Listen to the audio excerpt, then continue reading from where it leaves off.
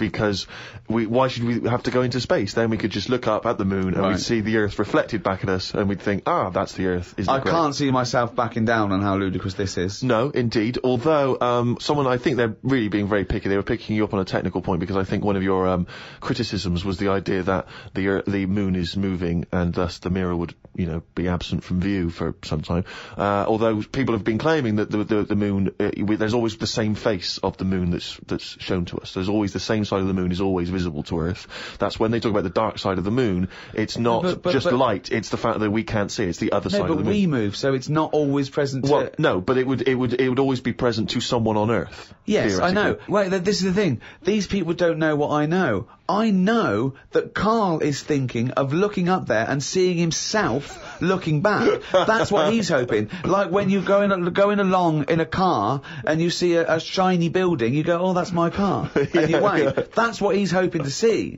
He's not doing it to gauge the speed of light and think and change like that. He's not doing that. He wants to look up through a telescope and wave. Yeah. That's what they don't realise. I know what he's thinking. Do you want to respond, Carl? He's got... the problem with the moon is... Here's a statement. The problem with the moon is... ... Yeah. The problem with the Earth is there's too much water. Yeah. No, the moon... It's been around ages, hasn't it? Yeah. But it's got no history. It's got nothing to show for it. Just a load of old rocks and stuff. Yeah. And for me, history is created by stuff happening on it. So really, the moon, even though it's old, in a way it's new. Because it's untouched and that. But we don't go to the moon to visit museums or arcades. No, but say like Henry VIII, right? You watch Antiques Roadshow or whatever, and some woman goes, oh, this plate you've got, this was Henry VIII's. And as you can see the knife marks on it. Oh, look, there's some chicken on it, right? And you go, oh, God, yeah, that's amazing. Then someone goes in and goes, here's a plate of Henry VIII's, but it hasn't been used, it's still in the box. You'd go, well, it's not as good, that. It's got no history. No, because very often on the Antiques Roadshow, they have Henry VIII's plate with a bit of chicken on it. They kept that. Don't throw that away. Why? Arthur Negus are like that in a few hundred years' time. No, but do you understand what I'm saying? Things are only good if stuff's happened on it. The moon, you're up there, you're having a look, you're going, no one else has even been here. But you go to the moon for research purposes, for scientific research. There, Steve. What do you mean there's nothing there? They're examining the soil and the environment and the air. It's just a long way to go. Well, they're not doing that, are they? They're just not doing that. Well, they're not, are they? Because last time they went up, they were playing golf or something. There's golf balls up there that they've been whacking about. What sort of research is that? That's what I'm saying. There's nothing up there, so why else would you go all that way and go, oh, nothing here. Fancy a knockabout? Why are they knocking golf balls about if there's really important stuff to look at? You don't see people in museums going, fancy having a knock some golf balls about? No, I'm looking at this vase. Oh, right, that's interesting. But on the moon, nothing. Nothing to look at. What other games have you brought? That's what I mean.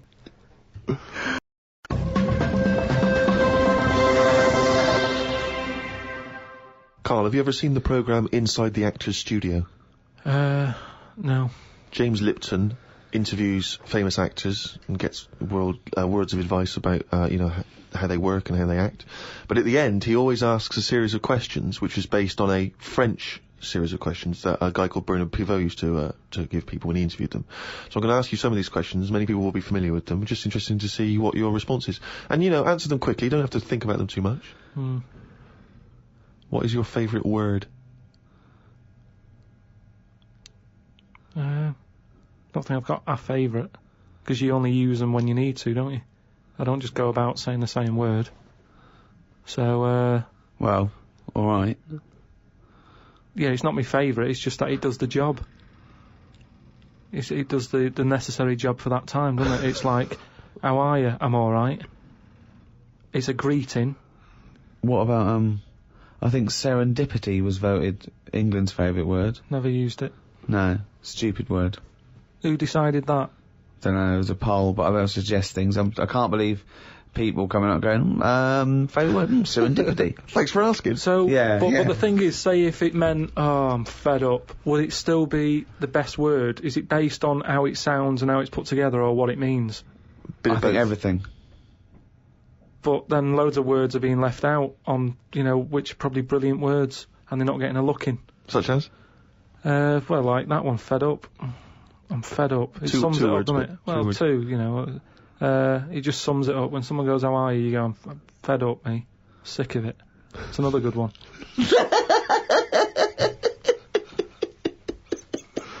Oh, we're getting somewhere. Come on, some of your other favourites, right? I've had enough. It's just all stuff. These aren't words, they're phrases. They're all negative, they're all whinging. These aren't words. What's your favourite thing? My favourite thing to do is moan. Yeah. That would be well, it's not one word, it's loads of words. Fed up, sick of it. That's enough. Jeez. Whinge should be your favourite word. Yeah. Whinge is a good word. I like NGEs. Lozenge, whinge, flange. Yeah. What is your least favourite word? It might be serendipity. That would be up there for me. I'll tell you what, that would be up there for me. Probably like French words that have made it into the English thing. Blancmange. Just. There's an unge there. So, How could you dislike it? How could you dislike blancmange? But just, as if we haven't got enough words in our books. Go on. Because I was thinking about, Go on. alphabet, right? Why have we got that many? When other countries get by without that many letters in it. We got more words than any other language as well. But that's because we got more letters. Well, I don't know. So we've created a headache. I reckon you could at least half it. Well, you probably could half it. Well, you only use about half a dozen of them. No, but stuff like an X, you look at words that have got X in, and they're always words that you go, what does that mean? How's someone come up with that? That's how it comes across to me, and there's loads of big words. It's like dinosaur names. It's like, well, look, nobody was about when they were knocking about, so let's make up some names for them using the letters that hardly get used. They've all got Y's and X's in them. Yeah, they have, yeah. That's what I'm saying. It's like, well, let's use it for that. Yeah. So you just, it's not so much what is your least favourite word, you just don't really like most of the words. Just cut down the words. Stop adding new words. I get by, I don't know how many words there are in the world, but I reckon I hardly use any of them. Well, I'll tell you what, this year's word must be podcast. Yeah, but that'll be in the dictionary, and but it's made up, innit? It wasn't here before, it's just another one. This is what I'm saying about... But what else would you call this? There is a new concept called podcasting. That is a podcast. But it's also a broadcast. We had a word for it. It's still a broadcast. Yeah, but they go, oh, you're a broadcaster. Oh, what radio station? No, I don't work on a radio station. I do a radio show, but I don't understand. I do a radio show and I upload it, and I don't understand. It's called a podcast. Done. Here's another idea. Add a new one. Get rid of an old one. Last one in, first one out, or whatever. Do it that way. That's a good way. What would you get rid of then? So we've brought in podcast this year, but what word would you lose? Well, what's the name? Those birds that died out. Dodos. Get rid of it. If the bird's gone, the word can, surely. It's almost profound. Oh, it's amazing. It's great. Oh, God. What turns you on creatively, spiritually, or emotionally? Learning. That's a nice answer. Yeah. Excellent. Will you say that? Yeah, but everything you teach me, I take it in. It's just that sometimes I go, I don't get it. But that still counts as far as I'm concerned. Well, no, it doesn't. Learning is, knowledge is, there must be some sort of retention. You can't say I've got a great memory for a second. You can't say that. It has to stay there. And then knowledge has to be, applied. You can't just have all this knowledge that isn't applicable because it's useless. I mean, trivia is useless to a large extent. It's not real knowledge because it doesn't really help you in practically. No, but there's a lot of that going on. You're always reading stuff that you go, I've just read that. It's got me thinking for a minute. It's not going to help me in any way, but it gets a reaction, doesn't it? Well, that's good, yeah. That's what art does, and yeah, sometimes education's good for its sake if it really does inflame, but then sometimes, like I've said before, you can know too much where it gets you down. Go on. I just was reading something about an octopus. That's like a killer octopus. And it annoyed me that this was knocking about now. Because I didn't know, I thought they were quite friendly. Whenever you see them in cartoons and that, they're always happy, aren't they? and then suddenly, like, they've sort of brought the whole sort of creature down. Do you know what I mean? No, what do you mean? Well, just you know, when you see them in films, they're running about and that, and everybody likes an octopus. But this one that's on it was your fault really, because you told me about that frog that's going about killing people. No, I didn't say that. So I looked it up on the internet at like other creatures and stuff, and .com. there's some octopus that's in the sea, and what it does, you don't even have to like threaten it. It just spits in the water, and if that stuff gets on you, does you in. Again, So in a way, it's good knowledge because, I mean, I don't go in the sea anyway because it's full of stuff like that. But that's just reassured me that I'm doing the right thing. If they're knocking about, just gozzing everywhere, you don't even have to be near one. You don't even know if it's been spitting and stuff. It can kill you. It just seems unfair. I haven't harmed it. I haven't gone near it. Why is it getting annoyed with me? Doesn't seem right. So that's where a knowledge has not helped that octopus out. Because now, when you eat them, I just think, yeah, have another one. Do you know what I mean? Get rid of them. Another conversation with himself. Another conversation with himself. What is your favourite curse word? I don't think I do anything like that. I think people can tell by my face when I'm like fed up. Well, they know you're fed up because you're always whinging. I don't think I've got one. Knobhead. That sums everything up, and I think it's... But you wouldn't call your nan a knobhead, would you? What would you call a nan?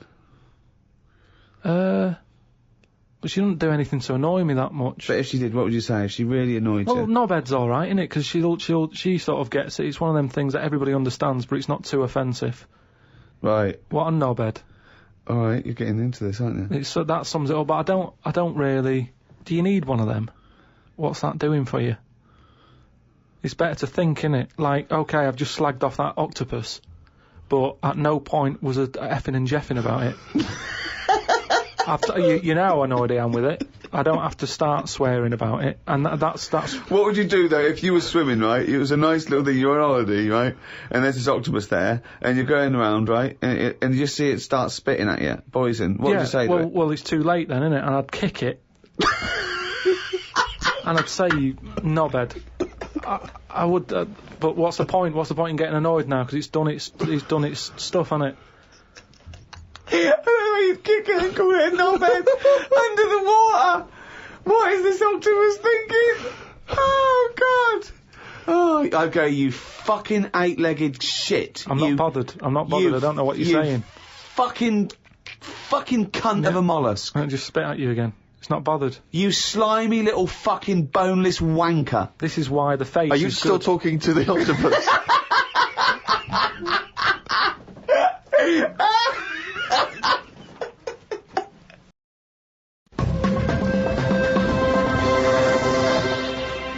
Oh, I don't believe it. He's written it down.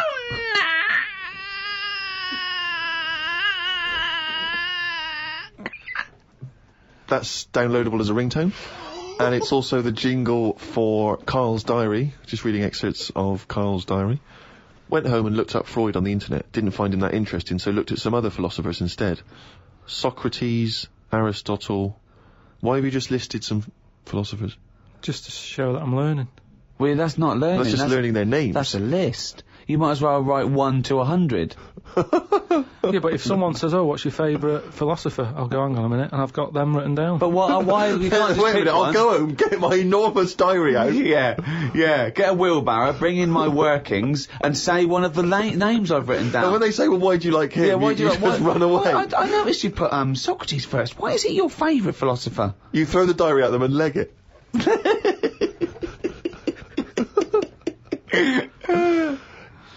Oh, and then you go on to say, it's weird how names have changed, but then there's no other point there. It just is, isn't it? When you think about, like, Socrates, I've never heard that on anyone who I know, is what I mean. It's just, in a way, But you're not Greek, are you? But how did that go about back then? I mean, say if you were phoning someone up and they said, I'm booking a table for 2, they go, name, Socrates. Did he ever go, cheers, without going, can you spell that for me? But I don't know what point you're making. I'm just saying it's a name that's awkward. You're always going to have to go, can you spell that for me? You go, and it's not just him.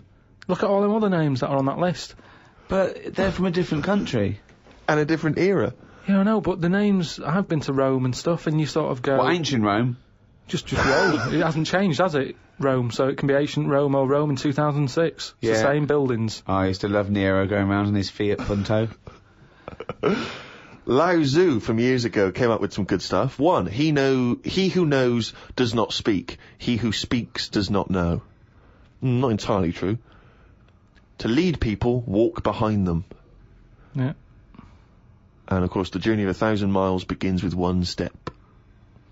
Yeah, good that. Just favourites. Maybe this is why people are at the start line spectating at the Commonwealth Games. Well, no, it's just that I've never understood why in Olympics and stuff like that, if you're going to watch, don't stand around the start line. Go to the end, where you see the winner. But because of that saying, it actually makes sense, doesn't it? It's like, well, every step starts with a step or whatever. Say again? Every race, you've got to start with a step. Yeah. So, which is who am I talking to now? You or your brain? Well, I was thinking about it a bit, so I think I was in control of it a bit more. So, and what have you come up with? Just if you want to stay at the start line, do. What does that mean? I'm just saying, if you're into, I wouldn't watch a race, right? Okay. But Is this you or your brain I'm talking to now? this is me. Okay. I wouldn't watch. Are you gonna bring the brain into it, or is it? There's no. I don't know. Let's just see what happens. Okay. But all I'm saying is, Right. if I was to watch a race, Yeah. I wouldn't hang about the start line because. Well, you just said you would. What did I? Yeah, you said that's the place to start because every race starts with a step. No, but I wouldn't normally. Right. I Okay. won't watch any The race. brain definitely hasn't been used No, yet. is this you or your brain you're talking about now? It was. I'm just saying about me. If I was on holiday Yeah. and Suzanne said there's a race going on down the road, Yeah. I'd go, well, let's go, keep going down the road and stand at the finish line. Okay, but now what have according you to thought? Lazoo, Yeah. I'd say, well, hang on a minute, every race starts with a single step. Yeah. How many people around the start line? Is there more room there? She goes, yeah. I'll go, let's go there then, it's less busy. Right. And what would you see there then? I'd see people starting the race, but I wouldn't be that impressed with them because I'd go, well, I don't know if any of these are any good. So would you start at the start or the end then? If it was down to me, I'd just probably stay at the finish line. Okay. So you wouldn't want to see the first step then. So what Not do you think of really. Lazoo now then? It's not what, but I wrote down 3 of his. That one isn't my favourite. That was the 3rd. I preferred the leading people from behind. Okay. And what would you do to lead someone now then? Well, if you're behind, you don't have to take responsibility, do you? You can go, well, I didn't send you here. You went there. That's not really leading them, though, is it? Yeah, because I've made them think. I've gone. They go, oh, I've just walked into a big hole. I'd go, oh, should have been looking where you're going. I haven't led them in that hole, but they've learnt a lesson. They won't go in a hole again. That was one of the greatest conversations I've ever been a part of. I mean, that was incredible. Never mind Aristotle and Socrates. That was incredible, that. If someone's out there, could they make a transcript of that? Because I think that, in 1,000 years' time, that'd be amazing. That was incredible, Carl. And not once was the brain used.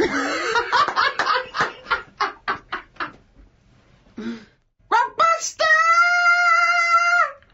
That's the jingle there for Rockbusters, the one of the most hated quizzes in the history of mankind. Joking, aren't you? The people loathe it. I'm loving it. It's the last one anyway, so just get over, just do the answers. Hold on, we can't do another one though, because we can't give the answers out, so this just... Yeah, this is the last one. It's just the answers for last week for people who are doing it. Okay, well, small mercies. The first one that I gave you last week was, the initials were CK, right? Yeah. The clue was, do you know the songs that you sing at Christmas? Yeah. That bloke over there is the best at singing them. So what are the songs you do? Carol King. Carol King, yeah. Right, That well works. done, yeah. That works. Very Right. well done. The second one, MG. I told the homosexual man that the grape tree was mine. Right? MG. Gay. Yeah. Marvin Gaye, obviously. Marvin Gaye, But how do you get to Marvin? What's it? That's my Vine, isn't it? I told you. My Vine Gay? Yeah, My Vine. yeah. And the last one, My Vine Gay. That's shocking. It's and well, the last one, it was shit. the last one. The initial was S. I said, I asked you if you believe in Father Christmas. What would you say? What's the name for Father Christmas? Santa Claus. Right. So if I said to you, do you believe in Father Christmas? You'd sort of go, No. yeah, but what's his name again? Santa. Right. So what would you do? You'd go, oh, Santa. No, I don't. No. That's it. That's what you do there. You go Santa, nah. Santa, nah. Santana. So that was the last one. Well done to Bob in Yorkshire. Got all three of them right. You'll get a little signed picture. Oh, well, that's it. That's the end of season 2, Ricky Gervais Show. We're back soon. Check out rickygervais.com for information and upcoming news. There's a free video cast we're doing. We're also bringing out a book of the podcast. Yeah, that'll have a lot of the best conversations we've had with Carl, and I think there have been some of them in this show. And Carl has illustrated all his points and his memories I mean, that he thinks that's proof, pictorial evidence. So, I mean, it is the ramblings of a maniac, but you can pre-order that on Amazon. Well, thanks very much. It's goodbye from me, Ricky Gervais, Stephen Merchant, Bye. and Carl Pilkington.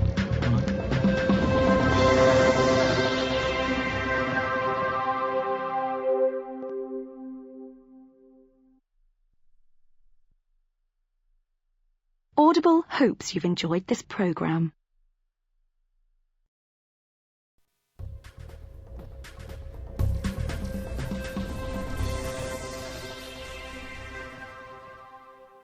Hello, and welcome back to the first in the third series of the Ricky Gervais Show with me, Ricky Gervais, Stephen Merchant, Hello there. and the fool, the round-headed buffoon that is Carl Pilkington. All right. We've been away filming our second series of extras, leaving Carl to his own devices in a sweltering London.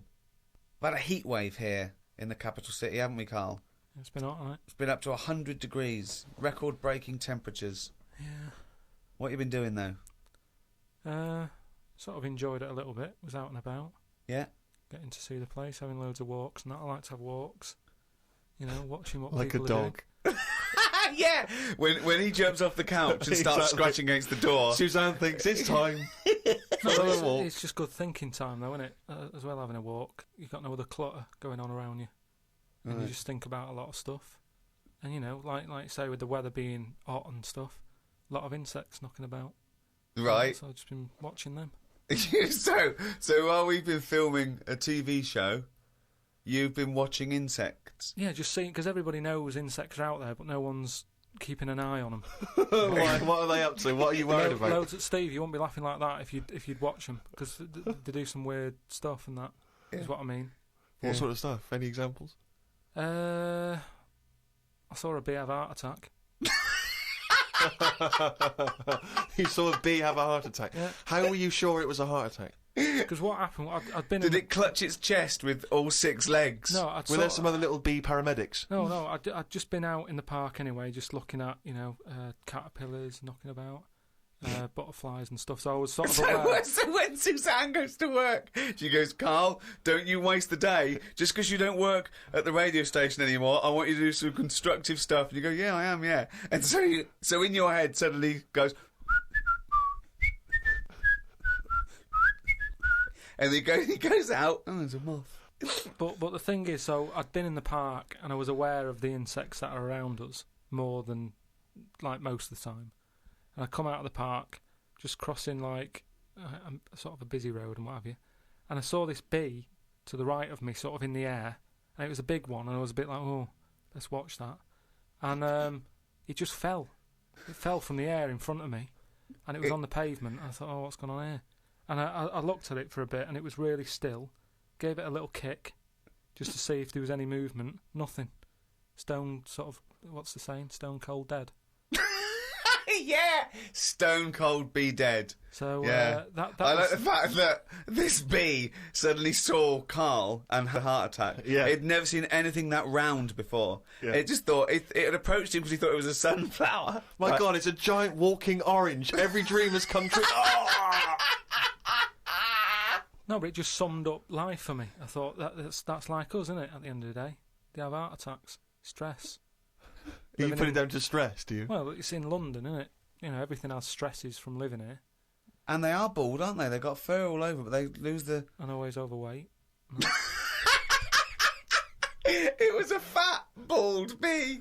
Oh. So what did you? It fell to the floor, and you instantly you just kicked it. You didn't No, attempt I to waited a revive second and just looked at it to see if there was any, leg movement or wing, and there was nothing. And then when I sort of kicked it, it was sort of hard. It had hardened already. It's just Rigor mortis had set in. rigor mortis had set in. Did it put you in a bad mood for the day? Because I know things like that can just send you over the edge for the day. Death and that does a bit. Suzanne doesn't like me talking about death. What riveting conversations do you come up with? No, just things like one of our mates has had a baby recently, and I just was saying, oh, when that's sort of our age, we'll nearly be dead. Think of that. That's the first thing he says. There's a new life brought into the world. I know. But when he's our age, we'll be dead. Yeah. No, it's Maybe weird. they'll let you do the speech at the christening. Yeah, it's just, so like I say, just insect life and that, it's interesting. You say it's interesting, but do you care about really finding out about them? Do you really care about what bees do or what ants do? You look at them and you make up your own world. For example, it had a heart attack, it's stress, it's overweight. You know nothing. I could probably... Won't you look something up? Honeybees are fascinating. Honeybees, they've been around making honey for 100 million years. That's incredible. Their wings beat over 11,000 times a minute. And he's thinking, no wonder it had a heart attack. Yeah, exactly. But they're do you know bees, like ants, are actually like specialised wasps. They're sort of developed from the same Family. Family, like. Well, yeah. It doesn't surprise me. Doesn't surprise you though. Does it interest you in any way? Well, everything's linked to something, isn't it? It's like how they say we're from monkeys and that. Yeah. It's all the same sort of thing. Yeah. Well, yeah, I've been watching loads of stuff. I've been watching ants. You mentioned ants. I've had a lot of moths in the house. They're sort of sad. I mean, you say it like it was a garden party. No, Yeah. it's just all these things. You look at them. I mean, you go into the scientific bit saying, it likes honey or whatever. It doesn't like honey. The reason they store honey is to get them through the winter when there's not like nectar, or nectar's hard to get, and they store it, and they store too much, which is why we can skim a little bit off the top. We're like agents. Yeah, well, but all I'm saying is I look at more about what its life is like as opposed Well, no, you to... don't. You don't. You guess. You make it up. You don't look into it at all. No, but you can. A bit of guesswork is you're pretty close to the truth most of the time. Why? You're What do you thinking- mean? That statement sums you up. A bit of guesswork is pretty close to the truth. Because if you watch something long enough, is what I'm saying, you can see that it's a bit clueless. It's the same way about ants, or they're hard workers and all that. I watch one; it's going back and forth all the time. They go one way and then they stop and go the other way. They try to look busy in front of the mates, but if you watch one, if you watch one long enough, it's back and forwards, and it's like it's done nothing there. I'm going to carry this twig back and forth until I can knock off at 4. There's a lot of that going on. Is there? Because there's not. There's none of that going on. There is. No, like I say, the moth, depressing little sort of thing. Why is it depressing? Just the way it hasn't got eyes, has it? You just look at it, it doesn't know what's going on. I just don't. I think if you haven't got eyes, you shouldn't have wings.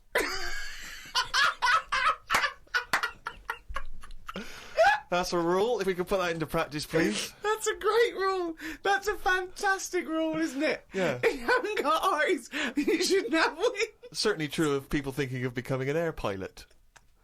Ah.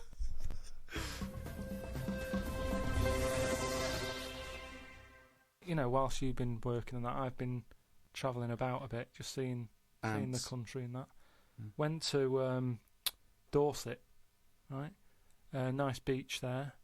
And those huts you get, like a hut on the beach, and Where you get changed. you can get changed in it, but they're better than that. It's like you can put a telly in it, sofa if you want. Oh, you don't mean the Victorian changing huts. You mean those sort like of things. It's sort of bigger than that. yeah. And we were walking down there, and there was a really sort of big fat family in one of them. There was about 4 of them, and you could tell that they'd never had a game of anything. Do you know what I mean? They just sit down there, eating ice creams, looking at the sea and what have you. And the weird thing is, the little fat kid, the youngest one, who must have been, I don't know, about 8, he was really fat to the point of you couldn't see his neck. Yeah. And he sat at the front of his mum and dad and his older sister. He sat there and he had a frisbee, and I thought, look, they don't want to play with him. I mean, that's an active game to play, isn't it? Yeah. Frisbee. As we got closer, he was just using it to eat Maltesers out of. I just thought, even again, the one active thing he's got, he's using it to eat out of. Yeah. Extraordinary. And that just sums up what people are like now when it comes to keeping fit and activities. Oh, that's fantastic. Were you sporty, Rick? I was, yeah. I loved it. I absolutely loved it. Were you good at it? I was good at some things. Was never good at rugby. Never good at cricket. Was all right at football. But those things were the more competitive things that were scary. So at my school, when you're surrounded by, like, people the fun is hurting someone. Well, it's weird you say it, because I remember the first day I went to play cricket, my mum said, as I was leaving, I was really excited about playing cricket, she went, be careful. I was walking across a playing field once, a cricket ball hit me on the head, I was unconscious for 2 hours. Freaked me out. On the way to play cricket, I thought, okay, always scared of the ball, because it's obviously, as you say, rock solid. I remember a couple of seasons later, I had to play rugby for the first time. As I was leaving the house, she went, be careful with rugby. I knew a kid once broke his back playing it. I was terrified of rugby. I was terrified of scared. it. Such a scary game. The ball came to me, I got rid of it immediately. It's mental. Yeah. I don't understand. What I remember is, I remember a teacher saying you've got to play it very carefully because you can get seriously injured, you can hurt yourself, you could be crippled for life. I remember thinking, why are we allowed to still play this game at school? I was worried about cracking heads. Yeah. And a finger in the eye. How is it not banned? That worried me all the time, a finger in the eye. But they removed the asbestos from schools in the 60s and 70s. Yeah. But rugby, I it's know. allowed to play. It's mental. Yeah. See, I had a mate called Mark who liked playing cricket, right? And when I used to say to my mum, "Oh, I just want to go out with Mark and his dad to play cricket," and she never used to let me go. She'd go, "Oh, I prefer, you didn't." And I used to always think that, it's because it's a dangerous sport. You can get hit on the head by the ball and it's hard. Put an eye out or whatever. But it was because his dad used to drive us to the place to play cricket, and he had his eyelids were too big, so he used to have to sort of have his head right back. Like one of those old-fashioned dolls. Where you can lean about. They clunk back and clunk forward again. And she didn't like me getting in a car with him. Sorry, who's this? Whose eyelids are too big? Growing up, you had a woman who had her head like a bag of spuds. But I didn't know her. No, you had 2 kids at school with webbed hands and feet and big heads. Yeah. You had a pigeon chest boy. Nowadays, you're walking around with insects and moths like something from James and the Giant Peach. Yeah, and you had a bloke whose eyelids were too big. One thing I've noticed, that because I occasionally go to the gym, and those guys who work out constantly to give themselves extraordinary physiques, just they're on the trip, they're on the weights, and they're really. I've noticed in the summer particularly, those guys cannot wait to get their shirts off. Yeah. Everywhere you see, they're walking around. If they've got a good torso, they are walking shirts off. Even I think if you go to nightclubs, I notice there's always one guy who's thinking, well, I have put so much work into this body, I have got to get my shirt off on the dance floor. A vest, yeah. And it comes straight off. A brand new tattoo. I'm not covering that up. Exactly. I've paid a lot for it. Let's see it. Yeah, yeah. But that's what we were saying about bodies. I can't remember why we were talking about it. We've got to a point in science now that you can change your head. Right? No, well, that doesn't make any sense at all. It was a program on. It was done in the 50s or 60s where they stuck a monkey's brain on a stick and had it wired up and it still worked. Right. Right. Okay. And that was in like the 60s or. Right. Whatever. Okay. Well, so, to say to change your head makes no sense at all. Because if you put a different head on a different body, you're changing the body. Yeah, I know. Well, that's what I'm about to say to you, though. What? That's what I'm saying. That I'd be more confident if I had someone else's body, because if anyone dissed it, I can go, no, it's bad, innit? But it's What not are you mine. talking about? What? It's like, say, As opposed to someone else's head? yeah. Well, What, it you'd wouldn't be me, would it? The head is me. Well, of course it is. That's what I mean. Yeah, So the what do you head's mean? me. You'd be happier having someone else's body? What, than your own? What I mean is, say if you're wandering about, for some reason, there's an incident. You have to take your top off and that, and everyone's looking at you, right? And you're a bit sort of, you haven't got the muscles and that, you haven't got the 6-pack. Right. which isn't that nice anyway. I don't know why that's become a nice thing, really, seeing the insides of you. You might as well... I mean, I know I came up with the see-through skin idea, but it's a bit weird, isn't it? You can see stuff. No, it's the muscle in front of the... No, it's not. Sometimes you can see... It's not the tubes. outline of your No, organs. you can't see tubes. You can see tubes and veins and stuff. Well, you can see veins. Yeah, well, I don't want to see that. That's why we've got skin over it. Is Well, what stop I mean. looking at naked men, then. Why No, you but keep sometimes you can't help it because it's been hot, and like you say, there's people walking about with vests on and that. So anyway, what I'm saying is, say if some incident happened, I'm walking about with my top off. Right. Girls are laughing at me, right? Why? Dunno, they might. Yeah, go on. So they wouldn't look at your body, they'd all look at your head. So what I mean is, Yeah. rewind that, right, and imagine all that happens again, but I've got someone else's body. Right. Whose Right. body? Just some fella who's died, and my body was injured, and they said, we've got a new body in. You can Right. have it. We'll Yeah. stick your head on it. Yes. Yeah. Now, say if... They're laughing at you. they laughing are at the body, they're laughing yeah. at the body, Yeah. but at least I'd be able to sort of go, I know it's a mess, but it's not mine. At least I don't have to claim ownership. So all of this extraordinary technology that can make put one head on another person's body, so you can go, it's not my body. No. But And it's not your own. I'm not being funny though. So if you have a body transplant, right, and you're there, you're at home, Yeah. naked, you look down, Yeah. lovely penis and a set of testicles, Yeah. right? What do you do with them? What do you mean? What am I doing with them? Well, do you like them? Well, you wouldn't mess about with them as much as if they were your own.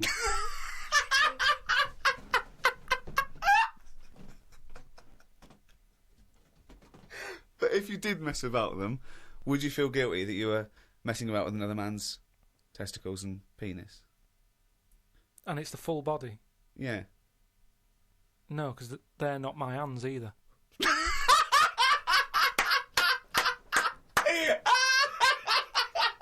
You're a genius! You're a fucking genius! So what you're doing is watching someone else wank. Yeah.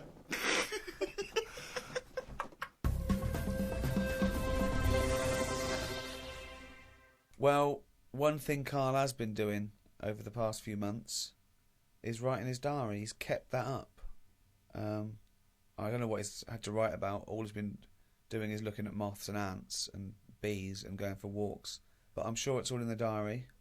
So let's have a look at that. Oh, I don't believe he's only going to write it down.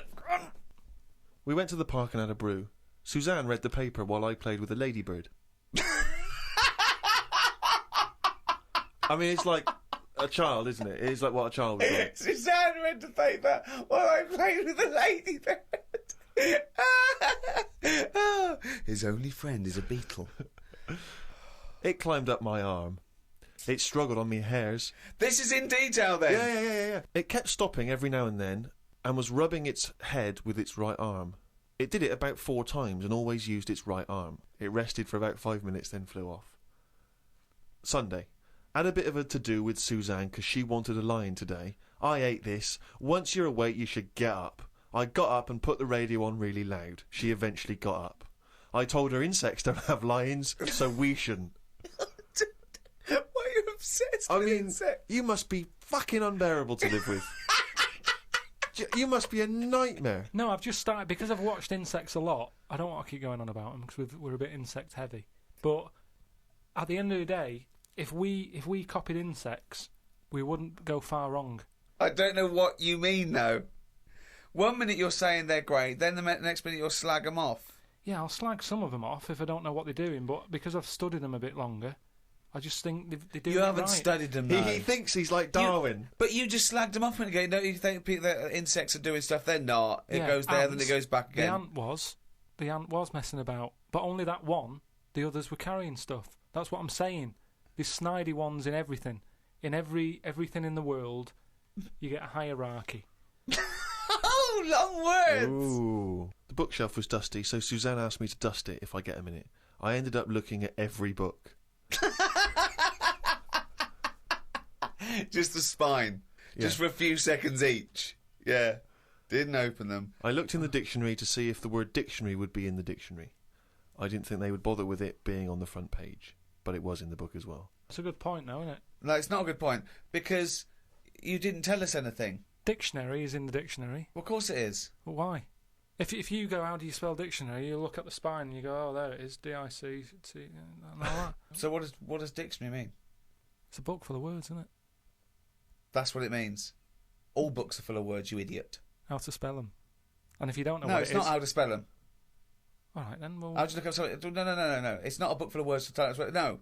It's the meaning. Give us It's the definition of definitive dictionary. meaning. It's a book full of words if you want to know what the meanings are. But if you didn't know Well, that... sorry, what was that sentence?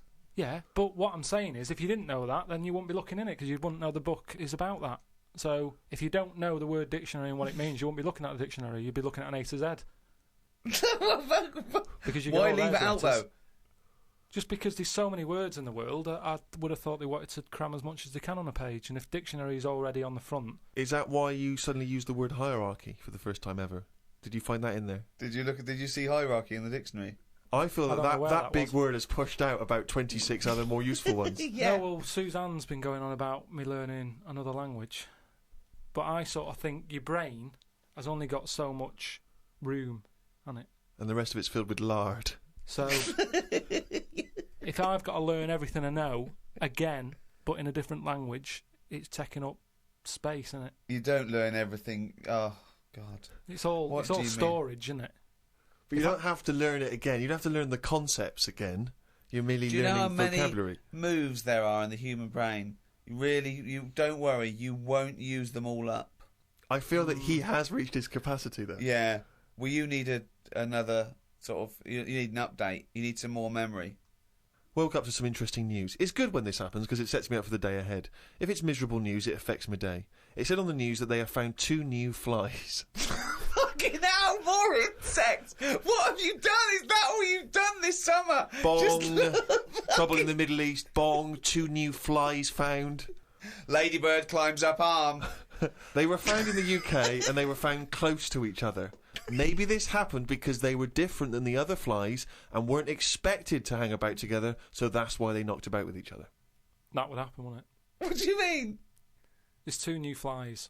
What do you mean? Does it mean there are 2 new flies that are a different species? Yeah, 2 new species, and they found them close to each other, right? Yeah, And but they didn't mean there was one of each. No. Yeah, they did. They found 2 different ones. No. No, they have. Seriously, I know that. That's right. That's a fact. So you've got, like, I don't know the names of them. They give them odd names, don't they? Well, say Yeah. call it A and Fly B, right? Yeah. Fly A, I don't know. Say that's orange. This is just... B. Fly B, yeah. This is but, painful. No, but This I'm is just making it painful. easy But for Fly B you. wears Okay. a little hat. He's got a little hat. All right, yeah, fine. Now, they found the orange one and went, look at this over here. This is a bit weird. And they've gone, oh, that's a new species. Log it, whatever. And then the other one went, oh, keep your pen handy. Look at this one, it's got a hat on. So then they found them both within the same distance. I don't know what that sentence Keep means. going, keep going, keep going. They No, found let him them try and both. finish. They found them both within the same distance. But without interrupting him, let him finish this point. Let me just make one thing clear. Carl Pilkins just said they found them both within the same distance. Think of that! Don't know what it means, but go on, let him finish this point.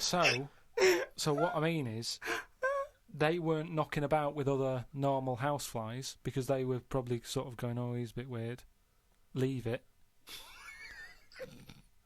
Yet, because the other one was also odd, they're hanging about with each other. Don't you understand that? Why is that such an odd concept? Because you think of it as like 2 little new kids in school. Yeah. They find out they're both new and they've got something in Yeah, common. they're both goths, so they start hanging out together. Yeah.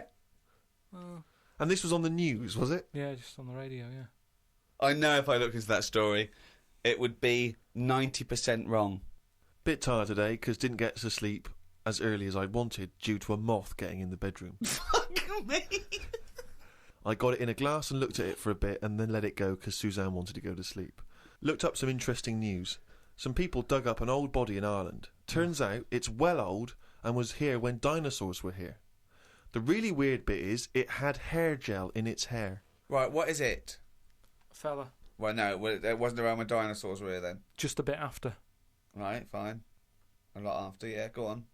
I think any hominid, anything that could even be linked to anything that may become man, is only about 1 million years old, and I think Homo sapien is probably only about 150,000 years old. Dinosaurs are about 150 million to 250 million. Yeah, no, it's not the age bit. That's amazing. It's the fact of there's a fella, won't have even had shoes on his feet, Right. and yet he was worried about his hairstyle. Right, well, that's definitely not true either. This is unbelievable. Well, there was a man on the radio doing poetry, says Carl in his diary. I thought I'd have a go at doing a poem about today. Not really. Steve, I'm a little bit queasy. He hasn't really written a poem. He's written a small poem. No, he hasn't really. Yes. If moths had eyes... Fuck me! let me read the poem, okay? Oh, fuck. You wouldn't interrupt T.S. Eliot. Okay. Oh, okay. If moths had eyes, would they be happier? How do they know they're not dead? Cavemen hunting for food, but not before they style the hair on their head. What would last longer in dinosaur times? A blind man didn't stand a chance. Not with all them rocks about. I'd rather be a blind moth.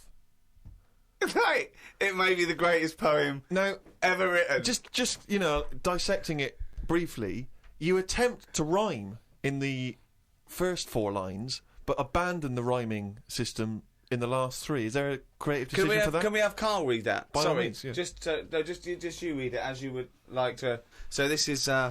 Imagine this, right? Okay, this is going out all over the world. This podcast, and now Carl Pilkington, a new poet from Manchester, now living in London, England, would like to read a poem. If moths had eyes, would they be happier? How do they know they're not dead? Cavemen hunting for food, but not before they style the hair on their head.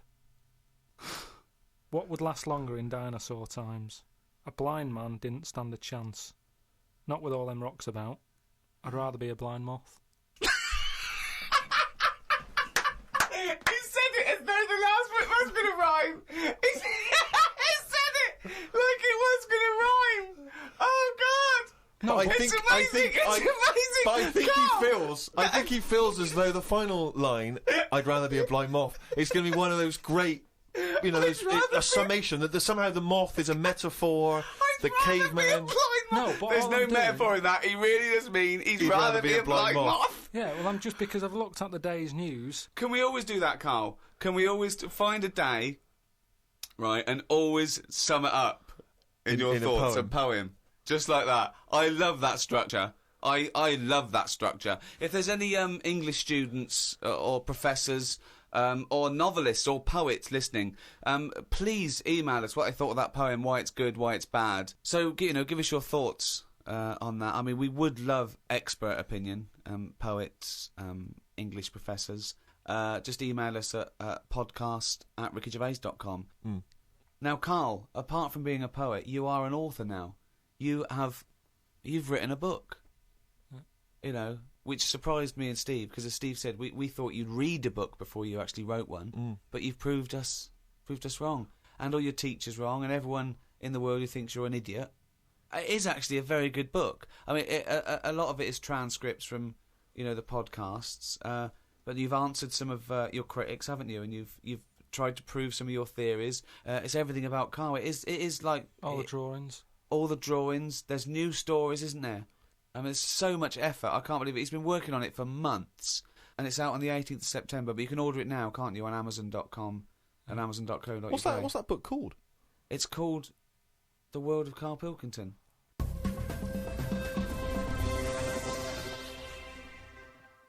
Well, thanks very much. Goodbye from me, Ricky Gervais.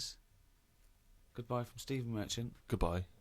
And goodbye from the little hollow, egg-headed moron that is Carl Pilkington. Right.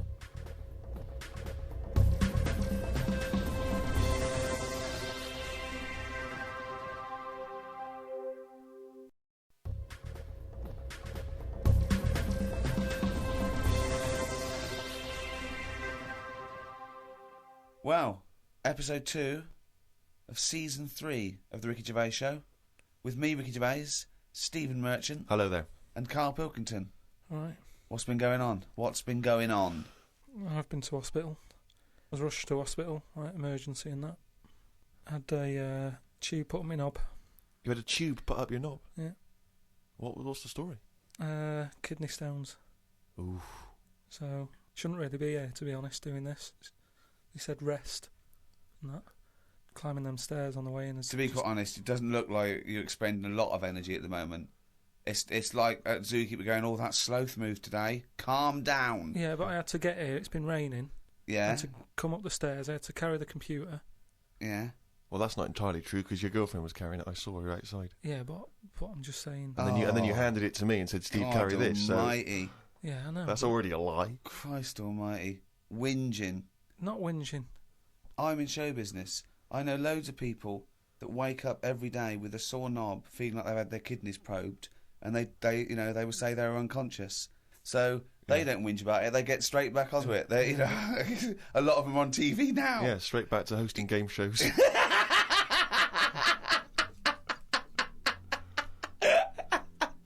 So you're rushed to hospital. So take us through the events because it does sound quite dramatic.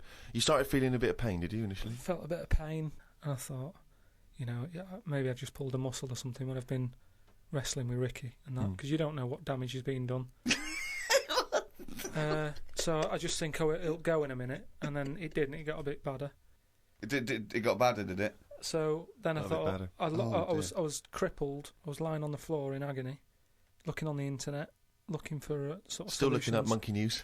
No, I just put in like bellyache and stuff, and they were saying it can be loads of different things. And what I used to do when I was a kid, I used to always just get a cold ashtray and put that on my belly, and the coldness used to get rid of the badness. Amazing. The coldness got me. Like a witch doctor. Yeah. This is like A witch doctor happens to work in a pub. it's like some sort of 5th century remedy Yeah. written in mud. Coldness doth get away with the badness. Why specifically an ashtray? Just because they sort of old cold. They're old cold. I What? don't know what this is. I love this idea that he's had the operation and he comes round and they're talking to him and his girlfriend gets a phone call and they say, Mr. Pilkington's maybe complications. He's just talking rubbish. She goes, oh, good. Yeah, he's back to his old self. What? Why specifically an ashtray? Sorry, because it's old cold. I understand it's old cold. Yeah, we understand. Everyone who's done a medical degree understands old cold, but old cold belly badness. If you want to buy that book, Old Cold Belly Badness, it's the history of abdominal surgery by Carl Pilkington. No, it just But do you put it in the freezer or something you first? can do if you want, but they're normally cold anyway. Sort of thick glass, and that it holds the cold. But we don't smoke in our house, so I had to use a plate. Oh, well, that's madness. A plate's not going to work. Famously, a plate doesn't work. No! Oh, So you put a plate on your belly, but that didn't do any. That didn't work. So called Suzanne and said, "Oh, I'm in agony here." She said, "Go to the doctors then." Good advice. So A lot of people have done that straight away, as opposed to going through the plate ashtray. So he got into hospital and he went to hospital and he said, have you got an ashtray? They went, no, especially an ashtray. This is no smoking. So anyway, then we get in a cab and whatever. You go there. I have an X-ray, His voice is even more boring than usual, isn't it? Extraordinary, isn't it? Yeah. Fuck me. and they put me on a drip and everything, give me some morphine and stuff, and found out that I had kidney stones. So that's why I was in hospital, and they get them out by. I don't know what's gone on, to be honest. I've got some tube inside me, from my kidney to my bladder. That's helping me stuff get about. And so there's a little tube up the end of your knob into your... Yeah, it's not there now. It's high up. Right. So it's high up between my kidney and my bladder. But why didn't you have the thing where they go in the side? You had the choice to... Because I said to the doctor, I'm not a doctor. I said, what do you think? He went, stop putting yourself down, Carl. He said, we need you in the operating theatre now. he just said, I said to him, what should I have done? Because he said, if you want, go home, and we'll get you in again or something. Something like that. And I said, no, I might as well have it done properly. Have it done now whilst I'm here. Sorry, the choice was have it done properly or go home. It was something like that. He said there's something you can do, and I said, oh, Flush it out. no, because it's too big. It's something like 7mm.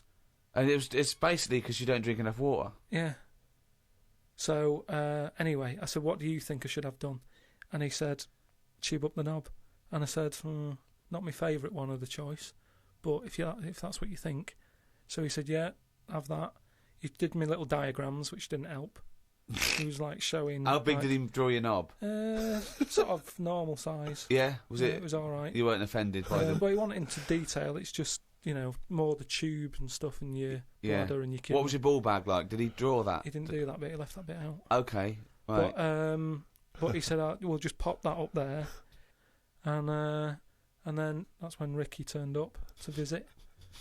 Came in laughing at me because we sat there in like my underpants and stockings. In stockings? Yeah. Why were you dressed He was as there. No, he wasn't in bed. He was sort of out of bed with his little drip, right? He had his little boxer shorts on, just sat there, right, in his pants, right, and he had stockings on. Yeah, because they stop clots or something. They put them on your legs. It's like, when people have got big veins and they go on a plane. Right. Yeah. You said you're not a doctor. No, but I've seen it because Suzanne's mum did it, and she put them on ridiculously early, like 3 days before we were going away, and she'd never been away before, and everything was like over the top. Do you know what I mean? She's like, I best put them on. And so I put them on, and they I don't know what it is. It's something when you're under, your blood doesn't move about the same, right, and it can clot up in your leg. So you wear these tight tights. And I came in to cheer him up, didn't I? Yeah. Was that a nice, cheery experience, him coming in? I had a headache at the time. I think I was a bit stressed out. Well, he's just the man you want at that point. Yeah. He reassured you, I imagine. Well, it's weird how it suddenly all happened quick. It was like as soon as he came in, it's like they got the finger out. And when I say Not that, literally. I mean Yeah. suddenly I was being rushed down to, have me stuff done. And I woke up and there was an Irish woman over me going, "Are you all right? You all right?" And I said, "Oh, it's stinging a bit." She said, "I'll give you some more morphine." And I sort of put my head up to have a look at my tackle because I wanted to see if it was still there. What was attached to it. Do you know what I mean? Because they said something about they might leave some string hanging out of it so they can pull the tube out. It makes you talk. So, I had a look for that. Couldn't see any of that. Yeah. But as she put the morphine in, all the muscles in your body go funny. My head just collapsed. Your head collapsed. I sort of looked up to look at my stuff, but then she said, "Oh, you just need a little bit of morphine," and she put that in, and I just sort of went, oof. And then they sent me home about 2 hours after. But I'm in agony now, and are you in agony right now as we speak? Yeah, certain. Now, are you a man who's had this kind of hospital experience before? Is this your whole first time? I don't go to hospitals and stuff because I don't like them messing about. But it does make you think now. Do you know what I mean? Like life and everything. It's weird how it's all happened in the last month. From seeing that bee sort of die. No. Well, not really. No. This is not a near-death experience. It is you had a routine operation to remove kidney stones because you don't drink enough water. No, I know, but This is not a shark attack. Yeah, but it's all life-threatening. Otherwise, you wouldn't have to fill out forms, would you? Saying if everything goes wrong, Suzanne can have the house or whatever. And then you find out more about the body as well, which has been sort of doing me head in a bit. You're more aware of stuff in your body, which I don't like knowing about. Yeah. They keep taking your heartbeats and stuff, and your blood pressure. I don't like knowing about that. I just leave it. It's happening. Don't be messing with it. Stop measuring it. Stop measuring it. No, do you know what I mean? That's the same with the knob. It's that thing of like they put that thing. That's what on. the anaesthetist was doing when you were under, wasn't it? Yeah. He was comparing the diagram to the actual thing. Oh God. The fella across the way from me had the same thing as me, but he'd had it a couple of days ago when he was in agony.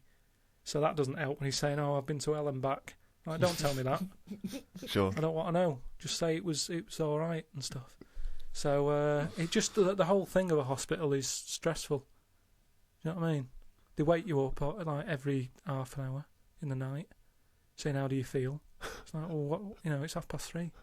What are you doing?" I've got to have it done again in a couple of weeks because what they've done now, they've popped that straw up, but the stone's still in there because they didn't have the laser team in with them. blast the stone, and then that time they're probably going to leave a little bit of string out the end. Then they have to go about 3 days later and they pull it out. Tell you what though, when you are because when you're in hospital, you've got a lot of time just to sit there and think about stuff. And what I was thinking about is, what is the closest thing sort of living that's nothing? I don't know what you mean.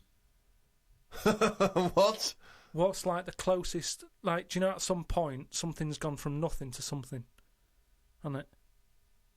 No, I don't know. I don't understand what you mean. Something, at some point people were nothing, and then something happened and they were something.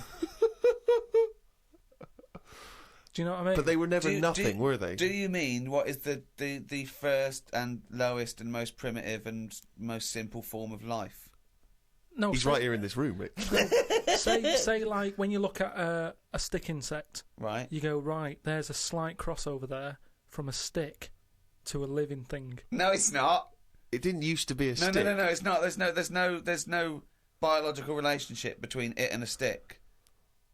But there isn't much difference between the two, is what I mean. Of course there is. It's a There huge isn't. difference. They just sit there looking like a stick. That's their skill.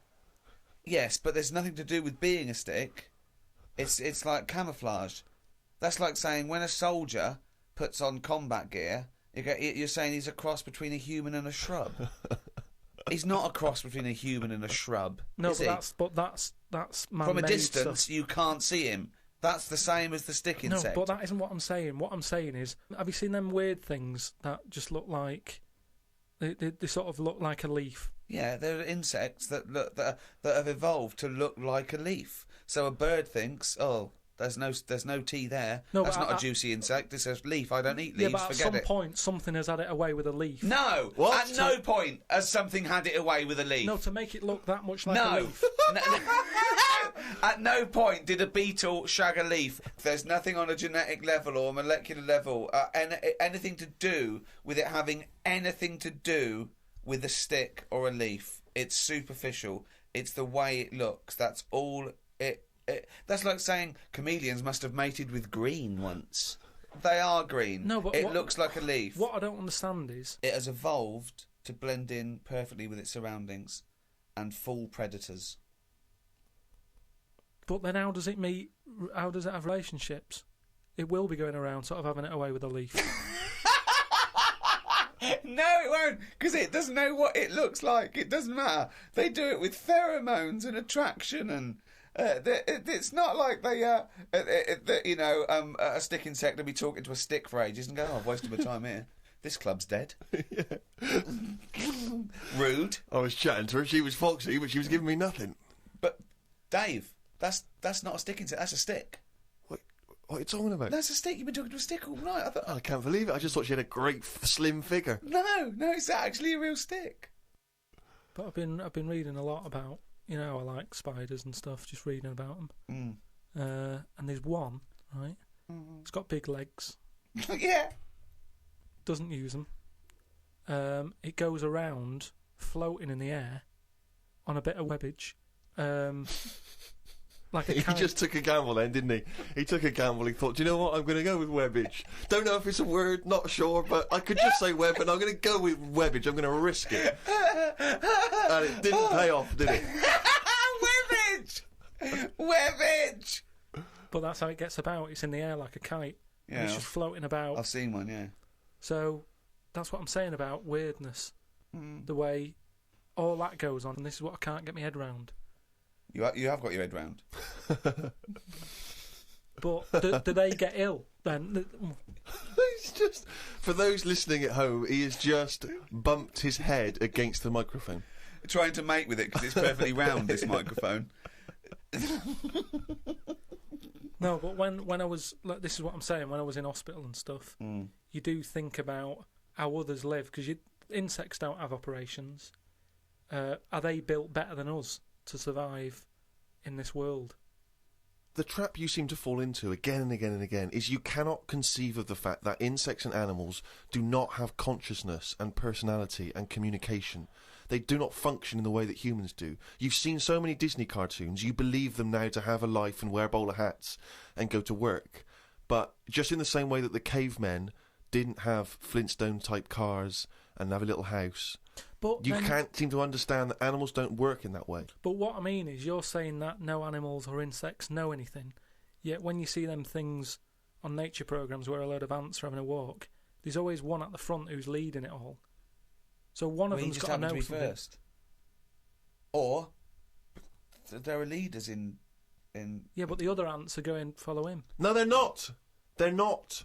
They're not vocalising that in any sense No, that they're you not saying understand follow him, but they sort of look as if to sort of say, "I'm But going without, this way," without knowledge, without cognitive speaking. reasoning.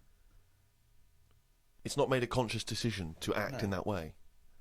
Yeah, but this is when you If a get- bird, if a raindrop falls on a bird's beak and it moves away because instinctively it's hardwired to be wary of things which drop on its beak in case it's dangerous. It's not thinking, "Oh crumbs, I better get out of the way." It just does it because it's somehow hardwired into it to act that way. But it doesn't stop for a moment and think, which we don't really, except we then are able to rationalise our fears and our actions. Well, I've been watching birds more than insects recently. Oh, In okay, the you've moved on from in the insects. last week, just because I've sort of looked at the ant and the bee and that. And what I've found with pigeons is they've got wings, yet they walk a lot.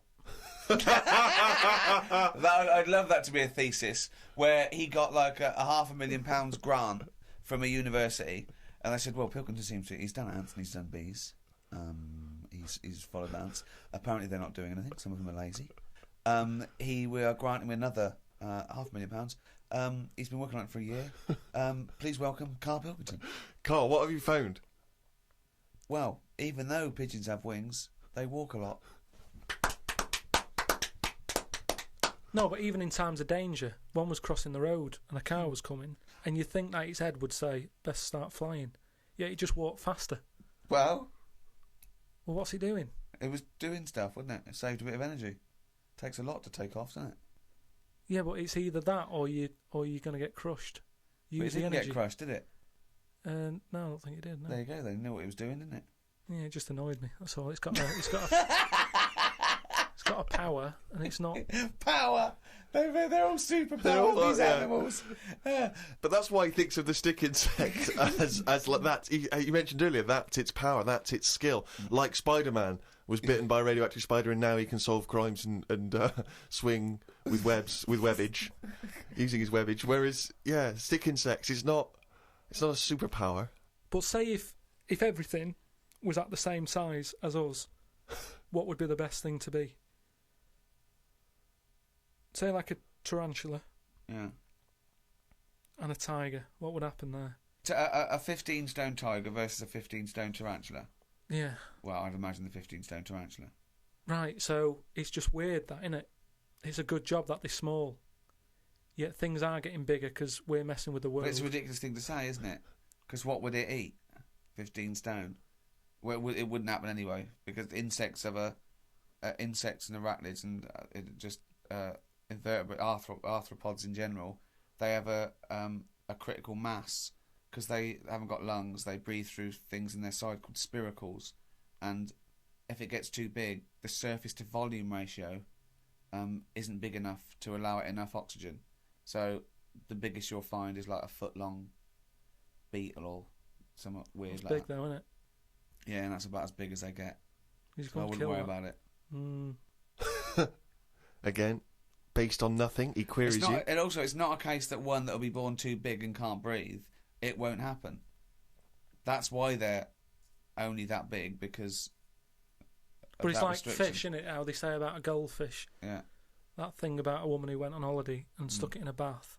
Mm. She came back, it was 7 foot. Right, that didn't happen. No, that's a well-known thing about No, it's not a goldfish. well-known When's thing. the what? I'll tell you why. Because a fish will only grow to its surroundings anyway. So Yeah, that's what I'm saying. you have So to put it in a bigger tank. yeah, in a bath. No, a 7-foot fish in a bath. It just fit the bath exactly, did it? When she got back off holiday, Don't talk shit. It's a What was it well-known- eating? What was it eating? How long was she gone for? 2 million years? yeah.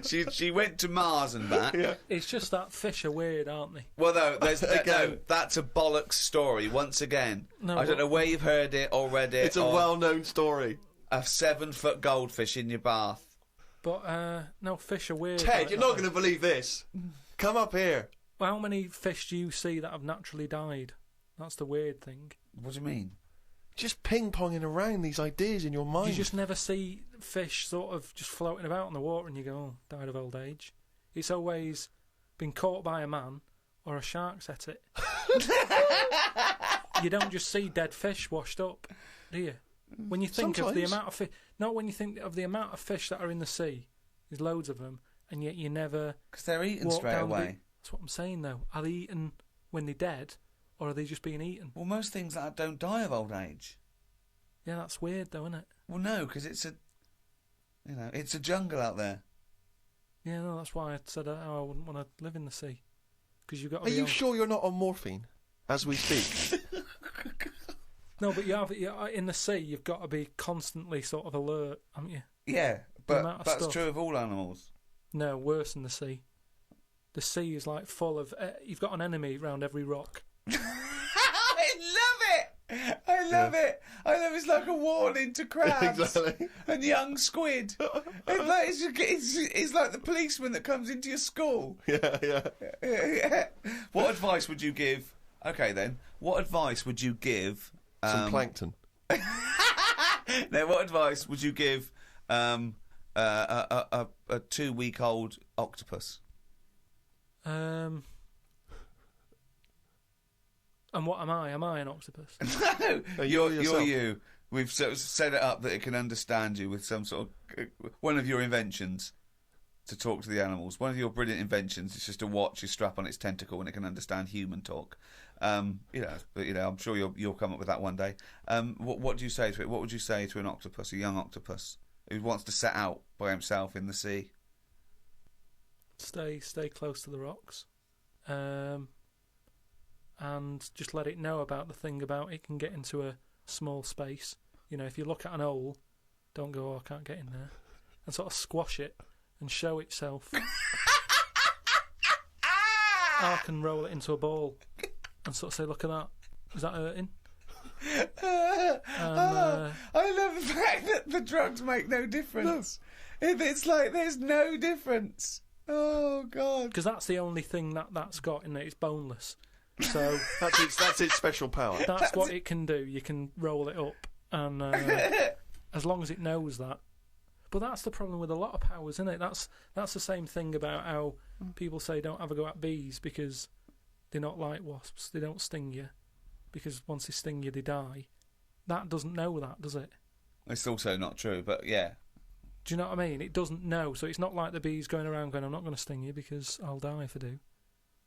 What's your point there? I don't understand. I'm just saying... We shouldn't dislike bees. Well, how do these creatures know what to do? Instinct. I suppose it's like that story you told me about the scorpion, isn't it? It's that, innit? What, the scorpion and the frog? Yeah, What, the fable? yeah. What was it? It was a frog going... The scorpion needed to get across a river, and it said to a frog, can you give me a lift? And the frog said, well, no, of course not, because you'll sting me. You're a scorpion. And he goes, well, no, why would I do that? If I sting you and I'm in the water and you drown, I drown. And the frog went, good point. So the frog gives him a piggyback, going across the river, halfway across, the scorpion stings the frog, and the frog's dying. And the frog's going, no, I'm going to die, and you're going to die. So why did you do that? And the scorpion said, because I'm a scorpion. What do you think that was meant to point out? Just sort of be careful who you help. No. It's meant to point out that you are what you are. You are your nature. No, but it's also that thing of like... I'm telling you, it's nothing to do with if you're what the frog was... driving No, and no. someone's hitchhiking, No. don't pick them up because... No, it's nothing to do with the mentality or the reasoning or the anything to do with the frog at all. The point of it. Well, I don't know. I think Aesop was thinking a lot about the hitchhiking problem. It wouldn't happen. That's the problem with a lot of them fables. They're putting animals together that wouldn't meet. Oh, whereas insects go around shagging leaves. Well, insects are with the leaves, whereas I don't know where a scorpion is knocking around with a frog. I mean, there's that weird one I remember He's watching. annoyed. I remember hearing something about this lizard that sort of gets pally with the scorpions, even though they're not mates, they don't get on, but they've kind of got this agreement that the scorpion can live in their house if they guard it. And there's the local people used to stick their hands down these holes and get the lizards to make slippers out of them. And the lizards were getting sick of this. And I think somehow something happened where the lizards thought, look, enough's enough. We'll let you sleep in our den if you stand by the door. So the scorpion used to stand by the door and stay awake at night whilst the lizard's having a kip. Fella comes along wanting to make some new slippers, puts his hand down the hole, scorpion gets him. Now that's what's weird with that two enemies have worked together. It's called a symbiotic relationship. But at no point did they sit down and go, right, what are we going to do? I'll tell you what, I'll give you shelter. You give me that sting in case there's a fella who wants to make slippers. Because all this happened way before people were making slippers. But isn't it weird, though? Because people, there's nothing that happens like that in people, is there? Of course there is. What, like that, where you don't get on but you work with them? Of course there is. What? Loads of business relationships. What do you mean? No, but Team up normally you even though stay. they're What I mean is you essentially stay enemies. away if someone's being a bit weird. There are loads of examples where you might go, well, I hate to do it, but my only option is to go with X, Y, and Z. But what I'm saying is, though, let me just finish. Go on. I live in an area where, I sort of know a lot of the locals, and there's a local woman who's a bit mad. Now, I know her, but I choose to sort of stay away because it scares you a bit, doesn't it, when something's like that and it's unpredictable. So, when I was in the little corner shop, she came in, right? She screams a lot, just screams for the sake of it, and you don't know if she's upset or if she's just doing it for attention. Then the scream will go from screaming to laughing. So you're like, oh, what's going on? And it was like rush hour. It was like rush hour time in this shop, and she chose to go in then, and she doesn't work, so it was like, why is she coming in now? She's had all day to go in. Just pick the busy time. And she was like about 3 places in front of me, and she was only buying a Yorkie and some earbuds. Right? And I thought, A Yorkie and some earbuds? yeah, and I thought, what's the rush? You've come at the wrong time, and you bought stuff that could have waited. You should never have to rush out for a Yorkie or an earbud, is what I'm saying. Right? And I ended up sort of going, I can't stand this, and I left. Now, that was me being like I would expect the scorpion to be, or the lizard. I don't know what you're talking about now. I have I don't no know where idea. okay, so what do you mean? No, I'm just saying how, like, I chose that woman could be dangerous, so I'll leave her to it. And that's where nature kicks in. And you go, I don't want to be here. I don't know what she's going to do. She's unpredictable. I'll pop back later. And then, I look out, I can see the shop. I saw her go, and she was, like, laughing to herself again and trying to climb up some ladders. And I thought, once she's gone, I'll nick back. I don't know what my point was. I don't know.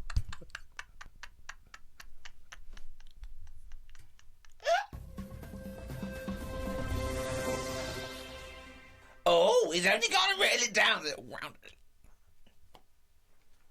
That's the jingle for Carl's Diary. We had bacon and egg on toast. I'm eager to get through the brown sauce, as the bottle is too big to go in any cupboard, so it has to be left on the sideboard. So I had about 4 dollops of the stuff. I love that, that made it into the diary. He's concerned about the fact that brown sauce is too big, so he's rushing through it. I know, but I'm just saying the kitchen isn't that big, and it looks messy when you leave stuff out, doesn't it?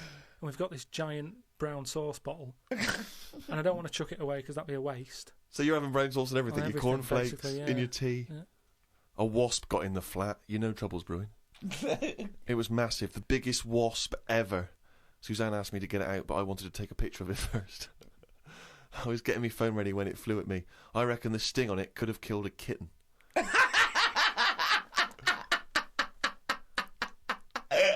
So specific. It ended up flying out the window on its own. Drama averted. Oh, God. We went out for tea. You're always in a cafe. That's what this diary. You spend so much time in a cafe. There were loads of flying ants. I kept kicking the table because I could feel them on my legs. I wouldn't be that jumpy normally, but I still had flashbacks of the giant wasp from the morning. Suzanne told me to stop being stupid because I was ruining her night out. A night out in a cab. Brilliant. Oh, what was it, her birthday? And flashbacks from an incident. Yeah. Like he's some sort of, like, war veteran. What is it? It's the wasp. It could have killed a kitten. Bought some wallpaper. We got back and got on with it. The wall that we've papered before has got a big mirror under it. We papered on top of it again. I ended up reading my phrase book while Suzanne did the rest of the tidying up. Now, what's your phrase book? This is just you trying to master English, is it? It's just a book that tells you little sayings and how they came about. An interesting phrase is potluck. It came about when all people ate is stews. They used to chuck all sorts of stuff into the stew. You stuck your spoon in, and sometimes you got something nice like beef, or you could end up with a bit of frog. It's potluck.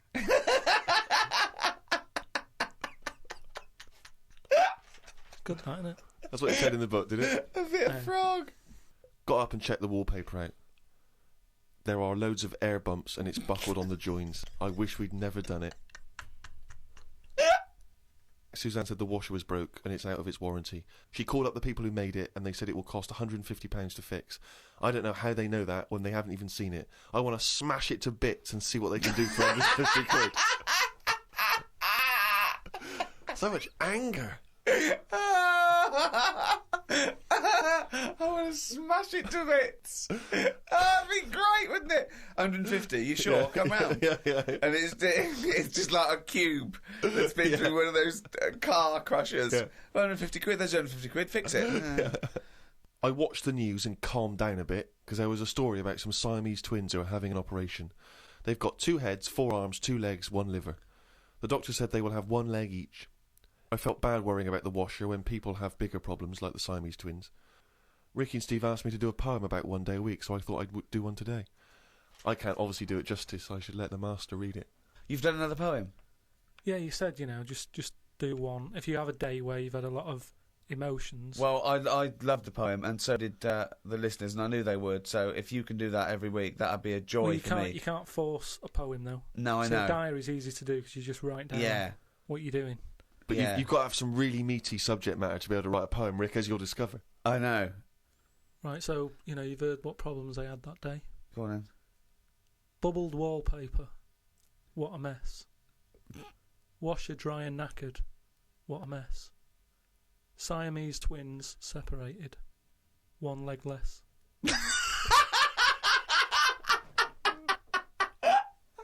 I don't know what rhyming scheme that is again. Oh, God. Oh, God. Oh.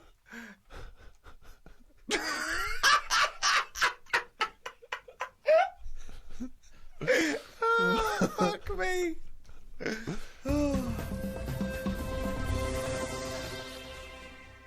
Well, there you go. That's the end of episode 2 of series 3 of the Ricky Gervais Show.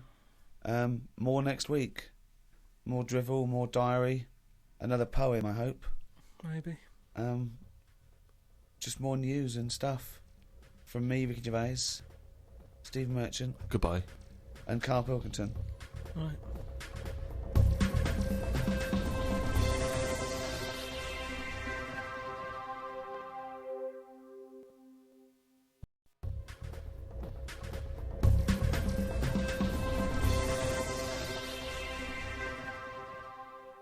Hello, welcome to number 3 in the 3rd series of the Ricky Gervais Show, with me, Ricky Gervais, Stephen Merchant, Hello there. and of course, Carl Pilkington. All right. Had a good week, Carl? All right, just boring. It's a boring week. Because that sort of kidney operation I've had, it's just affected my life in a big way. How are you now, Carl? Are you feeling better? Better than what was last week. Because last week you really were not putting the effort in, were you? And it's your own fault, you got kidney stones, you don't drink enough water. That's what I've been doing this week. Just drinking. You said what sort of week have you had? What have you been up to? That's what I've done. I've drank water. That's all I've been doing. If there's a water shortage in London, it's because of that. Honestly, just that's what you have to do. It's just boring. Just like a basking shark, just sort of with its mouth open, just going through the water. Getting sick of it. Oh, he's led the life of plankton for 1 week. Have you been able to do anything, or have you just been resting? It's best to rest. just because, you know, your body's still in shock, even though in the head, physically, I thought I was alright. The body sort of just acts in weird ways. Brilliant. You know, it's a weird thing, isn't it? Like I said last week, you don't think about your body until there's something up with it. And then you panic a bit. And then you go, right, I'm going to look after it from now on. I've been given a second chance here. As I said before, this was not a life-threatening illness or operation. No, but it's that same thing. The last time I had it was when I nearly choked to death on the Mr. Freeze pop. Right. Where I had that sort of, what do they call it when you have like a second coming? Do you know what I mean? It's that sort of thing where I don't think you're the second coming. No, but that thing of... If you are, we're all screwed. You mean the second chance? Yeah, it's a second chance thing. Your life flashes before you, doesn't it? Yeah, but you get you suddenly feel kinder. Do you know what I mean? Really? You sort of go, right, you know, that was a bit of a warning. Like Scrooge? Be good to people and stuff. Yeah, a little bit. I think it's normal. So are you now a nicer person? You've given more generously to charity and the like? Well, I haven't been out, so I can't do anything. I can't help anyone. Well, go online and... But maybe, you know, once... Donate some money, all this cash you're in. No, I've given enough money away. Sick of it. But, It's changed. So he hasn't changed at all then, no. But you've also got to be careful as well, because there's that thing of you can drown yourself by having too much water. Yeah. So it's just getting that balance right of not having too much and filling yourself up. Well, yeah, it's that balance, right, of not dehydrating and, you know, becoming like a desert jellyfish, like a little crisp, and drowning yourself. Yeah. You're right, it is a balance. That's exactly what you've got to do. I don't know how you've managed it, Carl. It's very complicated. Yeah. No, but what I do is I, when I'm thirsty, I drink, and when I'm not thirsty, I don't. Yeah, but that's the problem with me. Whatever it is that's in your head that says you should have a drink, I don't really have one. It's called a brain. It's called a brain. Yeah. It's the brain that tells you. Yeah. But my brain's never thirsty. I only think of drinking when I'm eating. And I'm not eating as much because my kidney's weird. I don't want to put any pressure on it, so I don't drink. So now, if I have it in front of me all the time, I go, right, I've got to have that. Yeah. So I feel, you know, a bit better. Good. Just it's just been a long week. Because when you don't do much, it's just, you know, time doesn't whiz by. And normally your weeks are packed, as we know, with visits to the cobblers. Yeah. Well, it's just like they say, innit? They say... Following an ant. Exactly, yeah. You've normally got a hectic schedule. I know, I don't know how you fit it all in. But, you know, because I was close to death and everything... You weren't close to death. I've been thinking about, you know, other people who've been in that situation where they're dying and what have you. And it's weird how, like, in a way... Do you know, like they say before you die, things to do? Yeah. I've never heard that sentence before. I don't know if they say. Well, I've extrapolated from that. What you mean is there are certain things you should do before you die. Swim with dolphins, etc. Yeah.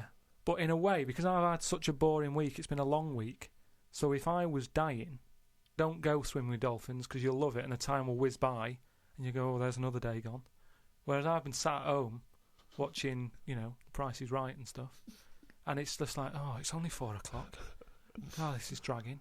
So if I was dying, I'd go, yeah, it's dragging, but I've got ages more left to live. Yeah. Well, what's the point? But it's really about quality of existence, isn't it, when you're dying? No, but anyway, I'm just saying. Oh, okay. Been a boring week. But what I've been doing is going on the internet, sort of learning stuff, been watching more documentaries about stuff. Yeah. Okay, tell me something you watched on the internet then. The thing that stands out the most, there's this spider. Right. That a fella got. Popped it in like a little sort of bottle. Yeah. And chucked in 80 ants. And the spider, right, just went mental. And I don't know if the spiders eat ants. I don't know if they do. But he wasn't happy with them, that they were there. And he was just whizzing around, sort of biting them. Not eating them, just giving them a bite. And the ants would sort of just lie there, dead. And spider had this system of sort of going, right, I'm going to put the dead ones over there. And it was biting them, dragging them across, putting them in a pile, killing another one, popping it in the pile, and by the end of it, it made like a little pile of dead ants. He was just there, sort of breathing heavily, and that was amazing because I've never witnessed that before. But you don't see that happening, do you, normally? So you think that if people are unfortunately passing away, instead of visiting Disneyland or whatever, they should just learn stuff. Just get on the internet and watch this spiders. This world is amazing. Attacking ants. And just that thing of, last week you were saying how good ants were and how they're brainy and they work hard and everything. Yet none of them they didn't know what they were doing. There was panic going on. You watched them again, they were running backwards and forwards, and I remember seeing a programme about ants where they're meant to sort of work together as a team, and if they climb up a person's leg, that person stood on their house, say, and they're all like, oh. There's a signal and they all bite at the same time. They all bite at once. Now, if that had done that on that spider, they sort of all go on it, and when they're all in position, one of them sort of goes, no, and it bites, and then it would do some damage, but there was none of that. But you've seen things like the Towering Inferno, where even humans panic crazily and jump out of windows and things until Steve McQueen comes along and saves the day. So, yeah, but at the end of the day, when you're in a Towering Inferno, you were there relaxing on holiday. So, of course, you're going to be relaxed, and the shock of it's going to make you go, oh, I wasn't ready for that. I was sat here in my trunks. Whereas that ants should always be alert. Well, yeah. Any insect's life should always be... So for a human scooping up 80 of them, putting them in a bottle with a giant spider? Yeah, but I'm just saying that's what insects do. Their life, they never relax. That's what's weird with an insect. There's no downtime, is there? It's you wake up, you go and get the food, you build your house. That's what you do, so you're always alert. They shouldn't be sort of running around going, oh, what do we do now? That should be in them. I love that you're annoyed at these poor ants that were bitten to death. But also, they say they're clever. I was looking at it. If I was an ant, I would have just crawled under the pile of dead ones. Just sit under there, wait for the spider to go. None of them were doing that. They were all staying on one side and the dead ones on the other. So I'm just saying that, you're always sticking up for insects, saying they know what they're doing. They don't. What do you mean? Where's this come from? When have I ever stuck up for insects? It's you that's follow them and saying they're brilliant and that, and ladybirds are right-handed and Christ knows what. No, but, so I'd learnt that. Brilliant. You haven't learnt anything. There's nothing to learn from that, There's nothing you learnt from that. Something about jellyfish, and what else was there? There was a programme on the telly about survival, and a fella who he looks after elephants, and he's in this little hang glider looking for an elephant that he's looking after. He has to keep a track on where it's going and all that. And one day he's saying, oh, I haven't seen the elephant today, and the fella's like, well, look for it tomorrow. He's like, no, it's best if I go and look for it now, because it might go further away or something. He said, oh, I wish you'd leave it till tomorrow. So straight away you're going, oh, this is trouble. So he's going out in his glider, sort of at night. He's looking for the elephant. I doubt it's a glider. I imagine it's a glider with an engine. It's one of a light aircraft then. Yeah. So he gets in that on his own. He's wandering about in the air, looking down. Like I say, it's loads of land. He's looking for one elephant. He's not having much luck. Anyway, I think he gets to a point when he goes, oh, I'm having no luck, I might as well go home. Goes to turn round. Something happens. The glider falls to the floor, crashes. Light aircraft. Yeah. That crashes. He gets out. He's broke his legs. Done his back in. His hands. I mean, he's in a bad way. And he looks at the plane, and that's a wreck. Petrol's coming out of it. He's thinking that's not going to fly again. And he has to lie there, doesn't he, for like 48 hours or something. And in that time, everything's being chucked at him. He has a lion wandering around him. A scorpion walked over his leg. Some sort of dangerous snake went in his shoe. What else is there out there? Some sort of bad ants. Just everything that's there that could cause a problem. He had it all in his life. I haven't seen this, but I suspect there's a lot of conjecture in this telling of it. Bad ants. Bad ants. No, just anything that you could think of that's out there to cause you a bit of a problem. Camels. He got hot. He got so hot his lips fell off. No, because you have to have a lot of juice to keep your lips sort of how they are. Right. So that's the sort of state he was in. Yeah. 48 hours. And yet he survived in the end. Someone came and found him. And you thought you were bored doing nothing. Yeah, no. Well, he didn't even have the internet. Yeah, but he had a lot of insects. What would you do then if you landed, right? Supposing we all land, right? We're shipwrecked. Okay, there's no food around. but there's a chance we might be saved, like, in a few days. We just got to stay alive just for a few days. Okay? Steve offers up his penis. For what purpose? Well, it's already you've torn it in the plane crash anyway. It's hanging off. You go, okay, listen, lads, let's eat this. This will go 3 ways. I should be so lucky.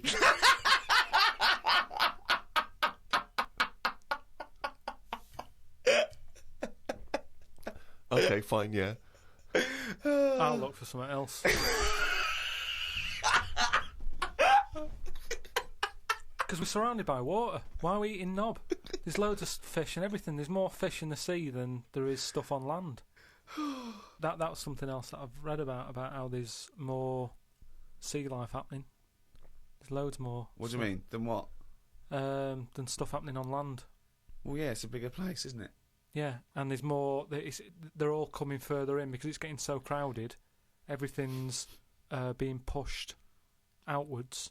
So we're going to get to a point where people won't go walking in the sea because there'll be something deadly just floating about on near the shore. Again, that's no information at all. I don't know. There's no information in that statement at all. Yeah, I said how the sea is so overcrowded that everything's being pushed to the edge. It's not overcrowded. It is. You mean things that are in the sea are being pushed to the edge of the sea? Yeah, because there's new stuff happening all the time. There's new creatures being made. They're changing quickly. They were saying how, like, I don't know, 50 years ago, jellyfish didn't even have a sting. That's rubbish. Try 50 million and you'll get closer to the truth. But what I mean is, in terms of, like, land, we all look the same, don't we? We've had 2 legs and 2 arms for ages. Whereas in the sea, things are changing at a really fast rate. So, like, jellyfish we're knocking about. The sea is a much more stable environment than the land anyway. What are you on about? Well, I wouldn't have thought evolution is any faster in the sea than land. Yeah, it is. Well, no, where's the evidence for this? Well, I'm telling you now. I'm telling you how jellyfish have changed. And look at them. And how have they changed then? So they didn't. 50 years ago they didn't have a sting. Yeah. Now they have. Yeah. Trilbies, they wore trilbies 50 years ago as well. And they just spoke with a much more, refined accent. Yeah. Just that is quite a lot, though, isn't it? Because jellyfish are nothing. But like no, I've you said made to you that before. up. That's not a fact. There's no facts come out of this discussion. Not.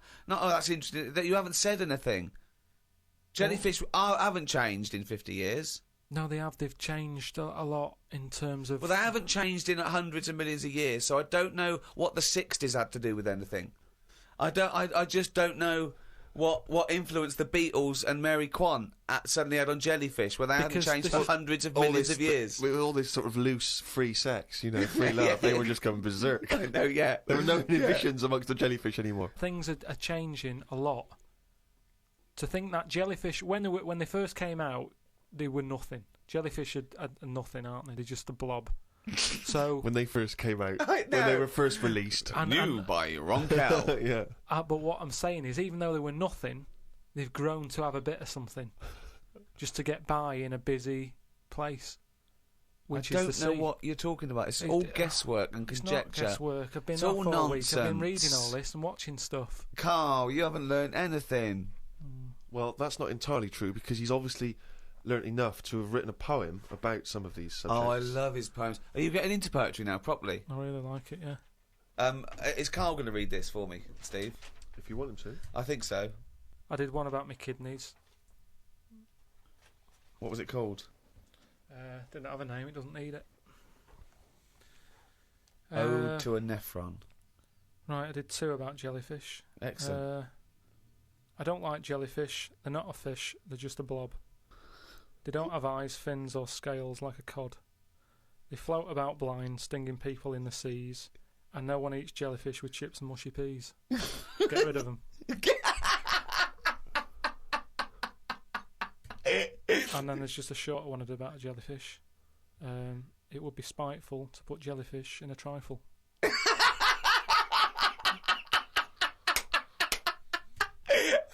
Yeah, it certainly would. So. That's great. That's really good because it's jelly. He's done us there, Steve. Yeah. That's a really good poem. It would be spiteful to put jellyfish in a trifle. Yeah. A little half rhyme. Yeah. Do you want the one about my kidneys? Yeah. For God's sake, me belly ache. The doctor said it's me kidney. He said he's got to stick a tube up me knob. I said, you got to be kidding me. For God's sake, knob ache.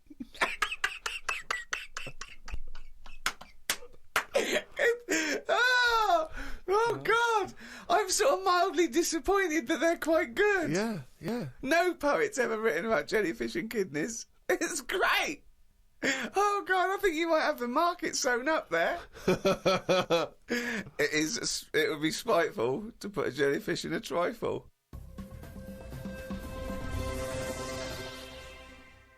I mean, I'm both impressed and fascinated and worried by Carl's new literary outlook. Yeah. You know, we've said to him, we've tried to make him appreciate the arts and poetry and explaining like what metaphor does and symbolism and all that. But I'm worried it'll backfire, because what if he becomes clever and erudite and then we lose our little endless well of stupidity? What if we lose our little shaved monkey? I mean, these podcasts without, It's almost like you were evolving into a human. I mean, you've authored a book. Well, I have to say, I mean, without at the risk of sounding like we're shamelessly promoting it, I've only just looked at the book today, because that's the first time I've seen it, The World of Carl Pilkington, and I was very impressed by how legitimate it feels. I mean, it does feel like an actual Well, book. he's put so much work into it. I mean, He's done drawings, he's done extra thoughts and ideas, and it's very odd to think that has probably gone now into the British Library, which I think is obligated to take a copy of every book published. Incredible. I mean, let's be honest, it's not going to be on anyone's bookshelf. It'll be on their lavatory cistern, possibly next to their bed. But nevertheless, it's hardback and it's got pages. It's a real book. Yeah. Will you now read some great works? Will you read poetry at all? Or? Probably not. I don't like reading made-up stories, because Fiction. life's interesting enough, innit? Right. If I'm going to read someone else's lies, I might as well make some of my own up and save me money, is what I mean. But you do read lies and made-up things. You just take them as the truth. Most of the spurious facts and apocryphal tales and ridiculous stories that you read on the internet are, fiction. Yeah, but as long as it gets you thinking, then it really doesn't matter. Say, like, I was telling you about the sea being full up, Yeah. right? How there's too many fish in it, and they're all being pushed out. Then, it was saying about how the jellyfish is changing from a bit back, just being a blob, to now being a blob with stingy bits. You go, oh. And then... No, I don't. I wonder what he read. And I wonder what he was reading. Then I'll think of what other things are in the sea, how are they changing? And then that's when I might do a poem about an octopus with two heads. Because it's got me thinking. So no longer am I just reading someone else's story, spending a full week reading some other story. I've read a little paragraph, and that's got me thinking about And it's inspired you to make great art. with an octopus with two heads. And you just think, yeah, that would work. That's a good way for them to evolve. They've got all the arms. Give them two heads. They've got all the arms. And, it would work, because like I've said to you before, it is one big head. Just make it two smaller heads. So it's just looking at science, looking at how things can move. It's not looking at But it's science. not looking at science. You then speculating on an octopus having two heads is of no value, is it, to anyone or anything? But there's people out there who are bringing out books who are writing stuff like that for sci-fi stuff. And I think, why am I reading But that's theirs? entertainment. Everyone knows it's not true. They're doing it to... But they do more than just say, wouldn't it be great if there was an octopus with two heads? They then paint a world in which this octopus exists I and can do presumably that. causes some kind of narrative interest. I can do that on my own, though, without... So what's the story of the octopus with two heads? It's happier in the end. Everyone likes happy ending. It's got company. But that's not a story, Carl. What? Tell us the story. What, you made up a story about an octopus with two heads? No, I'm just saying... I've thought about how the sea's changing. Right, what else is in the sea? Octopus. Right, what's an octopus like? Well, it's just a big head with a load of arms. Right, how would I change that? I love this thought process. But it's not a story. This is not a story. It's not anything. It's just some thoughts you've had. It's not... But a story is there to make you think and have thoughts. But what is it that you've thought? You've not... I don't see what you've thought here. I've just thought, yeah, that'd be alright. I know, but... Well, like King Kong then. That's only someone who's gone, oh, monkeys are getting better at stuff. Yes, but it has a story, doesn't it? They go in search... No, it isn't. It isn't saying monkeys are getting better at stuff. That's not what it's saying. There's lots of themes, but that's not one of them. Monkeys are getting better at stuff. No, they're getting better at stuff. The way they try to he tried to go out with a woman. That's them moving on, isn't it? It's the monkey going, do you know what? I quite fancy her. And you know from the beginning, I mean, that is a story that you go, well, that relationship ain't going to work. Do you know what I mean? I mean, I've not gone out with women who I've quite fancied, but then they smoke, and you go, oh, that's enough to put me off. Yeah. So, when a monkey's that big, the thought wouldn't even pass my mind. To go on a date. This could work out. Sometimes it's just, relationships are made for each other. Now, that for a story, you wouldn't think it'd go past page 1. Yet you're having a go at me because an octopus has got 2 heads. Which isn't that weird. When you look at them anyway, I mean, it must be the weirdest thing knocking about on the planet. I'm not kidding you. I've never seen anything so weird. And yet... He's angry because he's not seen anything so weird as an octopus, so But it's not yet a story. What's weird about it? What's strange about an octopus with all the things that could... Why is it any weirder than a dog? Because it couldn't be further away from us. A dog has got human eyes. If a jellyfish had a pair of eyes like ours, I probably wouldn't worry about him that much.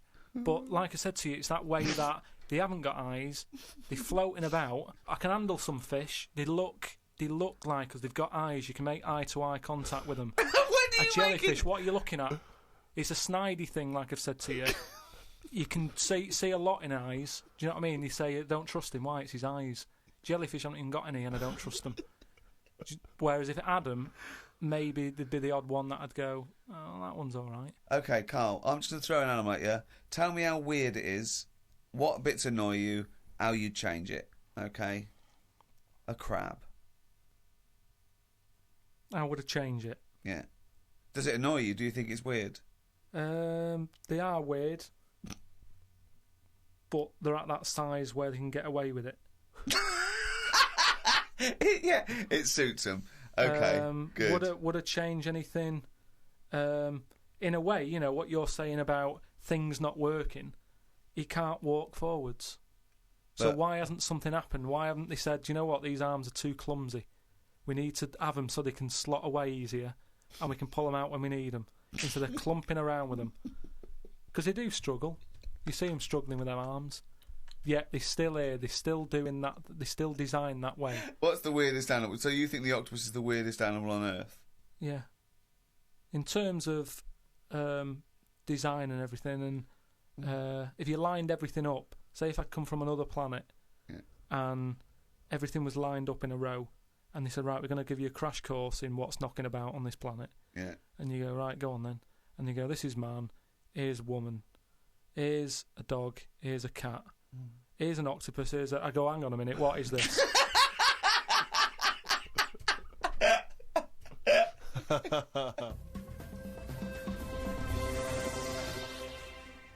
it's only going really down.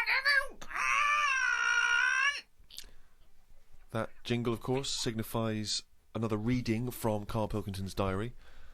There was an animal in the paper today that I've never before seen. It's called an alpaca. They are gormless looking. The fellow who breeds them said they are easy to look after because they're used to harsh conditions because they normally live in the mountains. The problem with this is they will turn useless eventually, and then if we tried to bung it back on the Andes, they won't like it. It's like how people win these live like a star for a week competitions. They're not good for anyone. Okay. Do you know what I mean? If something's living somewhere... But he's not But going to why are send we them gonna back bung to it the back? Andes. He's presumably breeding them for something else. Yeah, but say if eventually, the world's getting busy, there's hardly any room, and we go, right, what can we shift here? What's getting in our way that we can shift? Well, those funny-looking things came from the Andes, bung them back. All right, then let's put them back. And they go, oh, they don't like it. They're not surviving, they're dying out. Why did we bring them here? Oh, it was closer. Yeah, but look, we've died out now of the... Sorry, this is an argument with This is a yourself. whole scenario. This isn't happening. Don't get angry about it like it just happened and you're sick of it. None of this has happened No, yet. I'm just looking at how it will happen. Leave them where they were. But It's you're like- getting angry about things that you're speculating on now. It's absurd, Carl. Not once have That I was read an here about argument your with anger yourself. about terrorism or international, political injustice. Not once have you written about that. Only about the fact we may send animals back to the Andes. I know, but just because it just annoyed me, that's all. They brought them here, some fella's getting a load of praise because they've brought this weird animal into the country, and yet it's like, well, they were on the Andes for a reason. Leave them there. It was happier there. I mean, I feel guilty when I open a bag and a fly flies out of it, and I think, where's that come from? What bag are you opening with flies? What bag? No, just when, like, the bag I took the computer home in, a fly flew out of it, and I thought, when did that get in that bag? Whoever brought that from? And it's the same thing. It doesn't want to be somewhere else. It was where it was. And that's the same with this Polaco, or whatever.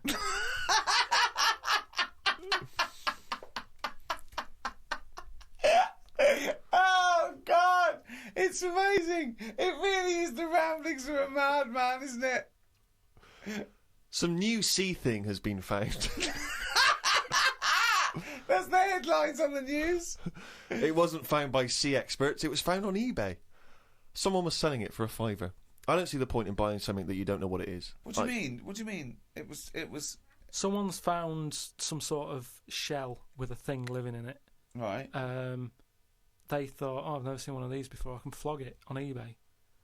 Someone bought it and then wanted to look after it. Went to some sea expert and they said, oh, I don't know what that is. That's the story. It's just weird how stuff's being found on eBay. No, it wasn't found on eBay, though, was it? Yeah, but that's where the specialist people sort of picked up on it. It's just weird that... I mean, all I was saying is I wouldn't want one. If you don't know how to... If it's a new creature, you don't know what makes it happy. When you get a kitten, you go, stroke its head. Loves it. Right? And you can do that knowing that it's liking it. If I had a little seashell and you go, does it sit in water? I don't know. Do you know what I mean? You could end up doing more damage. So that's why I wouldn't want it. It's nice to have rules in it. It's nice to know what you're doing with something. Well, as you write in the diary, it's like if an alien landed and wanted to live with you. As much fun as it might sound, it wouldn't be long before you got annoyed with it because it wouldn't eat the food you gave it. That's what I'm saying, but I couldn't have a go at it because it might not like pasta. It might not. Everyone likes pasta. Well, that's it for another week. I hope you've enjoyed this half hour of drivel. I mean, some of the most stupid things ever said. I mean, it's like he's got a contempt now for the world. Like, Yeah. he doesn't care what comes out of his head. Learning can be frustrating, can't it? You know, you maybe I'm getting you thinking. Maybe on your way home today, you'll be going, "Yeah, octopus with two heads." And if you do that for 5 seconds, I've done my job. Good to have a job in it. So, for me, Ricky Gervais, goodbye. From Steve Merchant Goodbye. and from Carl Pilkington. All right.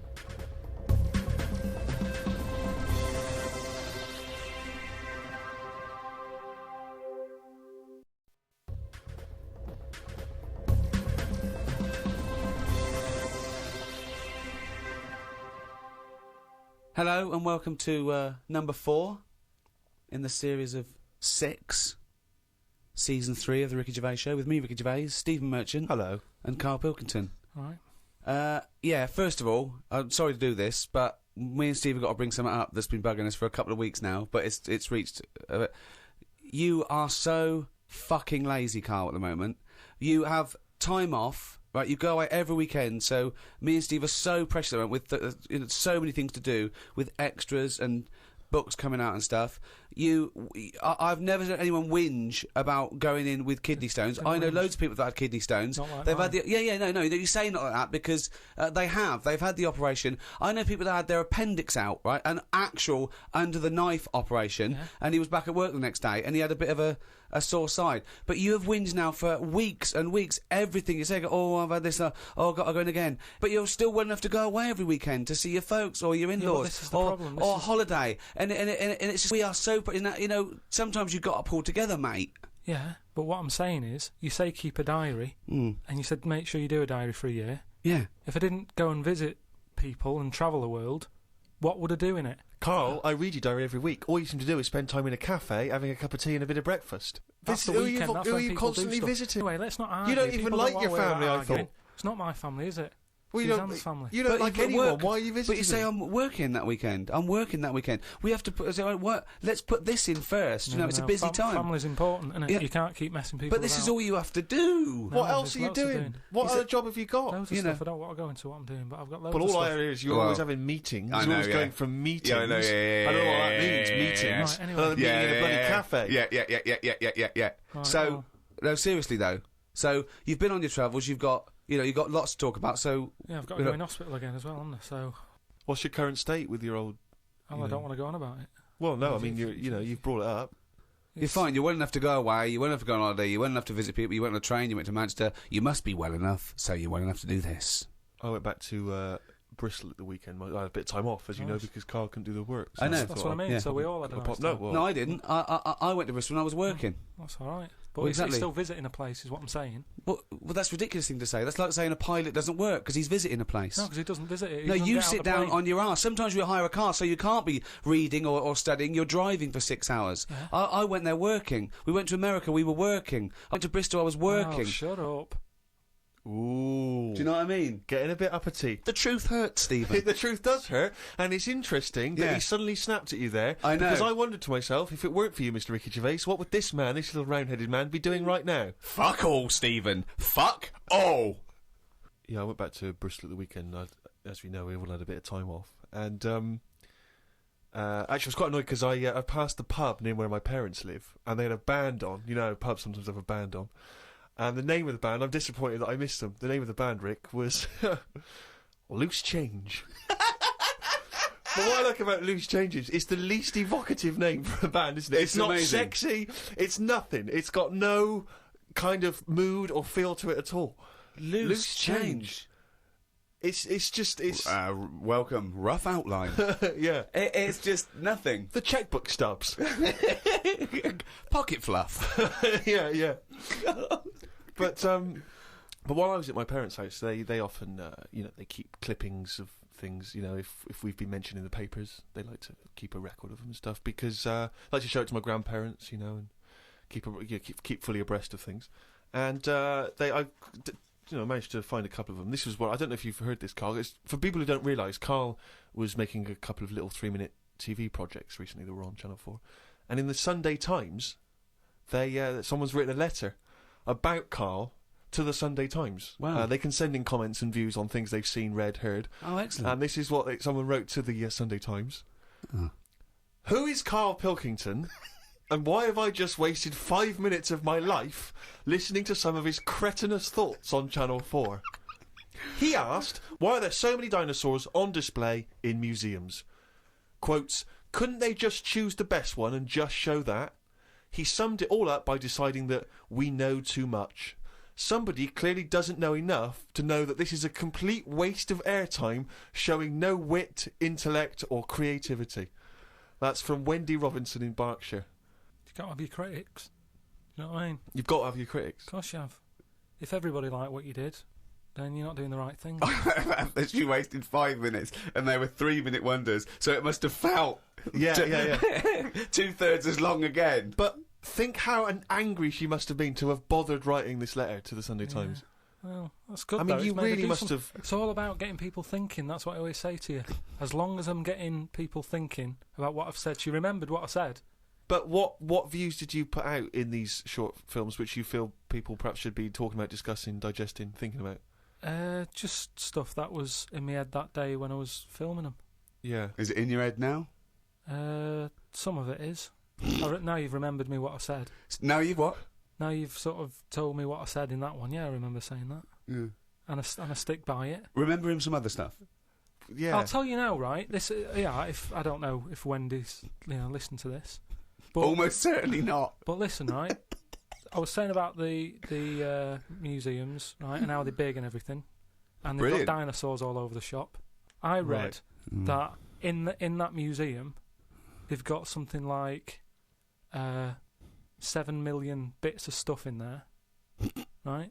Now, when I spend 2 hours in somewhere, just show me the good stuff. Don't be saying we've got 7 million bits. Because there was a fella who opened it, right, I did a bit of research on the museum. Fella who opened the museum up. And what was his name? It doesn't matter. Okay. Doesn't matter, does it? What museum was it? It was the London one. Oh, the London one, yeah. Good. So he's in there, and he's collecting all this, bits of stuff. What stuff? Just whatever's knocking about at that Oh, time. right, okay. It seemed like You have researched it. he never chucked anything away. He's like, I won't put it in the bin, pop it on a shelf. Okay, So yeah. he's put everything on a shelf in right, this yeah. museum. Then, as time I went think you're on- going into too much detail, but just give us the gist of it. No, but all I'm saying is, he keeps everything, and if you keep everything, sometimes it'll be good stuff, right? And a lot of the stuff was going missing, the good stuff. But people who set these museums up are just as crafty. What? The fella who found Tutankhamun, he was pocketing all sorts of fingers and stuff in his pockets on the way out. That had rings on them and stuff. So all I'm saying is, why is she having a go? But She's hang on, learned wait, something. what's that got to do with someone pocket? I don't understand your point. Because she's sort of moaning at me, going, "Don't have a go at the museum and the dinosaurs."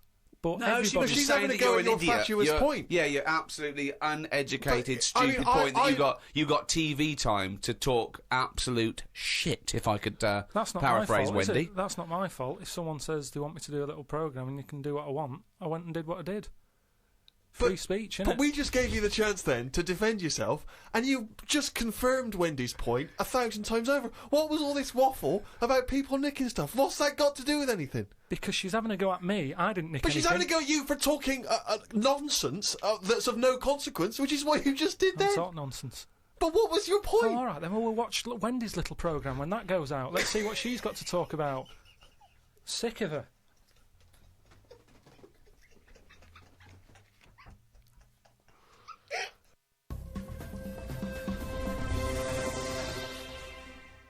So anyway, as I say, my mother saves various clippings and things which may be of interest.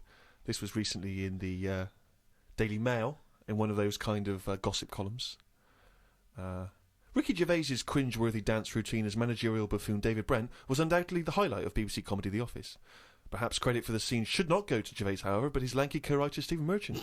For I hear that 6'7" Merchant has been attracting a great deal of female attention at the so-and-so pub in North London, until he took to the dance floor with Brent-esque results. Says my mole, most of the feminine throng looked away in embarrassment. Putting it kindly, he was rather ungainly, like a giant albatross hopping on stilts. Right, now then. I'll take issue with this because, firstly, You wouldn't be attracting female attention in the first place. Rick, if I had been, I'd have phoned the Mail myself. Point A, right, I seem to remember distinctly I was talking to one of my mates the whole night and we were discussing about the fact we were too shy to talk to girls. So wrong there. Point 2, as you well know, if I take to the dance floor, which on this occasion I didn't, I remember distinctly not because I love to dance, I would not have been described as a giant albatross hopping on stilts because Carl has seen me dance, you've seen me dance, you know I'm a good mover. Yeah. Just in the same way that people can't quite understand how Peter Crouch, the same height as me, Yeah. is able to be so brilliant on the football field. Yeah. The same people look at me when I'm dancing, they go, I don't know how that big guy is able to bust some of those kind of moves. Yeah. I've won 2 dance contests in my life.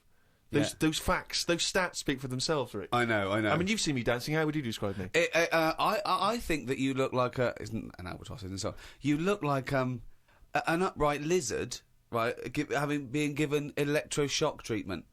And I think that's a lot fairer, isn't it, than the albatross nonsense? Well, so I'm just trying to picture that, because again, I was that a compliment? You were on my side, right? You were defending me there. A cross between a giant lizard and a stick insect. Again, because they don't sound... straight away, they don't sound like compliments, but I'm assuming you're on my side here. Stick insect with funny glasses? Is that... Again, I thought, I was thinking you were perhaps being a bit touch more supportive, but you've not really... Carl, you've seen me dance, what are your views? It's just like a bit of weird art. That's brilliant! That is brilliant! That's so much better than albatross! I wouldn't have said an albatross. I was looking at one of them the other day, and I don't understand what they mean by that, because they're dying out. They say, they dive in the sea. Oh, it's gone. Yeah. Something happened in the brain. It went from the point we were making via an albatross, then it just shut off. It just ping like a pinball. Well, let's hear, because it's going to be another good point. No, it's just saying how, because I've never seen one, and they were saying, how would you feel if you never saw one again? And I was like, I've got by this long without it. It's not bothered me. But point. it was just sort of saying what they do is they dive in the sea, sort of put their head under the water, see if there's any fish knocking about, grab one, get out again, right? Yeah. Go to land. I don't know if they're designed to do that. Well, obviously they are. No, because seagulls are, because you see them floating about. Now, what's happening is they're doing that, but getting caught in nets. Well, that's it. The net shouldn't be there. That's the point. They're totally adapted to their environment, but we came along millions and millions of years afterwards and stitched them up. It's not like people are going, well, the nets were always there. How did they evolve without getting caught in the net? We invented the net. We've only been knocking around for a few 100,000 years. But what I'm saying is it's that thing about animals learn by mistakes by other animals. You know, like the monkeys peeling potatoes. Right. That's never happened. They go and put nuts in the salt water to salt the nut. Whatever. How does that get to peeling potatoes? But, because in your head, they were working in a canteen. Making chips. Yeah, definitely, yeah. It doesn't matter what the food is. I'm just saying how they know how to sort of prepare I that love food. the fact that you don't care what the fact is. When you're discussing facts, that's all that matters. Otherwise, on Mastermind, they just go, who wrote Much Ado About Nothing? Dickens? Yeah, close enough, whatever, someone did. The fact is what matters. Yeah, but with that question, that's got a straightforward answer. What I'm telling you is the way that animals work. If it's a potato or a nut, it's a foodage.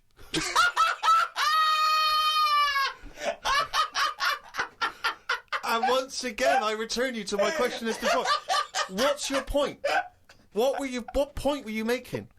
I'm just saying an albatross will find... if you're hungry, you find food or you change your diet. If you don't eat something else, you die out. Simple. Said before. If you want a pie, but they haven't got any pies, you have a pasty. Alter your diet. And an albatross... Drastically. Yeah, that was pies radical. Yeah, exactly. Completely changing my diet. No more pies. What are you eating? Pasty. Brilliant. I'm not going to eat quiche anymore. I'm going to have a tartlet. But you're getting more and more sort of single-minded in your... No, single-celled. Yeah. It's not, though. In your belief that everything you say has got some kind of profound implication and that no one else is listening, that we're all ignorant. All right. We're all not listening to what you're saying. Here's another one. Go on. Here's something else I discussed. Oh, come on. This will be good. In series This one. will be as good as E equals MC squared. The people ageing backwards idea. Well, it's not an idea. They've done something on it, saying how No, they haven't. a baby has been messing about with emails. Right? Right. Yeah, a 65-year-old doesn't know how to use email. So, again, my system works. So say if you're an old person, you're not using the internet, but you shouldn't be anyway. Because you should be sort of just getting used to life as an old person. When you're a baby and you're about to die, they're using the internet. I don't know what you mean. When you're a baby and you're about to die. This is if This this is the was aging your backwards world. If idea, it was yeah. your world. Well, let me just ask a couple of Sorry, questions. that makes no sense at all. What you just that makes no sense I'm just at all. saying that my theory... You may as well have hit a wok what I'm to saying, express that point because they're. Yeah. The pong Yeah. that would have made more sense. See, this It'd is be why- more profound. This is why more resonant. This is why Wendy's having a go, though, because you're not being open-minded. You're not thinking about... But we're being open-minded to good ideas, to sensible thought, to intellectual considerations. We're not being open-minded to this utter drivel. Yeah, but every invention is a bit... Who'd have thought the Frisbee would have caught on? That's not. I don't think that can count as an invention, Of though. course it is. People are paying for it. Someone said, I'm going to invent something But you can people chuck are paying about. for carrots. But they're not an invention. Because you pay for something, it doesn't mean it's an invention. No, but a man-made thing. A Frisbee, it didn't grow off a tree, did it? Someone's made that and gone, I can sell this. And people are buying it. You know, all I'm saying is things change, don't they? You know, the albatross is dying out. The way, like when I walked into the flat, right, we've had hot weather, haven't we? We've had a lot of flies knocking about. Now, when I was younger, I never saw flies sort of hanging about in gangs. Whereas... I don't know what world this is. Would they have little motorbikes? No, you know, just you'd sort of see one would get in the house, you know, my dad would kill it or whatever, but you'd never see three. You wouldn't be going, oh, which one am I going to get first and everything. They'd come in, they'd exit out of a window or whatever. Whereas I walked in on a bit of activity at home, There's nothing to eat here. right? 3 flies in the flat, right? All sort of whizzing around, Right. all together, right? So I just sort of think, oh, let them be. They seem to be happy. They're playing around with each other, right? Sat down, reading the paper, look up, right? It was like one was trying to like have it away with one of the flies, and the other one was having a go as well. It turned out it was a little fly that didn't want any of the action, but 2 were attacking it. How could you possibly gauge that? Just by watching. That's how you learn, isn't it? You watch. You watch. But no, this is conjecture again. You had no idea what was going on there. No, I did. It's the way they were sort of jumping on it and stuff, and I was like, oh, I'm not happy with this going on, and under my roof sort of thing. My house, my rules. But it's a nightmare because it's small. You can't control it. You don't know which one's which. You might end up sort of pushing out one that's the baddie. What are you and you're pushing talking out, about? I'm just saying. Why are you getting involved? Just because creatures are changing all the time. What are you talking about? What point are you making? I'm just saying the way that flies used to be happy-go-lucky, on their own, the sun's out, have a fly about. Whereas nowadays, Now, there was like little attacks going on. but how could you tell which were the 2 aggressors and which was the victim? How could you distinguish? This was the problem. I mean, all I was looking at was which one they kept attacking, and I was thinking if I can get that one in the bedroom and then get the other 2 out the window. What are you... Just breaking it up. Because what sort of a person would I be to let that go on? I don't know what he's talking about. He has no feelings for anything. He doesn't care if whole species die out. Why are you getting involved? That's where you're wrong, because I think more than most people. I think there's a lot of people who just go through the motions. Yeah. They do the same thing every day. They can do a job, but that's all they stick to. They don't think about what them flies doing. Carl, what's that I've lady known doing? you for, 4 years, and all you ever say is things like, why do we have jellyfish? No, I haven't mentioned the jellyfish today. But it's the same old shit.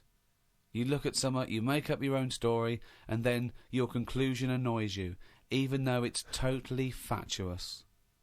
Like I say, the man with the frisbee. What happens if he had a mate who said, it's rubbish that? He wouldn't have done it. I love the fact that you think the frisbee is the pinnacle of invention. Yeah. I think it's amazing. No, it's an example of something that, if he was on some programme where you said, I've invented this, they'd go, get out. They wouldn't give him time of day to say, right, I've made this thing, it's out of plastic, you throw it about. What for? Well, you just chuck it about on the beach. What's the point? It's a bit of fun, innit? No, I don't like it. That was an argument with himself. No, but do you know what I mean? It's a popular little thing, and I'm just saying it's easy to put ideas down. But you've never even come up with an idea as good as the frisbee, and that's saying something. I came up with a clippable mat that goes on a cup, and it's a good little thing. I haven't followed it through yet. A what? A clippable mat. What's a clippable mat? What does that Clippable involve? mat like you stick on a cup, so you can put your cup down on a table without having to go, oh, where's that mat? It's clipped to the cup all the time, and you put the cup down wherever you want because it's got a mat on it. I think I've seen that. But why does it have No, to you be haven't. clipped to No, I it? think Why I couldn't it have. just be built into the cup? Because So it clips onto, you got to have special cups. It doesn't Yeah. clip onto every cup. no, but just the same way that every sauce is different. You don't say, oh, I'm sick of this sauce, so it doesn't fit a mug. You use the sauce of that. I mean, I don't use sauces. Just don't buy that sort But of isn't a furniture. saucer what you're talking about? Kind of, yeah, but it's clippable. But why is the clippability so important to you?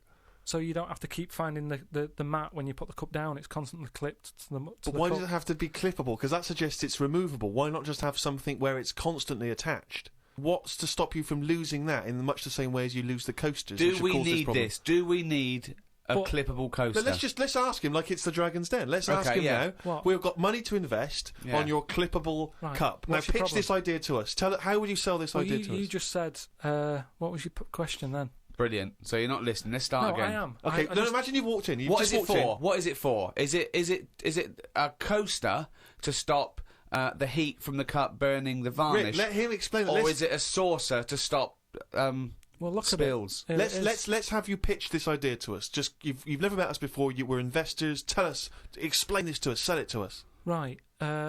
we're living in a world where furniture is important to people. They spend a lot of money on it, don't they, furniture? There's so many furniture shops out there. Yeah. All different types of wood from all over the world. Absolutely, yeah. Right?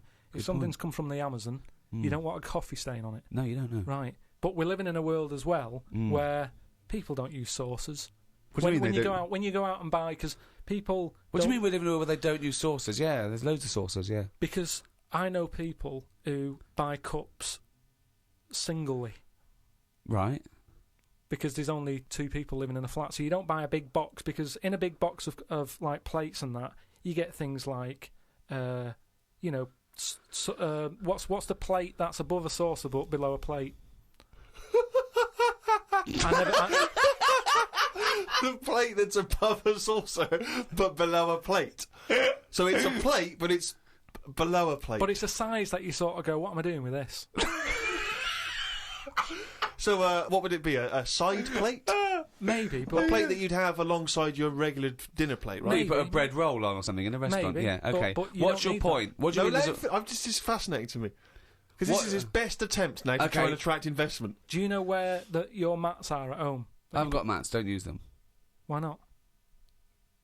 because it doesn't bother me. I haven't got any highly polished furniture from the Amazon. Right, Steve, have you got any sort of... I've got some coasters and I use the coasters. And do you know where they are when you need one? Well, yes, because they're always at the place where I would normally put down a mug of hot tea, i.e. Yeah. on a table or a coffee table. Right, now, do you I'd keep find... if I had a highly polished table from the Amazon, I'd keep my coasters on it. Yeah, but what I'm saying now is, what happens if you get up with your cup of tea, you're a busy man, right? This is Yeah. what I'm saying, we're living in a world where people are busier than ever. Go on. Not everybody can sit down and enjoy a cup of tea sat in the same place. Right. You get up and you might move into another room. You haven't got a polished table in there from the Amazon, so it doesn't No, matter. but you might be working on another expensive table Oh, fine, we'll have a coaster there that as has well. a then. computer on. My question is this. 1, does it fit all mugs?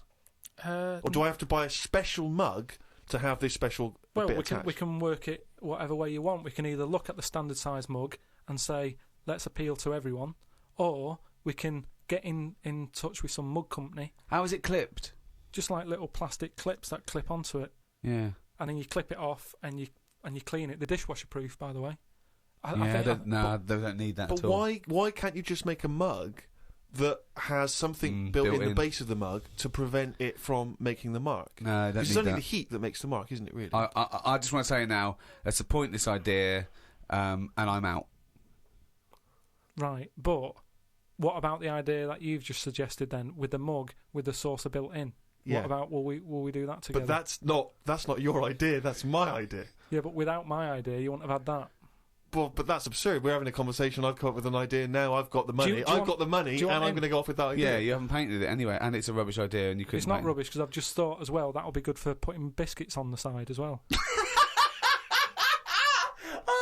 Okay, no. And Let's that not. means we can get rid of that plate that I don't know. By what the to do way, with. now this is broadcast. You can never patent this idea because it's out in public domain. Rick, why don't we see if there's anyone out there who's willing to invest in this idea? Are you a mug manufacturer? Are you a mug designer? Are you someone who's got any interest whatsoever in this idea? Do you think it's a saleable idea? And more importantly, would it be not great to have a picture of Carl's face on the mat? Because it's perfectly round perfectly round. as well, and you'd scold him every time. Yeah. You. So there'd be a certain satisfaction in that. Yeah. Well, if Peter Jones is listening, or that Ballantyne fella, or what's his name? Any of the big investors on that show, or indeed yeah. any investors anywhere, podcast@rickygervais.com. Get in touch. Tell us how we can move forward with this brilliant new idea. Pathetic. Oh, Chimpanzee, that is gonna bring it down the little...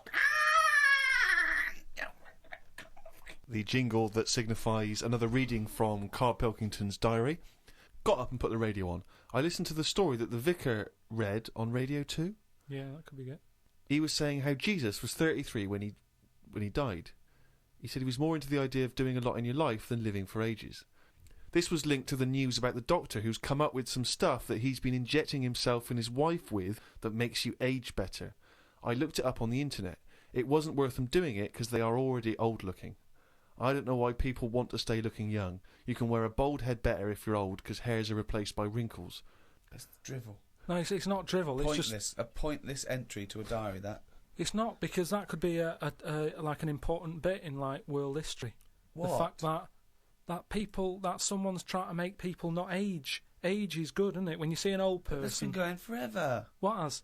People trying to age better. No, but he's talking about if you're 90, he wants people to look like they're 30. And that's not good, because how would the world run when that's going on? Well, I agree. But when again, people... it's not a revelation. If I like chatting to old people, because they know a lot of stuff. So if I'm sat on a train and someone's old, I'm happier talking to them about... They get up and move after about 10 minutes. Well, he likes the fact that many of them are infirm and can't. Yeah, they have to stay there and listen to this one. But yeah, even that means that they're getting more out of life in a way, because they don't move about as much, so they have more thinking time. It is weird how that happens to you as you get closer to death. Jesus. You're not working as much because you're resting, and you can think back about your life, and you can think, oh, I had a good one. Actually, it's not been that bad. Whereas if... But you must have started that now, because you've been doing nothing for the past 3 months. Yeah, but I'm just... Well, like I'm saying, it is a good thing for you to do, to sort of think about what you've been doing with your days and your weeks. And how do you assess your life so far? With all this spare time you've had in your hands and moping around and moaning about your illness and just sitting round, right? You've been introspecting, have you? Yeah. Go on then. What have you come up with? I haven't come up with anything. I'm just... I'm just, I have an all right life, and things are changing. Oh, keep saying that. No, but you don't know how much they are changing, to the point of, I don't know if I mentioned the squirrel eating Mars bars, but from that from that happening to monkeys opening bottles with lids on them, to it's mental out there. It's madness what is going on. And all I'm saying is old people need to be old people. You need oldness. You need to see old people. You need to go, right, they might have a solution. They've been on the earth longer. Quick, we need an answer. How old are you?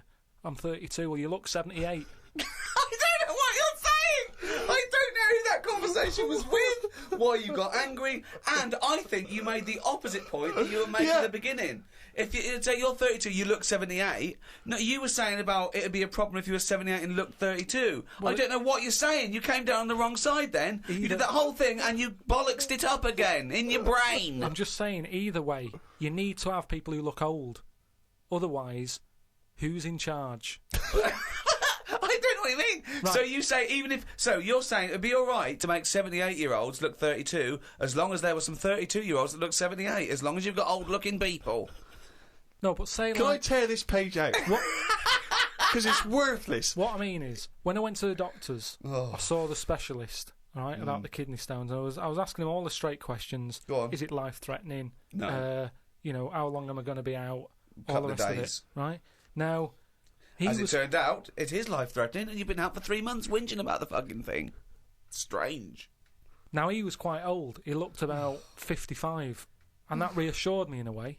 In a way, it didn't, because he's one of them doctors who didn't open his eyes much, and I kind of thought, I hope you open them wider. I don't know what you're talking about. What do you mean? What? What do you mean he didn't open his eyes much? One of those sort of doctors who's either that overworked, that is, he does that, when he's tired, so he's going, right, what we're going to do is, and he's doing that with his eyes shut, he's talking like that. This is radio. I know, but I'm telling you, so you can see. But people are meant to be listening to this. But if they can't imagine me with my eyes shut... Well, tell him you got your eyes shut. Just say he had his eyes shut. Yeah, he had his eyes shut. Oh. Had he been reading this? No.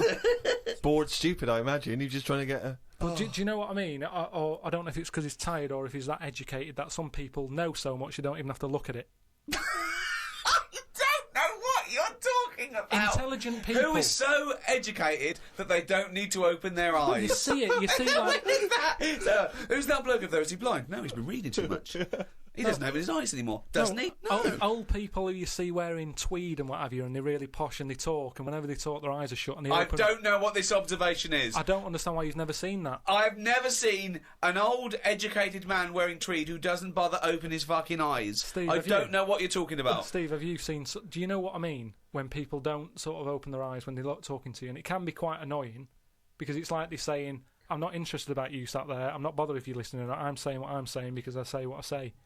And it can be quite annoying. If he has got his eyes closed, he's probably just trying to absorb what you're saying and think carefully about probably. it, so anyway, he doesn't misdiagnose you. I'm not having a go at him. Well, I'm just saying he was 50-odd, and I was happy that he was there telling me... I don't know why you were watching his eyes when he was telling you about your insides. Because you can tell a lot by people's eyes. That's what I said about jellyfish. But, just lines in a face, tell a few stories, and I don't think we should get rid of them lines. Brilliant. Wise words.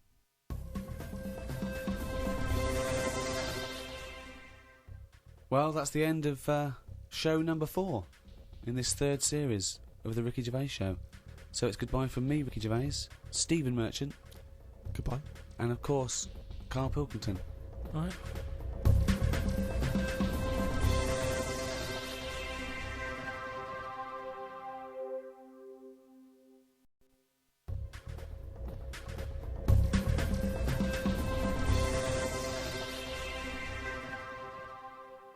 Well, here we are, number 5 in a series of 6 of the Ricky Gervais Show with me, Ricky Gervais, Stephen Merchant, Hello there. and Carl Pilkington. All right.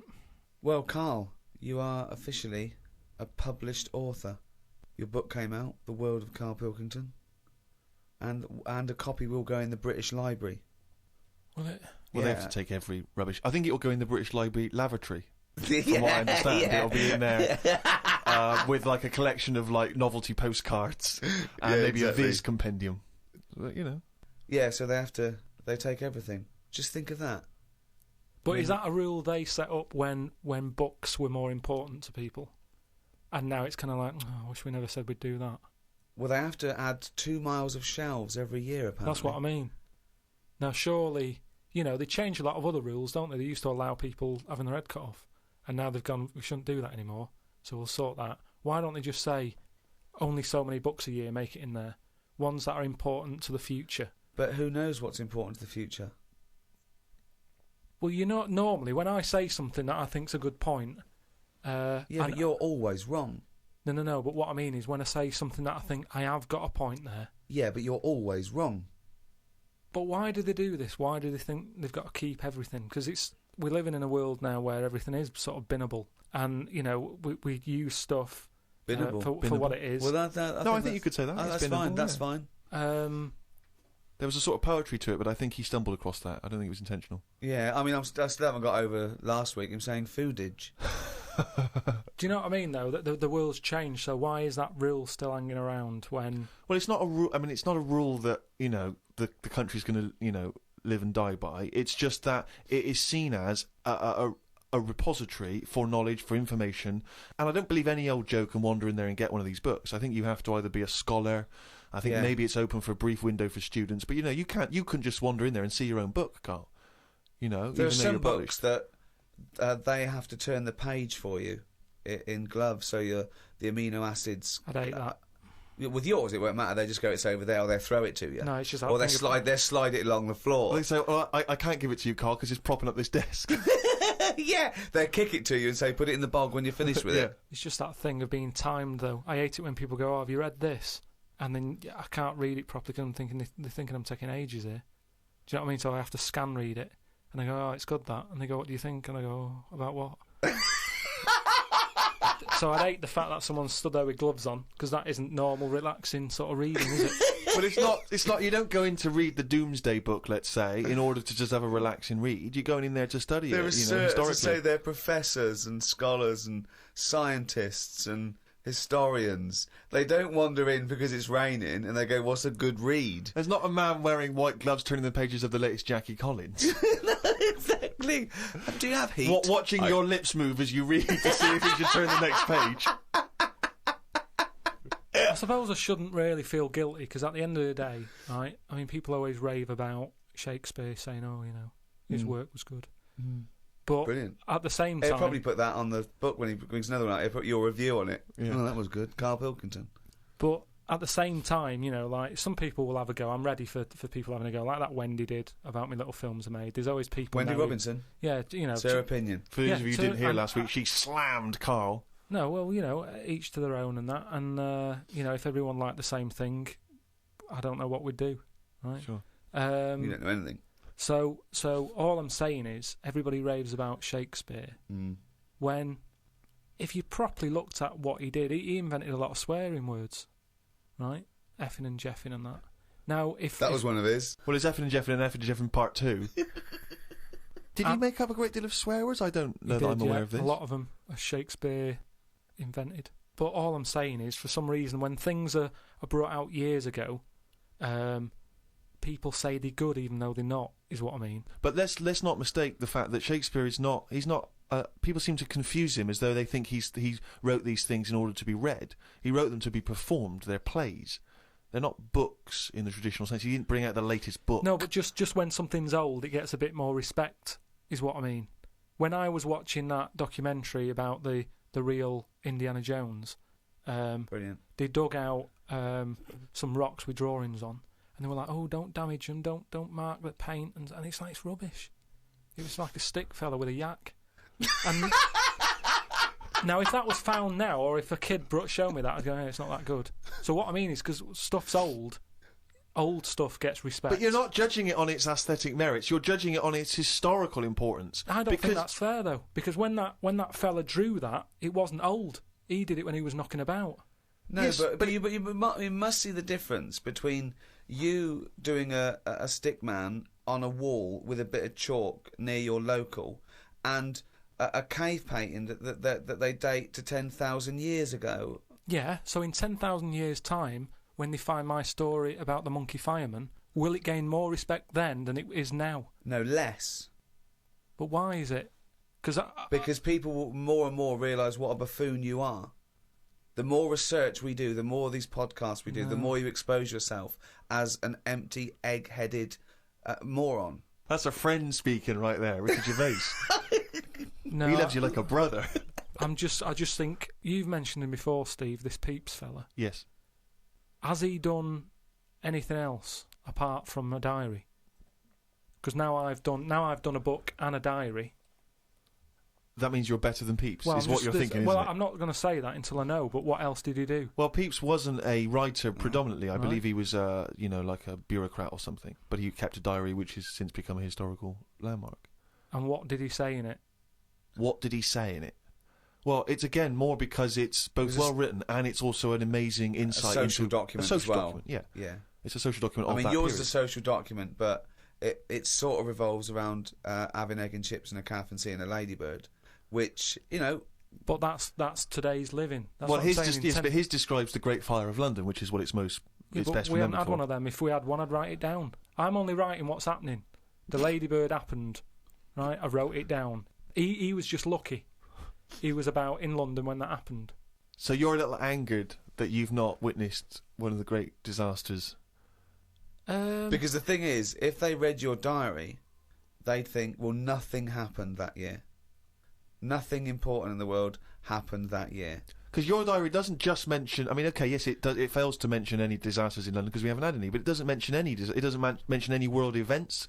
It doesn't mention wars in Iraq, But I don't terrorism. need It doesn't to mention now. anything. But that's all being wrote about anyway. If you're saying there's a museum that's keeping everything, there's loads of other books for that. Who's looking at the fella whose skulls fell off? What? We see. It's interesting, isn't it? What do you mean the fellow whose skulls fell off? Well, that's what happened the other week, so I wrote about it. What? A fella's skull has fell off. What do you mean his skull has fell off? It's something to do with circulation. But what do you mean his skull fell Well, off? it's in the diary. We But might how look can at a the diary. skull fall off? Because it's surrounded by tissue and it's got a brain. How can just his skull? How can it detach itself from all the stuff surrounding He it? mislaid all his dreams. But all I'm saying is that's not getting a look in. No, because it's not significant or probably true. Good point, Steve. I don't. All know right. Well, what's let me anything just. I'll based just. on. I'll just consult the diary quickly and find the moment with the man whose skull fell off. Oh, here we are. Yeah. Looks like the world's fattest man is having an operation to get rid of some of the fat. Yeah. He has to have an iron bed because that's the only thing that can hold his weight. There's also a man whose skull has fell out. He's in hospital somewhere. I hate that. It would make me panic. The hospital is busy with people coming in to look at their head. What are you talking about there? That tells us nothing. Right, it's impossible for a skull to fall out. It How are hasn't- scholars in 10,000 years going to be... What are they going to decipher from that? They can sort of go. There's not enough incident detail. But how did his skull fall out? Circulation problems. But answer the question. How did his skull fall out? Fall out of what?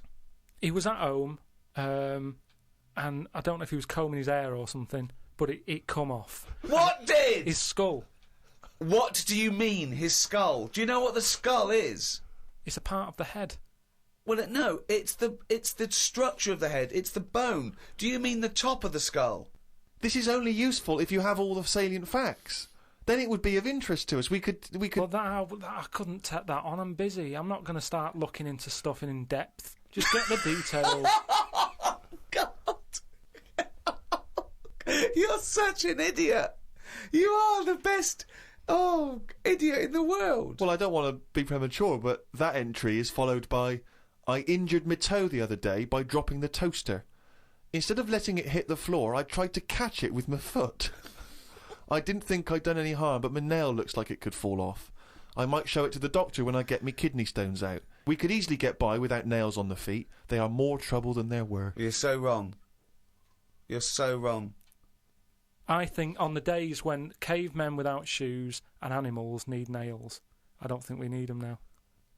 I honestly... Because you hear about ingrowing toenails, right? So that's a problem. You've got to cut them. Stuff gets under there and gets infected. Get rid of them, you won't have any of that. As long as you wear shoes. No, you'd have unprotected toes and fingers, wouldn't you? I didn't say on the fingers, just on the toes. So why do you need them on the fingers and not the toes? Because you use your hands to do stuff. I've said about toenail out, it'd be good to have it growing on the head. What? Just having like a sheet of it, just like a nail on the forehead.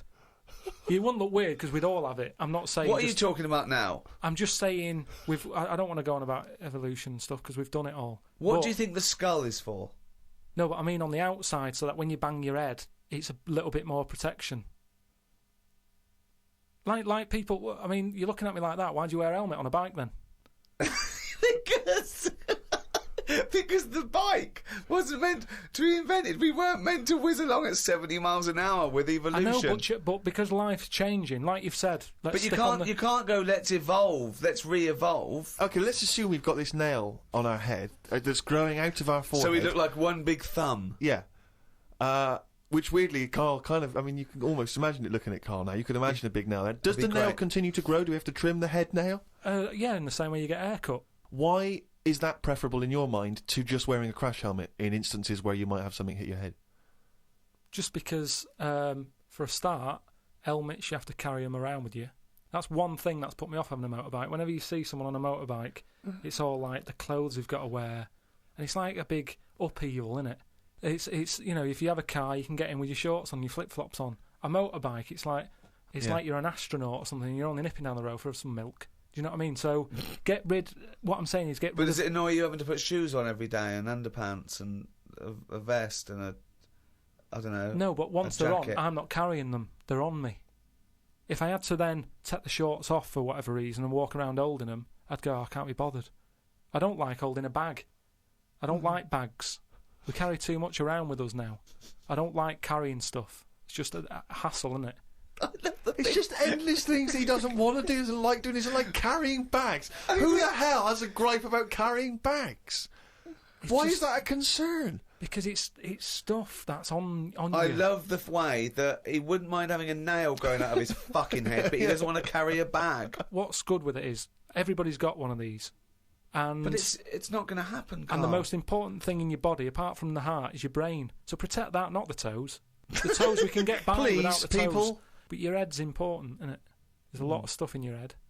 And I know all this just after seeing the Bodyworks thing. I went to see it's a show on where there's a load of like dead bodies and that. And you can see how much stuff's in the body. And there's loads of stuff. There's nothing in there that you don't need. It's all doing stuff. Everything in your body. We've been telling you that for years. But you reckon you don't need the toenails? Yeah, that's on the outside. I'm saying everything that's on the inside of your body, right? You don't need the appendix. No, but doesn't that depend on what lifestyle you have? Well, it's a hangover of when we probably ate a lot more cellulose, and it's. Yeah, well, they might come back. Things are always coming back, aren't they? So if people start eating them again. What about male nipples? Sort of looks all right though, doesn't it? Because the chest is quite plain, so with nothing on it, you'd go, oh, what's this? It just balances it out. I think it looks all right. I think it works. So leave it. But what were we talking about? But wouldn't you rather have maybe a little like a rib cage around the testicles? Because you get a whack in them and it yeah, that's pretty good. Not an invention, Carl. It's not an invention, and we can't do it. But But will you be able to sit down still? Because that's the good thing with them at the moment, is movement. So it sort of works. But don't they say, they said something about testicles at the Bodyworks thing. Well, they're on the outside. Put yours away, Carl. You're not one of the exhibits. They're on the outside because they have to be a few degrees below body temperature for the Sertoli cells to So work. that's an odd design. That they had to go there because it's a bit of an odd place to have them. Where would you suggest? Dangling from the throat? Sort of. I want to redesign you, right? You can possibly do this now. This is something you can actually do, probably. You could probably have your testicles anywhere. So where would you want them? You've got a giant forehead nail. Yeah. You could have that. It probably wouldn't grow, but we could certainly have that. I just mean because if all it's about is temperature, you don't want to get them too hot. Yeah. Well, they're getting hot down there because you're wearing pants and what have you. So have them nearer to the outside of the body. Well, they are on the outside of the body. No, but we wear pants over them. So you wear pants over them because they're testicles, and polite society suggests that you don't show your testicles. That's the odd thing, isn't it? That's what's happened somehow. That we've said testicles shouldn't be seen. Well, then just cut a hole in your trousers. If it's only about keeping them cool, and because they're too hot, why don't you just hang them out your shorts? Because there's too many sort of seats that are shared these days, isn't there? But what I'm saying is, well, what are you saying? Where would you put them? Somewhere like sort of under the ears, so it sort of just looks like lobes. So you would redesign your body to have a pair of testicles hanging from your ears. And when people are sometimes talking, they do sort of mess with their ears, and they're always saying check for lumps. More handy. Does the penis remain where it is at Leave the moment? that where it is. Yeah. Well, I don't know about you, Rick, but I would love to see, perhaps on the web, it's very easy to put stuff on web pages now, some kind of illustration, could be computer generated, could be drawn by hand, of the new model Carl. Bear in mind, people, that he's got some testicles underneath his ears. And a big thumbnail on his forehead. Big thumbnail on his forehead. Talking to Carl, I want to see Carl's head everywhere. It's the roundness that I like, okay? So do a viral campaign. Anyone out there with a picture of Carl, just get it everywhere. Because I want eventually everyone to, as they walk past him in the street, to shout, "You shaved monkey," or "Look at that bald head," or "Look at fucking coconut face coming this way. You got a head like a fucking orange."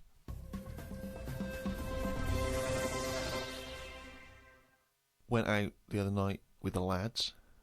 There's a few of us, young, free and single.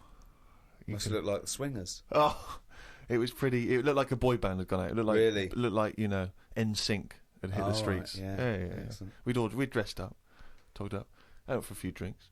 A friend of mine said, "Let's go to a club." Right, I haven't been to a nightclub for a long time. Actually, I haven't been. Is that because your glasses steam up when you walk in out of the cold? That is a problem in the winter. It's very difficult to make a good impression when as you walk in, your glasses steam up straight away, and you got to take them off and clean them and stuff, and then you get a bit dirty. On your white fronts, you pull your white fronts up through the jeans, clean them on that, or the back of a girl's dress. But we cruised down to the club. It's one of those big sort of super clubs, London super clubs. Never been in one of those, the Ministry or any of those things, so it was all new. And it's a bit of a queue. I think it's a bit of a chore. But we're queuing up. We're in good spirits. We're looking at it. It sounds pretty funky. We can hear the music coming out. Been in the queue for quite a while, 25 minutes. Forget it. 25 minutes. Well, yeah. We were pretty excited by this point. The doorman says, "Hello, lads." I said, "Yeah, we're coming, please." He went, "No, you're not." Really? What? He said, "You're not coming in." And he just immediately lifted the little rope and sent us away from the queue, right? And we were slightly perplexed. We were dumbfounded. We didn't know what to do. It was like this couldn't be happening. It didn't make sense. We just queued up what was going on.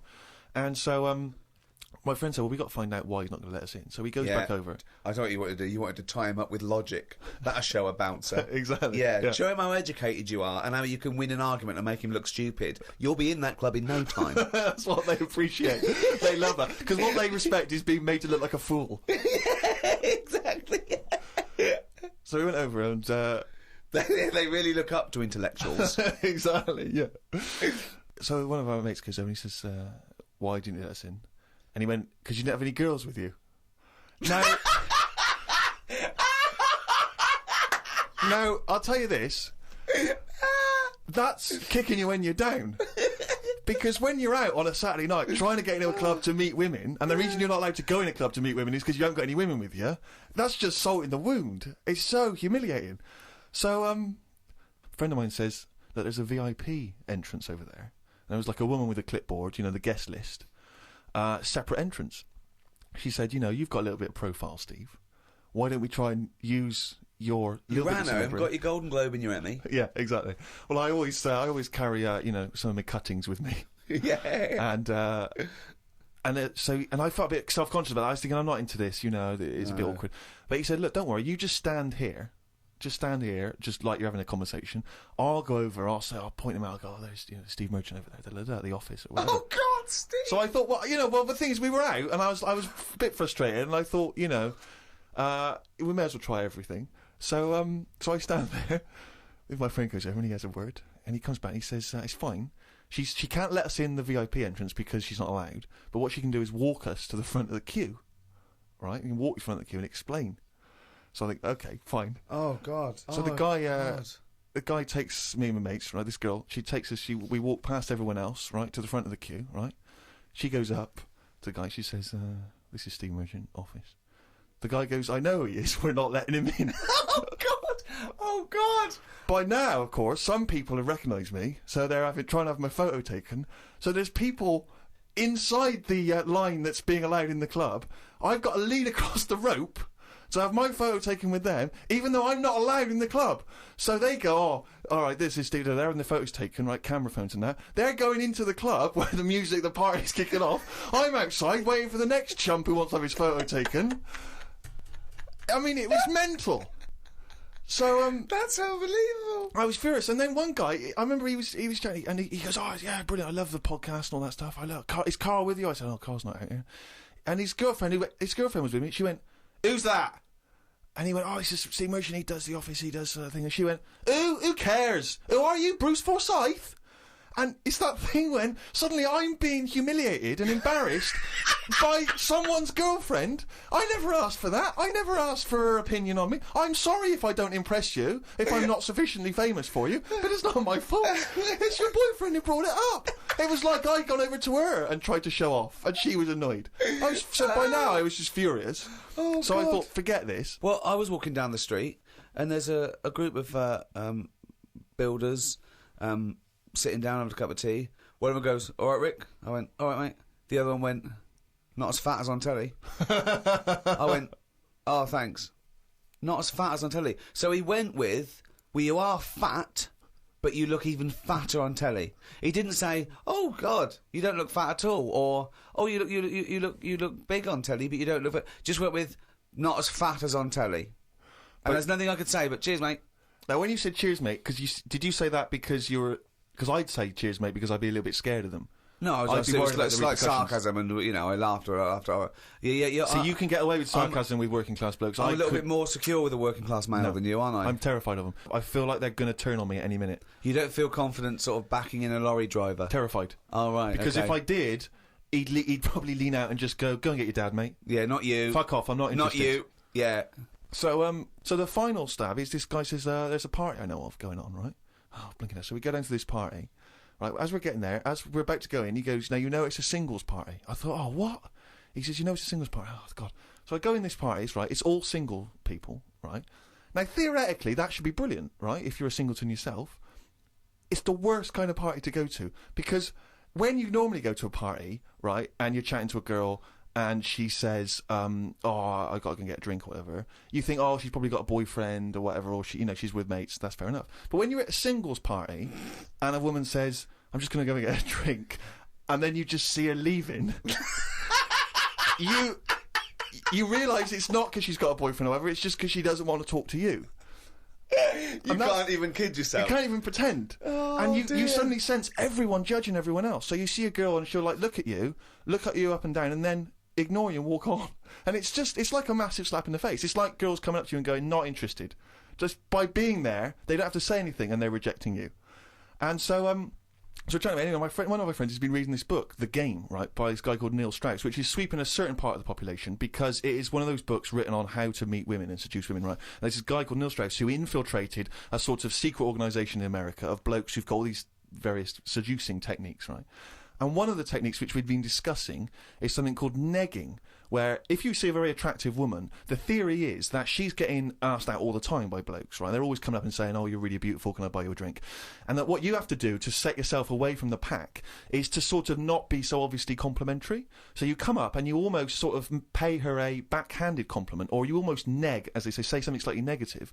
So what you might say is you might go up to her and say, oh, I like your shoes. I've seen another girl wearing them in the club, right? And the theory is that she's sort of, she's a bit taken aback, she's a bit sort of thrown off, and then, of course, you start complimenting her, and you start building her back up again. It's very elaborate mind games. I'm not saying it's a good idea, but we've been talking about the neg, and I was chatting to a girl, and I was a little bit drunk, and I wasn't thinking it through, and I thought about the neg because it wasn't going very well, but I don't think you should say to a girl, I think your ears are a bit too big for your head, because, like, you know what I mean? It's like you can't come back from that. And there's nowhere else to go, because that really is just an insult.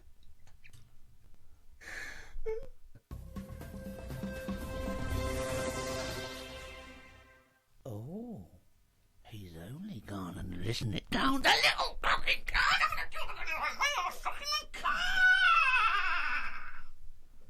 That jingle, of course, signifying yet another reading from Carl Pilkington's diary. As always, packed with rich insight into the man's mind. Had a late night last night because I stayed up to watch a programme about monkeys. It's already good. Of course he did. It's already good. Now, before I read on, I mean, is this not some kind of monkey news? Is this not a late return to monkey news? Well, it's not that good. Is it not? Whereas the other monkey news is... Oh, chimpanzee, that's some more shit! This is what he says. This is what he gleaned from the programme about monkeys. It sat on a bridge and wanted stuff off people to walk over the bridge. What? So it was acting as some kind of toll booth, This was is it? ridiculous. No, it was a bridge in like the jungle. Oh, shut the fuck up. And it's a monkey that sat on a bridge, and a lot of tourists go through the area. No, it's a monkey to look at them. who realised that if he sits there, he'll get stuff because it look like it's a cute little chimp begging. No, but every time. Yeah, because you give a monkey, I'm as bad as him now. If you give a chimpanzee a banana, and he starts realising that humans have things to give. Yeah, but it's all squirrels sorts of learn stuff. that. But you don't go, you wouldn't say, went to the park, the squirrel's waiting at the gate. You have to give them a toll to go in. They're only good if you give them nuts. They come up to you every time.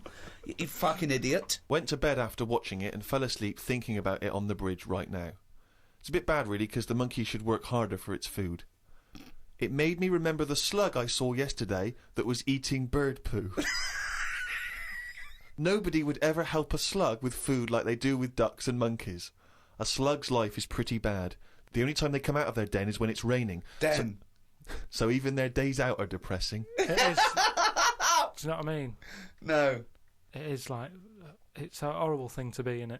A slug. I love him talking about what is it like to be a slug. No, just because, like, the monkey, even though it's been quite aggressive, everyone was like, oh, give it some water. And it was well, like, kitted out. It had, like, chocolate bars, bottled water, some, like, fizzy stuff, and all that. An iPod, it was listening to Monkey News. It could have had one if it wanted one. It was getting away with murder on that bridge. And that's just because it was furry.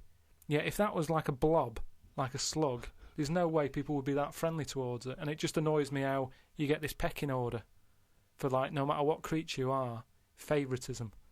And that slug was only eating that bird poo because it wasn't being offered stuff. If it was offered toffees or whatever. Well, it's just sad, isn't it? It's come to that. That's what its life has come to. Yeah, but it's not as was mollusk raining, like that's I said. down on its fucking luck. It didn't live in a big country house, No, and his but wife it left is. it, the I kids was went, it started hitting the watching bottle. it, and I kind of thought, and look, they do only come out in the rain, and it's depressing, and it'll probably get killed in a bit, and that was its last meal.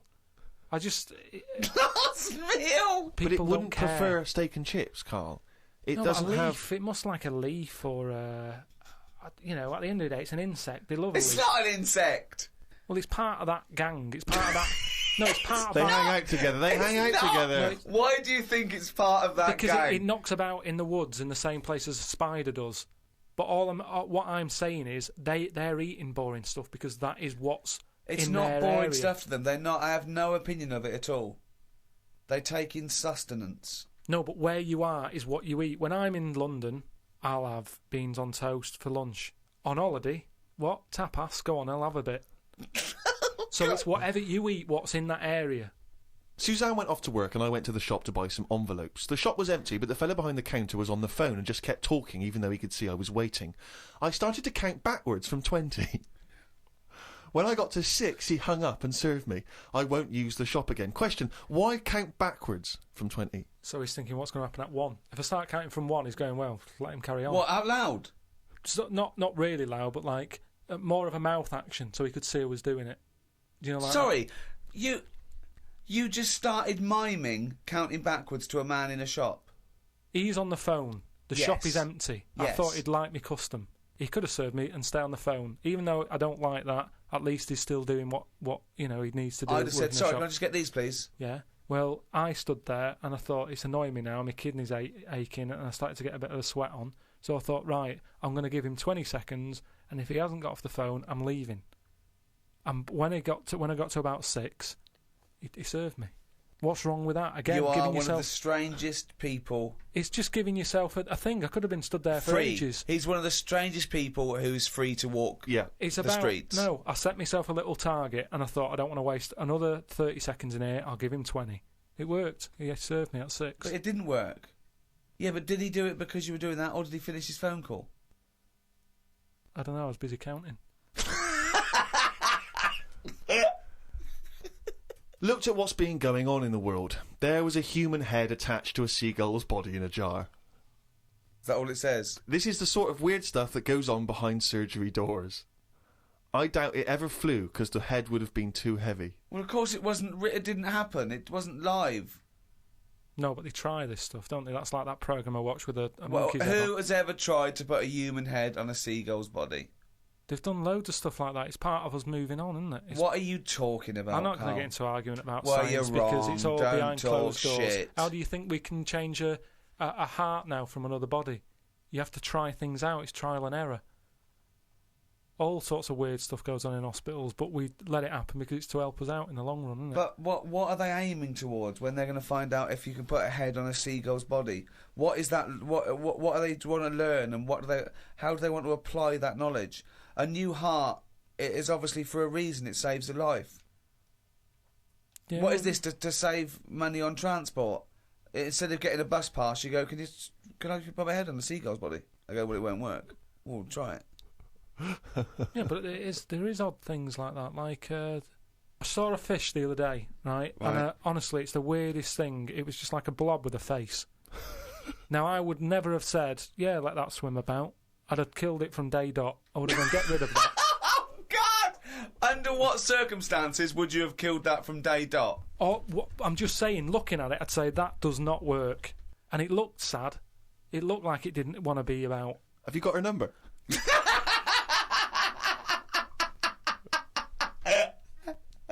Oh, God! Oh, God!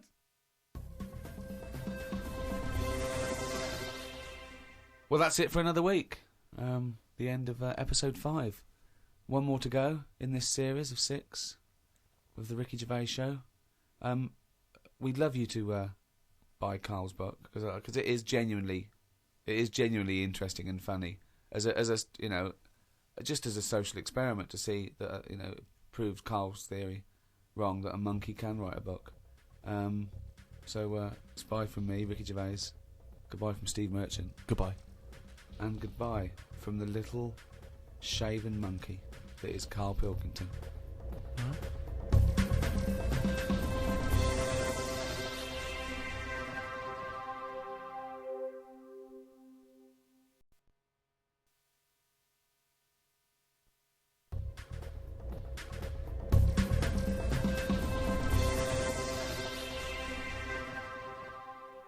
Hello and welcome to the last in this series of 6 of the Ricky Gervais Show with me, Ricky Gervais, Steve Merchant Hello.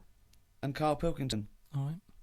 Carl, as you're aware, you've obviously got many celebrity fans. David Bowie is a fan, people involved with creating The Simpsons.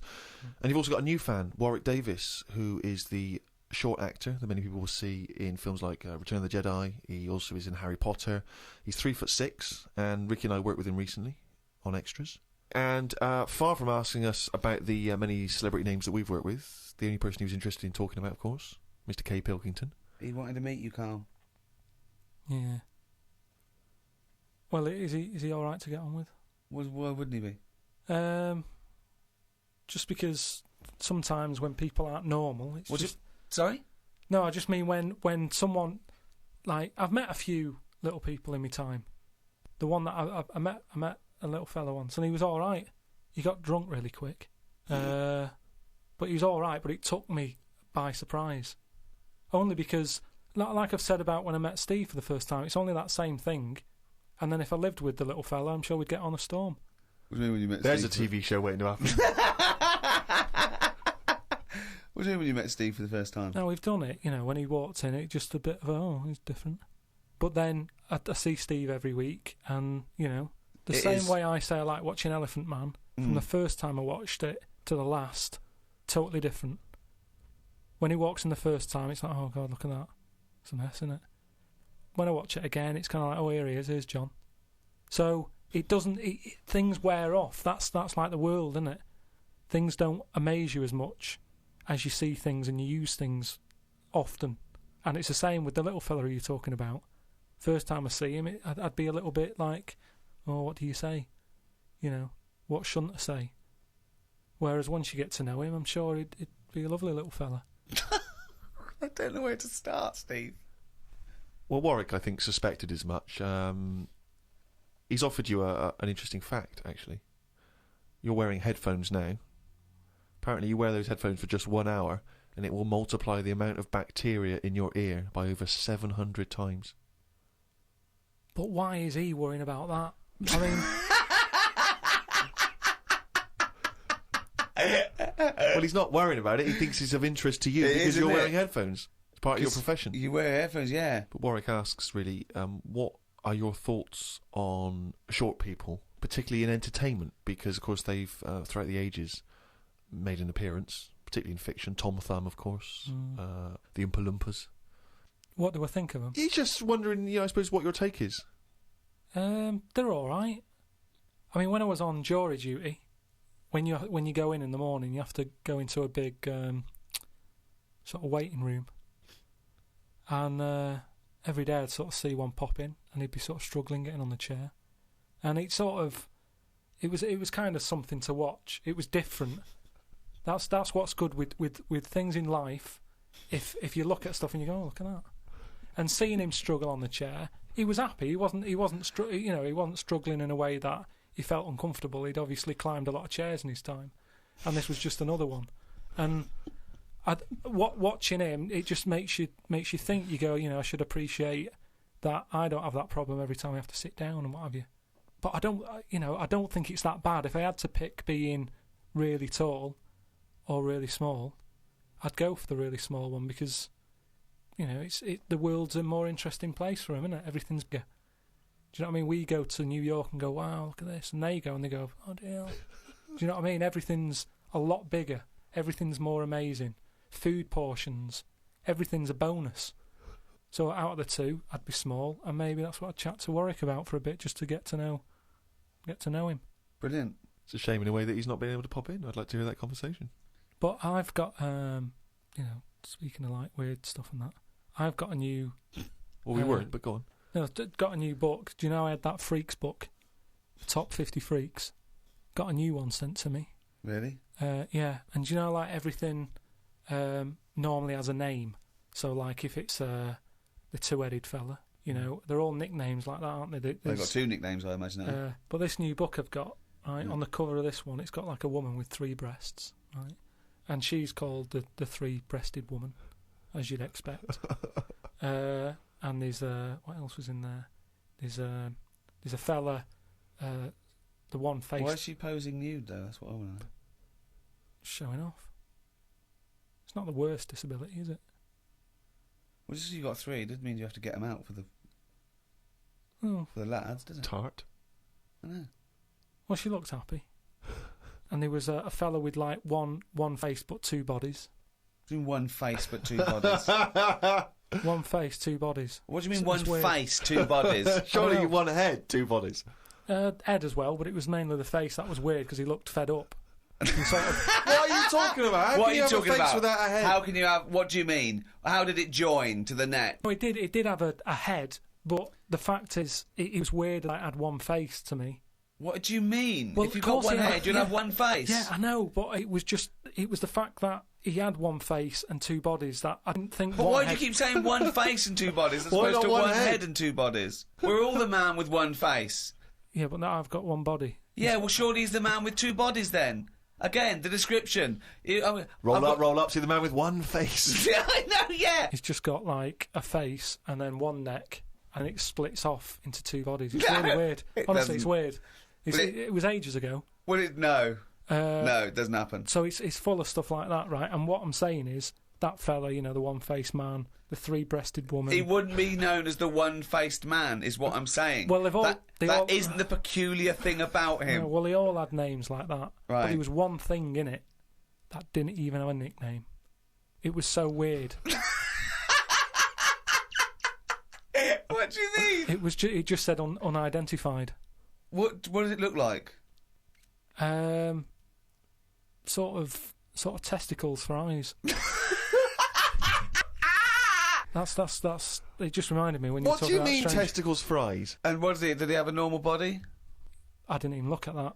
Oh, So that's what I'm saying, though. You're attracted to the oddness of the thing, and that's what I was saying about Warren when he walks in. Warwick. You know, it'll be odd for a minute, and then I'm sure For him it will be, yeah. He'll get used to you. you know. I mean, like I've said, I'm surprised that things like that don't happen more because, especially after being in hospital and seeing how the body works and that. You have How no does idea it- how the body works. No, honestly, I've got me Right, head you round it a have bit. no idea. You've learnt nothing. I've got me. You've learnt nothing since the age of 7. I've got my head round it a bit more, and the way that there's loads of people in the world, and yet you don't see people with like dangly eyes more often. It amazes me. I love the fact that he's amazed by not seeing freaks. Yeah. It's incredible. He's walking down the street going, oh, everyone's got one head. That's Yeah. weird. Suzanne, see any dangly eyes today? No, me neither. It's weird, isn't it? What's going on in the world? Oh. Warwick's not been the only correspondent. We've had a number of people. Remember years ago we used to encourage people to send in questions, and those questions have been drifting in ever since, really. Just things that people want to throw at you, see how your mind works, Carl. Do you mind answering a few? I suppose you might loosely term these philosophical questions, or at least questions that might help you think, ponder on some of the bigger ideas. This is your forte, Carl. Philosophy, isn't it? Question 1. Carl, are all men born equal? Well, we've talked about Warren. Warwick? Say if like the Pillow Man, right, the fellow with no arms and legs, if everyone was like that, he wouldn't be. That wouldn't be a disability. He'd be equal to everyone else, wouldn't he? When someone fights for equality, it doesn't mean they want to be treated literally the same. For example, it's usually about a prejudice, isn't it? Or a lack of opportunity. Yeah. If you were... just to think of equal opportunities in terms of a job. Yeah. If you needed someone for a lookout on a lighthouse and a blind person went along, they couldn't do the job. Whereas if it was listening for stuff and you didn't give it to the blind person because you were worried about, blind people, that would be imposing a prejudice because he could hear as well as you. So if he was the best for that job, he should get it, despite his other disability. But I'm pretty sure, yeah, your ears are important in a lighthouse. I'm pretty sure he's come down on the wrong side of the argument, Steve. Keep going. Go on. No, I just want to hear that, you know. I mean, if they want to go for any job, go for it, but then don't moan if you don't get it. That's all I think. Is that your equal opportunity statement? That's your statement. Well, I don't take anyone on, so I don't have all these worries, but I'm just saying, if I was in charge of that lighthouse and the deaf fella turned up, was he deaf or blind? Well, it depends. I gave you There two was one of each. scenarios. There was a deaf guy and a blind guy. And no one else. I'll put another advert in.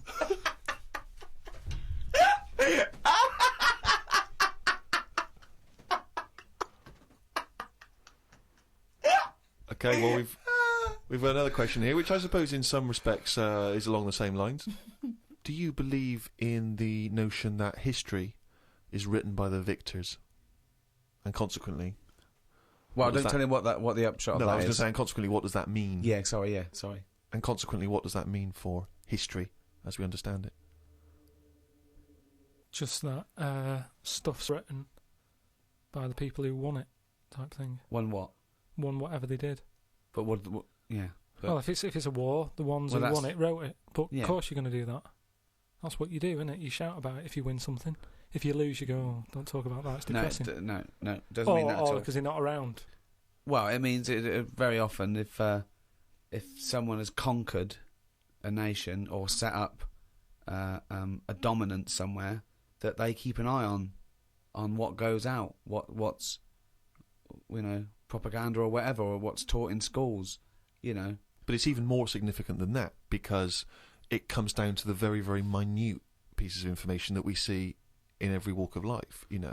Prior to black people having their freedom when they were slaves, history, or the history of black people, was not being written by black people. Therefore, it was always seen through white eyes, which often explained, justified, or excused, or dismissed, or didn't even mention many of the abhorrent things that happened. So it's hugely significant. I suppose you can bring out 2 books. There's loads of books, isn't there? I brought one out. If I can get one out, let the losers bring one out.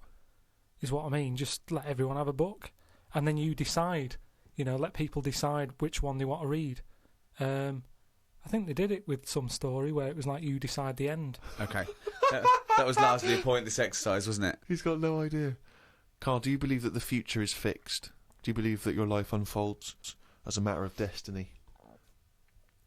I've heard something about this where there's some system that it is laid out for you.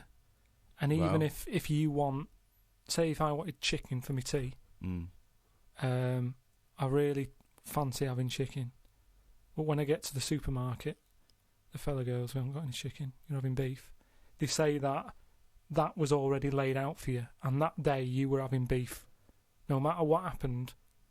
Fatalism. There's a slightly more attractive theory called determinism, where they say it's well, not that's so much. If you want chicken, you'd go to the next supermarket and you'd go, well, I'm going to find it. It doesn't mean it doesn't mean you're determined in that sense. Like you're definitely going to have chicken tonight. It means that it was determined, as in predetermined. But all determinism basically says is that it's not whether you can choose.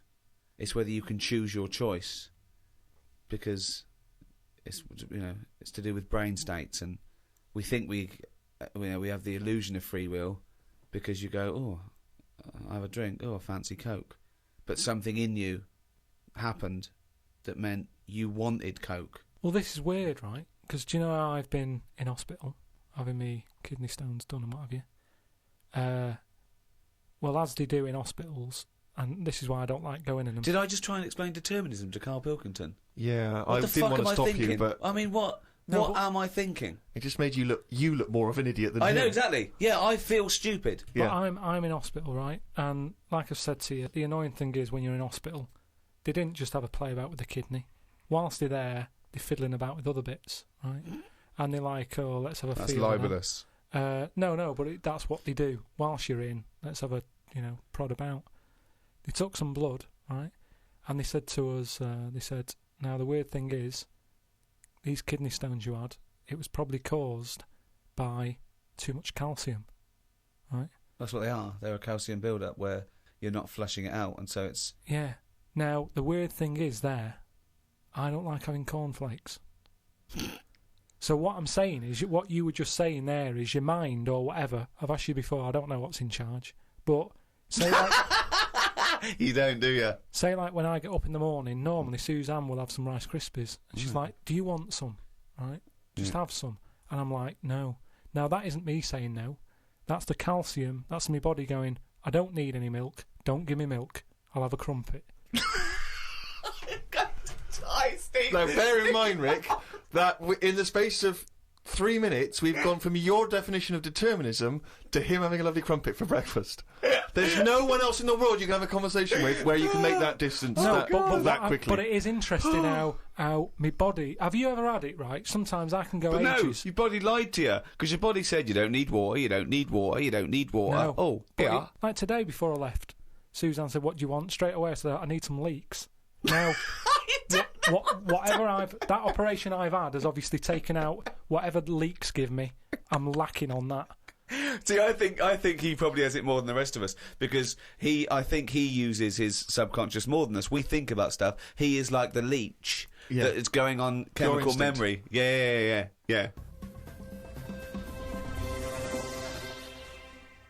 Oh, he's only gonna rain it down.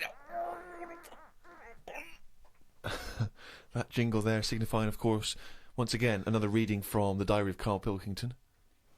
Now, of course, for those of you who have not been keeping abreast of Carl's medical complaints, just bring us up to speed, Carl. You had to go into hospital this week because previously you'd had I've been in treatment. and out. Honestly, I've been in and out of that hospital just with kidney problems, really painful and what have you. And He had kidney stones, all right. No, but sorted. seriously, Monday. I had a bit of a lie-in today because I have to get up early for my operation tomorrow. Not only have I got to have tubes shoved up my knob, but I also have to get up at 5:50. Suzanne said I could have what I want for my last dinner. It's not your last dinner, you're going for an operation. yeah, but you can't take things for granted these days. Oh, I had shepherd's pie and peas. Suzanne made it from scratch. As nice as it was annoying. Because making stuff from scratch means loads of pots, and it's my job to do the washing up. So much as the food was nice, there was loads of pans and that. People who get their last dinner on death row don't have to wash up. Got up at 5:55. You were supposed to be getting up at 5:50 on the other page. You were 5 minutes late getting up. He's often late. Often late. No, just because I needed to have water before 6 o'clock. They said don't have anything after 6. We'll get up at 5:50 then, like you were planned to. Doesn't You had take 10 5 minutes sleeping. Doesn't take 10 minutes to have water though, does it? Well, why did you say 5:50 in the first time? Because then it tricks me head, doesn't it? Going, I had an extra 5 minutes. Tricks me head. Because then it tricks me head. It got to the hospital and had to wait in the waiting room. There was another 9 people in there waiting to be sorted. I got called in. They sat me on a bed and took all my details down. 5 minutes later, I'd been knocked out. I got woke up when they were ripping a pipe out of my throat. I felt more rough this time. The doctor came to see me and said he couldn't find a stone, so I must have passed it. I said, "Are you sure?" He said, "Yeah, we filled your kidney with water and expanded it, and there was no hiding place." I sat in the recovery room for an hour while they found me a bed. One of the fellows who was sat in the room with me this morning got wheeled in. They couldn't wake him up. All the nurses were laughing because he didn't want to wake up. I bet they were laughing at me when I was in the theatre. Someone told me they totally strip you when they're operating. I would have looked like the alien on the Boswell incident. Boswell! It's quite a nice analogy if it weren't for the fact that you said Boswell. It's the Roswell incident. Didn't sleep much through the night because there was a 60-year-old fella shouting at the nurse about his pillows. I don't think I slept through a full hour with one thing or another going on. My bed was next to the toilet, so I kept hearing the flush. How do they sleep in hospitals, though? They wake you up to give you fucking sleeping pills and things, don't they? How do you sleep in there? It's always hot. It's always like 90 degrees. There's no air. Is that to make you drink water? I don't know what it is. There's no air. There was an old fella across from me who kept breaking wind. He didn't even try and cover it. He was just of that age where he didn't care. Just like, that's what I do. I'm in the hospital, leave me alone. What do you mean? Just, I don't know what was wrong with him. I talked to him because at first I felt sorry for him. I was a little bit like, he's had no visitors.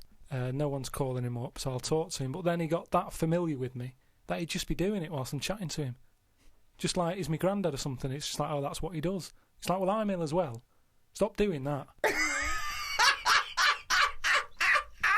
Honestly, unbelievable. He didn't even try and cover it with a cough. It was just like, that's... With a cough! How would you cover it with a cough? just non-stop. Got home and sat down. My pains are coming back, but the doctor said this would happen and that my insides are still in shock, so I need to take it easy. It's 9 o'clock. I'm in agony. I can't do the diary for the rest of the day. Jesus. So you may as well just tell us then what happened. Right, well, yeah, after that, went back in.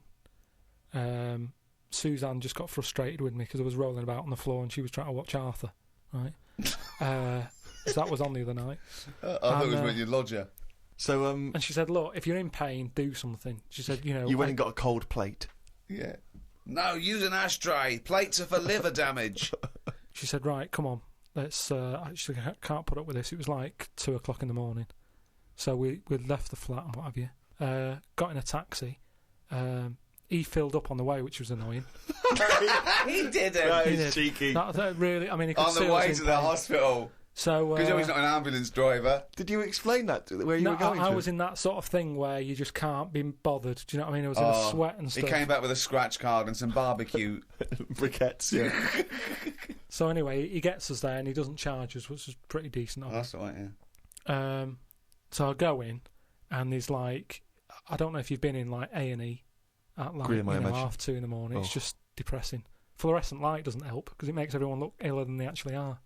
So in there was a woman who was just sat there crying. She wasn't holding onto any part of her body. She was just sat there whinging. And when you're feeling bad, you've got that going on. So you just want to tell her to shut up. There was a fella who was like moped over in a wheelchair that someone had just chucked in. Moped over. It looked like somebody had just sort of found him and wheeled him in. Nurse? Who's the guy moped over? So this gay fella came through. And, How do you know he was gay? just the way he was. I'm not having a go. He was a good fella. Do you know what I mean? A He's- doctor, you mean? No, he was a nurse. Right. And he came through and just sort of went, "Oh, how are you?" And I was like, "Oh, I've had better days." So he got As me you on mentioned in the diary, I remember the first time when I came here, they said the nurse might put a tablet up my arse. I thought the chances of that happening had just increased. Oh, Carl! Yeah, but I would have let him do it. Honestly, I was that sort of out of it. That Of course you'd let him do it. He's a qualified nurse. no, but the way I am now, say if it was just a tablet for sorting out my blood pressure, and I walked in there and he went, "Oh, hello," and he said, "Yeah, let's pop that." I'd go, "Hang on a minute." But what I mean is that night I would have just let him put 3 up. Honestly, it's just weird, isn't it? How your body just goes, let them get on with it, and you trust anyone, don't you? When you're in that much pain and you need And help. they're a qualified nurse, yes. They gave me some morphine, and my sort of head caved in again like last time, and then the pain went. But anyway, just turns out that I'd had a load of like blood clots in the bit from my kidney to my bladder, and that was acting as a sort of a stone again. No, it's just, So it's that's just what- a scab, isn't it, where it's curing it. So. No, but all the work, when they blew up the kidney 4 times its normal size, so there was no hiding place for the stone. Yeah. So when they did that, it caused a lot of blood. It must have ripped the sides of it and stuff. And then that blood was in the kidney, and it went down the pipe and blocked it up a little bit. And that's the pain that I had. It was sort of, had problems getting through all this thick blood that they'd caused. So the weirdest thing that happened when I was in there, right? The morning like after I'd had the morphine and what have you, right? I slept pretty well, but I woke up and you have like a telly for your own bed, that you're allowed to use if you pay for it, right? So the glow from that woke me up because they come on at about 7:10, and the telly's in front of your head, right? So you're getting this glow and you're going, "Oh, what's that now?" And I looked at it, and all it had written on it is, "Carl received bad news about your father." Right? And I No. was like, is this what they do now? Because it's such a big hospital, do they just text you sort of news to your bed? And I was kind of like, like I say, it was early, it was 7:10 or whatever. Thinking, what's going on? I didn't have my mobile, Suzanne took that. And I was looking at it, I read it again, I thought, it might come up with more, like, what's up with him? Turns out it was just a review for Neighbours. It just tells you... It tells you what's on the telly that day. And there's some fella in Neighbours who's called Carl, whose dad went bad. So that sort of woke me up a bit. I had a bit of a shock then. It was kind of like... So I was wide awake at like 7:15 in the morning because my heart went a bit fast because I thought something had happened to my dad. Carl, of course, has written a poem about the experience entitled My Ward. All I've done here, I've been through I don't know what the word is, a bad experience. Trauma. A trauma, yeah. I've been through a load of trauma. So I'm just finishing it off with a little sort of picture for people Go on then. in my ward. It's called my ward. Me, a Chinese fella, and an old bloke who looked like Mr. Burns from The Simpsons. Don't know what was wrong with him, but breaking wind was the symptoms. No one visited him or called him. He seemed quite lost to me. as well as wind problems, he had a colostomy. Bad. When I left, I said, see you to the old man. Turned out the other fella wasn't Chinese. He was from Japan. I never found out what was up with him. You've got a little picture there, haven't you, of me sat in my ward. I'm sat there with that fella who I didn't talk to, the old fella who had wind problems.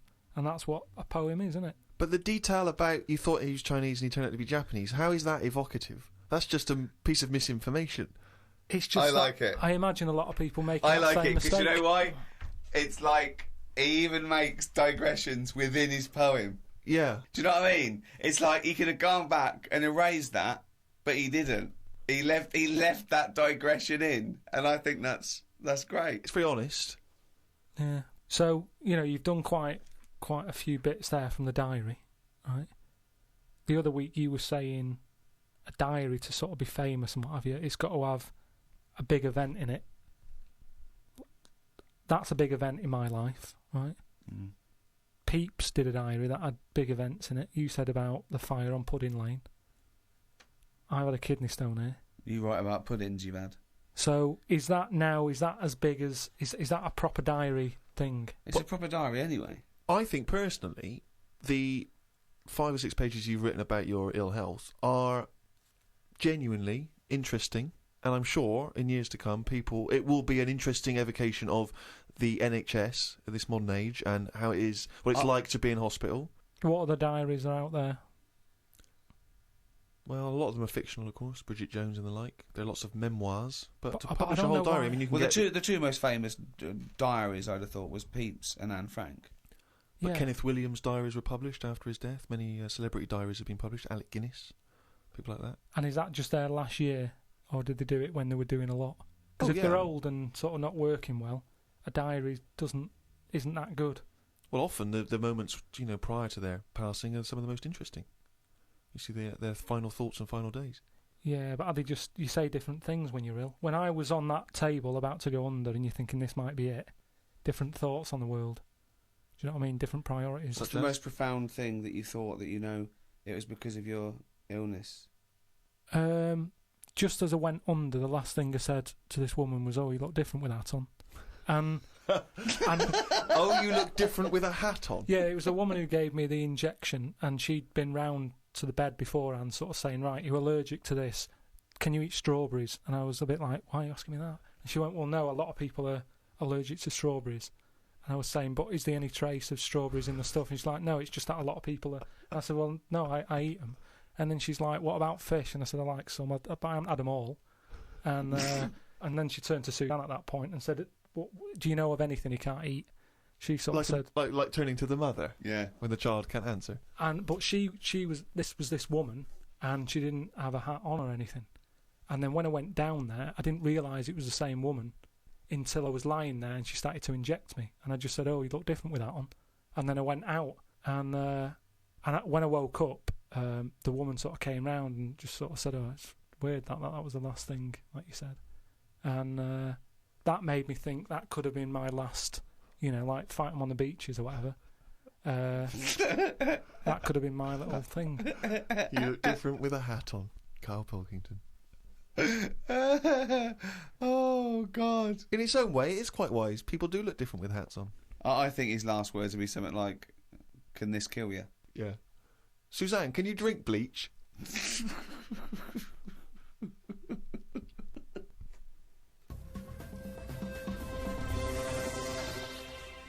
So that's it. That's the end of this series, the third series of the Ricky Gervais Show.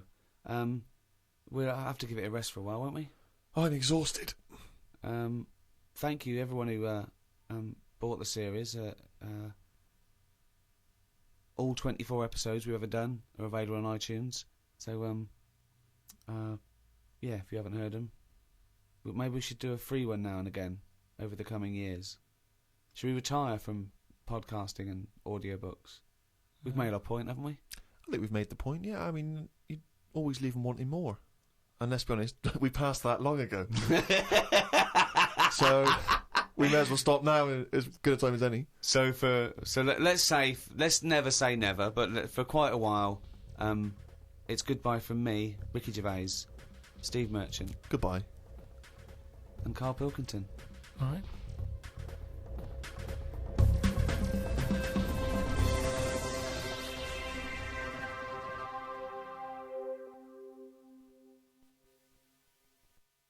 Oh, chimpanzee lap monkey news. You little round-headed... Right, years ago, people only drank water, didn't they? How long ago are we talking? Going back a bit, Okay. and it was just the norm. Everybody was happy with that. It was kind of like, what, you're thirsty, have some water. It was just what you did. And it was more of... Well, no, not only water. No, it was. It was kind of like... Well, they drank milk at birth, didn't they? Yeah, as a baby. But then you don't have that when you're older. What I mean is there's more now, as we've discussed, there's more of everything. So I thought there was fruit juices in... Yeah, but what stuff. I mean, when people were thirsty, it was like, well, have water. They didn't go, what do you want? Do you want this? Do you want that? I'm just saying they had Yeah. it for a purpose as opposed to something for the taste buds. Right? Yeah. So anyway, so this town, right? It was in the middle of nowhere somewhere. Yeah. It's the detail that makes the story, Yeah. isn't it? The pinpoint accuracy of detail. So it was a while ago, and it was in a town somewhere. Brilliant. In the middle of nowhere. And what used to happen is barrels used to appear, right? These sort of, do you know like how they have wooden barrels, that beer and that comes in? Right. One of those used to just be in this village, and everyone who lived there was used to this sort of drink that used to crop up, right? Well, because they were used to it, they didn't question it. It was kind of like, yeah, it's what happens if you live here. Sorry, so I don't understand. So what's in the barrel? It's a barrel in the town square. Well, it's this drink. Right? And so it's not water. It's not water. It's a mysterious other drink. Well, I'll tell you now. It's like a fruit drink. Okay. And back then, I mean, I speak to my mum, and she didn't have a banana till she met me dad, and they were made up of fruit. Sorry, is that a euphemism? I don't know what that means. No, but what I mean is Was that he came a calling with a banana? No. With a bunch of bananas and some flowers. no, but what I'm saying is, it was like a fruit drink, and for years and years, people didn't drink fruit. It was an eating thing. Do you know what I mean? It was an eating thing. It was eaten. Yeah, What, near Windsor? it was. You're thirsty, have some water. What? You're hungry? Have a banana. Have an orange. Sure, whatever. but the idea of combining the two, crazy. They never used them in that way. So anyway, So a mysterious fruit-based drink is turning up mysteriously in this town for years. No one questions it. No one thinks. They yeah, just just think, fruits fine. in that area. I'm sure, like in Here the same, come the little man. no, Lilt. but in the same way that in Scotland they'll have fried Mars bars and that. Yeah. They don't bat an eyelid at that. Yet when we go there, Well, they no. go, They didn't appear mysteriously. They Did they? didn't just They appear go- one day. I assume they go to the newsagents, then take it home and pop it in some batter. but what I'm saying is they don't think anything's odd about that. But as time goes on, people have started travelling more, haven't they? Ooh. And You have. visitors sort of came in to the town, To the town. and they were saying, "Oh, I'm a bit thirsty. Have you got any water?" And they were like, "I don't have water. Have some of that in that barrel." And they were like, "What's that?" And they go, "Oh, it's a drink." So they had it, and it was really like refreshing. They were like, "What is this?" And they said, "Don't really know. It just crops up. It's, Of course they did. No. it's what No. it's what you get if you live here. It's part of living here." Right. So they were like, "Brilliant. Do you sell this?" And no, don't just sell it. We don't even know where it comes from. Just have some whilst you're here. Don't even know where it comes from. No. Okay. So the thing bollocks. is, this helped the town out. That's because, before the monkey appears. This 'cause- shit. Yeah. So all these people are enjoying the drink. Word gets out, and Yeah. it went on for a couple of years. But they say it travels fast, doesn't it? If it's Yeah. good, if it's good news, it travels. If it's good news or bad news, it travels fast. Yeah. So But, news travels fast. Yeah, just news. Yeah, news stuff does.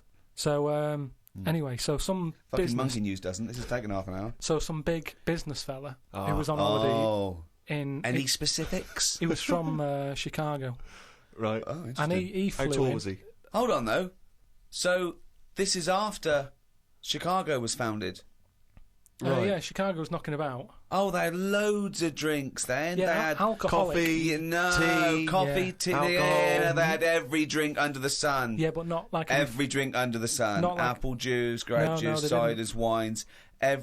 Yeah. So he came Oh, in. if Chicago was founded. Then, he came yeah, in. probably and, 19th century. Oh, there's loads of shit about. and he was saying, "This drink you've got here, he said, it's good stuff, you know." Mm. He said, "Whose is it?" And they said, "Well, it just appears and what have you." And they said, "Well, that's a bit odd." Mm. So anyway, he got a bit annoyed with it because he wanted to take it back with him to Chicago. He knew Yeah. there was an audience for this. Well, yeah, because they got bored of tea, coffee, all the other drinks all and the other available. drinks and that, yeah. So he waited Mead. at They've night. been around for years. waited at night, waited behind a truck. A truck. Oh, so it's So we're in a truck. motorised age. Oh, so at least 1890 something. I'd have thought. And he saw this little fella bring the barrel out. How little was the fella? It's hard to tell in the dark, and they were quite far away. And the barrels, you know, it's Tricky. it's hard to work out. Yeah. He was short. His arms were long. So they followed him in, right, and saw what was going on, Okay. like how it was being made, and they said, you know what, we can have a go at making this ourselves. And what happened in the end? They tried to imitate it in Chicago. There was a orangey tang, right? It was made by an orangutan, wasn't it? And do you know grapefruit juice? They had like ape fruit juice that they were good at crushing the fruit with the feet and what have you. And that's how them two. So it was great ape fruit drink. Yeah. Which probably got abbreviated over time. Ape fruit juice. No, it was great ape fruit drink. It was because it tasted great. That is a load of shit, Carl. That is why we stopped doing it. The Ricky Gervais Show on Guardian Unlimited. Hello, welcome to the Ricky Gervais Show with Guardian Unlimited. Back where it all started. With me, Ricky Gervais, Stephen Merchant. Hello. And of course, Carl Pilkington. Right. The internet phenomenon that is Carl Pilkington. Now this could be interesting. Now that noise, do you want to explain, Steve? I will. I've just sent a text to this number that some of you may have heard of, 63336. Now, apparently this is a number you can send a text to, and it will answer any question that you have for it. And in the past, for instance, I sent it quite profound questions. I once asked it, should they have dropped the second bomb on Nagasaki, and it had a very thoughtful answer. So we've sent it a question, perhaps equally thoughtful. Carl Pilkington believes in ghosts. Is he an idiot? Now, we sent that because this is the Halloween special.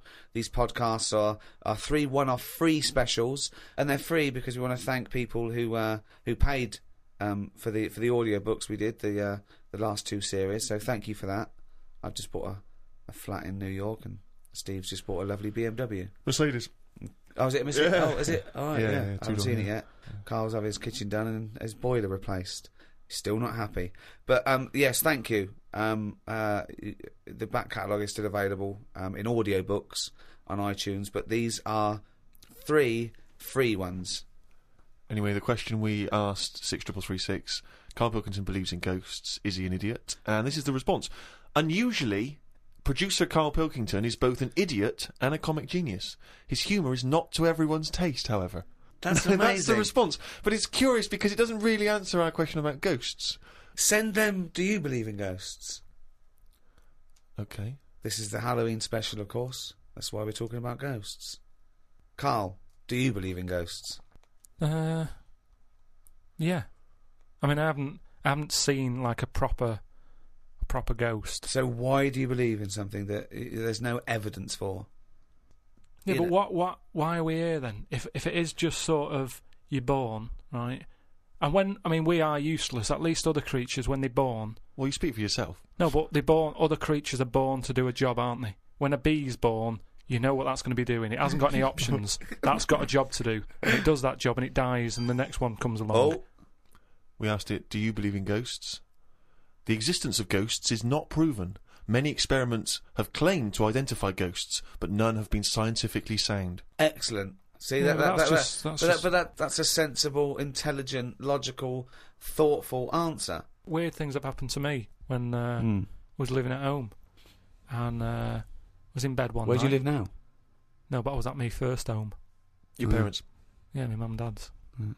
So I'm in bed, and I'm lying there, and you get that sense of like, there's something going on. Right. And I sort of look over my quilt, and there's nothing there. Thinking it's weird that. So turn me back on it. I'm thinking I don't want to know. If there is something there, I don't want to know. Right?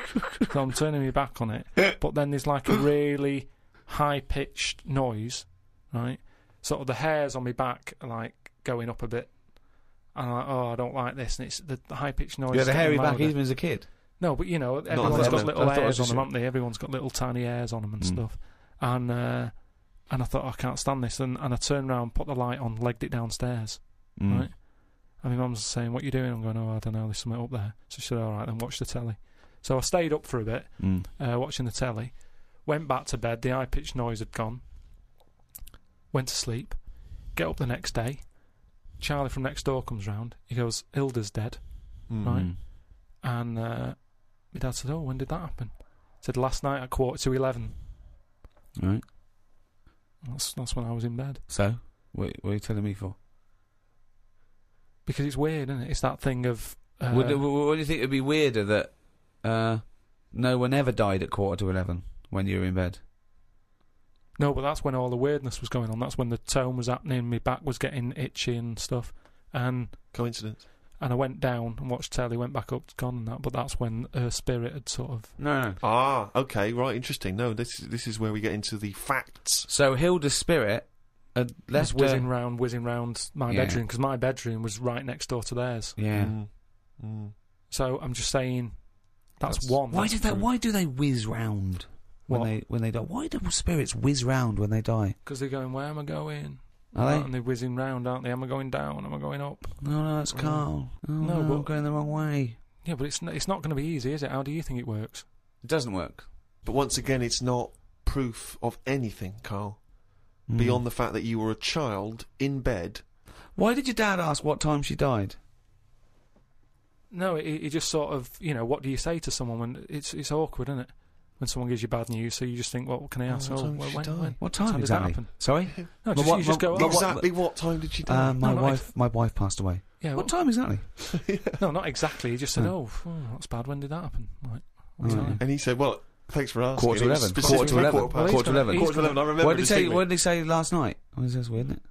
Convenient, aren't they, all these It stories? is, or is it? Or, yeah, I mean, it's either that's exactly what happened, Rick, or he's misremembering the actual series of events. I don't know which one to plump for. But I tell you this though, Go on. If we're talking about ghosts and that. Yeah. Now, Hilda. Yeah. Choose your bog standard old woman. Right. I hope that's on the gravestone. I know, yeah. No, did it's just you do the eulogy? No, That's great. What can we say about Hilda? Bog standard old woman. Right, there's sandwiches at the bar. That's the most insulting thing you could ever say. There's nothing. No. Let's just think about Hilda that phrase. lived her life. Thank you for coming to celebrate the life of Hilda. Who died at 11:15 specifically. And was a bog standard old woman. Are we burning or burying? But anyway, she lived to be quite old. Which annoyed you? In a bog standard way. But this is what I was saying about us all living too long and stuff. It just makes it worse when it does come to us being a ghost. I don't know what you're talking about again. That sentence made no sense. Just, if you are going to be haunted, right, I know you're going to say, well, I don't believe in them, so I'm not worried, so don't be going on about it. But say, like, your new place that you've bought, you move in, and you go to bed, and there's something moving about the room. You see it, it's a ghost. Oh, no. Okay, let's, for the sake More of likely, argument, a Siamese cat called Ollie. No, because that's probably got its own room, hasn't it? But what I'm saying is, would you prefer to have an old person moving about looking at you, or just a young person?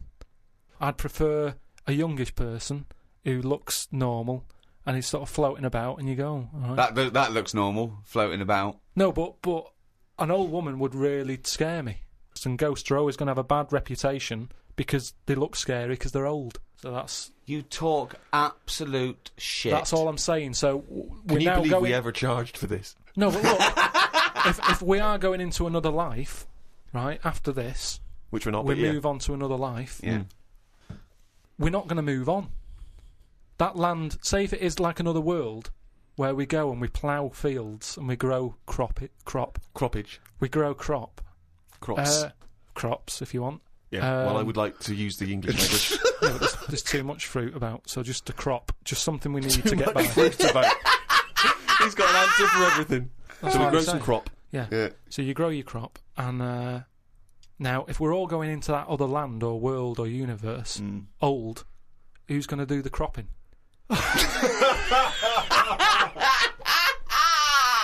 Oh God! Oh, I've never heard so much crop in my life. It's a load of old crop.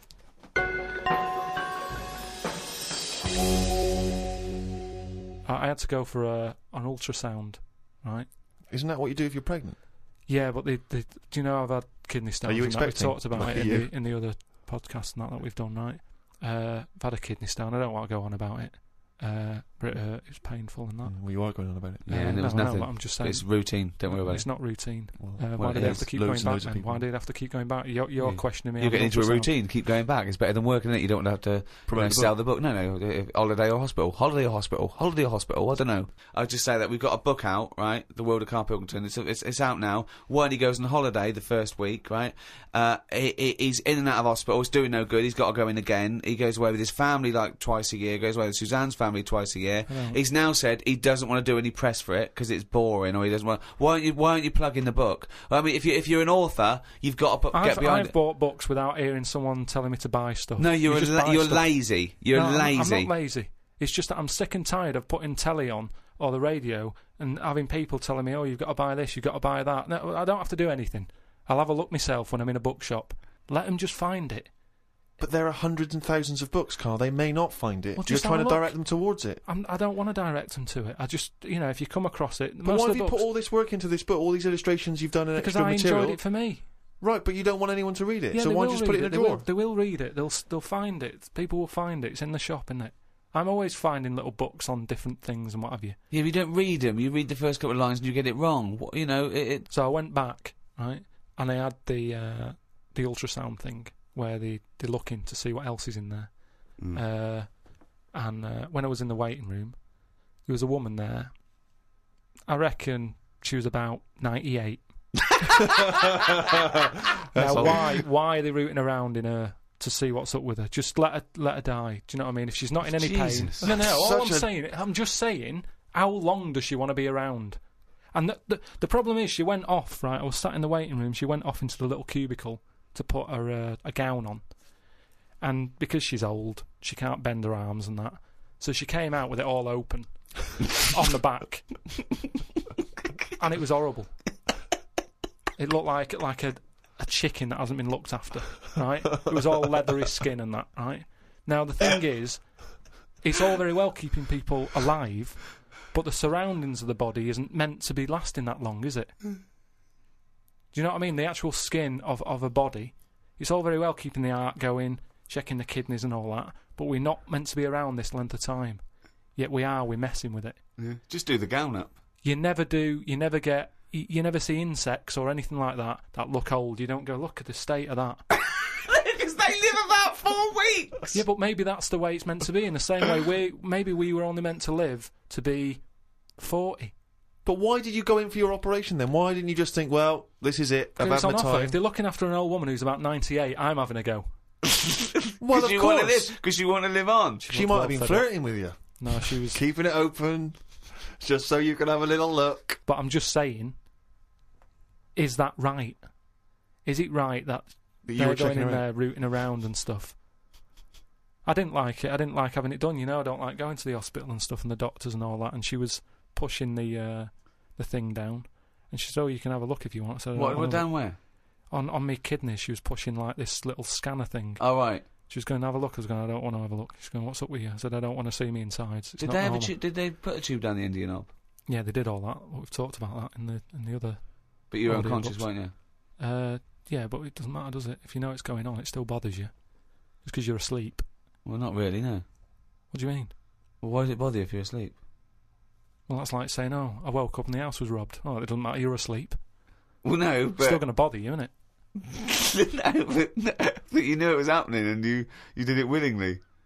Well, It's not pleasant to go in and be made to go unconscious. That's the unpleasant bit, isn't it? And pain. Well, And no, it's more the idea of it, isn't it? That's why, doctors telling you everything they're doing. It's like, don't tell me. You know what you're doing. Just do it. I'm Well, not yeah, going to have a so- go at it. It's not like DIY people coming around and going, "Oh, well, what you should have done there is," and you can go, "Oh, I'll have a go at that next time on my own without calling you out." If I get kidney stones again, I'm not going to go, "Oh, I've had it done before. I know what to do. I'll stick it up there." Doesn't happen, does it? But I can't. What was I saying? So anyway, so she was pushing the scanner over me kidneys and stuff. Yeah. Now, it was weird with her because at no point did she make eye contact with me. Well, I don't understand what that means. Well, she meant to wink and go, "Your kidneys are fucked." No, but it's just weird that she probably spends her days looking inside people more than she does talking to people. I just thought it was odd that that's how she sees people. When she looks at people, she probably sees kidneys. What, this doctor? The woman doctor. Well, doctor. Yeah. Right. So what you're saying is, the strange thing is that she often spends more time looking in people, because she's a doctor, than chatting to them. Yeah. And is it weird that Jonathan Ross is the other way around, because he's a chat show host? He spends more time talking to people than looking inside them. No, but even when I was Because he's asking got a different job. When I was asking her questions, saying, does it look all right? What's it doing? Is it moving about?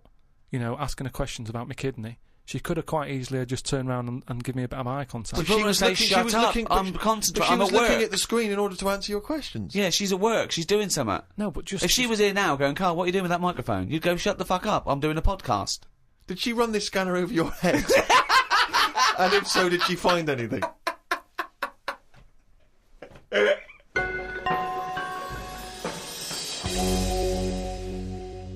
We'd like to try and educate Carl, Rick, as we have done since we've known him, really, and he doesn't really seem to absorb any information. No. And I was asked recently, when I was going back to Bristol, if I would come and talk to a classroom of school children. All right. Just talking about careers, and particularly my career.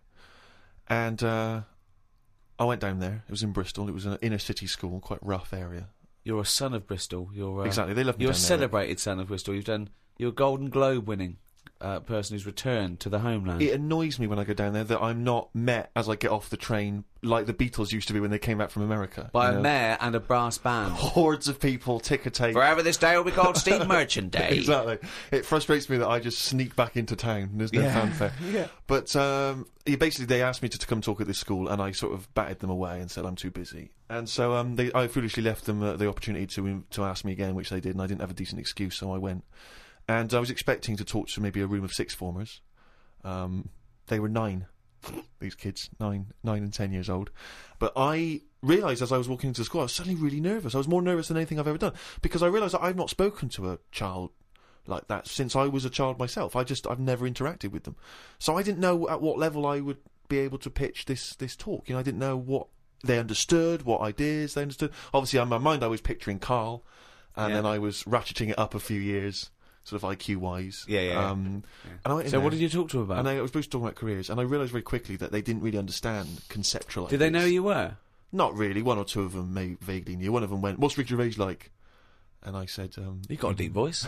yeah. Actually, that was one of the teachers. And I'm supposed to be talking about careers, how to get into careers, and I start trying to explain the idea of being a writer, and I say that it's very important to be able to get inside other people's minds, figure out how they think, and how, and trying to understand other people. But they didn't really seem to grasp. They started talking amongst each other. They were just losing interest. I lost them straight away. I was devastated. Oh no. So then, and this is the worst thing, right? I started lying to them. Because I realised that every time I told a slight lie, because I thought they'd be interested, they were. So I carried know on lying. Justin Timberlake. You're not joking, right? They said, one of them said, "I understand you used to be a DJ," and I went, "Yeah, it's great being a DJ because you get to meet pop stars like Robbie Williams and Beyonce." Never met either of them. Never met them. And they went. One of the kids went, "What's Beyonce like?" and I went, jokingly, I went, "You wouldn't like her." And I said, "No, I'm joking. She's lovely. She's sweet. She's good as gold."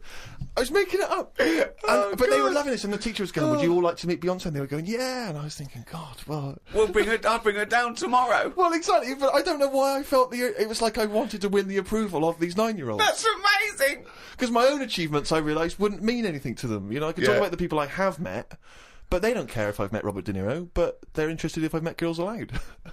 Or me and Girls Aloud, some of the times we've had together, it turns out. But it is fascinating when you have to interact with people, with children like that, because I've got no concept of how to talk to children. To me, I can't grasp the difference really in conversation and chat between, say, a 7-year-old and a 13-year-old. I don't know at what point they learn stuff and pick stuff up.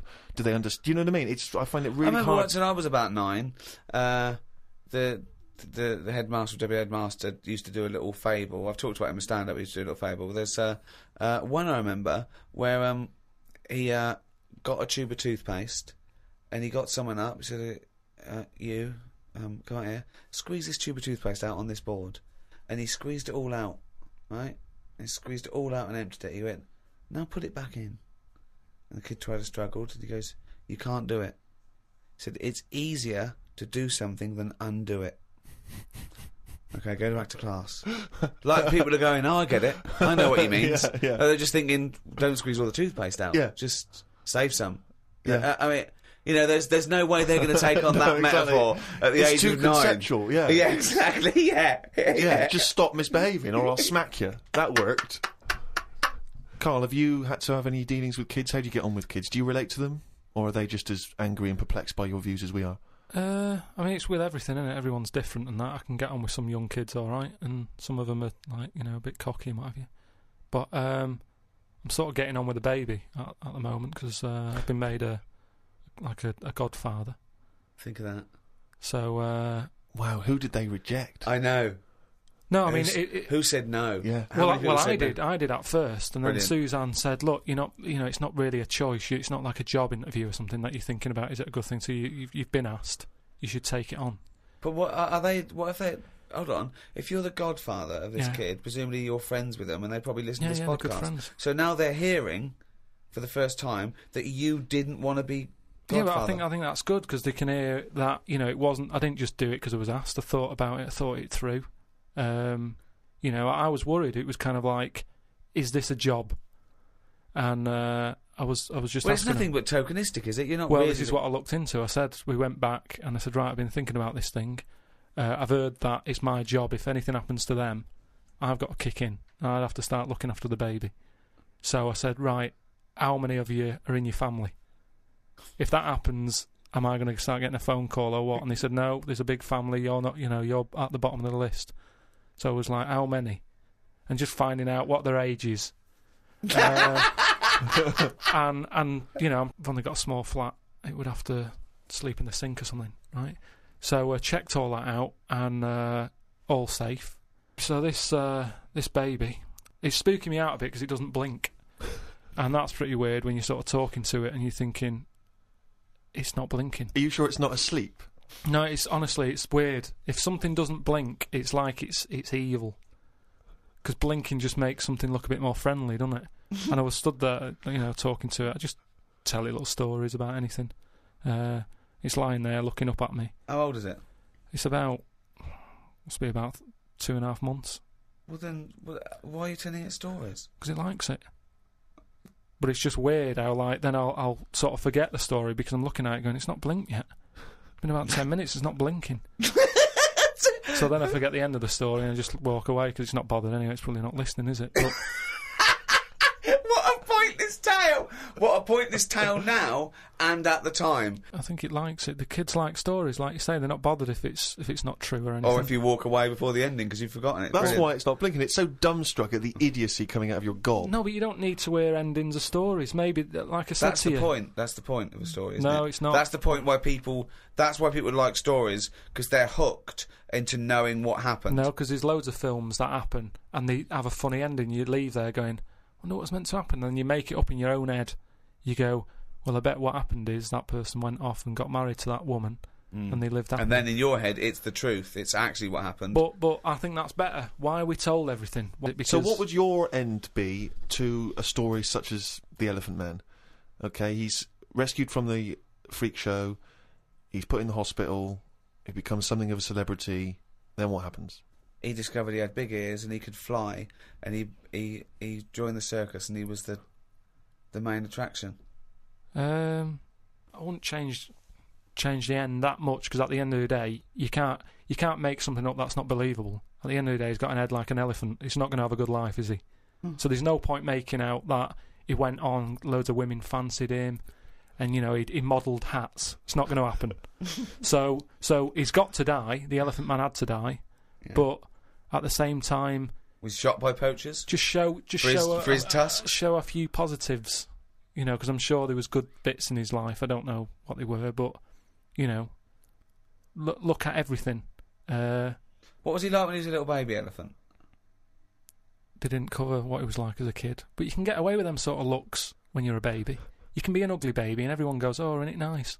There was some woman in a cafe the other week that I was sat in, and she came up and she sat down with a mate, and she was talking loudly, going on about, "Oh, the baby's lovely." They said it's got lovely big eyes, really big hands and feet. Now that doesn't sound like a nice baby to me.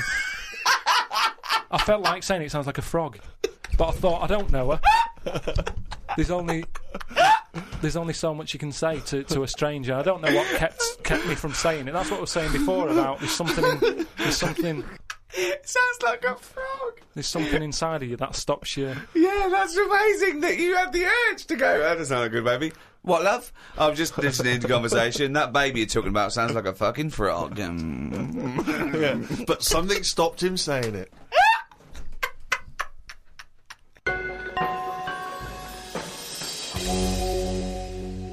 I just came back from America, and they love Halloween. They're obsessed over there. I mean, it's a proper thing out there. Here, it's sort of half-hearted. A few middle class families, sort of. But do you think it'll get more popular here, though, if we do find out that ghosts are about? Well, that'll never happen because they're not. No, okay? but if they did, then suddenly that would be a big. Well, big day. America makes things famous now because of film culture and everything. So yeah, it's all from that. I doubt we celebrated much at all, did we, 50 years ago? So I think it's crept up. Certainly over here we didn't. But it's been largely introduced over here through commercial ideas, isn't it?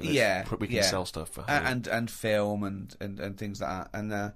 But out there, they start like weeks and weeks before, and they're decorated like proper. And but I saw a little bakery in Soho, and it didn't look right with cobwebs all over it and spiders on the buns. Yeah. But even though it's fake, it's just I don't think you should do it on a bakery. Do you know what I mean? Yeah, I know what you mean. It's a bit creepy. That surely puts you off the product a little bit. I always find it a bit depressing. Like last time I remember going into supermarkets and you see sort of these old women who in their 60s and they're doing this job they don't really want to be doing, but they've been made to dress up as a hat. I know, as a witch or as Cinderella, and it just. Well, they could do it in like a morgue or something, just to sort of brighten up the place. Well, just so people aren't that scared. Imagine that. Imagine you're going to identify your dead relative, and they go, "What's the spiders all over?" It's 31st October. No, oh, okay. But just make it a bit spookier and have a bit of fun with it, and let's not get serious about, like I say, passing on. Yeah, but those sort of people have to take their job seriously. I remember when my mum died, and I had to go along, and I was talking about what wreath they wanted, and this person, quite rightly, had to turn off their sense of humour in a way, because I suppose they mustn't offend anyone, so I had to. They spoke like that at all times. Yeah. At all times. Okay, and what would you like the wreath to say? She was a mother and a grandmother. I went, yeah, mother, grandmother, and what was her name? I said, her name was Eva. I said, and I made a joke. I said, do we get a discount because her name's short? And she went, well, actually, didn't laugh, didn't get that at all. She just went, just answer the question. She went, well, actually, you pay by the letter. I thought, okay, that fell flat. I'll go again. I went, well, a friend used to call her E. Yeah. I went, I'm joking. She went, okay. Nothing. Yeah. Bad audience. Bad time, bad audience. Tough crowd. Yeah, Undertaker's never known for their... Yeah, exactly, yeah. Their they don't crack jokes, Carl. A friend of mine was trained to be a doctor, and in his first year, when they practice, they intern at the hospital, he was watching this patient, and two other doctors came in, and I won't say his name. They said, can you go and check on Mr. So-and-so? He went, yeah, and change his drip. So he went in, changed his drip, came back out. The doctors came, after about 10 minutes, they came running and said, what did you do? What did you do? And they went in there and said, I just changed the drip. He goes, well, he's dead. He's dead. He was going, I just changed the drip. I did this and that. And they started laughing. He goes, no, he was dead when we sent you in there. Yeah. Now, that is almost excusable because it's imperative if you're a doctor Absolutely. to become accustomed to Yeah. the fact that people die and that it's, Exactly. you know, Yeah. So they were making a joke about a dead body that means nothing to them other than professionally. Yeah. You know, they were getting through it. He thought he'd just murdered someone. Yeah, Like, yeah. Well, he thought he just killed someone. But yeah, they have to be desensitised. But they wouldn't do that in front of the relatives. They wouldn't go. I had a laugh earlier with a young intern. When your dad died, we sent him in to change the drip. Didn't even check. It was quite good. Anyway, let's get him out of here. No, but they do have a laugh. I heard about a doctor who was working on a brain, right? And apparently, when they work on the brain, it's best if to keep you awake because you know, just so you can go, that hurts a bit, and they go, oh, we best not touch that bit again. That's Right. the reason. Rick. Amazing. That's the reason. No, there is It's there's amazing. certain operations, isn't there, where they go, you know, we can knock you out for that, but for this one, we want to know. It's probably because the You're brain needs to be Activity. active in order to Yeah, to they show identify the thing. activity, But yeah, sure, they- yeah, no, So it's anyway- actually so you can wake up and go, yeah, no, that hurt. That stings. How that stings. Don't pop that in there. You can't feel anything in the brain anyway. No nerve endings. Really? You What? can't feel it, can you? Well, maybe there's another reason. But anyway, his head's open. He's sat on this chair. The doctor's going. I reckon he was laying down. I thought he was laying down, but in your world he's not. He's sat on a hard-backed. I think it's more dining like chair. in front of a mirror, like a hairdresser type thing, right? And he's cut the skin off. So Like- get a bit shorter there. so he's Something for the weekend, sir? he's- I won't be shagging with no brain. anyway, so he's cut the skin off and you know, chopped a bit. And you're always going to get bits, aren't you? Sort of. Whenever you cut anything, you end up with a bit missing. But anyway, somehow he does the brain stuff. He fixes it. I don't know what he was doing, but he Don't you? he You fixed don't know it. about. You don't know You about don't know that. the intricacies of brain surgery. That I find perplexing. So you're not a neurosurgeon. I don't want. Oh, okay. So they go on. sorted out the problem, right? Mm. And he goes, right, all we've got to do now is stick the head bit back on. Yeah. That's what it's called, by the way. The head Oh, this bit. happened. This happened. Yeah, the head bit's connected to the face bit. So he sticks. Nurse, head bit. Doctor, do you need leg bit? Not yet, nurse. Head bit, then leg bit. So they stuck the head bit back on, and then Can you pass me the sharpie thing? he was trying to sew it, and he was going, "This isn't fitting. This." He's going, "I don't know." And you know, like because the Right, if patient's- this turns out that It's it's someone else's head. or No. a toupee from the doctor next to him, Yeah. or a cat. Wow! No, it's- You've sewn a cat to my brain! it's none of that. He's trying to sew it, and he's thinking, "Why isn't it fitting?" And he's thinking, "Is it because the head's swollen?" Because you know he's been messing about in it, and things Yeah. swell, don't they? And messed about Yeah. with. So he's messing with it. He's going, I don't understand this, and he's panicking a bit because the patient's awake and chatting and stuff, and you know it's difficult to have a normal chat when you're panicking a I little know, bit. there's a queue as well. People want their brain done. And they're just reading old copies of magazines. They're going, hurry up. So I'm going out tonight. Do you want to wash it? No. Just I'll wash it later. Just take it off, do the brain, put it back on. anyway, what happens is he has to start rummaging, To start rummaging. sort of rummaging. No! There's no N before the first G. Rummaging. Well, he starts looking through the. He starts having a look through the bin because Oh, what? because he knows he's chucked a bit away of the skin. Right. Where is this surgery where a bloke's sitting up in front of a mirror and there's a bin? Is there a little basketball ring above the bin as well? So when he throws things, it goes through there first? I'm just saying that's what happened, and you were saying about things that happen, and you've got a joke about So it. he's rummaging, and what happens? He said to him, the fellow was starting to sense the nervousness, and he said, "What's going on here?" And he says, "Oh, you're never going to believe it. I've lost a bit of your skin. Lost a bit and, of your head, yeah. I can't." Why did he sew." cut? I don't understand. Why is there... Why That's is it in what I two mean. bits? Because things just break up, don't they? It's like chicken. When you see him walking around, everything's in place and it sticks together. You cook it, suddenly it all breaks up. He cooked his face before he cut it out. I'm just saying how flesh it sticks together well Yeah, but when. he'd cooked the scalp before he'd taken it off his No, head. but had it's he? just an example of how Oh, skin okay. can break up with the muscles and everything. So he's rummaging in the bin, and does he find the head? He found the bit, and then he's like, "Oh, sorry about that," and he sort of managed to stick it on. Right, he and didn't stuff. wash it off or anything. Yeah, I'm sure he give it a bit of a Sterilise it. rinse, but I'm just saying how Nonsense. you've got to make a joke out of stuff, haven't you? Yeah, it's bollocks. If you're a doctor. Okay, that's good. So where was the joke in that story? At what point I thought this was a story Well, about how doctors have a sense of humour. Yeah, when well, did they he did at make a the joke? end. They sort of laughed and he sort of said, "Oh, there you go, it's back on." But good job, the bin men didn't come or whatever, and they made a joke out of it. I've never heard such nonsense. I've never Carl just heard made that such joke up. nonsense. Right, Carl, let's do a competition. Chance to win some of the product that we've got out that Carl doesn't want to talk about because he's too lazy. No, it's not that. Well, if you do want to win a copy of this book, Ricky Gervais presents The World of Carl Pilkington. It's by all three of us, and it's some of the musings and thoughts and ideas from the podcasts. Carl has got some new theories. It's illustrated throughout. By Carl Pilkington. By Carl Pilkington. It's got excerpts from the diary. They're genuine, aren't they? They're photostated things from the diary that people haven't seen, and it's fascinating read.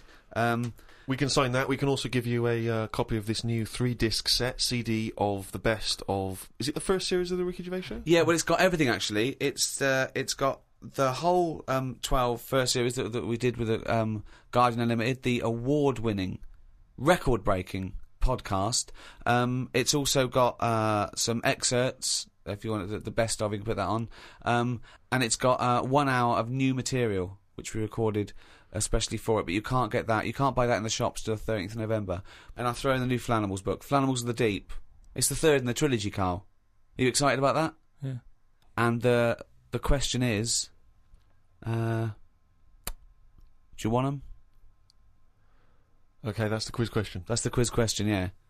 Okay. If Is that you a trick question? No. Just the first correct answer. I'm not going to know what the correct answer is, but do you want them? And think if you do want them, then that might what's the answer?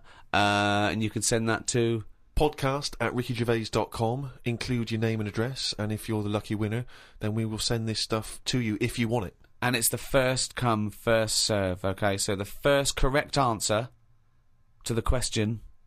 Do you want it? Do you want that stuff? Do you want Flanimals and the CD box set and the book and that? Okay, well, if you know the correct answer to that, podcast@rickygervais.com. Good luck, everyone.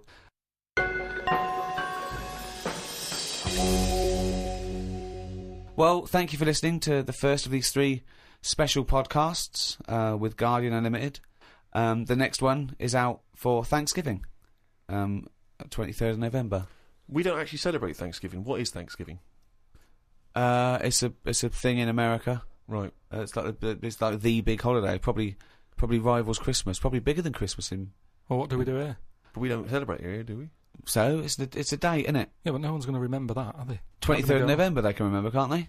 Yeah, but it's nice. Well, they should remember that's one day before my birthday if we're going to celebrate anything. Okay, well, you've got this one. The next one's the 23rd of November, and the next one's the 25th of December. Well, how can I remember 25th of December? Well, Christmas. that's fair enough, that's Christmas, but Thanksgiving, we don't celebrate Thanksgiving. Okay, the next one's out about the 23rd of November, then after that, about the day before my birthday. Oh, they're going to remember that, aren't they? It's Steve Day in Bristol. Yeah. Anyway, if you've enjoyed this special edition of The Ricky Gervais Show, the entire back catalogue is still available on iTunes under audiobooks, by the way, not podcasts, audiobooks, and you can get everything we've ever done.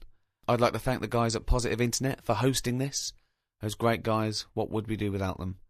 So, it's goodbye from me, goodbye from Steve Merchant, bye, and goodbye from Carl Pilkington. The Ricky Gervais Show on Guardian Unlimited.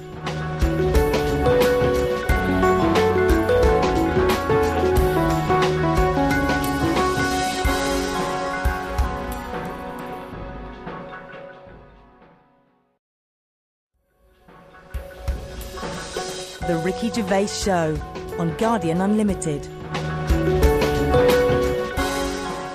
Welcome to the second in this series of 3 special free podcasts with The Guardian Unlimited, with me, Ricky Gervais, Stephen Merchant. Hello. And Carl Pilkington. All right.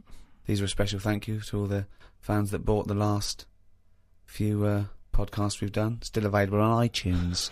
You can't miss it. It's at number 1 in the charts. Carl, it's Thanksgiving. I don't know what that means. I don't know how we're doing this. I'm slightly in agreement with you, actually. I don't celebrate Thanksgiving.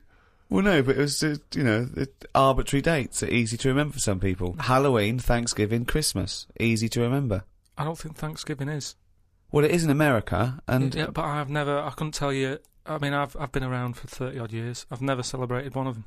I've never done anything about it. No one has. I don't know any relation who has ever said, are you popping around for Thanksgiving? I don't know, when is it? I've never done it. Because it's not celebrated in this country. So why are we celebrating it? We're not celebrating it. It's an arbitrary date to do a podcast.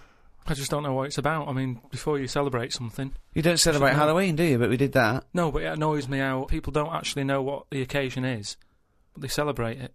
Kids don't know what Christmas is about these days. It's just like, oh, I'll get some toys. That's what I mean. So Thanksgiving, it's just another one, isn't it? It's another event. Okay, why do you celebrate Christmas then? Because everyone else does. You can't get away from it. I'd quite happily block it out. If I did a new diary, I'd leave out that date and go, come on, let's get on, let's do something good. Well, you go on holiday every 2 weeks. What's that to celebrate? No, I'm just But saying... people need a little break, don't they? You know, it's a great... He doesn't. Christmas is a great time. Even Yeah, if you but take away the problem religious is, what I aspect. don't like about it is everyone's off at the same time, so everything stops. See, what I'd do is, I'd say to people, do you like Christmas? Yeah. Right, when do you want to celebrate this year? And let them do it whenever they want. Well, that's ridiculous. Why? As long as you're remembering baby Jesus, does it matter when you're remembering him?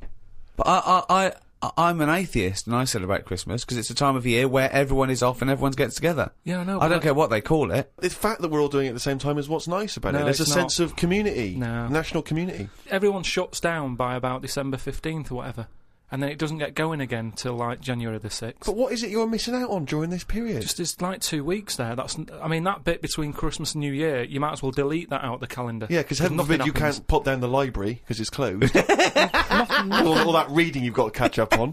I'm just saying that we're wasting time. What are you doing though? I've never seen anyone on this planet waste as much time as you. was gonna If you're say- not on holiday, you're following an insect around the fucking park. So don't give me that shit. I'm just saying that I don't like fun.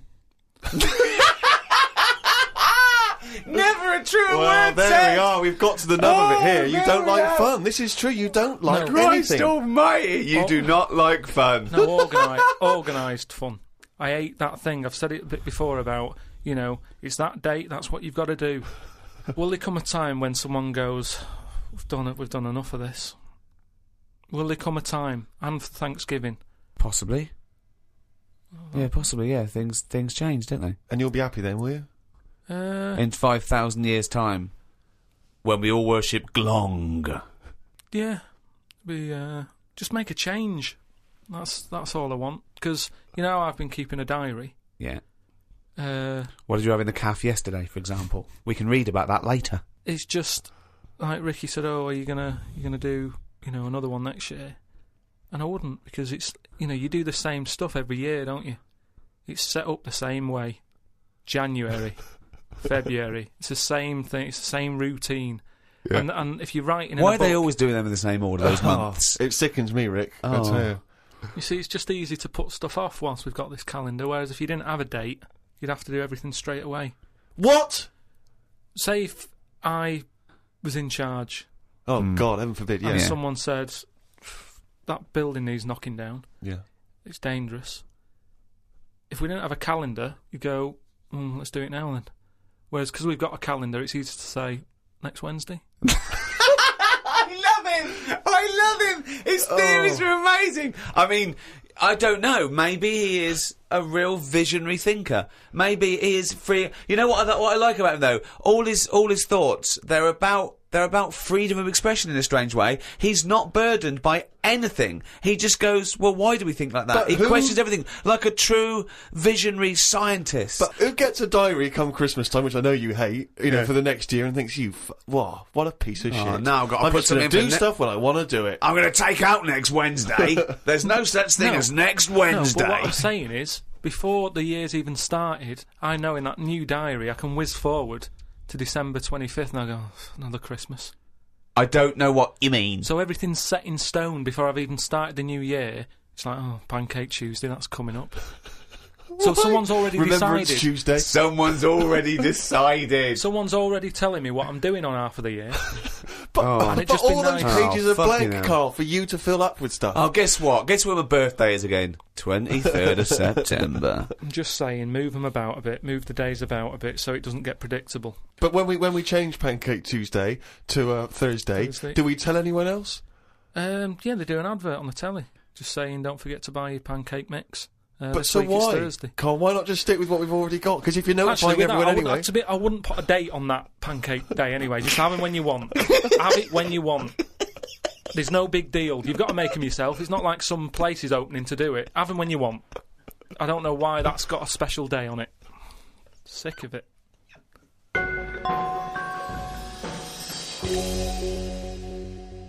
Happy Thanksgiving. Thanksgiving is based on new settlers to a new land surviving. Yeah. And I was talking to Kyle in the week. We were talking about new settlers and everything, and I was thinking, imagine if you had to start a new settlement now, okay? There was something wrong with the world, okay? The world was kaput, okay? And we found another planet. So, Carl, if you had to go to a new planet, don't worry about starting life again. They've got sort of like these breeder clones that do all that, but you can choose 6 people from this world to take to start this whole new world, okay? So you need, you know, as I say, you don't need to So worry what's about... happening here? Is this? It's going to be wiped out, okay? It's going to be wiped out, but there's enough on this spaceship for you and 5 other people, okay? And they've got them there. They've got these sort of breeder clones there, so it's going to be populated. You're going to have the workers, the drones, everything like that. But you want to take 6, I suppose, sort of world lords to teach, to lay down the politics, the teachings, the laws, the government. I'd Okay, hate it. And how long have I got to make a decision on it? to the end of this podcast. Right, go. Who do you take? Who's the first person you take, and why? And where are we going? Mars. Okay, so a planet where there's an atmosphere. I've got to know where and- I'm going because I've got to sell it to the people who I'm asking. There's no point when I go. Are Okay, you coming with me? Where are you going? I don't know. It's just like this world. There's oxygen, there's seas, there's rivers, there's forests, there's animals. Okay, but we're going to populate it with the human race, and you can choose 6 people to lord over this new kingdom. You want the best people for the job. Yeah. So who's the first person? Probably Patrick Moore. Why? Why would you take Patrick Moore? Just because he knows his way about up there, doesn't he? He'll know the way. So just have him. I think that will, whoever I pick next, if they see that he's going, they'll go, right, you know, it's going to be a long Moore's journey as on it board. is. You don't want someone who's going to be going, is it left here? Is it right? Do you know what I mean? And he could play the xylophone on the journey. But Is a- Carl, Right. is Moore the most useful person to have if you've only got 6? Because he may be very useful getting to the planet. No, but I've once always you got wanted to there, meet him as well. I've always wanted a chat, and that'd be a good chance, wouldn't it, when I'm in a rocket? How long's it taking to get to Mars? I don't know, a year. That's what I mean. No, it's so, not Mars. It's somewhere else. Okay, so it's a year to get there, and then yeah, well, that's what I mean. So it's a good chance to have a chat with him Okay. about stuff. so Matt And I Moore- think he'd be up for it as well, to be honest. Yeah. I think you know. it's his- why do you think that? Just because he spent his whole life talking about what's going on up there, isn't it? And yet he's never been. And I feel sorry for him. You know, most people when they're into something, they get to go to a place, don't they? Sure.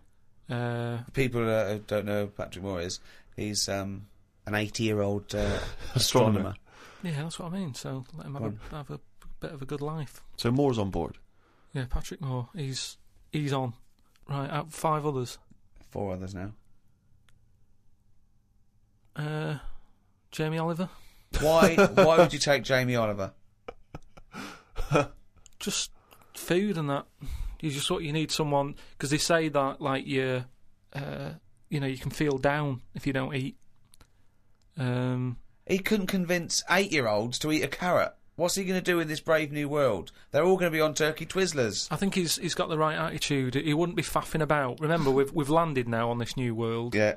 I don't know what it's like. The people who've Listen, made me I go, love Jamie Oliver. I think he's great. Yeah. But he wouldn't be in my 5 people to start a new world. That's all I'm saying. Nor would Patrick Moore, because he knew the way. Well, what chef would you pick? I wouldn't pick a chef. Why would I pick a chef? Because you want someone who's going to, like I say, food's important. When you're low, there's nothing better. If you're a bit fed up, there's nothing better than having a good... But Carl, I don't think you've quite grasped that these people have to start civilization again. They have to be wise people who can make the laws. Yeah, and before you do all that, you need a good meal.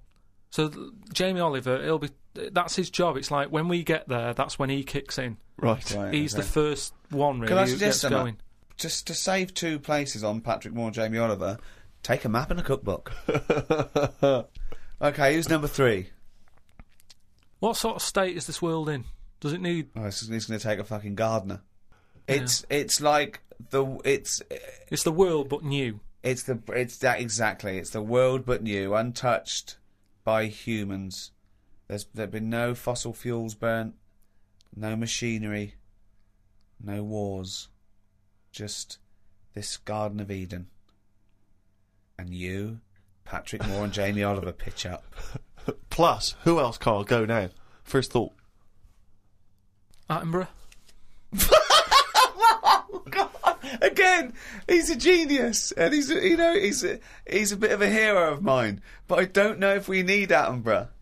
Just because I reckon if it's a new world, you're saying it's the same, but they always say, don't they, that all worlds are different. So I'd want him there just to sort of, when we're roaming around, because we'll all stick together for a bit, won't we? When we're roaming around. Then they'll be sick of the sight of you. They go, let's lose Carl. But you've got two men so far who've got a combined age of about 150. I mean, if you're starting a brave new world, they're, dare I say it, not going to be around very long. Shouldn't you be taking some younger, fresher blood? No, not really, because they haven't lived, have they? These have lived, and they can and they're useful. Like I say, Patrick Moore's done his bit. He's got us there. Oliver has cooked us a dinner. Day 2, I reckon we'd end that on day 1. There, we'd have a dinner. We'd all have a chat. I don't think you're thinking of the future. I It's think a you're camping trip. Exactly. I think you're thinking of the journey and then the first night. Okay. So you've got day David 2. Attenborough, Yeah. you've got Patrick Moore, and you've got Jamie Oliver. You've got 2 other places. I get the feeling that you're not so much recruiting people for a new world as I'm a Celebrity, Get Me Out of Here. As a dinner party with Yeah. people you'd like to meet that you've seen on the telly. Oh. Come on, 2 more. I'd text someone who's a bit daft. Just so. No, you don't need to, Carl. That's covered, believe us. Yeah, No, believe- that's what I mean, though. I don't want them having a go at me going, why are you here? I'd point the attention somewhere else. To text someone else who'd sort of wind them up. So Who's that then? Paul Danan, or someone like that. It really is. I'm a celebrity. So you've got Patrick Moore, you've got David Attenborough, you've got Jamie Oliver and Paul Danan. A brave new They're world. starting life again. Okay then, brilliant. Oh God. Right, one more. This is amazing. It's going to be. I'd love to go back and visit this in 1,000 years. What teachings they laid down. Oh God. Don't know. It'd have to be a woman. I think you got to have a woman in that little group, haven't you? Who's could have another woman chef or. It's mainly eating. He's got that covered with Oliver, but now he's got to take it. Nigella in case he's in a cream cake kind of mood. God. Oh God. Delia Smith was furious. She'd packed her bags and everything. Or a nurse. Now you're thinking. Abby Titmus?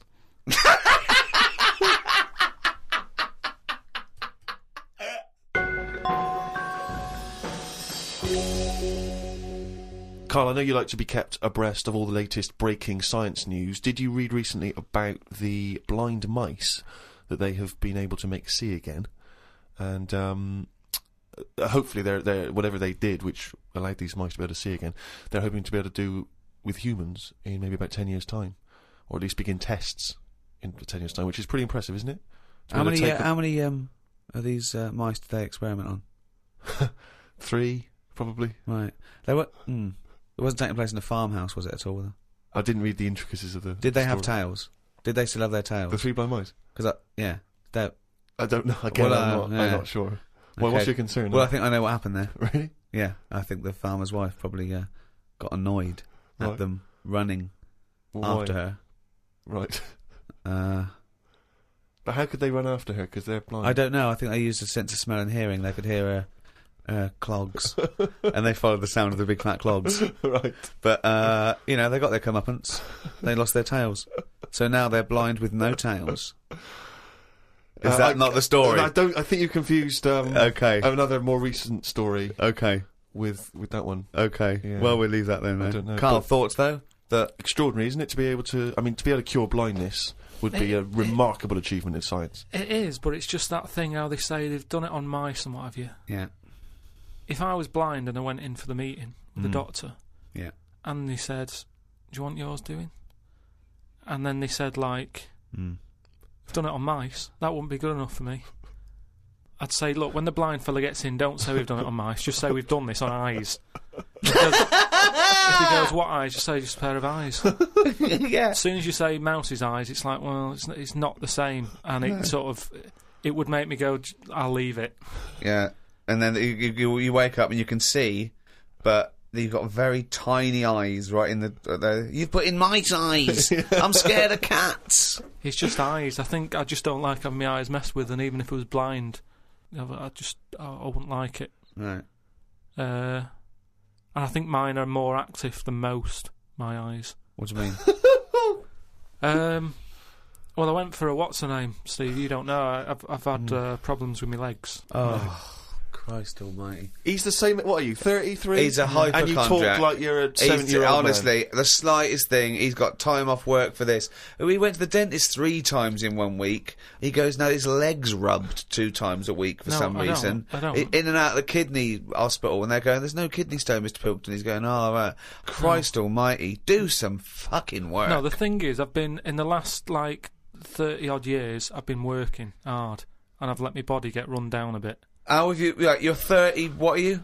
33. Right, 33. Sorry to start off with such a hard question, but how have you been working for 30 years?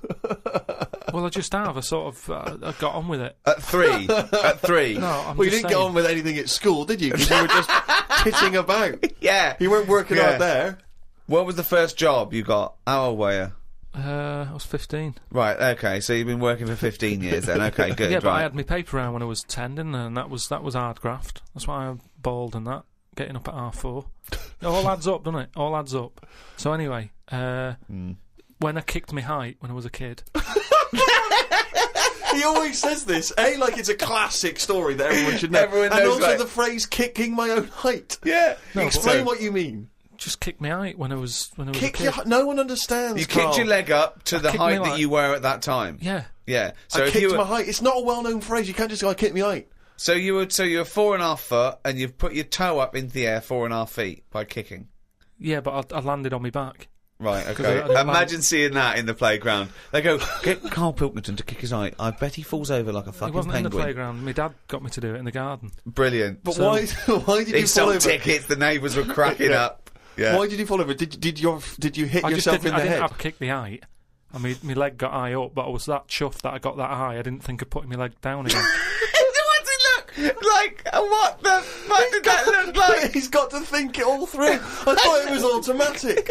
No, In like, but It stayed there. You sort of stay balanced. Christ But you didn't almighty. think, well, I'm loving this. This is brilliant. But what should I do now? I got my leg up. I'll just keep it up. Whoa! It looked like a Hitler salute with his leg. What were you doing? So anyway, I landed on my back, Yeah. and I did some damage, I think. And it's because Definitely. of that. You sure you didn't land on your head? And it's because of that, all them years and what have you. Yeah. I've had a trapped nerve in my leg. Right. So I thought, right, now's the time to have it done. Because when you get older, I mean, it was the kidney stone thing. Once you've sort of looked at, death and what have you, it just makes you think, got to start looking after Do you your think you body. could die of the slightly bad leg that you've had for 15 years? Well, it Do you just, think that'll eventually kill you? well, it could do if I can't run away from danger quick enough. Right. Again, you're thinking of Jurassic Park coming true. Well, whatever though. I'm just saying, you've got Yeah. to look after yourself. You Yeah. know, if there's anyone listening, could out always there hop. who's got a problem, get it sorted. I'll tell you what, That's all though, I'm saying. if you have to fight off danger and you kick them, put the leg back down immediately after. So anyway, I went to see this fella, to like a professional leg rubber. Professional leg rubber. Yeah. And he sort of said a few things that were quite interesting. Remember that time when we had a chat on the last lot of podcasts? I said, "Am I in charge of my brain, or is my brain in charge of me?" Yeah, do you remember what I said? That's the most stupid thing you've ever said. Yeah. Well, listen to this then. So I go and see this leg rubber, Professional leg rubber. Yeah. right? And he is professional, Yeah. right? So Remember, leg rubber. You haven't said doctor at any Yeah. point in this conversation. leg rubber. So this whatever, however profound this is, it came from a man who is self-confessed professionally leg rubbing. not just leg. Does he do does back, left and right? Or? back rubbing as well? He does it all. Right. Right. So I'm in Professional there, rubber. and I didn't mention about how I thought my brain was in charge of me and stuff. I'm lying there. He's bending me about and what have you. The first problem he came across is that my nerves aren't long enough for my Right. body. I don't know. I mean, nerves aren't long enough for your body. He was lifting my legs up and I was going, right, stop that a minute, that's hurting that. He's like, what do you mean? He said, I've only got them like just about... Well, that's your tendons. No, but your nerves are in your legs as well, and your tendons don't hurt, it's your nerves that kick in. It's your nerves that make you go, yeah, that but they hurts. hurt because your tendons are being overstretched. Well, I'm just telling you what he said. Right, so he lifted the leg up, and I went, right, Was stop this doing above a that. laundrette, this surgery? No, it's a proper place. He had like towels and all that on the... Oh, okay. Oh, he's got towels Oh, then. okay, yeah. So, Definitely a laundrette. so I'm lying there. Other people's towels. He's got towels, underpants, bras. Halfway through he said, you haven't got 20p, have you, for the dryer? Okay. So I'm lying there, and he lifts the leg up, Yeah. and I'm like, oh, that hurts a lot. So he said, oh yeah, short nerves. And I said, what do you mean? He said, your outside of the body is longer than your inside. Right, he doesn't sound like a doctor. He does not sound like a The doctor. outside of your body's Yeah. longer than the inside. So he had me lying on my front and what have you, and he was sort of crushing me back. Right. And he was going, does that hurt? I said, yeah. It was like 48 quid this as well.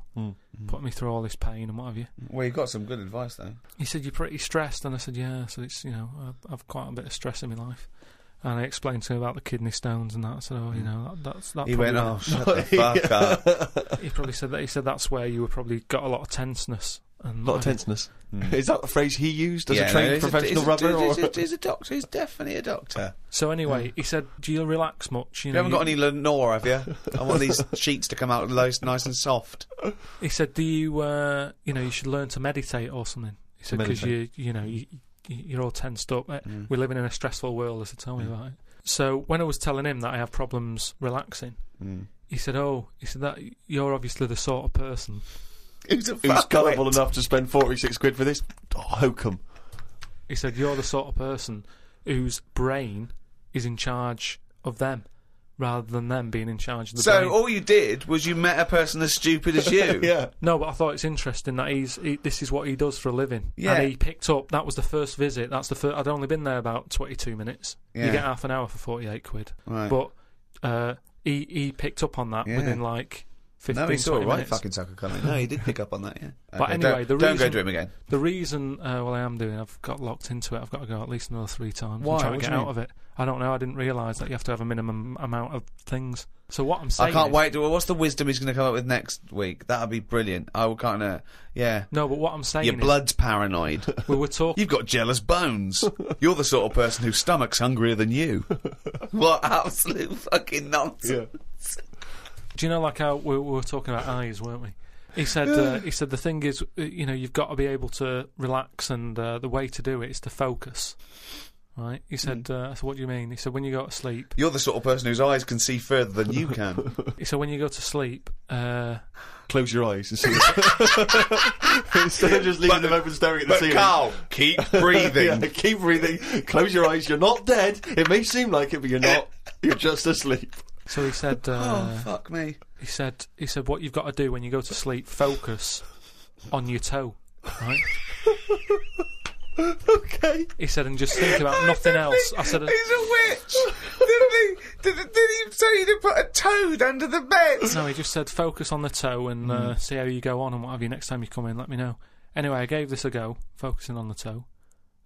So what does this mean? You mean you sat in bed staring at your toes? No, this is it. He said, like, lie down, Visualising shut it. your eyes and sort of look at it, sort of thing.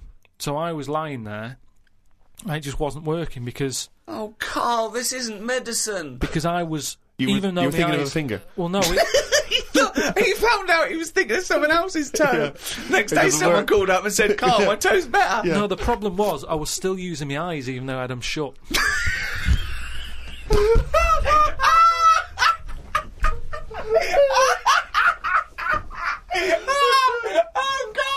Oh God! Just when I think he could never come up with something stupid, he pulls that one out of the bag. Right. Turns So around. what does that mean? Oh God!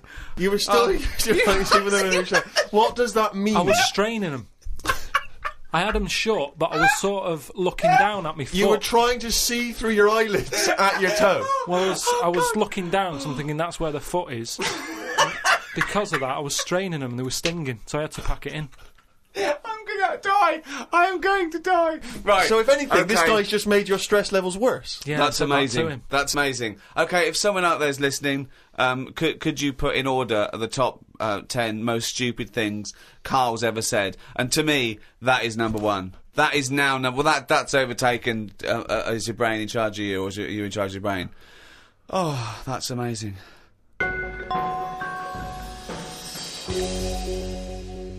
Oh, chimpanzee, that has only gone and written it down. The jingle there to announce yet another reading from Carl Pilkington's diary. When are you going to write until, Carl? What have you got? You're going to do I've got to do as far as December, and then that's it? I don't know, when does the diary end? 31st December usually. Yeah. You're Do gonna it go the till whole way then. there? Typical, always the same. Yeah, that's when I'll do it till, and then Why do that? Why be conformist? Why end on December? Why not end on January the 31st? Weird that you should go. Don't be constrained to what the diary Please. says. Me mam called me to ask me to like... Fuck me, you're right. Look, that should be. Me mam called me to ask me to look in some of the magazine shops in London for a magazine that she can't find. It's called UFO Data. I said, I ain't heard of it. She said she's seen an advert for it in one of her ghost magazines. I love the fact that she can't even find the magazine about unidentified flying objects. Yeah. So we get a clue She there. thinks, I think I saw something, but I don't know whether it was a magazine or not. So we get a clue there as to why you give any credence to this crap. yeah, well, it's I mean, Mama Pilkington's into the same shit. there's a lot of space out there, isn't there? She said that this magazine has got news story about how Aldrin (brackets astronaut) has got some evidence that aliens exist. Yeah. I told her that I found out today that the days are about 36 minutes longer on Mars. We chatted about how this is how they are more advanced than us. Do you mean the Martians? Yeah, if they've got a longer day, that's more time that they're awake working on stuff. Right, yeah, we know that makes no difference at all. No, it does. Think about it. Think Yeah. about it. Look, think about it. 6 o'clock here. Yeah. People are going, see you tomorrow. I'm going home. They'll be going, oh, another half hour. They've got a longer day. Productive. And that's why they're able to fly. That's why they're whizzing around. It adds up, doesn't it, over the years? Christ almighty, what drivel! Suzanne got in from work at 11:30. I told her about the UFOs in Mars. She said she's too tired to chat. I said, does it mean aliens will be more tired than us, or do they get more sleep? I got no answer. I love it when It Suzanne scares goes in. her. She never indulges No, you. it does she? scares her. Anything with ghosts and UFOs, she sort of... It doesn't ignores scare her, does it bores scare her. No, it freaks her out. Scares her. Okay. I'm knackered today, and the face feels dry and spotty. Oh God, what's wrong with you? It starts off moaning. The first thing he does is start moaning. He wakes up and goes, oh, fuck me, I didn't die. Oh, God. I'm knackered today and my face feels dry and spotty. I think it's the change in water since being away. Or it could be all the Madeira cake I had yesterday. I'm going to burst. But what's I'm the gonna Madeira burst. cake? The Madeira cake dries you out, does it? Well, it's just quite fattening, innit? But I like it. It's one of my little pleasures. Oh, God Suzanne almighty. I went for a wander about to try and find the UFO Data magazine from Imam. I didn't know which category to look under. There were too many magazines. I noticed how on the rude magazines, the women are being pretty rude on the cover, but on the gay magazines, it's just a fella smiling, showing a bit of arse. I don't know why gay blokes would buy it. Blokes have got their own knob to look at if they like knobs.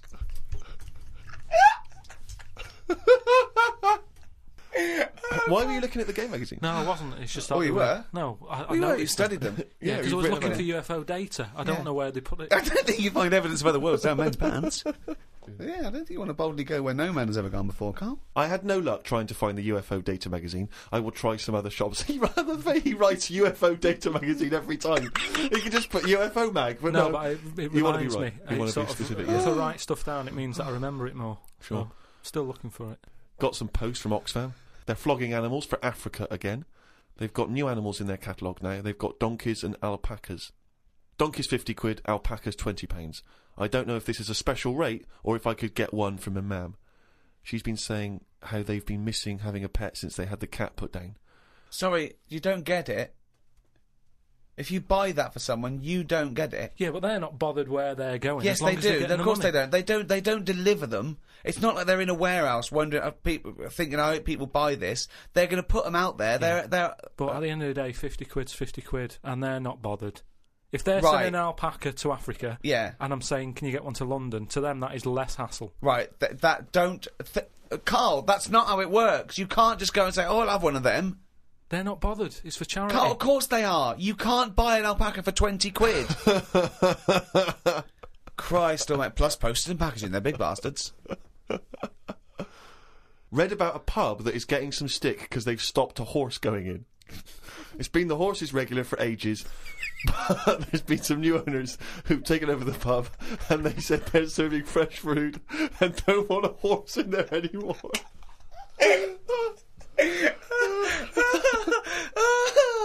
Oh, God. We've got to publish this diary.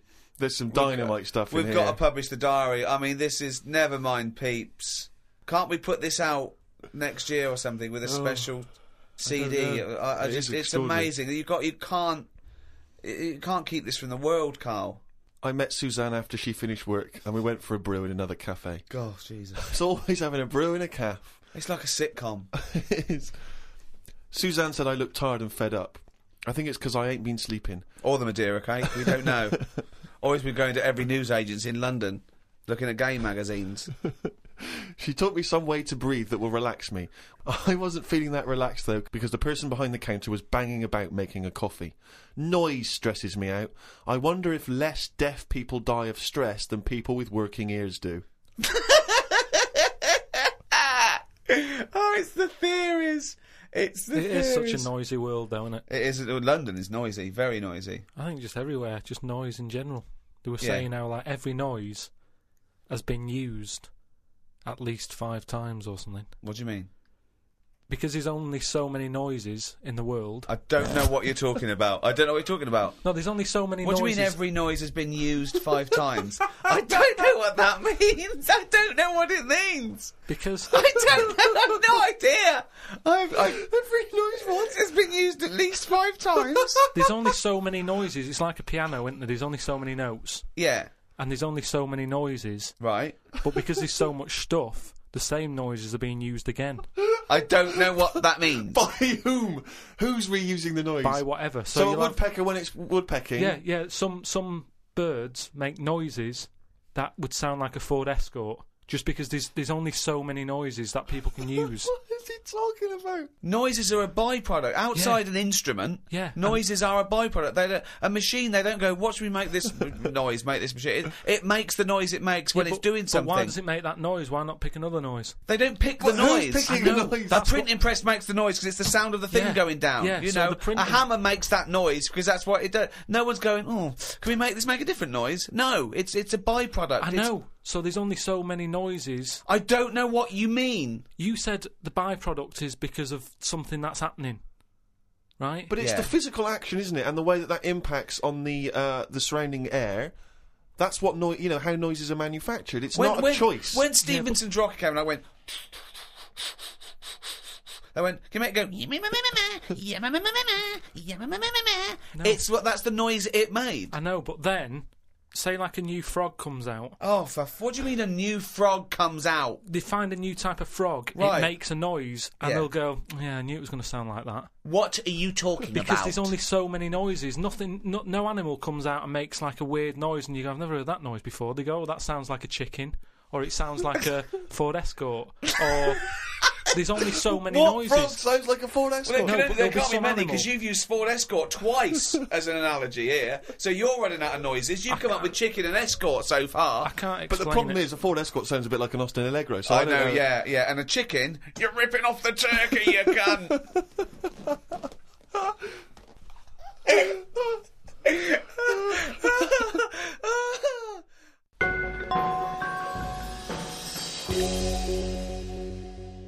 Oh, chimpanzee, that is competition time.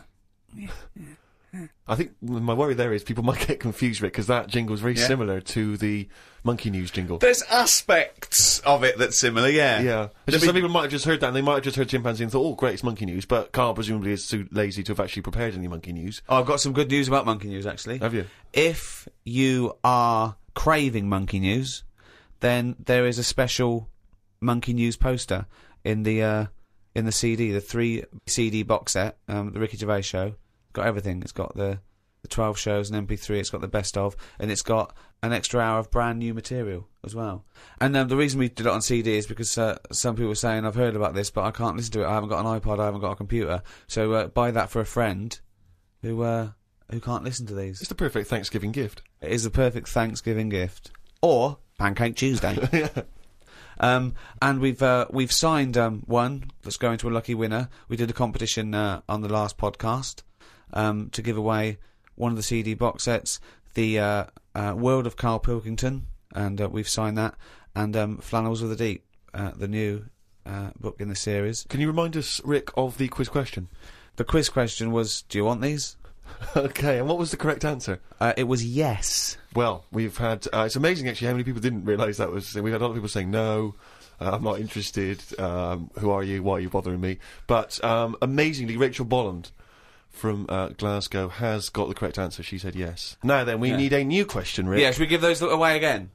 Let's give those away again, the same things again. Not obviously these, we'll send these to Rachel. Different ones. You get, so you get, do you want a signed CD, The World of Carl Pilkington and Flannels of the Deep, okay? Plus, we can also add to that, Rick, the forthcoming extras script book. Ah, not just a script book, Steve. No. It's got some wonderful pictures, but that taken by Rich Hardcastle, of people like Ben Stiller and Sam Jackson and Kate Winslet behind the scenes. In their off-duty moments. And it's brilliant. It's really good. We'll put some pictures up on the website. Go to rickygervais.com and you'll see what you could we'd be winning. Yeah. Yeah?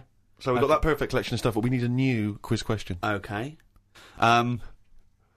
Okay, so those prizes, does someone else want them? Does someone else want them? Yeah. Okay. All right.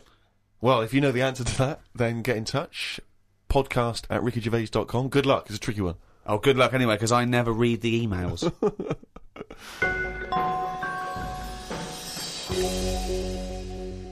Well, that's the end of the second in this series of 3 special podcasts. That was the end of the Thanksgiving edition with me, Ricky Gervais, Steve Merchant. See ya.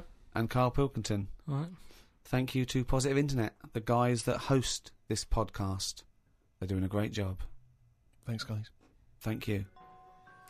Happy Thanksgiving. The Ricky Gervais Show on Guardian Unlimited.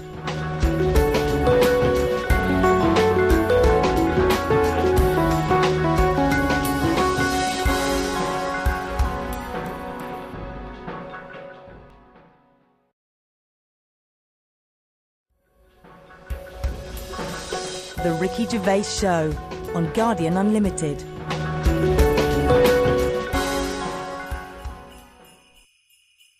Hello, and welcome to our Christmas podcast with me, Ricky Gervais, Stephen Merchant. Hello. And Carl Pilkington. All right. Merry Christmas, everyone. Merry Christmas. Yeah. A lot of people are wondering, Rick, if having done so many podcasts this year, because we very much started the whole podcast revolution ourselves single-handedly roughly this time last year. Yeah, that's right. Have we perhaps exhausted the podcast phenomenon? Is it time to pack up the equipment and move on to something new? Well, this will be the last one for a little while, I think. I think, you know, we did, I think 24 and then these specials this year. I think we started it about this time last year. Well, I don't know about you, Rick, but I'm bored of the whole podcasting thing, and I know that you probably feel the same way. Well, let's stop for a while. We may get back together again, but it won't be for a while. It's we had a year. It was the year of the podcast. Been a weird year, hasn't it? Go on.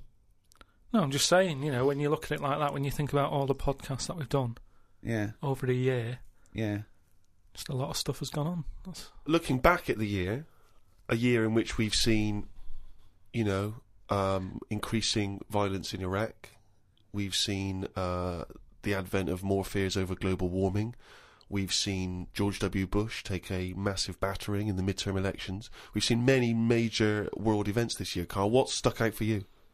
What event if you think, oh my God, If you were doing your own review of the year, what would you put on the front cover? The grub that was eating biscuits on my windowsill.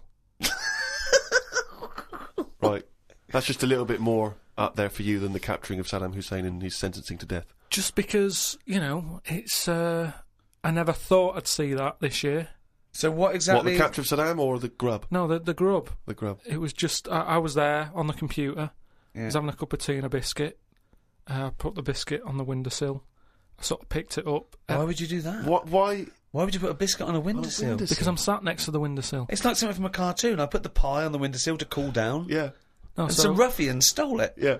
so I was eating that and I was enjoying it. Put the rest of it back down for like the next half of the cup of tea. And I saw... Planned out. This is. I bet. Well, we read about this later in the diary. And then I saw just like a little crumb moving. I was like, what's going on there? Yeah. So I looked down closer, and there's an insect that is see-through, but with legs, and just sort of running off with a crumb into like a little hole. And then when I looked, I noticed there was loads of these little see-through things, and they were obviously all like, "Oh, I got biscuit," and That's exactly what they were saying. We've got biscuits. Biscuits over here. But I can't, that, what, Come on, what was tell it, your like I mates. say, it was amazing because they're miles away from what I'm about, and yet, Not that far. but they still like a bit of biscuit, and it was just weird that happened. I never thought that would happen in 2006, and You never thought that would happen in 2006. that's what's nice, isn't it? blown That's his what's mind. nice about the the nature of the world. We can invent iPods, we can bring out better vacuum cleaners, but at the end of the day, you can't make nature up. And to see this see-through thing, You do. eating a biscuit, blow your that's mind? where I've sort of gone this year. I'd say out of anything, I've sort of gone out of my way to learn more stuff about weird stuff that's But out I don't there. know what you've learned. You've learned that A creature which you can't even identify that or you name. don't know, right? You don't know what it is, right? Looked like it nicked a bit of crumb. I don't know what knowledge is that. What is that? How is that useful? Just because everything is changing. But it's not useful. It's not useful to you, and it's not useful to anyone. You can't pass on that as knowledge because we don't know what it was, But Carl or where thinks, it happened, or but- why it happened. But Rick, Carl thinks that the grub has an inkling, has a taste for McVitie's in the same way that Carl does. That's why Yeah. he's from Meggs. He's thinking, I can't believe it. We both love hobnobs. As It's opposed to just extraordinary. being Yeah. taking the It would have starch eaten from the anything, flour. yeah. Exactly, yeah. But what I'm saying is that these things have been around for years, Yes. maybe longer than us, Yes. right? Now, their life isn't changing in the way that ours have. They still live in a little crack in the wall, Yeah. but they're eating biscuit, and that was never meant to happen. So it's changing it. What But I mean is, you might start getting fat insects. That should never have happened. You don't normally see a fat beetle. You go, oh, look at that, that's a bit fat. Put a bit of weight on. And now that's going to happen because they're eating sugary stuff. The squirrels in the park, because people are feeding them Mars bars and everything, they're getting fatter, they're getting bigger, they're getting more violent. Now, over time, they're going to cause more trouble than they What are evidence now. have you got What that do they you get think? more violent? Just what- because when I'm sat in the park and what have you, they really like cocky. They come up to you now and sort of jump up on the bench and sort of attack you for food. They're not happy with acorns now. They want a bit of croissant. And that's what I'm saying. They've changed. They're changing over time. Just like that grub having a biscuit. Everything's trying different food out. He'll want a gatto soon. Well, in the same way that, And Eclair. you look at people around the world, how they're eating weirder stuff. They're running out of, ideas on how to cook food differently. And we're eating weird stuff. So our insects, everything's moving on. Everything's getting more intelligent. The goldfish memories got better. Chickens are more intelligent than people thought they were, apparently. Everything's... Time makes you more intelligent. Well, No, they do. That's a fact, isn't it? If you're knocking around longer, then you're learning more because more stuff's going on and you soak it up. And that's what these insects are doing. They're all learning. You know what I mean? No. I saw a cockroach playing Pac-Man. It was on the internet, right? And somebody had linked up a cockroach to some. I can't even be bothered explaining it, but But that's what I'm saying. Everything's moving on. Yeah, but Pac-Man's like such an old hat game, man. It's like from the 1980s. Yeah, that cockroach is so... Come on, Oh, he's still out of date. Get a with life, it. man. Hello, PlayStation 3. Is he Yeah, got rid of it? Hello. Yesterday's cockroach. Oh. Fucking hell. What was he listening to? MC Hammer? Christ almighty. Fucking hell, Pac-Man. Get a life. High five, man.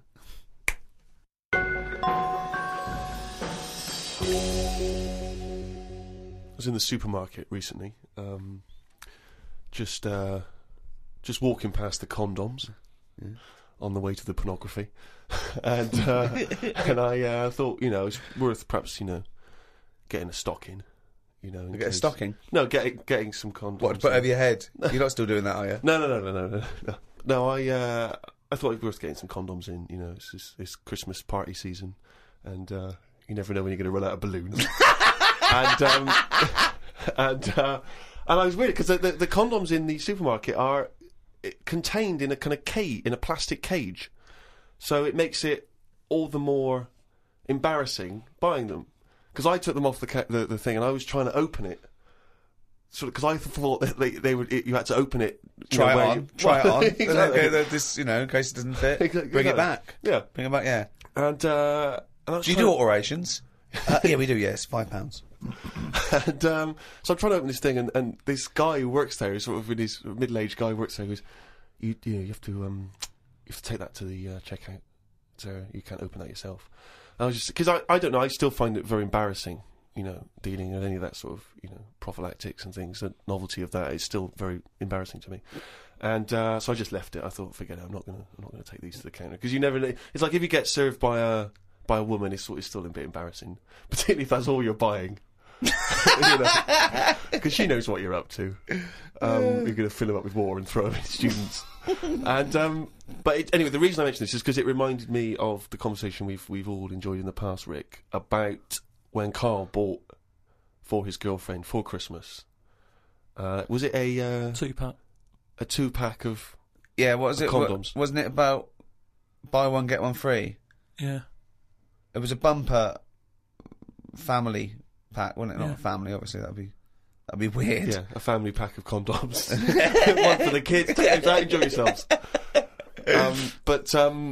So that was a couple of years ago, Carl. The famous condom gate. Have you bucked your ideas up since then? Not really. They were the early days. Do you mean the early days? You'd been going out with her for about 8 years, hadn't you? Yeah, but I just think that as time goes on, you don't sort of buy each other as many presents. Sorry, that was a bumper year, was it? That was a hell of a. She went. Oh, I remember when you used to buy me stuff like condoms. It's gone downhill since then. Well, no, she didn't presents. know she was getting them. What I mean is, there's less. Of course, surprises. she didn't. That's what I mean, though. It was sort of interesting to when I gave them her and said, "There you go, open them." She was not expecting that. And as time goes on... No, she was probably expecting a piece of jewellery or a holiday in Paris. It's more difficult, is what I mean, to surprise someone, innit, over time. No. But the surprise thing is meant to always be a good surprise. Yeah, but don't... If you always get something good... It's like the 3 wise men. What did they get the second year for little baby Jesus? Do you know what I mean? Once he's had that gold, it's like... Oh, I've sort of made it hard work for myself there. I've got to get him something better than that now. So it's best to give him the myrrh. And next year, get him the gold. Step it up a bit or whatever. But don't you understand... Because I don't want to criticise you because you're a lovely man, but having read the diary and read much of this diary, one of the things I notice is the complete lack of romanticism. The number of times Susanna says, book us a lovely meal out, take me out tonight, and you always write like it's a massive chore, like it's a headache for you. Oh no, I've got to spend a romantic night out with my girlfriend. Because it's the same reason I don't like Christmas and stuff. It's the expectations. I prefer it. If I want to take Suzanne out, I prefer to meet her at the bus stop and she comes back from work and go, "Do you want to go out?" But you don't do that. No, I do now and again.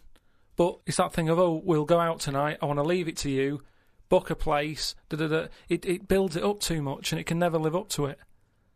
It's like how, you know how like people make a big thing out of, having it away for the first time. And they go, oh, I'm going to do that tonight. Not the way to do anything. You won't get anything done by planning. That's a quote! That's an amazing quote! That'll be up there with Newton and Churchill. You don't get anything done by planning. No, but like that's I've amazing. Said, like I've said But a you lot. can't just spring it on someone. You have to at least ask her. You up for it tonight? Just see how it goes. That's what I'm saying about Christmas. I might not be in the mood for it on December 25th for Christmas, having turkey and everything.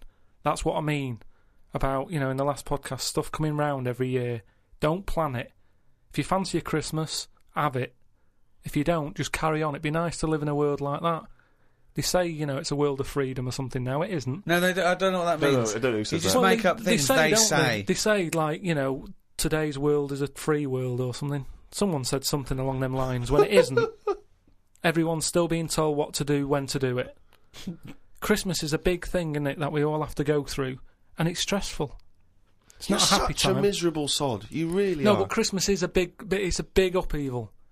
It is out of all of those special days that go on, Christmas is the one But that's... what are you doing with your time? It's the question we return to again and again No, but with why- readers. why- You're visiting your parents. You're hiring Yeah. a car. You're going Yeah. down the calf. It's Yeah. not like you're taking your work away. You're doing Yeah. some important neuroscience work, Yeah. and we've had to take you away from that for 3 days. Yeah. No, but what You're not doing anything of any value, No. Carl. But what I might want to do, but I can't because the shops are shut because they want to go off and celebrate Christmas. You know, it's an upheaval. Easter's all right. It comes and goes. Do you want an egg? Not really. Don't have one then. You're not forced an egg. I like Easter, and everyone can afford an egg. There's no one being left out. Whereas Christmas, everyone goes back to the family and they have a big meal and all that. And there's a lot of poor people out there who can't do that. So it's more of a, if you're going to talk about religion and, you know, the religious sort of occasions, Easter's one that I'd keep. If you plan everything, you probably won't do it in the end.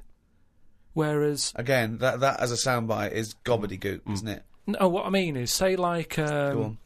holidays, when you know they're coming, you never enjoy them as much as one when it's surprised on you. Who How surprises can- someone with a how holiday can unless you be win it on a game surprised? show? How can you go, bloody hell, I'm on holiday? Suzanne did it with me. She sorted it all out and booked me time off work without me knowing. That's a lovely romantic gift.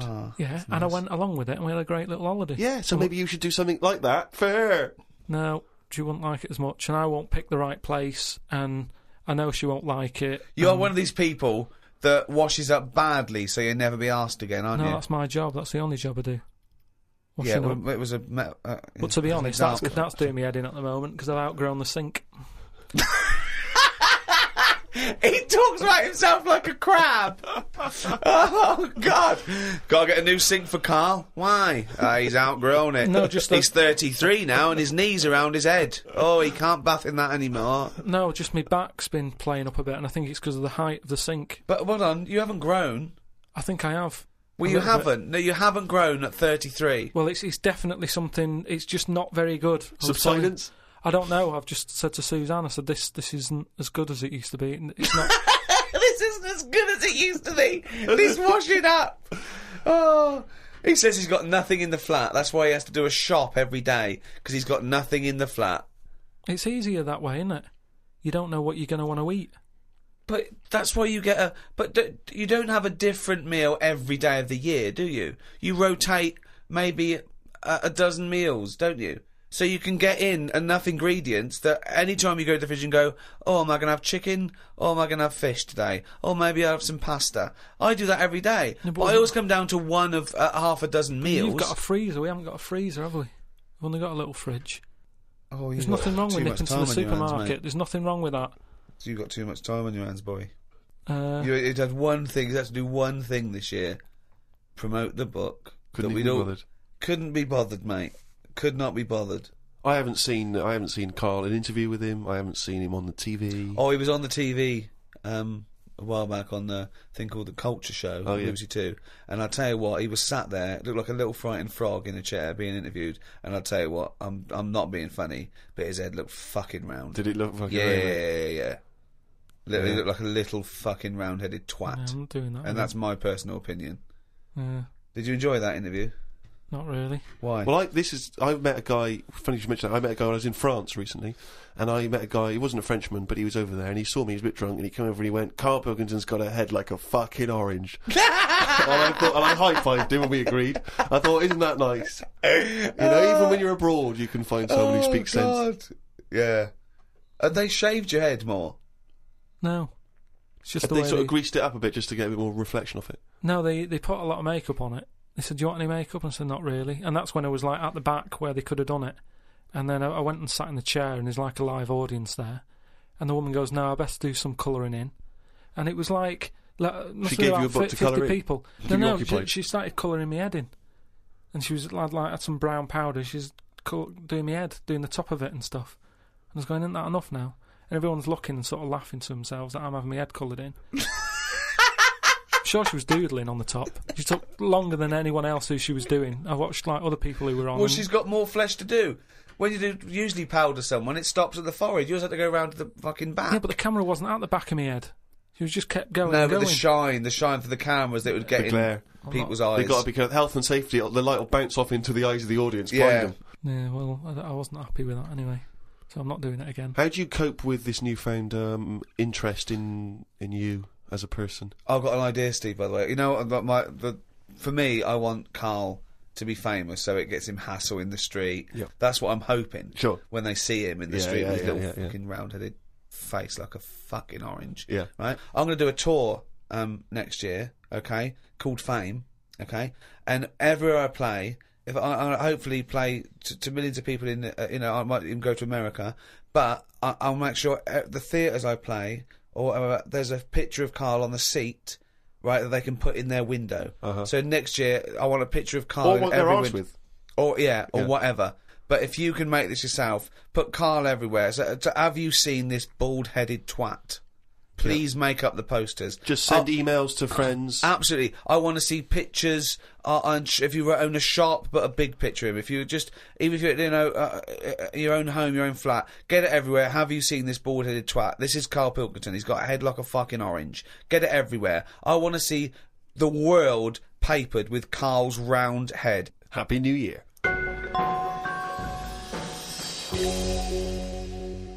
Oh, he's only gonna write it down for a whole fucking year. Useless. That, of course, signifies another reading from Carl's diary. This is the last one of both 2006 and on any podcast for a while. Let's make the most of it. Let's enjoy some of the wisdom. I of also Carl think it's the Pilkington. last time ever he will make an entry in this diary because you're not going to keep another one, are you? I don't know yet. I might just get a smaller one. But I found that since keeping a diary, I've gone out of my way to do more stuff. Well, you say that, but Well, let's find out. Let's find out if that's true. No, but I have. I read a bit in the news about people being injured while trying to cut open avocados. It's a food that ain't worth injuring yourself for. If it's a hassle to get into, leave it to the experts. I have never bought one. I have also avoided coconuts and pineapples. The amount of hassle to get into these things outweighs the joys they give. Yeah. It's the same reason I never bought a pair of Dr. Martin boots. Too much hassle when it's time to take them off. Yeah, a lot of my mates used to wear them in like the 80s. You know, you can't just kick them off, can you? It's a big upheaval. You've got to unlace them, you mean? Yeah, I mean, since I found shoes with Velcro on them, brilliant. Just the way, I don't understand why laces... Is it because you can't tie your laces? No, I can do it, but it's wasted time. you're so lazy. Wasted time. That gives him more time to sit around and look at insects How long eating does it take biscuits. to take off a pair of boots? Well, it's 14 ridiculous. seconds? He can't fit his days as it is. No, but I don't understand how some inventions sort of catch on and other things don't. But this is what I mean. He's got too much time on his hands. Sitting around at home thinking, why are we not using Velcro more? But there's Why one are we- Velcro manufacturer going, yes, at At last, he last. said what needed to be said. Why don't you get it sponsored? Because you could wear a Velcro toupee. Because that would be great if we could do that. If someone could invent a little hairpiece for Carl, Velcro to the little bit of fluff he's got on the top of his head, his shiny orange-like head, pop a little Velcro toupee on. I would love that. I would love to get him wearing a wig. But why necessarily reduce it to a toupee? Why not some kind of carrying device? You know, he could carry goods and things around in there, sandwiches. Yeah, he doesn't look like carrying a bag. Well, what about that? A little thing you carried around, a little Velcro thing you carried a pot on your head for your sort of like keys and trinkets and money and that. Well, no, I've told you about that idea that's out there but hasn't caught on as well, the tie. Right. The tie with loads of pockets and stuff in it. Yeah, but you got to wear a tie. Yeah, but that'd be quite nice, wouldn't it? I've never wore a tie because I always think, what's the point? It's just hanging there in the way. Can you imagine this image of Carl walking around in his big Velcro shoes, a tie with an apple stuffed in it, car keys, iPod? No, but don't you think it's a good idea? Would you wear it with a shirt and collar or just a t-shirt? No, wear it with a shirt. That's what I'm saying. It's an invention that will smarten up the world. Now, a tie, what does a tie do exactly? Yeah. What does it do? Nothing. Right. So I'm saying make it do something. But I'm saying don't wear it at all. Pop your keys in the trouser pocket. No, Or because take a bag. because the world is getting more and more scruffier, isn't it? When you look I back don't know what that means. I don't know what that means. when you look back at like Victorian times and everything, everyone wore a hat. Right? They wore a tie, they wore a suit. And it was a nicer looking place to look at. When you see it on pictures, you go, what a smart world that is. Well, you can't see cholera and things on pictures, but sure. No. No, but I'm just saying it's better to try and cover it up with a bit of, Cloth. yeah. Yeah. The world looked nicer with more cloth. Whereas now everyone's rowing about scruffily. So what I'm saying is, if we make the tie more useful and give it a purpose, it might come back and the world will look tidier. But a tie, its purpose is to look smart, really. Well, originally it was because we didn't have buttons, so it kept the collar up at the front. That was the invention. It was a useful invention, the tie. Yeah, that's it was right. called a tie. It tied together, okay? Yeah. So then, when we had buttons, that we didn't really need the tie, but it was a symbol of smartness, like saying, I've made an effort, okay? But now, that would go away. So now, you wouldn't look smart with a tie. They go, oh look, it's like a bag round his head with his apples and oranges and his keys and his sticks he's making a nest out of. So it would be scruffy. It would make the tie scruffy, so it would defeat the object. So now when you're carrying stuff round, I mean, crawling on all fours because your shopping's so heavy round your neck, they'd go, look at that scruffy fucker on all fours. Oh look, but look at his lovely head of hair. It's Velcro! It's a hat! Yeah, well, that's the other problem, isn't it? I can't go back to a wig now. My theory about reading old news is right. It's less bad when you know it's old. It was a story about a weatherman who was fired yesterday for having a nude picture of himself on the internet. But that happened 2 days ago. He's probably got another job by now. So old news isn't as shocking. Well, old news isn't news, though, is it? It's olds. What are you doing? Just reading the olds? No, but what I mean is, if someone Stick the video on of last week's news. I just want to catch up on the olds. Yeah, but then it's still news. News is something that you don't know, isn't it? If someone tells Well, that's you everything to you. That's information, Carl, not news. Yeah. but news is information. No, And the key with news is the word new. No, I don't think it is it? It's just information, but they tell you at 10 o'clock at night. It's like, what information's gone on? Bong. Here's some information. Yeah, that you didn't know before because you couldn't have because it only happened today. Bong. Yeah, but never mind that. I'll tell you in a couple of days. It doesn't matter as long as you get the same info. Bong. Yeah, we can't call it news though because it's misleading. We'd get done. It's called olds. Bong. Yeah, but listen to me theory. What I'm saying is that if someone in your family, I don't want, it's Christmas and that, I don't want to bring the tone down, but someone dies in your family. Now, say if you're away on holiday, and they don't call you because they don't want to ruin your holiday, then you come home, and they go, Uncle Frank's dead, and you go, oh, when did that happen? And they go, 2 weeks ago. Now, because everyone else has got over it, it's not as bad for you. Because part of bad news is the way everyone's walking around moping, going, oh, have you heard the news? Frank's dead. But because everyone's got over it, time is a healer. That's what I mean about old news. It's better than new news. But according to you, the only news that really matters is stuff that affects you. So it doesn't matter when you... there was an earthquake. When was it? Yesterday. Phew, that's all right then. Often the aftermath is worse than the actual event. 2, you only care about things that actually happen to you. So the doctor goes, you got a kidney stone. Oh, when did this happen? 2 weeks ago. Oh, that's all right then. Doesn't make sense. No, but the world is... You're not upset about dead Uncle Frank just because other people are upset. You'd be upset personally. Would it make any difference when they told you? Yeah, but it is everyone else's emotions that make it worse, I think. Knocking around people who are miserable. What about warnings? What about when they do things like smog warnings or, there may be a... I don't like it on the news when you sort of say, news just in. I think, oh, what's this? You think, oh, what's going on? But it might be useful to be know important information. No, it just makes you panic. What?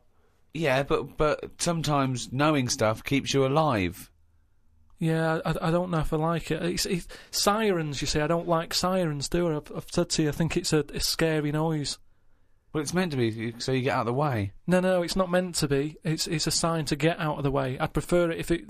There's Like a I've voice. said... Hiya! Could you just move out of the way Well, it can for be us? anything, as long as we know... It can be a chicken noise. But as long as you know Oh, that that's not going chicken to freak noise... people out. No, but it sort of make you smile. But you'd go, oh, best get What, out you're of the way. cycling along and you hear what sounds like a giant chicken behind you? And you smile because you know that even though someone is burning to death, there's something clucking in my way. Do do do do whack! Do do do do whack! Oh, that's probably a guy having a heart attack. Going to my mum and dad's today. I'll cut to the chase, Rick. They basically, we got about 4 pages where they drive to his mum and dad's. Oh, but Jesus I'll skip Christ. past that because it Yeah. takes fucking forever. Got there, mum and dad. His mum made him some dinner. The old woman next door, brackets, whose man was a witch. Just pop that in brackets. Just pop that in brackets. I think we've discussed that before, actually. The old woman whose mum was a witch. Whose man was a witch? Yeah. Oh. The old woman next door has been worrying because she keeps seeing adverts on the telly about changing to digital TV. She's saying she doesn't want wires drilled into her walls because they'll make a mess. My dad told her that it doesn't matter because it'll probably won't happen until 2012 and she'll be dead by then. He didn't say that to her, though, did No, he? he did. They've got, she's old. It doesn't... She knows she's going to die. I mean, it's something we've all got in common. And he's right, isn't he? Why is she worrying about it? Maybe that's sorted it out. Put it into perspective for her. You will be dead when this happens. Don't be worrying about it. But everybody worries, don't they? You've got that little sort of hole in your head that you fill with worries. You know, everyone's got to fill that little worry hole with worries, and that's us. Worry hole. Everyone's got to fill the We've now worry just hole got to with assume worry. that there's a worry hole. A worry hole. Don't be filled with Unbelievable. worries. I love the fact that doctors in a million years would dig this up and go, humans used to have a worry hole. Went to bed around midnight. Suzanne and I decided to sleep tops and tails because it made me get a bit more room. Me dad had cut a bit off the mattress to fit it between 2 cupboards. It's amazing how much of a difference it makes just sawing off a bit of the mattress. You sort of roll to the edge, but the weight of the blankets keeps you in. This is like something from a Roald Dahl book. No, it's just you think anything, you can sort of trim anything, can't you? And it normally works. But with a mattress, I mean, he only took off, I don't know how long that is, but he's sawn off about that much on the mattress and then has stapled it back together again. Amazing. And it just makes so much difference. Of course it does, because a mattress is a very carefully designed object. Yeah, you wouldn't think so, though, would you? Well, you just would think if you had a it's full of fucking brain in sponge. your nut. No. Someone took his brain out of his worry hole? Oh, God. He saw the mattress in half. So we decided to sleep tops and tails. It just gets stranger. So strange. Why? He did it to make the room nicer with the cupboards on either side. So he sawed a mattress in half. Well, not in half. Can you imagine how much hard it must be to saw a mattress in half? What did he use? What, a big electric saw? Well, it must have been, yeah, because there's a lot of springs and stuff in there. Jesus. So what happens to the springs? They just spring out the sides. Well, some sort of stick out a little bit, but you're not lying on top, are you? They come out the side. So it's just got a bit of gaffer tape and a staple gun. Unbelievable. Hey, man alive. It's like... Does he run it as a hotel? That's unbelievable. There are squats with better bedding arrangements. Well, we've had a bit of a bad thing in our house about mattresses and that, because when we first bought our first flat in Salford, you know what it's like when you buy somewhere, you haven't got any money, have you, to buy extra stuff that you need.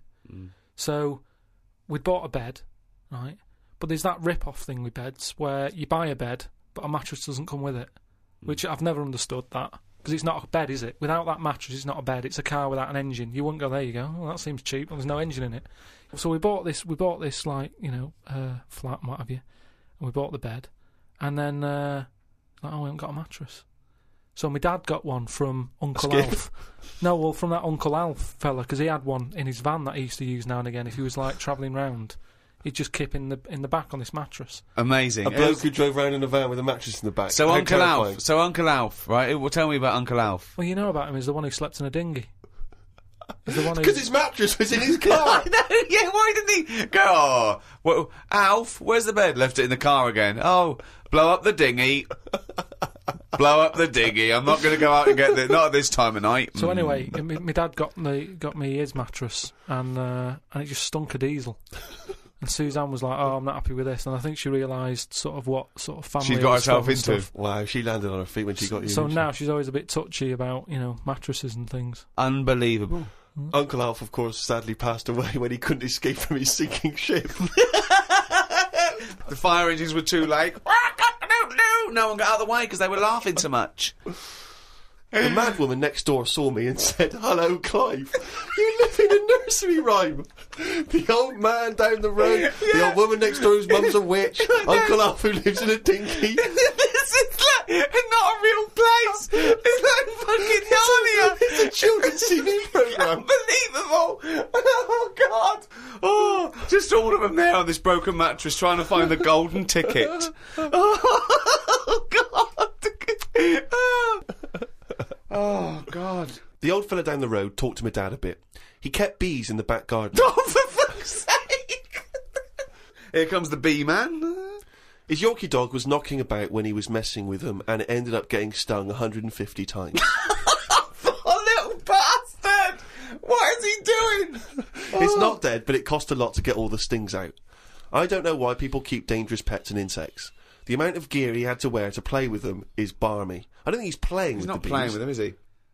Well, what is he doing then? Well, I don't know, but I think you should get the dog the same protection. Yeah, but that's just it, isn't it? It's like you can't mix your pets. If you've got a snake, you don't have a mouse. Do you know what I mean? They don't get on. And it's the same with them. Don't have bees. I can't imagine one bit of enjoyment. The only thing he does is the honey. And it's like, well, how much is that to buy? It's not worth messing about wearing a big white suit just to get some honey. There's a shop down the road. Bees are kept for a very good reason, aren't they? What? For honey. Yeah, no, but like I say, you can buy honey for next to nothing. Where do you think... What do you mean? But where does the honey come from that you buy? Yeah, from some proper bee farm. Let them do it. All he's doing, he's not making loads of pots of honey. He's looking after himself. And the thing with honey is it doesn't go off either. No, it doesn't, no. So get 10 bees, get the honey made, kick them out. But you eat the honey, that's the point. Yeah, I know, but it doesn't. You can't eat it and then it's still there in the jar. It's not magical. Maybe in your world, no. Uncle Fred had that never-ending jar of honey. But how much honey do you eat? What I'm saying is, it's one of them things in it that you buy, and you can move into a new house, buy some honey, and when you leave that house, that honey's still in the cupboard. You don't eat that much of it. So get 10 bees, get your honey's worth. 10 bees! Imagine keeping 10 bees! Well, just get them to do the graft. If you've got loads of bees, they're not all pulling the weight, are they? Because they'll go, well, I'm not doing any, because I'll leave it to the others. No. Whereas if you've got 10 bees, you know that none of them are pulling the weight if there's no honey. That's what I'm saying. No, it's not a workhouse. Bees don't knock around saying, I got a bad back. Anyway, back to this reading from the Twits. The news covered a story about a fish that knocked about 400 million years ago. It was 33 feet long and had a jaw strong enough to eat a shark in one go.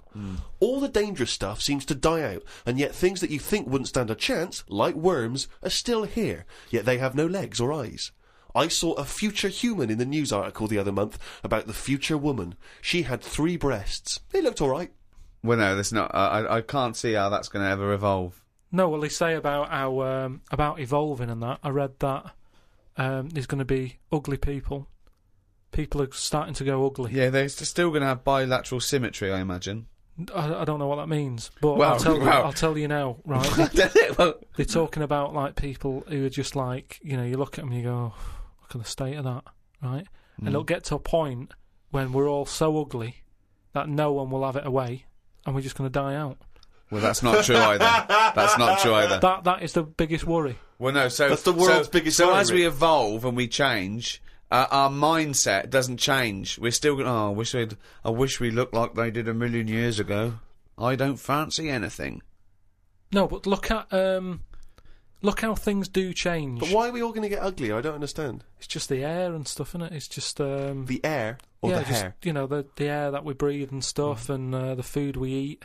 Everything's changing, and we're not going to look that healthy, and we're just all going to go ugly. You've only got to look at some stuff that's in the sea, and you think, look at the state of that.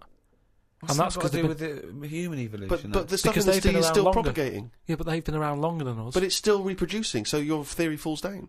But they're deep down, aren't they, in the dark, so they probably can't see what they're having it away with. If they were up on the outside, they'd have died out ages ago. Why? Because they wouldn't fancy the other stonefish or yeah, because they're really odd-looking. I can't remember the name. I think it was a viper something. It was just a head. But Carl, the fish that's just a head. It was well ugly. Watched a programme about the twins this morning. It was filmed 16 years ago. They are mental. They did everything together, including the vacking up. Phone calls had to happen twice so they could both have the same chat, and they said the same stuff at the same time. Well weird. The bloke who I watched it with, I don't know who that is, just some homeless guys that you just invited into the No, flat? just someone I've been sort of working with. Sure, a mate of yours. He said he fantasised about having it away with a pair of twins. I don't see the point in this. If you're going to have two of something, I would prefer to have two different. Have two different women. If I had two cars, I wouldn't have the same one twice. Same rule with women. I don't even normally like buying the same pair of trainers twice in a row. No, if you're going to have something new, make a change. It's like that fella who was going out with a woman and then left her and went out with a twin sister. Not worth it. Not worth it! It's not worth the upheaval, is it? Because it's exactly the same model. I watched the final of I'm a Celebrity, Get Me Out of Here. It was between singer Jason Donovan, singer Mylene Klass, and singer Matt out of a boy band. I had my money on Donovan, but Matt won it. I think it was because of his last task. He ate a fisheye, some grubs, a big fat insect that they have on every year, a crocodile knob, and a kangaroo anus. I feel like we've come there, Rick, to where we entered. It was this time last year when we first started the podcast that we were talking about I'm a Celebrity, Get Me Out of Here, and you coined the famous phrase I could eat a knob at night. Yeah. So it's full circle. It's just that the last series finished recently, and it was astounding that he ate a crocodile knob, he ate a crocodile eye, he chewed up and swallowed a kangaroo's anus, which I to be honest, I didn't know was a food stuff. Could you eat any of that? If I had to eat any of them, it would have to be the anus. What, really? Yeah, more than the other stuff. I couldn't eat anything that's still alive. No. I agree. I couldn't eat any of that. I don't know under what circumstances I'd have to go, right, that's it now. We're not going to survive. The ship isn't coming. There is nothing on this island I can eat. Give me the crocodile's penis. So it wouldn't bother me. I could eat anything. I could do almost all of the challenges on that programme, but I couldn't cope in the camp. I couldn't cope with the lack of food and the uncomfortable bed. That's all that would do my head, and I'd drive people spare, whinging and complaining. I couldn't cope with any aspect of it except the physical challenges. I couldn't cope with sleeping with people snoring, the things crawling over you. I'm not so squeamish about that, like snakes and things. That's all right. But the eating is ridiculous. It's out of the question to eat a worm or a grub. It doesn't concern me. I don't know why. I don't see really what the difference in it. The texture's probably the same as lots of other things. What would hunger do to you, though, do you think? Would you think I would change? Do you think, if it really was a choice, if someone said, and I knew I would die if I didn't eat worms... I think you would, yes. I think you'd complain and you'd whinge for a while, and you'd try and put it off, and you'd hope a ship would turn up. But when it didn't, you'd start chowing down on a bit of crocodile anus. But then where's the rest of the crocodile? Well, yeah, that's a good point. Who's been eating that? How come I've got this?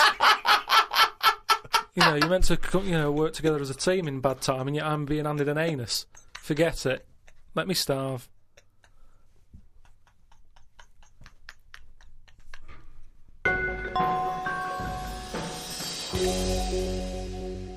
Well, thanks for listening. That was the Christmas podcast. We should say the winner of the last competition we did. They can win the podcast book and Flanimals and the extras book that's out, still available, all available, and the CD. The three CD set of the best of the podcast. Is that right? Series 1, brand new hour. If you haven't got that, get out. Maybe you've got some record tokens. Yeah, if you've got record tokens or book tokens, those are the perfect things to spend them on. Or £50 from your auntie. Exactly. Go and buy one of those. And the winner was Stephanie Prow from the Wirral. Well done, Steph. Well done. Well, thank you to Positive Internet, the guys that host this podcast. That's the end. That's the end of the Christmas podcast and the end of this team for a little while. Yeah. It's been great. So it's goodbye from me, Ricky Gervais. Goodbye from Stephen Merchant. Goodbye and Happy New Year. And goodbye from Carl Pilkington. All right. All right. That was all right, wasn't it? Yeah, it's good. It's all right. What are you doing now? You got time for a coffee or something? I can't now. I'm going to the the orphanage for terminally ill kids. Oh yeah. I'm going down there. I'll go down there every Christmas and do you? Entertain them. Oh well, I bet that's lovely for them. Yeah, no, I've actually written a song I'm going to perform. They see The Office and see that I sing in that. You've written a song for them? Yeah. Well, could we hear a bit? I mean, what? I don't want to put you on the spot, but No, you've got the it's guitar there, is it? Yeah, hold on. I meant this for a kid. He's a brave little guy. He's only about 10, but it's heartbreaking. Don't cry, it's Christmas. Santa's coming soon. Though you ain't got a mummy or daddy, Santa still loves you. And he's riding on his reindeer to trample down the gloom. So don't cry, it's Christmas. Santa's coming soon. Don't cry, it's Christmas. Santa's feeling kind, though you know you'll never see him. He's not just in your mind, and it's not that he's invisible. It's because you're going blind. So don't cry, it's Christmas. Santa's feeling kind.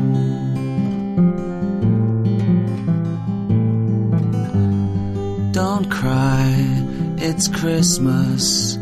Santa's on his way, though he's got a billion children, and he's only got one day. You've got slightly less than that. If I were you, I'd pray.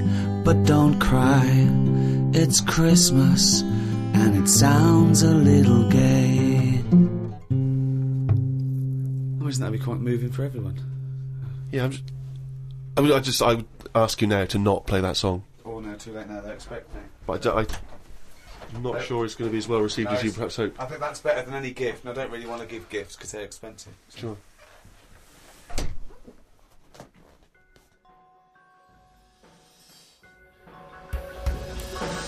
The Ricky Gervais Show on Guardian Unlimited.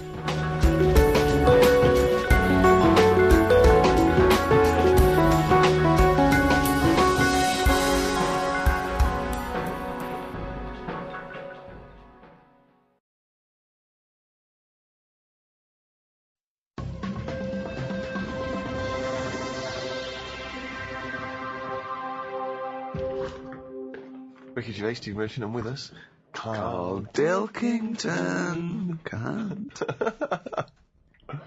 This is the worst chair I've ever sat on, and I've sat on some fucking chairs in my life.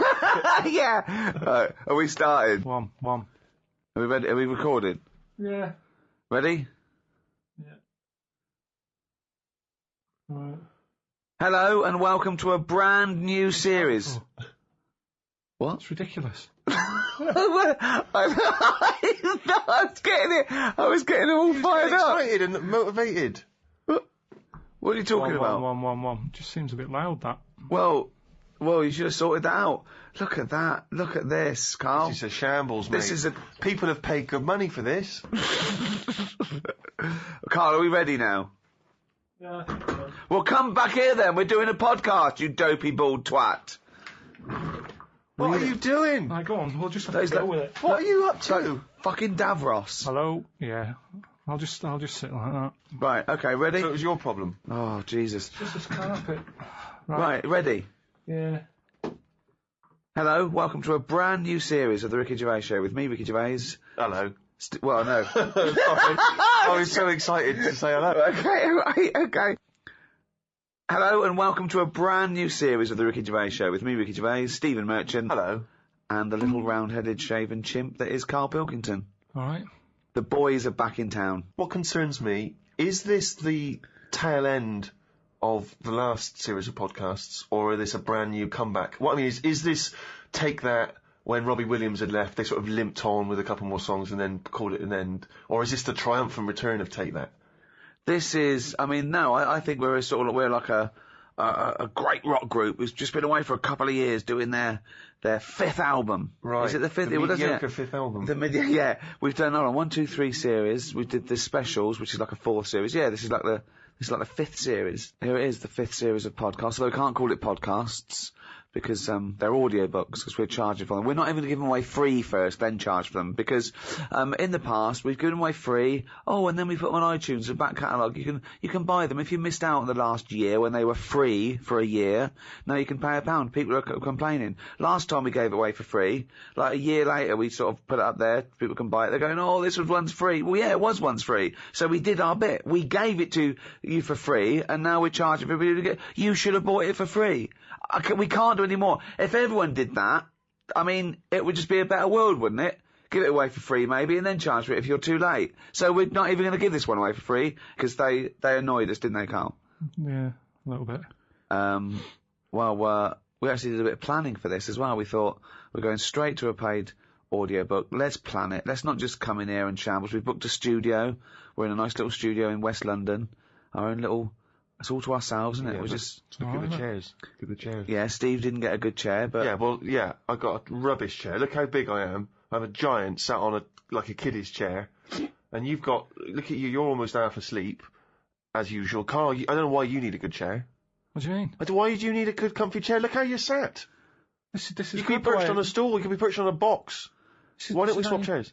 Well, why do you want to, what's wrong with you? Because look at it! Is this how you normally behave? You always get your own way at home? Is this how it is? Yes, in my house I do normally sit in a chair that I find comfy. Will you be happy if I swap chairs? Yes, I had to get him a special chair. I bought some chairs for the office. I bought them. He went, oh, don't like this one. So I went and got him another one. It was actually cheaper than the one he had. He said, yeah, I like that more.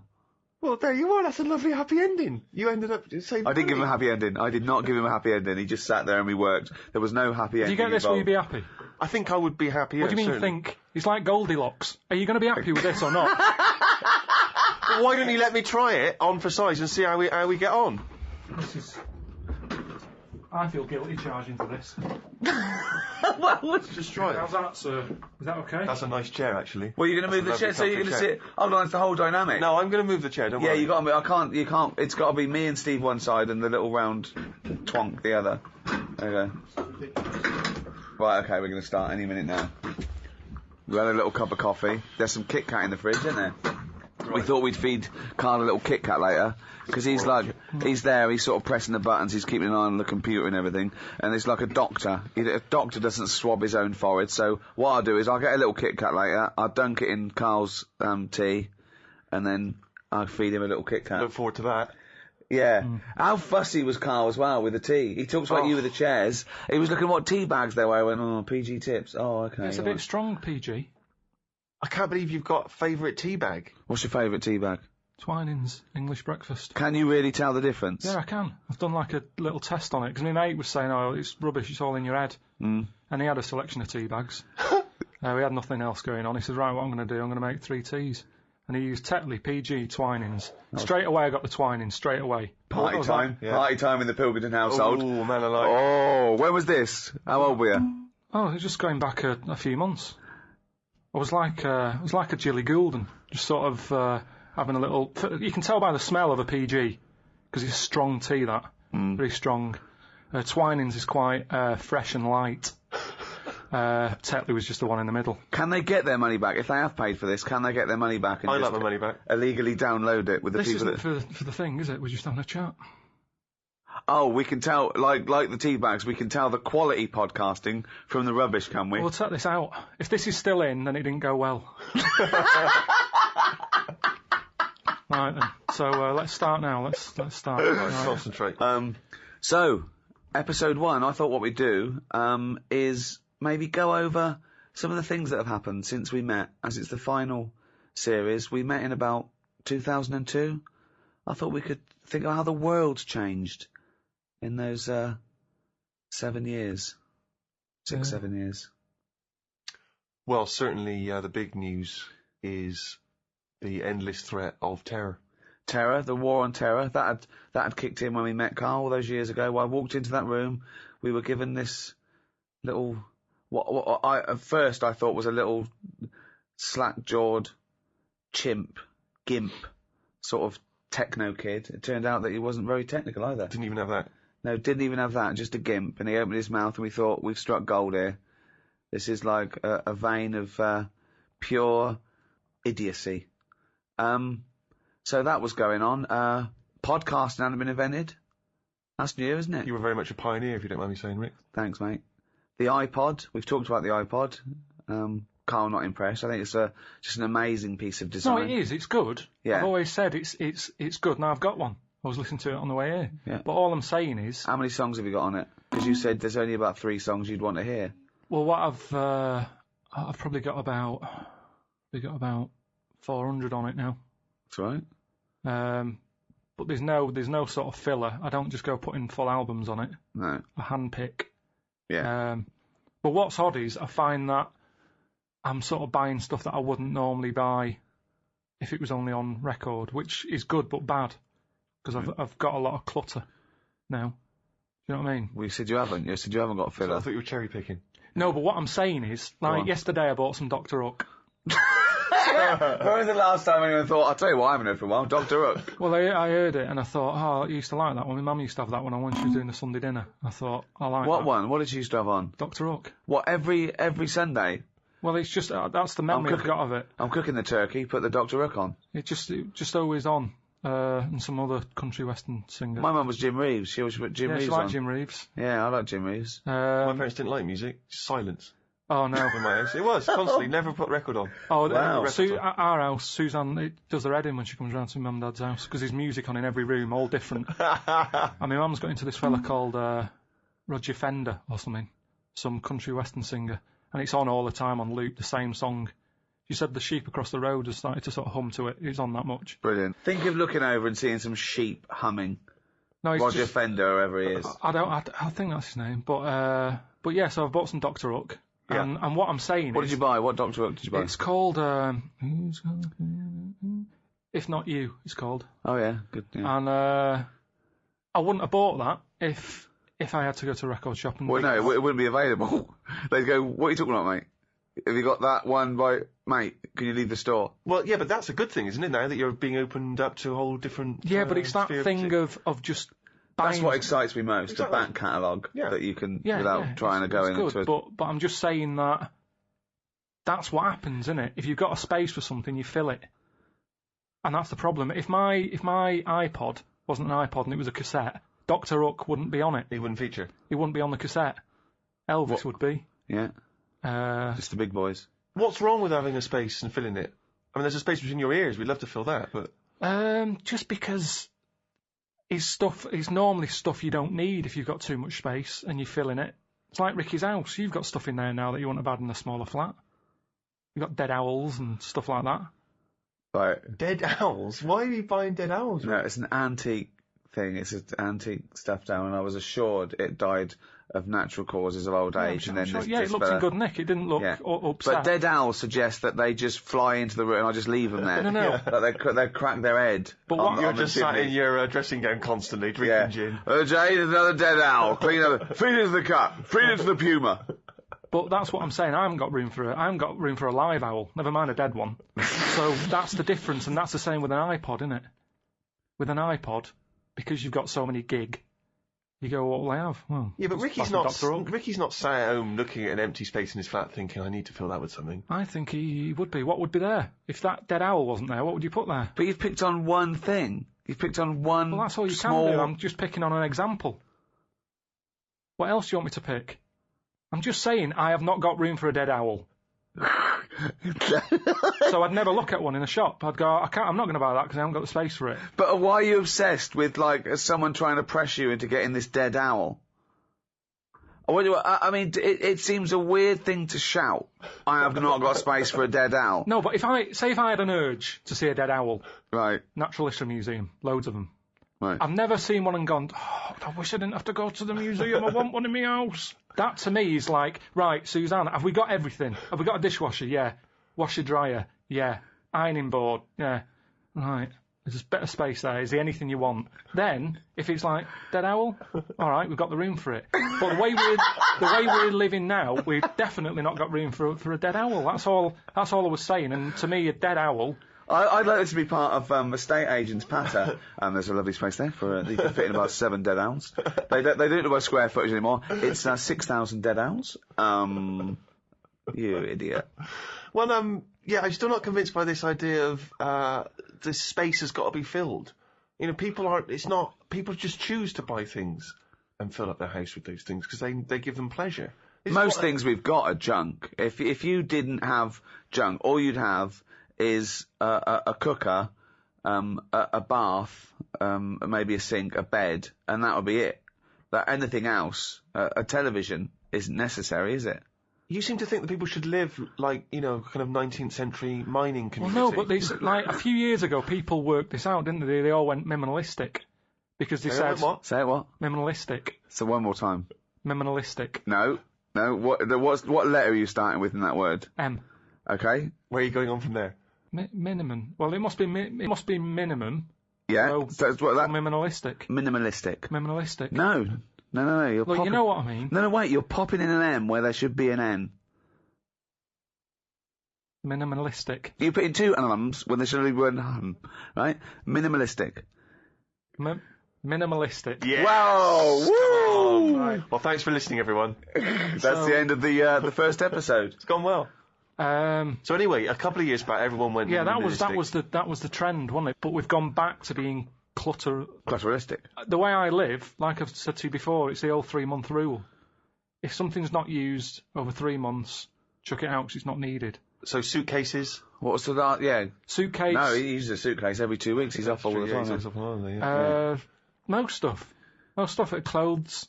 What if you don't wear a piece of clothing within 3 months? It's gone. Well, why haven't I wore it in 3 months? Well, because maybe it's a suit or a tuxedo, and you've not been to any fancy balls. I don't have any clothes like that. I wear the same things anyway.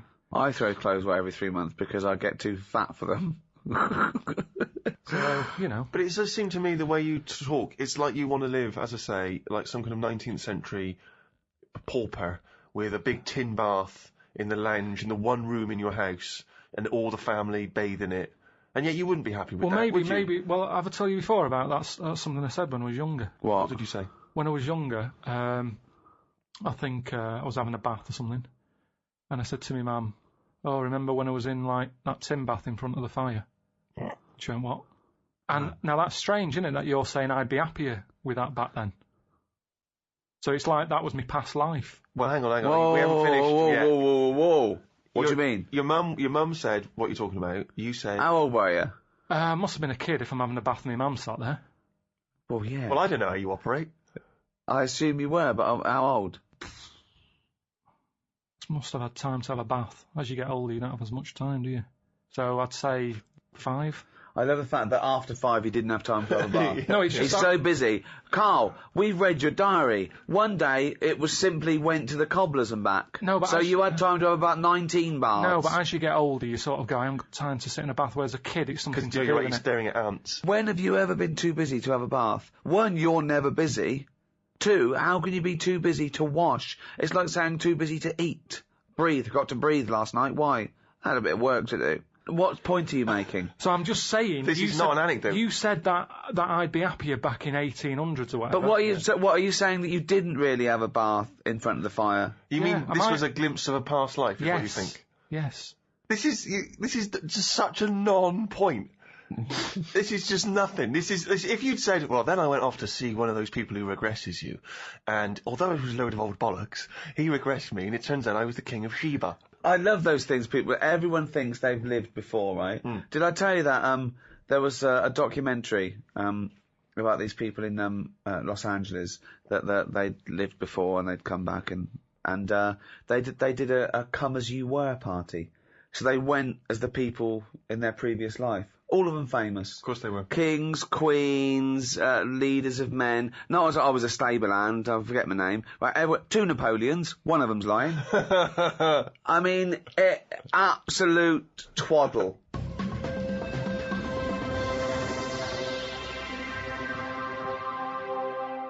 We're talking about things that have happened since we met. We've done podcasting, we've done the iPod, we've dismissed that. See, Carl, when he disses all these great inventions and design, when he says you don't need them, it's just faffing, what he means is he's a little bit annoyed that no one's picked up on his ideas, like the clippable mat for the mug, or, I don't know, cat mops. I don't know, that wasn't yours, nor was the tie, was it? The stupid tie. What's that? What's the one about the tie? The tie that had a pocket. Loads of pockets. But I didn't come up with that. That's something I saw somewhere. But it never caught on. I've never seen anyone wearing one yet. It's such a good... It's not a good idea. It's It like is a good having a idea. carrier bag round your neck. It doesn't make any sense. It's a tie packed with stuff. You Right, want imagine All right, this, though. Frank, nice tie. What you got in there? Baguette. It's ridiculous. But imagine the day that the tie was invented. There you go. Do you want a tie? What do you do with it? Put it around your neck. What for? Don't know. Well, I'll tell you. What? Because you haven't invented buttons yet, and it keeps your shirt together at the top. Well, all right then. Right. We've invented buttons. Are we going to stop making these ties? No. Why? He's got you there, There you Rick. go. Now, I'm saying, what are you doing with that tie around your neck? Oh, it's a pocket tie. It's a what? It's a pocket tie. What do you mean? It's got pockets in it. Oh, that's weird. What It's all right, I've got pockets in my jacket. Yeah, no, but hang on a minute. It's a hot day, innit? Don't want to put your jacket on. Or a tie. Well, if you're going to wear a jacket, wear a tie. Leave the No, I'm jacket not wearing on. a jacket. I'm wearing a shirt. Got a nice Give it little- a purpose. If you're going to wear something, give it a purpose. Everything has a purpose. A tie at the moment is just round your neck, keeping you hot. If you're going to be hot, carry something. Hands free. And everything's always there. A bag, you put stuff in a bag, you put a bag down, you forget it. I always forget bags, that's why I don't like carrying them. You pop it down, you get up, you walk off, oh, where's the bag? A tie, when you go in a cafe or something for beans on toast, you don't take your tie off. I don't wear a tie. I would if it had pockets. Carl! The country would look smarter. Right, you have pockets, so what are you carrying in this pocket? I've got spare change, Yeah, okay. which, You're rattling around like a cow in Switzerland, just like... I've got spare change. I've got, like, my debit card in there. Right, Maybe got me little front door key in one of the pockets. okay. Pair of scissors if you want. Amazing. That's whatever. safe, isn't it? Oh, that's a good place to put it, just around the heart area. Yeah, and then near the throat. Facing upwards. Brilliant. Carl, think what you're saying. So when you're on the beach and you just got your Speedos on, pop a tie on, go to the shop and pop a tie on. Well, no, you wear it in the appropriate times, but I'm just saying if you're going to wear a tie, let's make it useful. Let's give it a purpose. Don't wear a tie, it's alright. You do not need a tie with pockets. If you're wearing a tie, you've got clothes with pockets. And it's going to be weighing your neck down. Come on, It's John. not Don't go practical. mad. If you're carrying anything big, you buy the scarf version.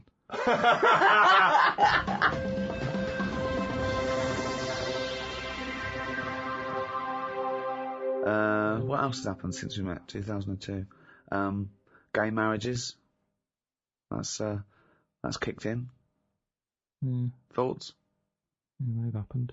Are Yeah. they popular though? I mean, Well, amongst gay people who want to get married, they're very popular, I imagine. what's the point of it? You know, I suppose they want to feel that there's an equality. But is it just one of them things where they wanted it because they can't have it? You know what I mean? I think any excuse for a fancy dress. They like to dress up. They love a press tent. See, I just don't understand. Whose name do they use? Whose surname do they go with? I don't know. There's a problem. Just creating problems. I always say that. Any problem solved is a new problem made. Gobbledygook. Always said Any that. problem solved is a new problem made. Yeah. Like I said that time when I was in hospital, and, I remember in the 80s everyone was going, oh, there's not enough hospital beds and all that. When I was in hospital with, kidney stones. Yeah. Loads of beds, not enough pillars. So that's the way it works. He'd sorted out the bed problem.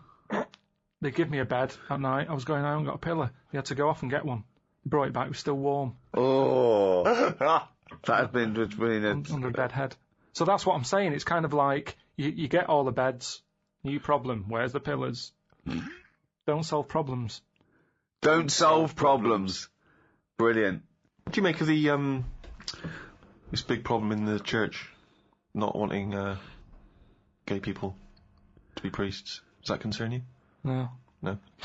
It's a problem if you're gay, and it's a problem if you go to church and you don't like gays, but I don't go to church, and I'm not gay.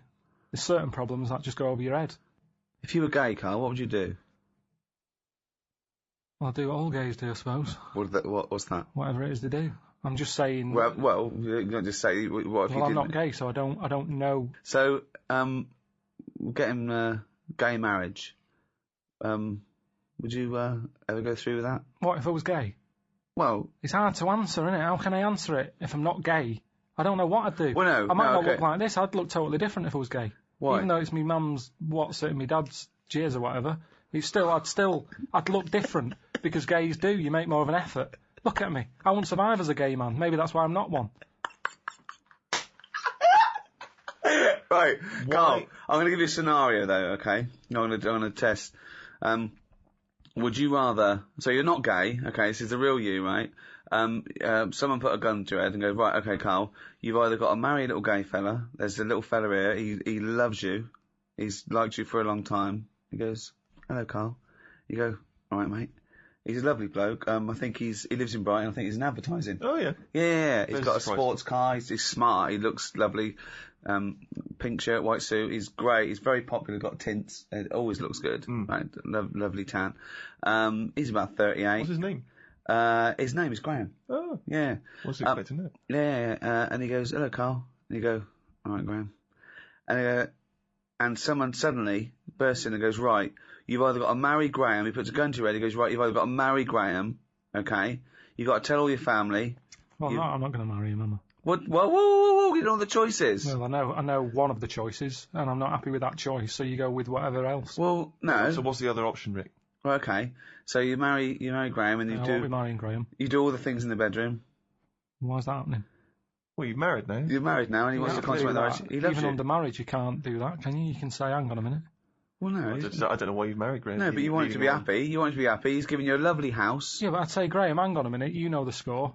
I'm not into this. No, I he went along doesn't with it know. because you didn't want a bullet in your head. No. Now, if you love me, will you stop doing that?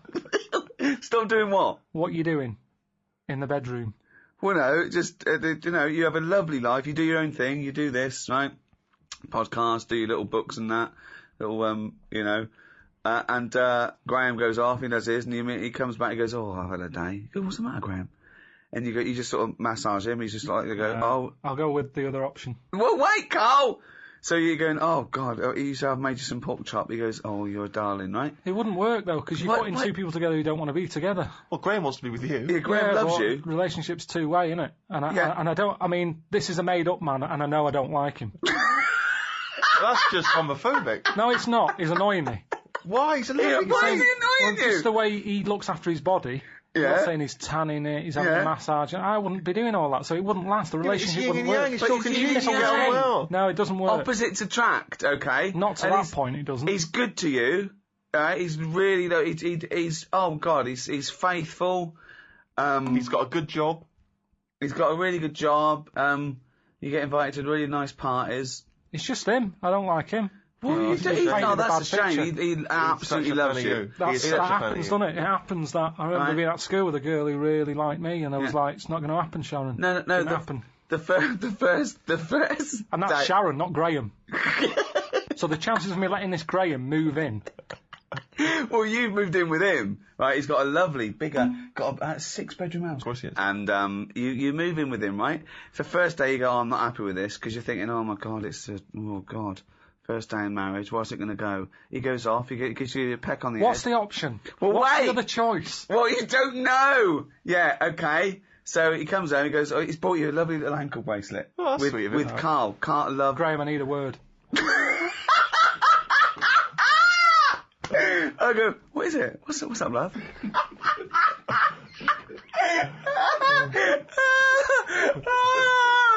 What's the matter? I'll be Graham. Right, okay. I'll be Graham. What's the matter? You look tense.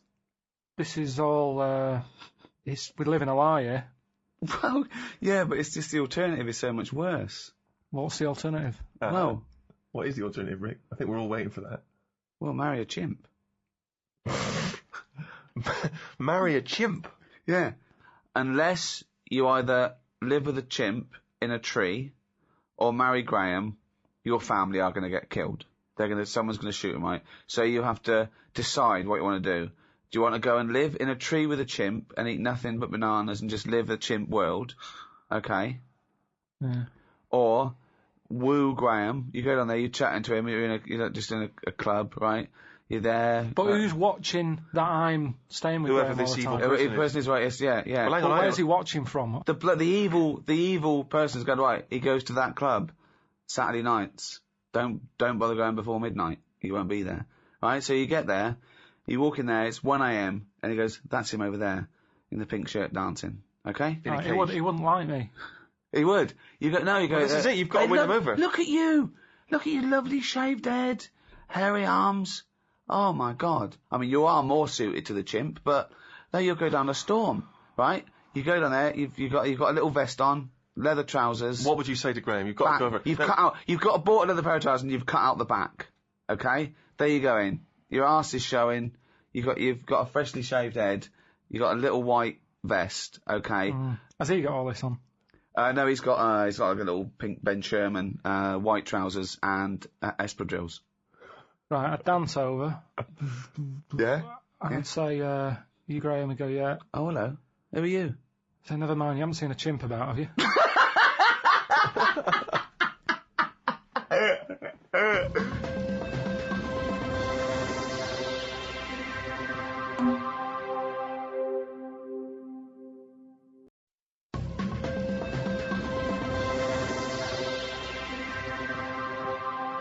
Hello, welcome to episode 2 of the Ricky Gervais Show with me, Ricky Gervais, Stephen Merchant. Hello there. And Carl Pilkington. Right. Oh, yeah, I just feel bad about Graham. I feel sorry for Graham. Don't feel sorry for Well, Graham. he was a nice guy, and he He absolutely was so badly treated. took you into his home. He was going to give you everything, and you just didn't appreciate, and was saving your family's life. And you just... Yeah, but I went for the other option. There's no point. All I'd be doing is letting Graham down. And as much as I didn't like him, I don't want to ruin his I life. don't know why you didn't like him. He was just not my type. He's a you lovely know, guy. He wasn't a lovely guy. You didn't give Why him wasn't he a enough lovely time. guy? Just his ways, you know. I mean, you bond with some people, you don't with others. It had nothing to do with him. You barely even had a Being conversation with him. Yeah, but you click straight away with people, don't you? You know when you meet someone, you go, yeah, they're all right. It wasn't going to work. If I was to go out with a gay man, Graham wouldn't be the one. Who would be? Who would be? Just someone who wasn't as in your face as him. Well, which Just celebrity? someone, What do you mean in your face? What? just sort of, you know, just the way he was straight away. I wouldn't go to a club to meet someone like that. I wouldn't. Because I don't like doing that as a straight man. So just because I'm gay, I don't suddenly get into house Well, music. if you were going to be gay, what gay man would you want to marry? Probably someone who you don't know is gay. I don't know what that means. Someone who's just quiet about it, just get on with it. So if you were gay, you'd like a sort of straight man. No, because that's not going to work either, is it? That was my situation with Graham. But how do you know if how would you, if you were gay, why would you approach someone who didn't know was gay? What, so if you're gay, the only gay life you can do is by going to a club where it's a racket at 4 a.m. and meeting No, someone? no. Right then, so that's what But I'm saying. who would be your ideal partner if you were gay? Who would you like? There'll be someone who I don't know who's gay, innit? I don't know what that means. What do you mean it was someone you don't know? Because is gay? I wouldn't go out with someone who's really like, oh, hello, and all that, with the shirt open, the Why tan. not? Because that's the equivalent of going out with a woman who's got knickers up her arse, and, you know, it's the equivalent. It's the in-your-face woman and the in-your-face man. I don't want any of you. Well, who do you want? Well, who was your Someone sort of normal. guy? Okay, well, just say what your sort of guy is then. Do you want him to be sort of like a man's man, sort of goes, you know, slap, he sort of like, when you go, do something, you go, you dopey idiot, and he just sort of gives you, No, I don't want that. no, you want someone to go, oh, what's the matter with you? Do you No, want yourself you better? see, it's that- Well, what do you want? What do you mean, I'm asking you what you want. Petal. I don't Yeah, want what do you any of want that. in a man? I'm asking you what The you want. ones who are just normal, who just talk, they'll go, all right, Carl, how's it going? Yeah, I'm all right, mate. Yeah, I'm good. Right? What Okay. are we doing tonight? Watching Die Hard, if you want. Go straight to bed after that? Yeah. Oh, now he's straight in bed. I love the fact he went from like not being sure to No. just like getting a man. But not great. It wouldn't be 4 a.m. I'd No. be living my life as I am now, Right. but I'd be a gay man. Yeah. Okay. So Because I'm me, aren't I? So that's Yeah. not going to change. No. Why would it? No. So I'm just trying to. Carl, all we're trying to establish what sort of guy you go for. Okay, we've settled that. If sorry about that. If any people feel sorry for Graham, sorry about that. But that's settled.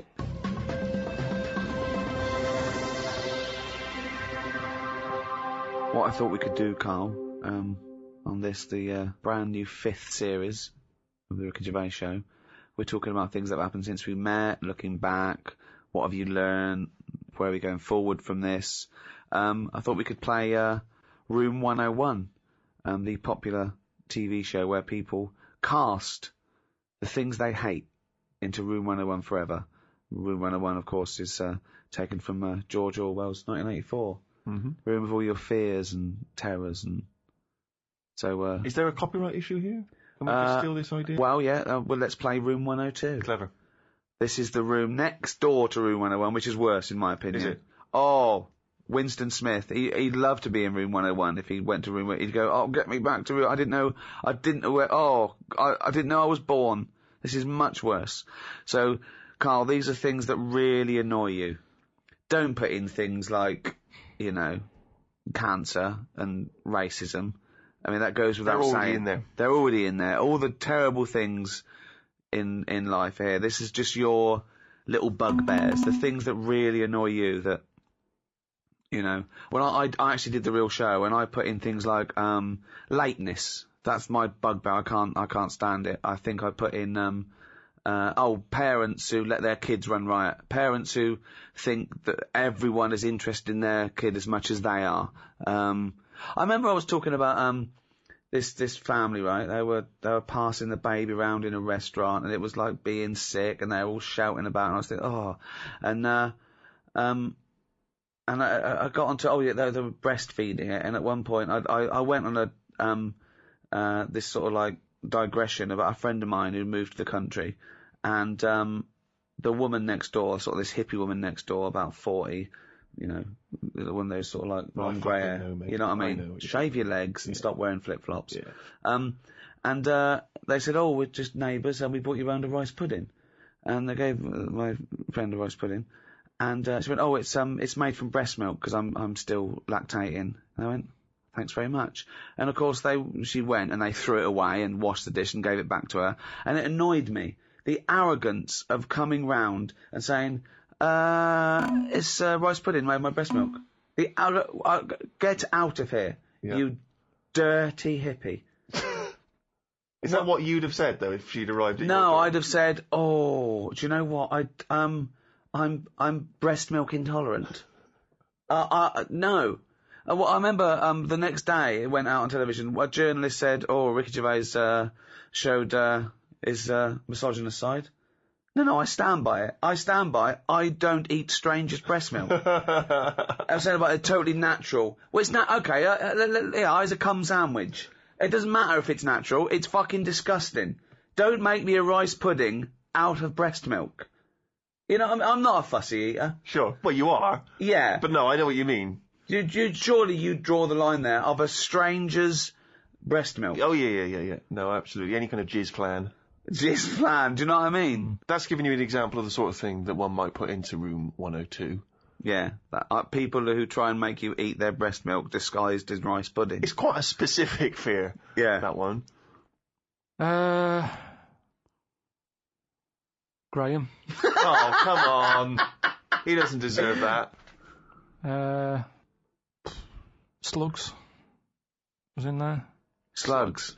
So, then there's, you have to put a case forward, and me and Steve decide whether slugs go in, or whether they stay out, whether they've got a purpose. It's just because I'm having a problem with slugs at the moment. There's a lot of slugs coming in the house. Why? Don't know. They can get where, like, water can't, you know what I mean? Because they're boneless, aren't they? So any little gap. So's water boneless. There's not many bones in water. No, that's what I said. Yeah, but you're saying they can get somewhere that water can't. Yeah, no, they're even more likely to because they sort of move about and that, and they're looking for light.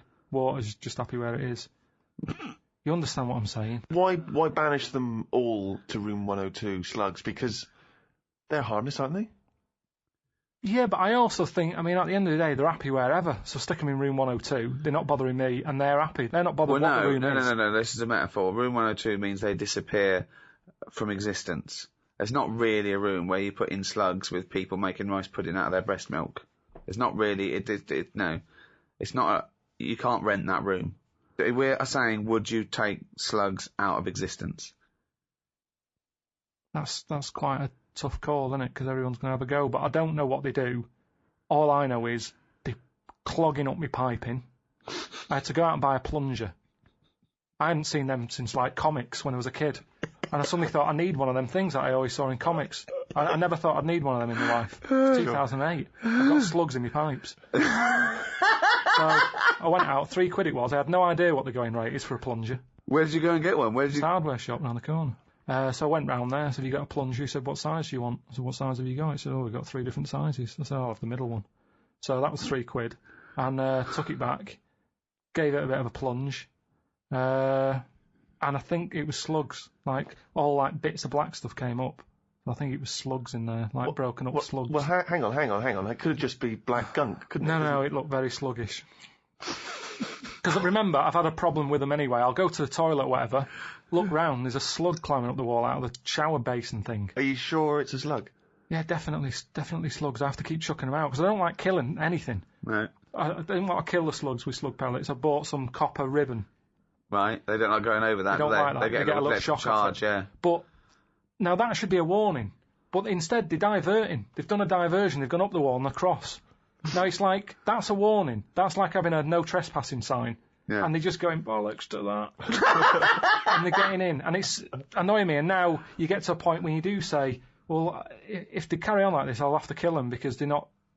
How much... They're not playing by the rules. I don't know what they're doing. I don't know what the purpose is.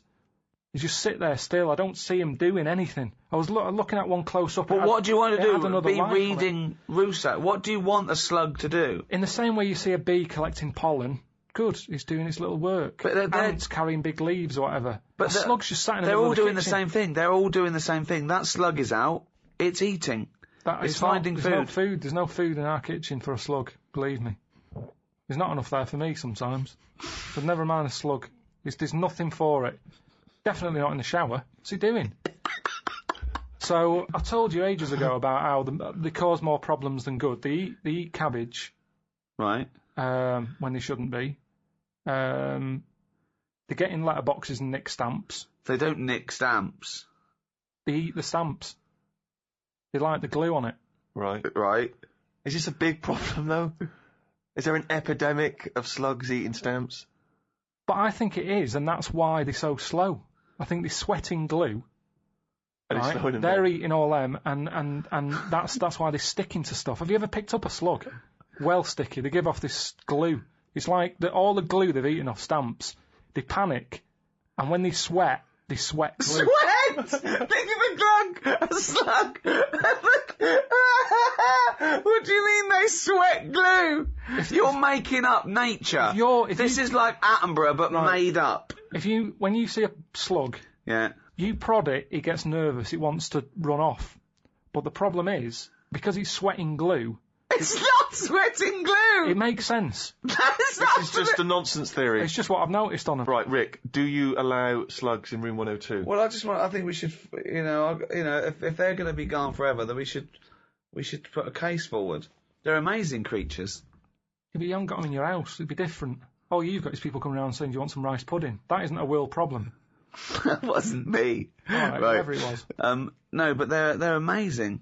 They've got two sets of antennae. The one at the top is for light, and the next one is that they can smell and get food in the air, just the slightest. What do they do for the world? They're food. If only. It's not good enough, that. It's not good enough. What do you mean? That's the ultimate sacrifice. Surely them being food for Who's something. eating them? Hedgehogs. Do they like them? Yeah, they love them. They love slugs. Do they? Yeah. The thing is, though, if you're always going to upset someone, aren't you, with anything I put in room one No, or you just two. got to make a reasoned case, and I'm not sure that you've argued well enough. I'm with just slugs. having problems with them at the moment. I spent £3 on a plunger, and I don't like the idea that every time I get up in the night to go into the toilet or whatever, I've got to put the light on because I might have a bit of sluggage between my toes. Sluggage, a little bit of sluggage between my toes. But I mean, if you're going to put everything in your house that causes problems, what else are we going to have here? No, boilers? I'm not. It's just, I mean, at the end of the day, you only moan about what's fresh on your mind at the moment. And I haven't, I've got to go to that house, and I dread to think how many slugs are going to be stuck to the ceiling and everything. Right, okay, so we need to move on. So you are not putting them in? I'm not putting slugs in. All right, no. slugs have not gone in, Carl, I'm afraid. What's your next one? Okay, number 2. People who don't want to do what the brains would be better at doing. Right, okay, no, I'll get around that sentence. Now, tell me again. Brains that don't want to do what their owners are good at. So now it's the brain's fault. Before you said you were going to put people in who don't do what their brain's good at, but now you've changed that. Now you're putting the blame on the brain. Now you want to put in brains who don't want to do what their owners are good at. I like the fact that you own a brain. Okay, no, I just need a bit more clarification, Rick. Before you ask questions, can you just expand on that point, please, KP? Do you know, like, people decide what they want to do? Right. don't they, for a living? Mm-hmm. But sometimes they're not good enough. Right. You mean they have a dream and they can't fulfil it because they haven't got the skill or... Yeah, but that doesn't mean they're not good for anything. No. It's just that they haven't unlocked the thing that they're good at, Right. which is fair enough. You can't always find what's going on. There's a lot going on in the brain. Yeah. You know, there might be something up there that you just never find, which is sad, right? Right. But You mean you may never discover your full potential because you may never stumble across it. You may never have the means. Yeah. But that of course, yeah. I only got into hospital radio because my dad was in hospital, so I found out about this thing and I thought I didn't even know this existed. I want to go. Well, at of it. course. But I mean, there's much bigger issues there that the poor working class people don't get the same opportunities. People in the third world, when you're worrying about whether you're going to live through the next few days, you don't start thinking, I wonder if I can play the cello. Can I refer you back though, Rick? You made an interesting point there, but I fear that's not exactly what Carl was saying. I don't think that his point was quite that profound. Yeah, that's kind of what I meant. Yeah, I don't know. There was something to do with the brain not allowing its owner. Yeah, because that's the bit that annoys me. Fair enough if a brain hasn't decided what it wants to do, because you. What is this? Let him finish. God, this thing let him about finish. the brain Shut up, 'cause it being hasn't- in charge, like the numbskulls. Because it hasn't found its destiny type thing. A brain But hasn't found its destiny. when someone is good at something and they know the brain is good at something, but then they don't want to do it and they want to go off and do something else. Sorry, who's to blame here? The person or the brain? I'm talking like him now. Don't know what- Who are you putting into room 102? What annoys you? A brain that doesn't let its owner know what it's good at, or an owner that won't do what the brain wants to I do? think it's the owner, because say like a bloke who's good at plumbing, Yeah. his brain loves plumbing. His brain loves plumbing. He's sick of plumbing, so he goes off to try and. Unplumb. No, he's going to do something else. He's gonna do something else. He's carpentry. Now they say in this country the problem is we haven't got enough tradesmen. Right. We don't have enough plumbers. Right. There's enough plumbers' brains. I don't know what the fuck that means. Shut up. What are you talking Shut about? up. Let him please finish. Because This is like beds and pillows again. brains have not changed over the years. The brain is exactly the same, but it's the owner of the brain that's in charge. The brain could be going, I want to go for a walk, or I want to go and find something out. But if your body's too lazy to get up and go and see the stuff, the brain isn't going to get what it wants. It doesn't make Why sense, do you- Carl. all right, You imagine are your this. brain. Let me- Okay, you could have a good point if you said this. You could say that everyone's brain has the ability to become a plumber. Yeah. Your brain, yeah. But I don't know if it has, you see, because this is the thing. When I was younger, when I first left school, I had two jobs I wanted to do. I wanted to be a joiner, right? Or a car mechanic. I had a go at sort of joinery. Couldn't really get my head around it, right? Did work placement at a garage, messed it up, got kicked out. What did you Now, do? the thing is, Why did you get kicked out? Just because I messed the garage up. How did you mess it up? The fella he's a bit moody, this fella, and he just decorated his garage. And You are like the slug in this scenario, aren't you? He just, do you know, like the paint the floor and everything? Make it with lines in it and everything like that. Right. What did you do? And he painted it white. You shouldn't have white in a garage. It's stupid with all the oil about and that. It's not the right colour, is it? It's like getting a white sofa, you're asking for trouble. Yeah. So he'd painted it all, and then he sort of said, do you want to change the oil on the car? So yeah, go on then. So what do? He said, you pull the sump out, stick a bucket underneath, catch the oil. All right then. Go down there, pull the sump out, hold the bucket, but because of the pressure, the oil doesn't come straight out, it flirts out sideways. Went all over his white floor, he went mental, kicked me out. Now the thing is, that wasn't really my fault. My brain didn't know. It was showing an interest. What? Right. Let him finish! Oh God, what does he mean? Shut up, let The brain- My fault and my Please. brain. The Please brain was shut up. showing an interest, but at the end of the day, if it hasn't got the knowledge, what can it do?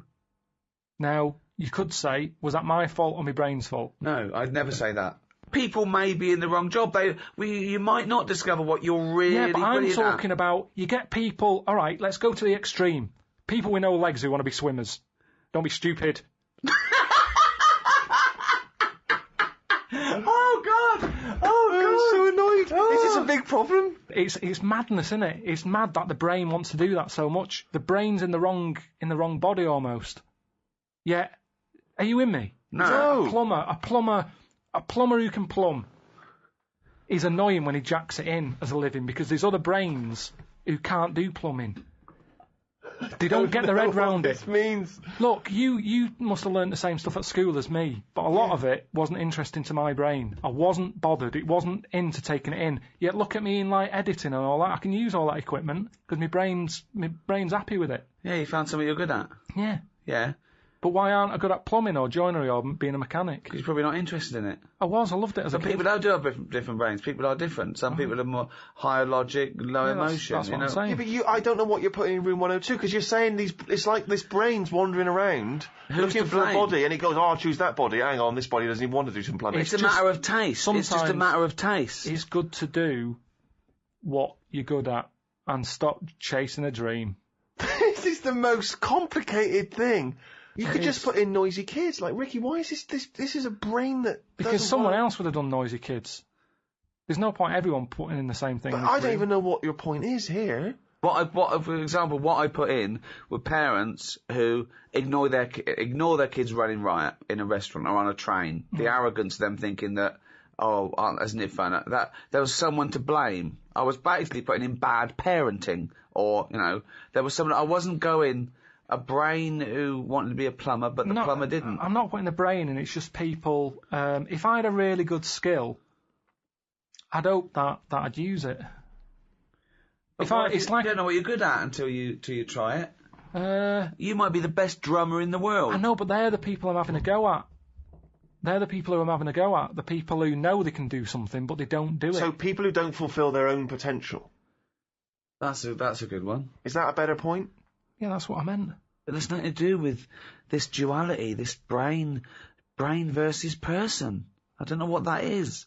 It's a weird thing you've got. A really weird little kink you've got, that you think this brain is another entity that lives in your head, that you own it, and you've got to become the master of it. Like some sort of weird dog. Who am I talking to now, Carl or his brain? We're both listening. Well, I will put in people who don't fulfill their full potential. Slugs are safe, but people who don't fulfill their full potential, you have got into room 102. Got a couple more things for room 102, Carl?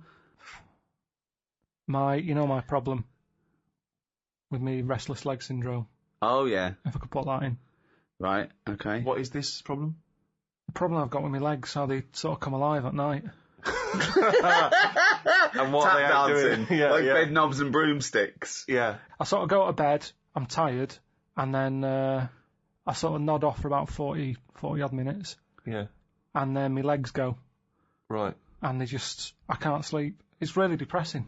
I think it's actually affecting me sort of health-wise, because I'm not sleeping right through the night.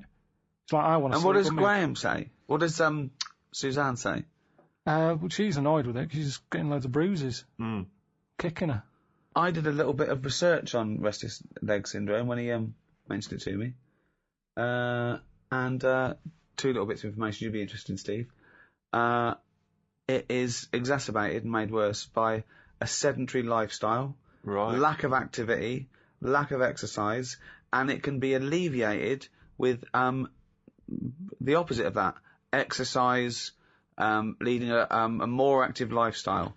Which I proves walk. my point. No, You're no. like a slug. I do loads of walking. I make sure I do a good walk. If anything, it's because I walk too fast, because I tense my legs up when I walk. The doctor didn't say anything to do with that when I told him that ages ago. He said it was because I was eating ice cream. I don't know what that means. I don't know Because who this something doctor that's is. in ice cream, he just Is this the same doctor that said your nerves are too long? Yeah. No, it's a different fella. This Right. is the proper doctor.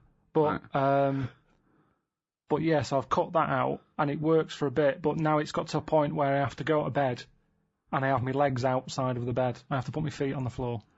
What do you mean? What? I have to lie in the bed, like With your normal feet on position, the but I floor? have to stick my legs out and feet on the floor. That's insane. You can't sleep like that.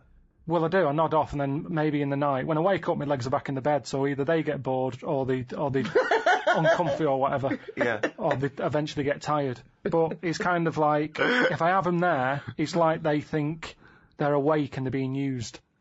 The only other thing I can do is if I lie on my front and then have my legs in the air, Well done. Whoa! You lie in the front and have your legs in the air. like that. Say if that's my head, Oh, like go like that. like a scorpion. Like the front cover of Pulp Fiction.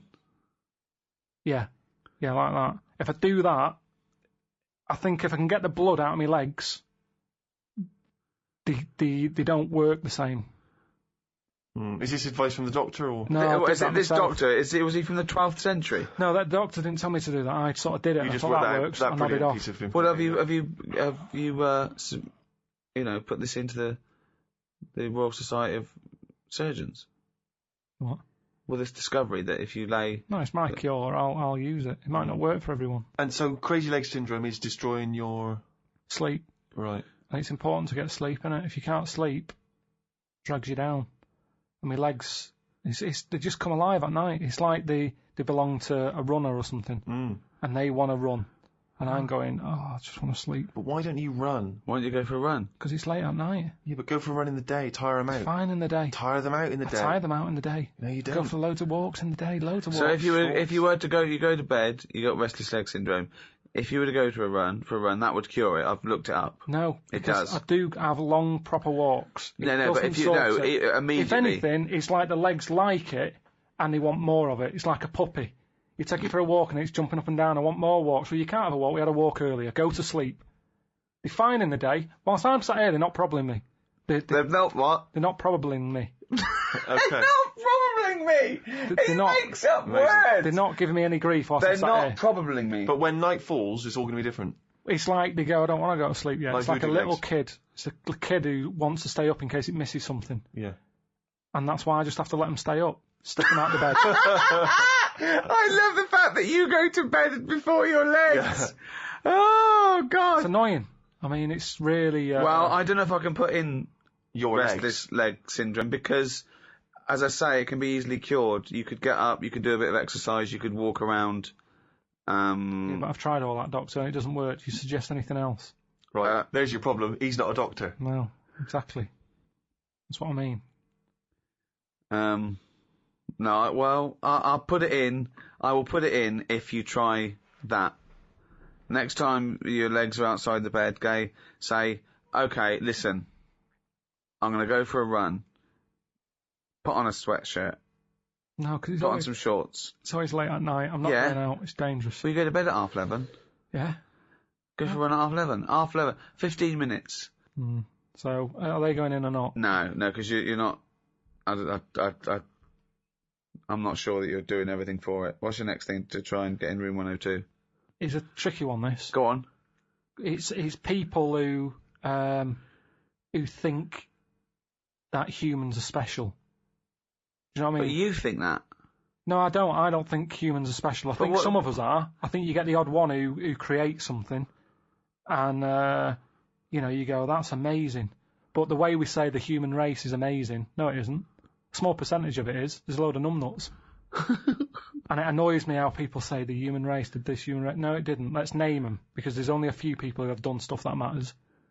Is that what you think? Yeah, definitely. We just thought, well, we think we're good and we're not. But who matters? Just before we get on to your point. So you're putting in the rest of the human race. No, just people who say that they're good. People who have said that statement that isn't the human race an amazing thing. I So go, anyone who's ever said, isn't the human race amazing, yeah, goes in room 102. Yeah, I'd say don't be stupid. So most of the human race is going in. Well, have you ever said it? Well, I think all species are amazing. But when people say the human race, they sort of mean They think what you mean, that you can go, the great people. the great art, minds. inventors, the things that were, that we've. And how is the human race not amazing? Because we're not needed to keep this planet going. We're an added thing that was We're at added the top on of the later. food chain. Yeah, that's right. Yeah, We were added last. yeah. It's like there's some room left. What we do? Stick some humans on. But don't forget, this thing of we being added doesn't make sense because it was a process. There was no Yeah. point when someone goes, "We don't need this. Let's stop now." We kept mutating and being selected. Yeah, I know, but sometimes you can keep. It's going back to what we were talking about last time about you've got a house, you fill it with stuff. At some point, Yeah. you've got everything you need. You've got Right. your kettle, you've got your fridge, you've Yeah, got but your telly. it could have stopped at slugs. Then It'd be you've fine. gone, I'm buying this But no, ornament. nothing. But nothing needed anything. Yeah, it did. The world needed. I mean, okay, I tried to put slugs in, you didn't allow them in. Yeah. Fair play to the slugs. They must do something somewhere. Yeah. Just not in my house. But it could have stopped at slugs. They got it right. What's this thing that you need anything else? The slug evolved. No, but we don't add anything, do we? All we've done since we've been around is mess up the world. That's true. Yeah. So I'm saying we're not needed. I don't know what the last thing was that was needed. No, we're not needed.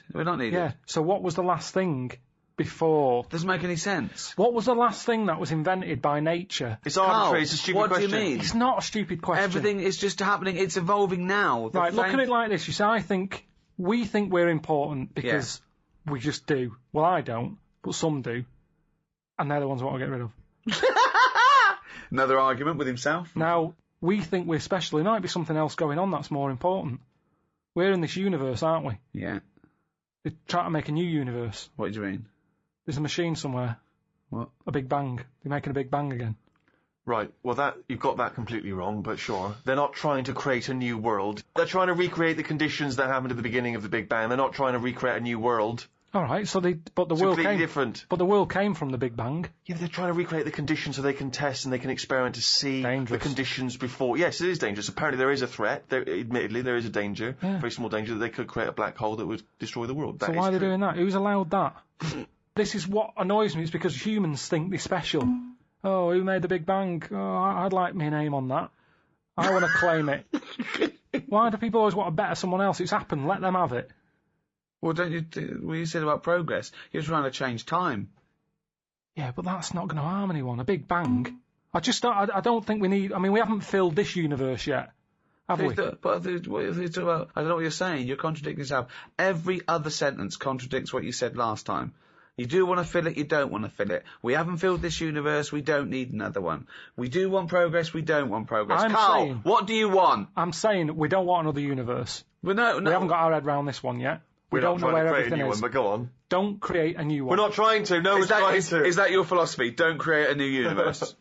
But why are It's we a looking giant at that? research experiment. Why are They're we not looking trying to at create that? a new universe. Why are we looking at that then? Why do we want to go back to day dot?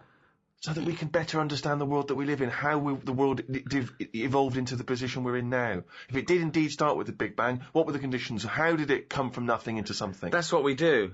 We say why and how. I know, and but when, sometimes... And what next? And is it good? You know, I don't mind asking questions. I like asking questions. Yes, Ask a yours question. are where are slugs going? It's just this thing of faffing about with things that they don't know what they're doing. Okay, right, okay, Carl. You're in charge of the world now. You are you're all-powerful. You're like a god, okay?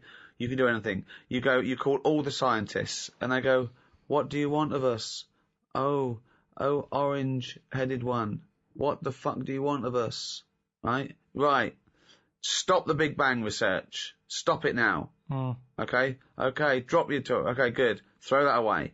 What do you want them to do? The might of every intellect in the world standing before you, as far as you can see.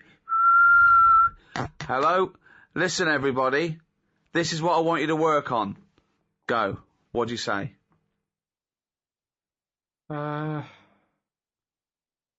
Well, I want to come in and... How long have they been working on the Big Bang idea? Forget it. You've got every No, scientist. but I don't just want to come in and poo-poo that, because they're going to... Poo-poo. They've done a lot of research Well, on hold it. on. You wanted to stop a minute ago. Yeah, I know, but you don't just come in, guns are-blazing. I'd say, hello, You can do everyone. anything you want. Oh, go on then. Hello, everyone. Hello, Carl, leader.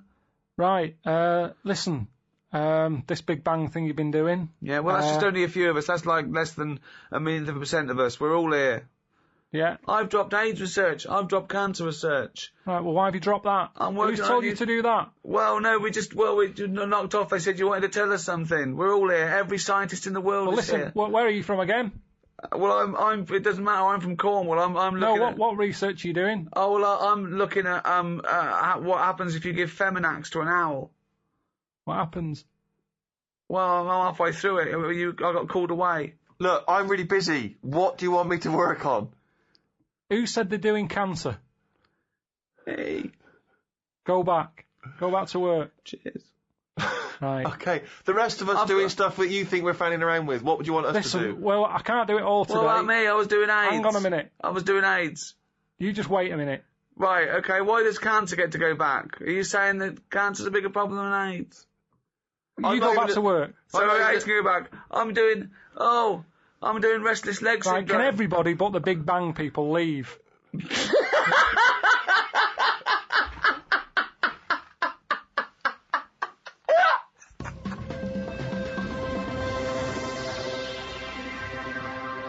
Well, we've come to an end of episode 2 of series 5 of the Ricky Gervais Show. With me, Ricky Gervais, Stephen Merchant. Thank you. And Carl Pilkington. All right. I was working on cold sores. Fuck off. I'm doing bunions.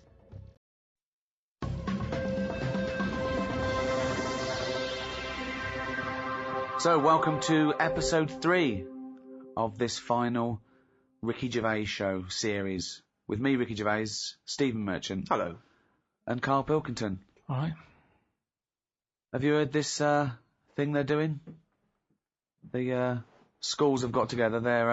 They're tired of obesity being a problem in England. It's a big problem in England. Basically, everyone's overweight, particularly kids. There's kids that are like 10 stone, going to infant school and stuff and junior school. It's getting ridiculous. And so now the teachers are allowed to weigh the kids. They're going to weigh the kids. Okay. Yeah. Get them in there and go, right, get on the scale. And then they're going to send a letter to the parents saying, please be aware, your child is obese. Now, I don't know what good that's going to do, because a teacher will send a letter to a parent, go, dear Mr. and Mrs. Barnes, we weighed little Johnny today at school, and he's overweight, he's a big fat pig. And they're going to go, yeah, we know, we have to push him out the door to get him to school, he makes a popping sound. We know he's fat, he eats too much. We know he's fat because we have to buy him pairs of trousers every 2 weeks. Yeah, well, we know he's fat because we're a couple of fat bastards Always. ourselves. I love that when they say about a child obese, they show you a picture of a kid and his face is nearly closed up. Yeah. It's just closed, right? There's no eyes anymore. He's just got little slits for eyes where his cheeks and his forehead are meeting. Yeah. Right? And you just go, do you know what I mean? Yeah. And then you see the parents, they go, well, yeah, we can't do anything. And you go, no, look at you. Yeah. No, I saw a couple the other day. I saw a dad, giant arse, Yeah. and then I was walking behind them, and 2 kids, exactly the same giant arses. Yeah. Now that I can't believe that that's Well, just, they eat the same things. You can't. like a couple of bison it was. Yeah, if the parents are just eating, they can't say to the kids, you've had enough. They go, Right. what, fuck, look at you. I saw them in Tesco supermarket. You know, they've got like cafes in there now. Have they? Big fat family in there. The fact that they're buying food and they're having a break from buying food to eat food To eat food. Yeah. just sums it up. It made Loads them a of bit donuts. peckish, didn't it? I mean, don't forget, that is the only exercise they get, pushing a trolley round. They get home and then they wedge themselves in that 3-piece suite and they're watching ITV1 for the rest of the night Yeah. and eating cakes and things, microwavable stuff. Well, they're watching X Factor, but they're only watching X Factor waiting for the adverts for Pringles, Exactly, Domino's yeah. Pizza. Exactly. That's what they're looking forward But to. they could do that. They could make it a bit harder to shop, couldn't they? If you walk through the door, it goes ding, ding, ding, and you go. And for fat people, the shopping moves around a bit. Yeah, You know what I it's mean? constantly out, moving away. Yeah, exactly. You're putting it on a string. Or Yeah. something to, you want the pie, and you have to at least get up a bit of a sweat. Or to they're get on the pie. conveyor belts, like in a sushi restaurant. Exactly. And they just got to chase yeah. after the oven-fried chips. Unbelievable. Or is there some kind of cattle grid device that only fat... Is there anything that we could put... Oh, you can only get to You can this. only get to the food if you if can you- get through this. Right, yeah. That's a good point, yeah. So the really fattening stuff is through a thin door. Or just, or one of those kind of, those sort of, tubes that soldiers you see have to crawl through when they're doing their training. and that's to pies, to Right. calorific, Exactly, to the the calorific, calorific stuff. section. Yeah, the shop is full of salads. Yeah. You can go around. You can even eat as you go around. Yeah, the it's salads. like a You can forest free. of salads, yeah. Exactly. You can graze and you can buy. But if you want to get to the pies and cakes and all that, Yeah. you've got to get through a little You've got to tube. crawl through a little tube. Yeah, it would just be forever going, dude, fat bloke stuck in aisle 3. They'd have to keep Yeah. getting them out. Well, I was stuck behind one on the tube. It got out of the tube on the escalators. And you know, like on escalators, you're meant to stand to the right so people can get past. Yeah. It was a waste of time him standing on the right. Yeah, yeah. Taking up the full thing. He had a tracksuit on, like they always do. You know, never seen a track in its life, that tracksuit. And so I stayed behind him because he had no option. He saw everyone behind me sort of going, what's the hold up here? Like a convoy of people going, what's at the front? What's happening here? And it's him sort of blocking it. He gets to the bit, you know, where you have to put your ticket in or your Oyster card and swipe it. He had to go through the bit for trolleys. Trolleys and luggage. Yeah. How embarrassing is that? Unbelievable. But that's when you what? know, innit? That's when you go, you know what? Exactly. But I don't think there's enough stigma. I think, because, you know, political correctness now and you know, and the fact that food is so refined, there's no stigma anymore. I laugh about being fat. I should be ashamed. I should walk down the street and go, fatty!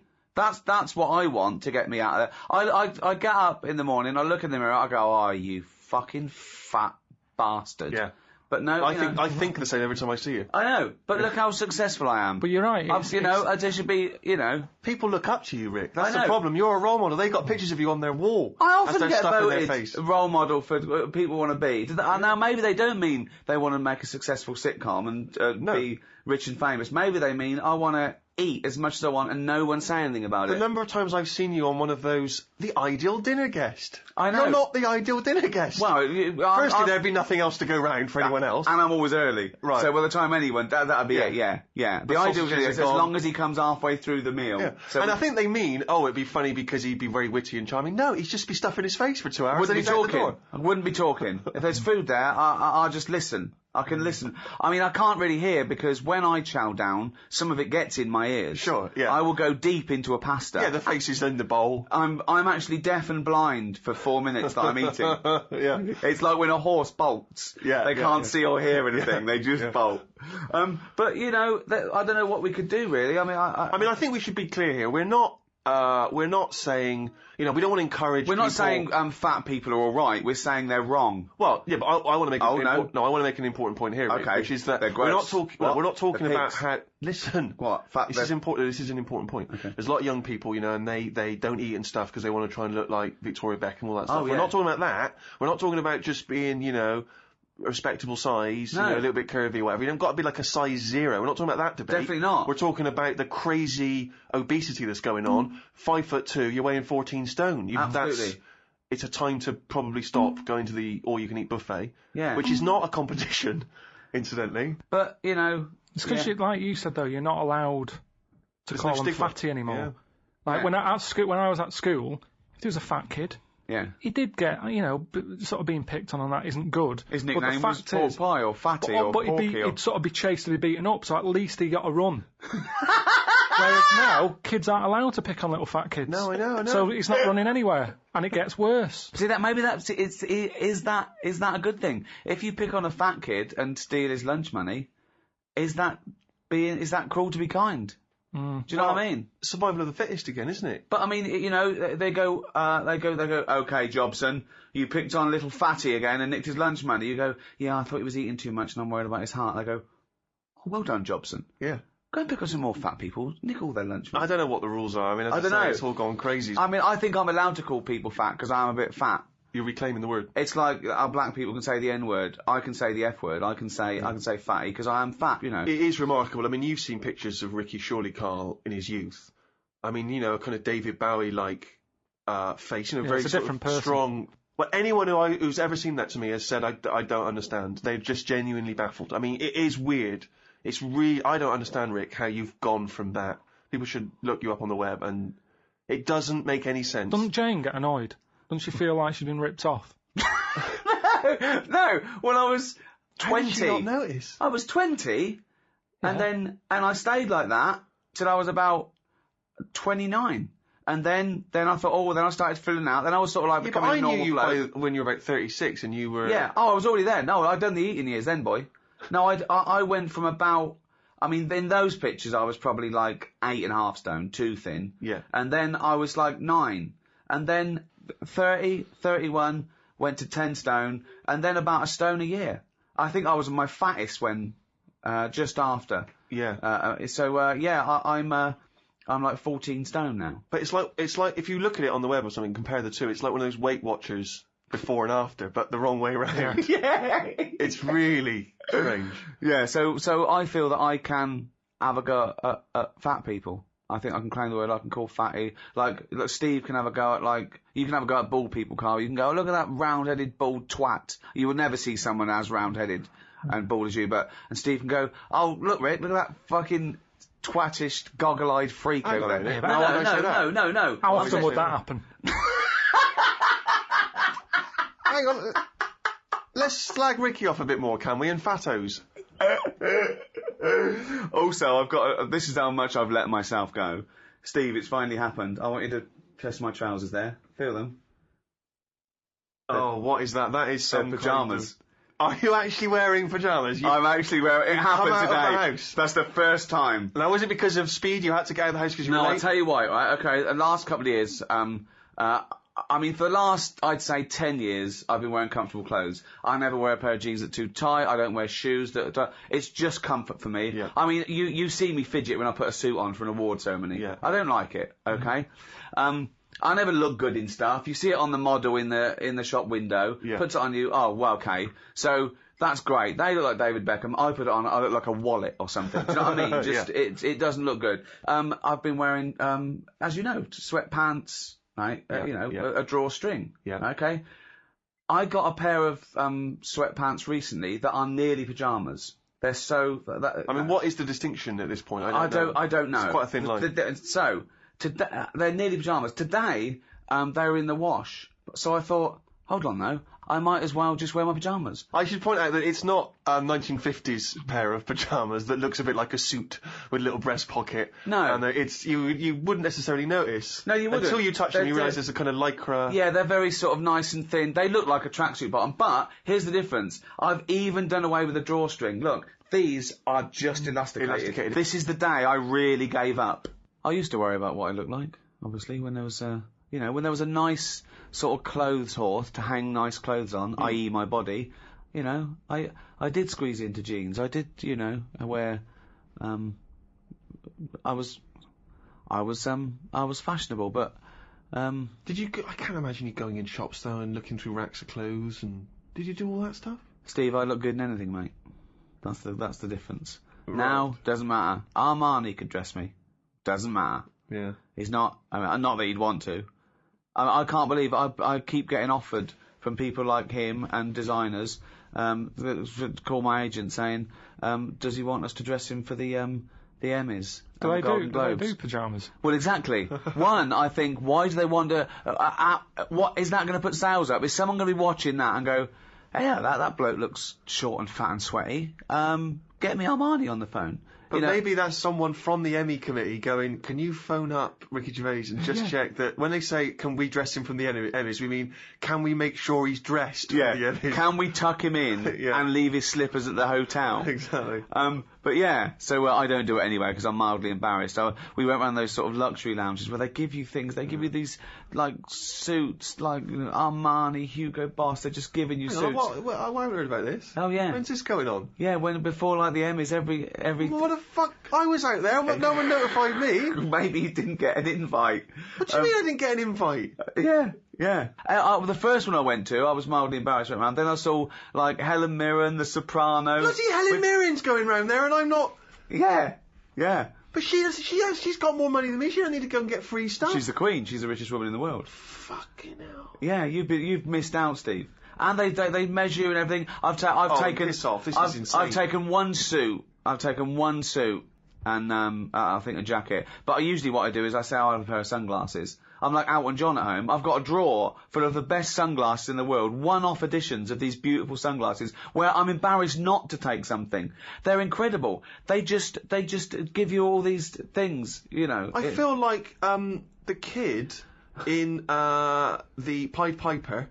Remember when the Pied Piper, as revenge, he takes all the kids to a sort of magical land inside a rock where there's just sweets and fun, but the little lame boy, he can't get in there. He's left behind in the formerly rat-infested town. But he had the last laugh, didn't he? Because he couldn't go and get locked in the cave. Yeah, but he didn't... They weren't locked. It was a magical land inside the cave. He wanted to be in there. Was it? Yes, famously. Or was he a paedophile? Yeah, but that's got to be... it's got to be better than being stuck in a town with rats and old people. At least you get sweets. And a puppy. I worried then for a minute. I thought, oh, that's libelous. What, the Pied Piper was a might be paedophile. Like, so, excuse me, it's the Pied Piper here. We are, we represent the Pied Piper. yeah. We represent the Pied Fiddler, the Pied Piper, the Pied Piper. Yeah, well, I mean, I used to care about fashion. But I also had little mistakes. If you're being creative with clothing, not everything's a winner. Yeah. Do you know what I mean? You can't always look good, even when I thought I looked good in everything. So what was your, just quickly, what sort of era are we talking? Well, obviously student, that's when I sort of did the... And what was your default look? New romantic. Right. I mean, the first thing I did when I got to college, dyed my hair. Blousy shirts. Blouse shirts, but I dyed it black, sometimes military. The military was very big then, so, Right. You'd have dyed black hair and a bit of eyeliner, but, maybe look a bit, gorilla. Then, I got signed, when I was in a pop band, a failed pop band, very quickly. But, I bought designer clothes. But then it all went, okay? So, the poor years, from when I was about, I don't know, 22 to 29 before I got a job. 4 years, starting 22, you had the high life. You were out by then. Yeah, and so we lived in that awful little place where I talk about it live, where there was no toilet, so often I'd wee in the sink. Sure. And so Great days. So I thought, well, I didn't have any money at all, and I used to wear a tracksuit all the time then because I used to run round London. I was on the dole. We had 16 quid between us a week to spend. Right, so there was a lot of chili con carne being eaten and rice, just filling up on rice, and I'd run everywhere, and I was run everywhere. Yeah, I'd just run. I'd get up and I'd run places. I'd run round the park. I'd run to visit friends who had jobs. I'd run to art galleries, and I'd run London. That was like my job. But why were you running it? It sounds like it's the life of a smackhead. Why were you running everywhere? I was super fit in my 20s. I'm not only sort of like thin, but fit as well. I'd run at least 5 to 10 miles a day and work out. I did karate twice a week. Honestly. Anything but a job. Anything but a job, yeah, because I was trying to be a pop star, and I told myself, no, I'm an artist. I can't possibly get a job. It's bohemian. I'll just eat rice. Yeah. Well, and I was fine. It was absolutely fine. I never thought, this is really annoying, I've got to get a job. I thought, I haven't got a job, I'm doing this, I'm doing a banner. You were signing on, were you? Getting gold money? Well, I couldn't because, I hadn't had a job before that, so I think we got our rent paid, and then we'd split Jane's money that she earned, we got our rent paid, and, we were left with, as I say, I remember it was 16 quid a week, and it was the early 80s, mid 80s. So, I didn't get new clothes. So I had some, old ones, and, to go to jumble sales, it's fine. Yeah. Okay. But I remember once, we were getting new curtains, and the old ones that were in this flat were like sort of a chintzy, sort of goldish sort of lame with a thread in them, with sort of leafy pattern, very sort of thick. What kind of late 70s style? Yeah, exactly. And Jane was took the old ones down. I went, don't throw them away. I'll make a suit out of those. Yeah, of course. So sort of Jane just sort of nodded and went, okay, and she went to work. Yeah. So I thought, wow, okay. Let's have a go.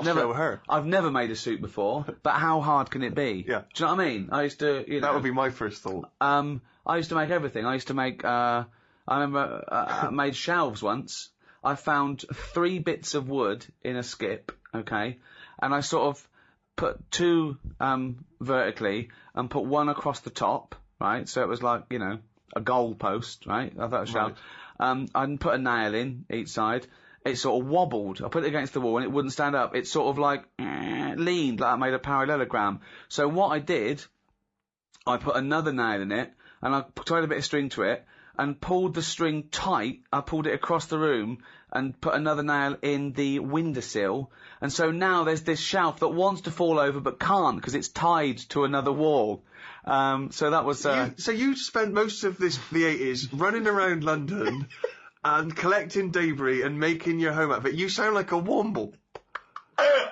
Yeah, but I wasn't shaped like one until I was 32. And this is kind of, you were making everything except a living. Yeah, exactly, right. So I thought, right, how do I make a suit? I thought, well, I used to go to the library and learn, I don't know, I can make a suit. I don't want to do it like other people, I do it differently. So my method for making this made-to-measure suit, was I got one of the sets of curtains and laid them on the floor. Right. I laid down on the curtain and drew round my legs.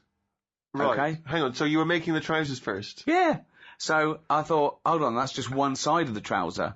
So I laid down another curtain and drew around my legs again. And I thought, right, I'll cut those out. So now I've cut out 2 leg-shaped curtain pieces, right? I put them together, sewed them up. Of course, it was nowhere big enough. Of course because not. I'd left no room, right? Yeah. So I tried to squeeze into them. I mean, they look like jodhpurs. They look like tights, okay? So I thought, this is really hard, right? I pulled them off again, right? I thought, how am I going to make the jacket? I didn't. I just used one of the curtains as a cape. So I thought, I looked like a gay Hamlet. It's ridiculous, right? So what I did was, Did you squeeze into the trousers? You wore the trousers? I sort of squeezed it. I couldn't wear them though. Yeah. So what I did was, I rolled it up and shoved it under the chair. You rolled up what? Sorry. To the suit I made. Jane came in about a few days later. She went, "What's that?" I said, "That's where I had to go at the suit," and she pulled it out and died laughing. The idea that this man sat down and drew round his legs to make some trousers. But firstly, why did you not just throw it away? Why did you stash it under the... I don't know, because I thought... And you were watching TV on the sofa and she was a foot higher than you. And she thought, what's going on here? And there was a suit stuffed. Why not just throw it away? I don't understand. I don't know. That's what you do, isn't it? You think, maybe... Again, we were talking before about the fact that you used to be very thin and now you're very fat. And they seems like 2 different people. Well, not very fat. Well, most people would say you are. But wearing black. It seems as though you were also an idiot when you were younger. Because you're a smart man now. I know. Why would it not occur to you that you couldn't make your own suit? Because I've always thought I can do anything. I've always thought I can make a suit. Of course I can make a suit. I'll be brilliant at that. I'll make a suit. And it took me getting fat to realise the world doesn't lay down to you. Yeah. I thought, well, I'll never be fat. I will never be fat. Look at me. Look at me. So I suppose... And even as you were getting fatter, that must be the mirror. No. James, problem with the mirror. No, at least I can put eyes on myself. As soon as I started getting fat, I started saying I was fat before I was fat. Yeah. Because when you've been really thin, I couldn't get anywhere near those curtains now. No. I couldn't. They wouldn't go past my ankle now. You kept them? Yeah, they're under the chair. Yeah. You still, of course, if someone comes to the door and you can't be bothered to reach for your pyjamas, maybe just wrap the curtain round you. I just pop the curtain around me, yeah. I could probably make a pair of pants out of them. Soon I will be in nappies, which will be easy to make. Yeah. So, but when I'm older, and Jane goes, just off to work. Where are those pillowcases? Doesn't matter. I need changing. God.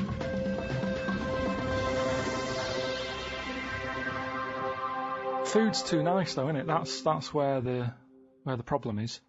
Well, yeah, some food. No, a lot of food. More food's nice now. I find that I eat because I go, that's nice, rather than I'm hungry. Oh, that yeah. seems to be the problem. I stopped eating when I was hungry, when I was about 29. Yeah. I used to, I've got to eat now, I've got other stuff to do. We've got to eat, shove it in, right? And then I've never only ate because I was hungry for many, many years. But it's not just that either, is it? Like, we've got mates who've had a kid now, and that's eating stuff. That seriously, I'm not joking. That is having stuff that I've never had, and it hasn't even got teeth yet. What sort of things are you talking about? Mango.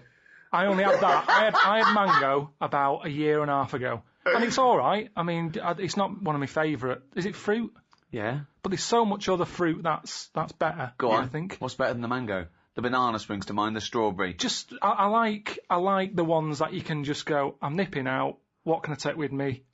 I'll have an apple. Well, the banana's the best, because it's got its own little carry case. Yeah, that's alright, but saying that, you see, this is why we've got more fat people. In supermarkets now, you can buy cut up apple in a bag. Really? That's lazy, isn't it? That is lazy. Again, I've got to confess that I have my portions of fruit first thing in the morning, liquidised. Yeah. I have a smoothie, I put all the fruit in there, I drink it. I'm not chewing. If you want me to eat fruit, I'm not chewing it. At the end of the day, food's nice. Yeah. There's loads of it.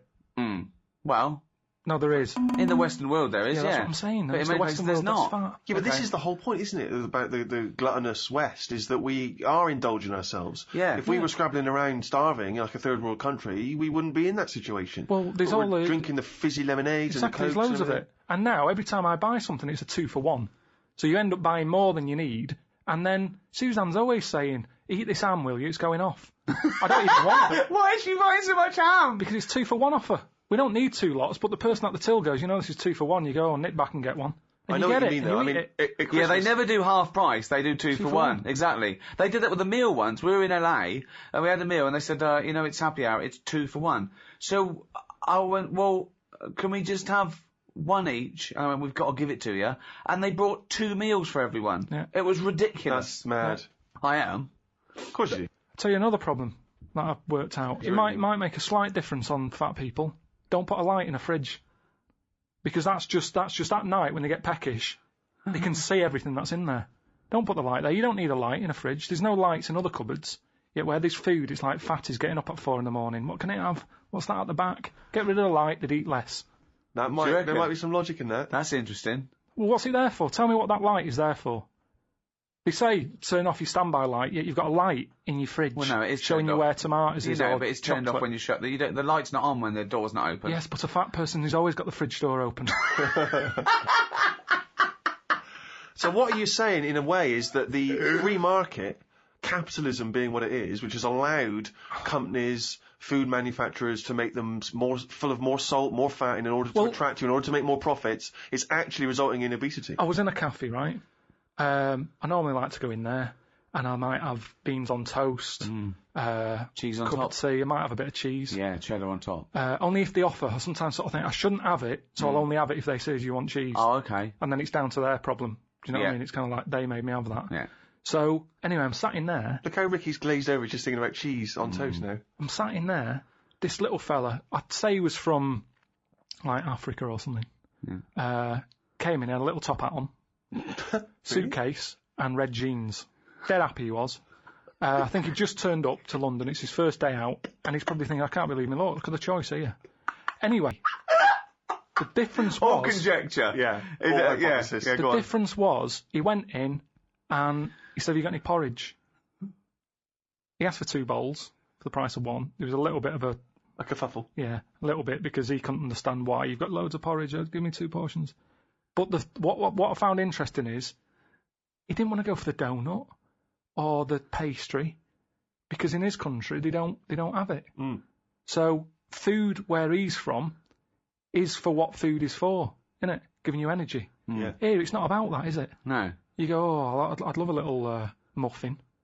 So I just found it interesting. That's all my point is that he could have anything. He's come over here. He's in London. He's got loads of stuff on offer. Yeah. He still wanted his porridge. Do you think well, firstly, do you think perhaps he had travelled from the past in some kind of time machine? But secondly, do you think that now that he'll have his first taste of a donut, won't he, or a pain au chocolat? Do you think he'll get the taste of it next time you see him? Well, maybe that's how it let works, those isn't red it? I flags mean, out. why do I like? Next time when they go, hello, usual. No, shove the porridge. I want a donut. That's what happens, isn't it? You try one. It's like that. The people I'm talking about who's had a kid and always giving it mango, they haven't let it add a burger yet. It hasn't got any teeth. Burgers aren't. I don't mean like a proper beef one. I mean like a takeaway one that's pretty soft. It's all about a mixture. You need a mixture in your body.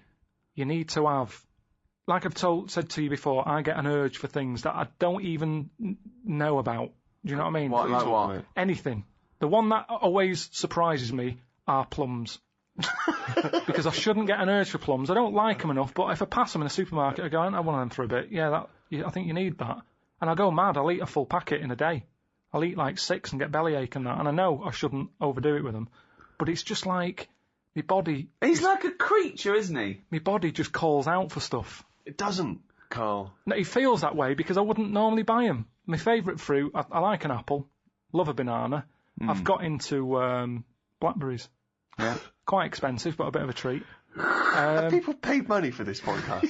A man just listing his favourite fruits. Yeah, Graham not included. But Are you a fan of the gooseberry? don't know if I've had them. You never had a gooseberry? They're very, very tart. They are very bizarre. They're What do they look like like a green testicle. They've even got little hair on it. A gooseberry is like a really crispy, plump little berry, but it's very, very it's sour. I mean, you've got to have it in pies with sugar and stuff. I bet my godson's had one. He's only 1.5.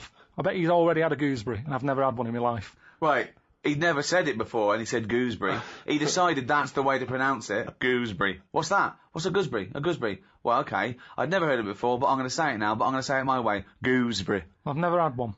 You need, I don't feel like I need another fruit, that's the thing. I think there's plenty of fruit out there. Bananas, apples, oranges. If you get a little bit sick of oranges... I'm a big fan of the Satsuma. Easy to peel.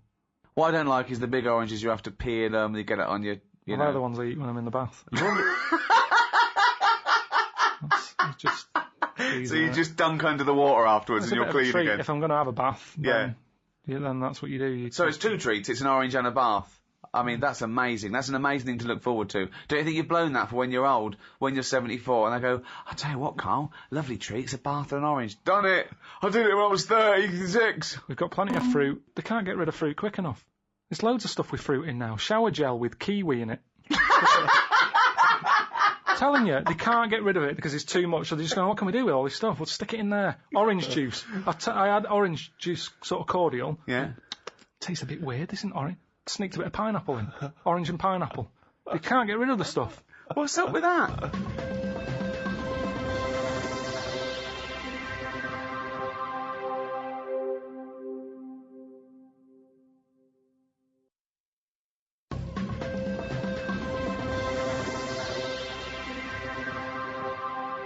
Talking yesterday to Matt Robinson, the guy I did the film with that you came over and did a part in that we've cut.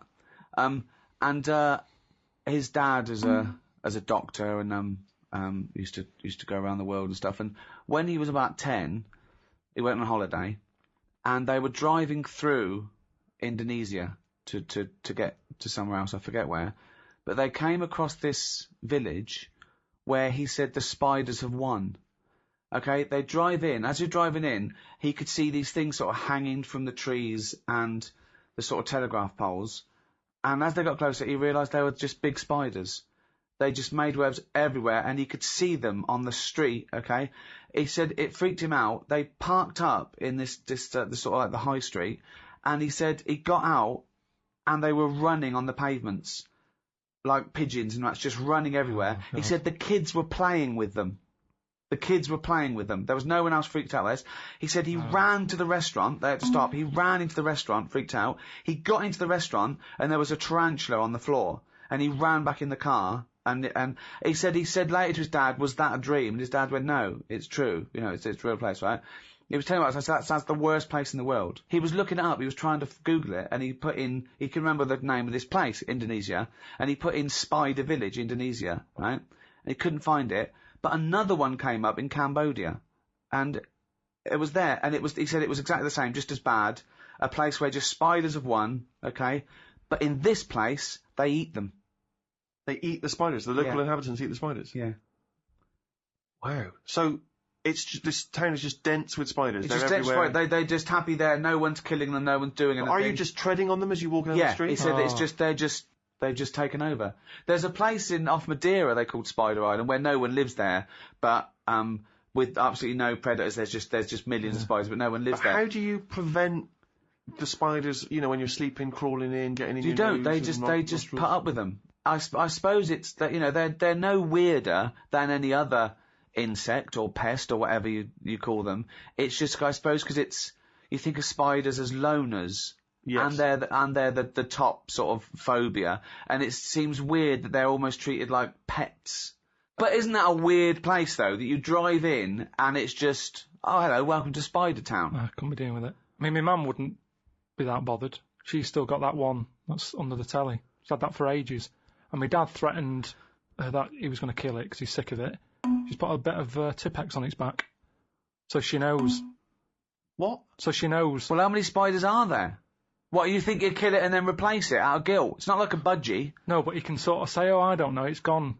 And then if one turns up again, he'll go, your spider's back. Yeah. But now she's marked it. What, so hang on, it has well, that's weird. It has a web underneath the telly. It's always under the telly, I don't think it bothers with a web. But what do you mean she keeps a spider under the telly? It's just there, and she's sort of like, it's not a problem, they get rid of flies, they're not dirty. It doesn't get rid of flies if it sits there watching Coronation Street. It doesn't do much. Honestly, it can be there in a corner. I don't know what it does. I don't know. It just sits there. but she likes the fact that it's there. It's that thing, innit, of older people like that, don't they? They don't like change. It's like part of the family, you know. All the kids have left home now. She's got this little spider with Tipp-Ex on its head. I like the way that she went into a drawer. She had an idea. She was worried about it. She was worried about her husband killing it. I know. This is for your own good.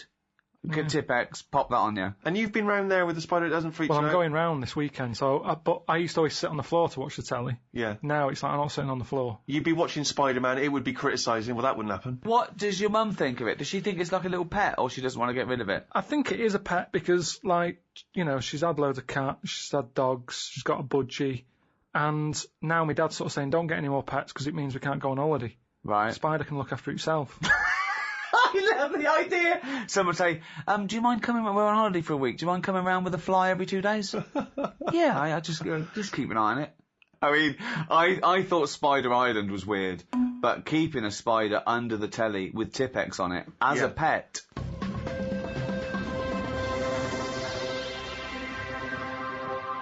I was watching a documentary about Nazi Germany and everything, and I just realised that I've felt guilty for quite a while because whenever I see a programme about the Nazi plan, I always take a certain solace. Like, I'm slightly smug that I know I'd have been okay because I'm tall and blonde, almost blue-eyed. Yeah. Pretty much fully functioning, except the eyes are a bit poor.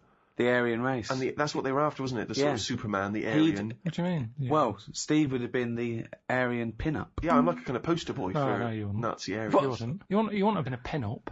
No, but they'd have certainly I'd have been maybe not on the posters, but I'd certainly have been down the recruitment office, really? signing people out there to say we want you to look like this. So what do you think? So Steve they go, okay, we want someone tall, blonde hair, blue eyes. Someone goes, I know the person. He's really tall. He's got really sort of striking eyes and is quite blonde. And they go, get him here. What do you think? He walks in, Hitler sees him, all the generals go, Hitler would love me. Do you want everyone to look like this? Thoughts, Carl? If you turned up, they'd go, hang on a minute, this doesn't match. What are you talking about? What are you talking about? No way. I am an ideal Nazi. I think someone would sort of go, hang on, I think there's been a mistake here. No, that's bollocks. That is absolute nonsense. I guarantee that I would have been one of the most popular Nazis. Did they stick with that? Did they was that the rule? Or did they see someone like you and go, hang on, we need a lot more on this list, because I've just seen something out there that ticks all the boxes, and it's a little bit off. No. Well, do you know what? You can laugh, what would they have made of you? You'd have been straight against the wall, mate. No, but I've been alright, but Hitler was a bit like me, wasn't he? Yeah, you did look like a slightly 5'8", dark hair. I mean, he made me laugh, Hitler. Doesn't make many people laugh, but... No, I know, but you know what I mean? He's going, we've got to be blonde. I go, hold on, whoa, Adolf, take a look at yourself, son. Do you know what I mean? Yeah, but he was just, he was aspiring to something more like me. Well, at least dye your hair. Why didn't he just at least peroxide it? If I said to Hitler, we got to do this image, right, because people are laughing at you, because you're going around saying you want tall, blonde-haired, blue-eyed fellas, and you're a little short, brown-eyed, black-haired fella. Right, first of all, okay, put these contact lenses in.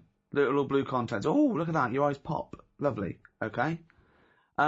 Let's dye your hair, peroxide that, maybe, like Dave Sylvian, give him a little quiff. Okay?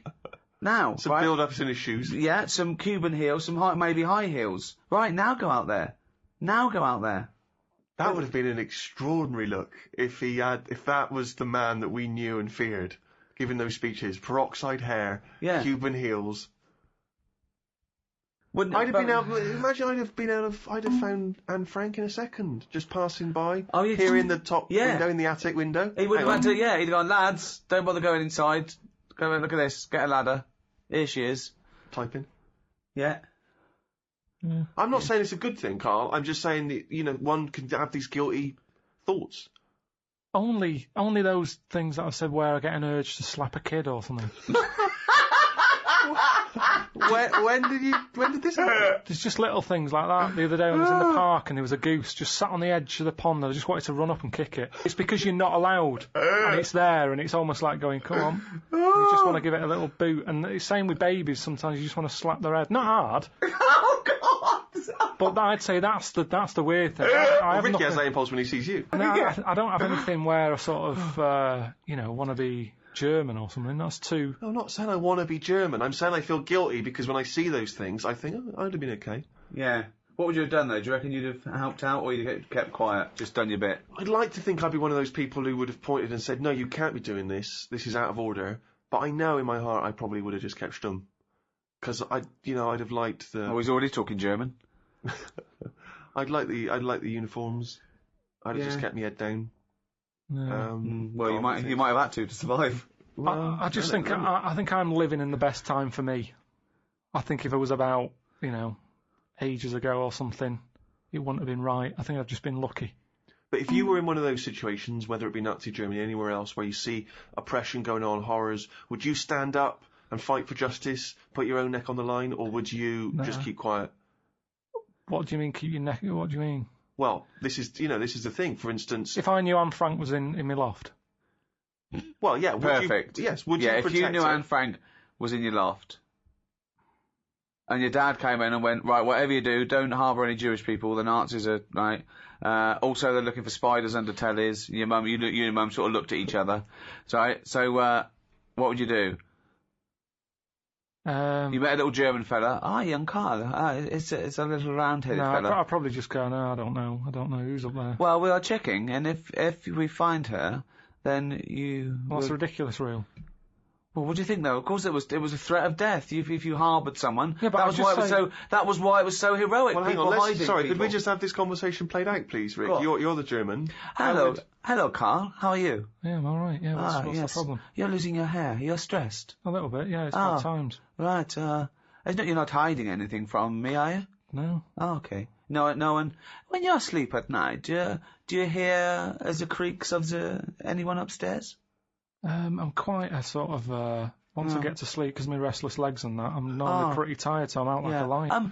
If I came round, could I look in the attic, and if I find anyone... So yeah, I've got to go out. I mean... Well, I tell you now, if I go on and find someone, I will kill you. Well, I don't know if anyone's up there. I wouldn't say it's his job. I'd say you go and have a look.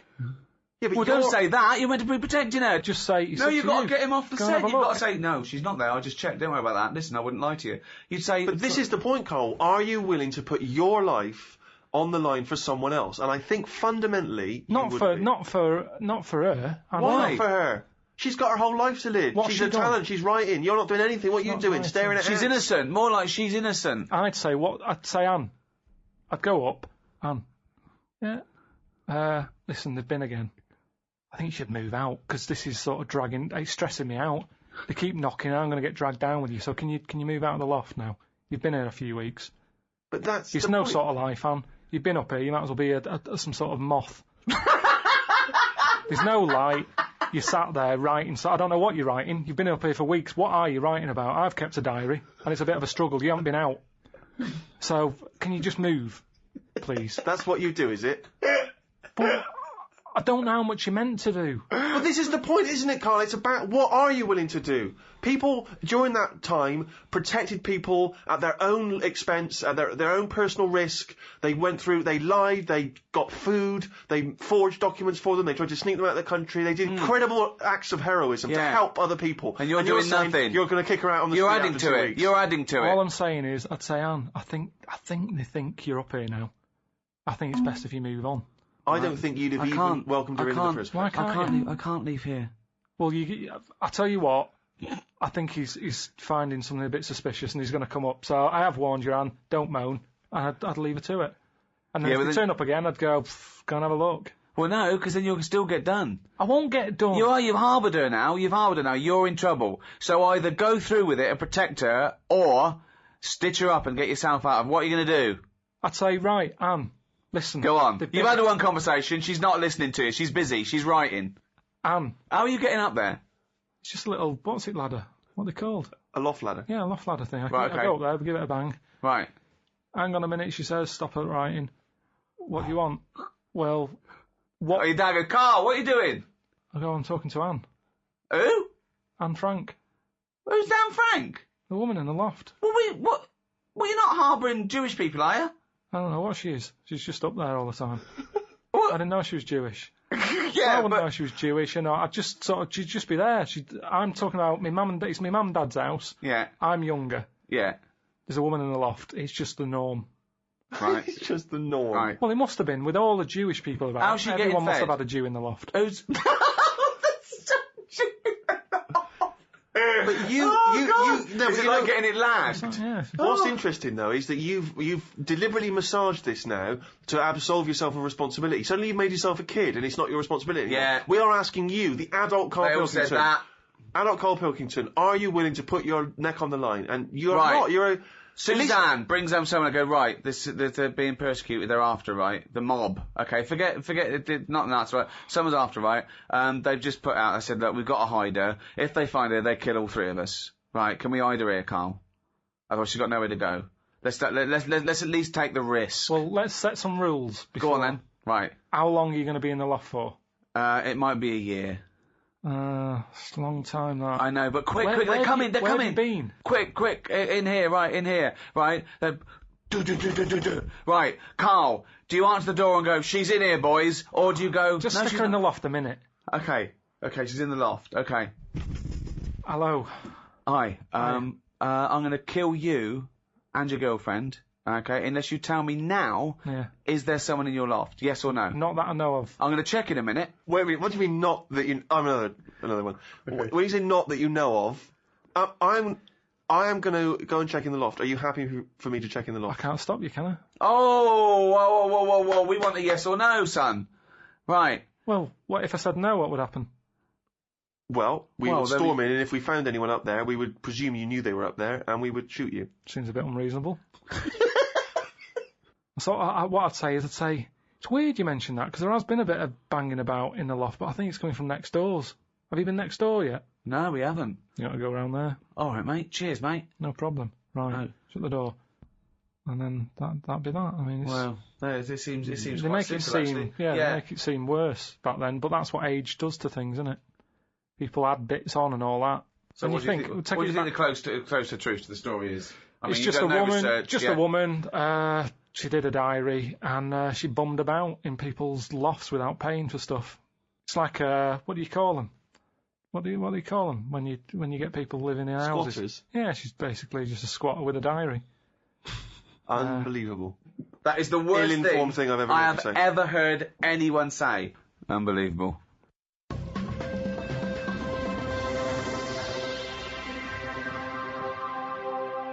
Carl, we've been doing this for a long time and we're struggling for stuff. We ripped off Room 101 last week, called it Room 102. You've done Brilliant. No one Rockbusters. saw through that. No, exactly, yeah. So, have you heard Desert Island Discs?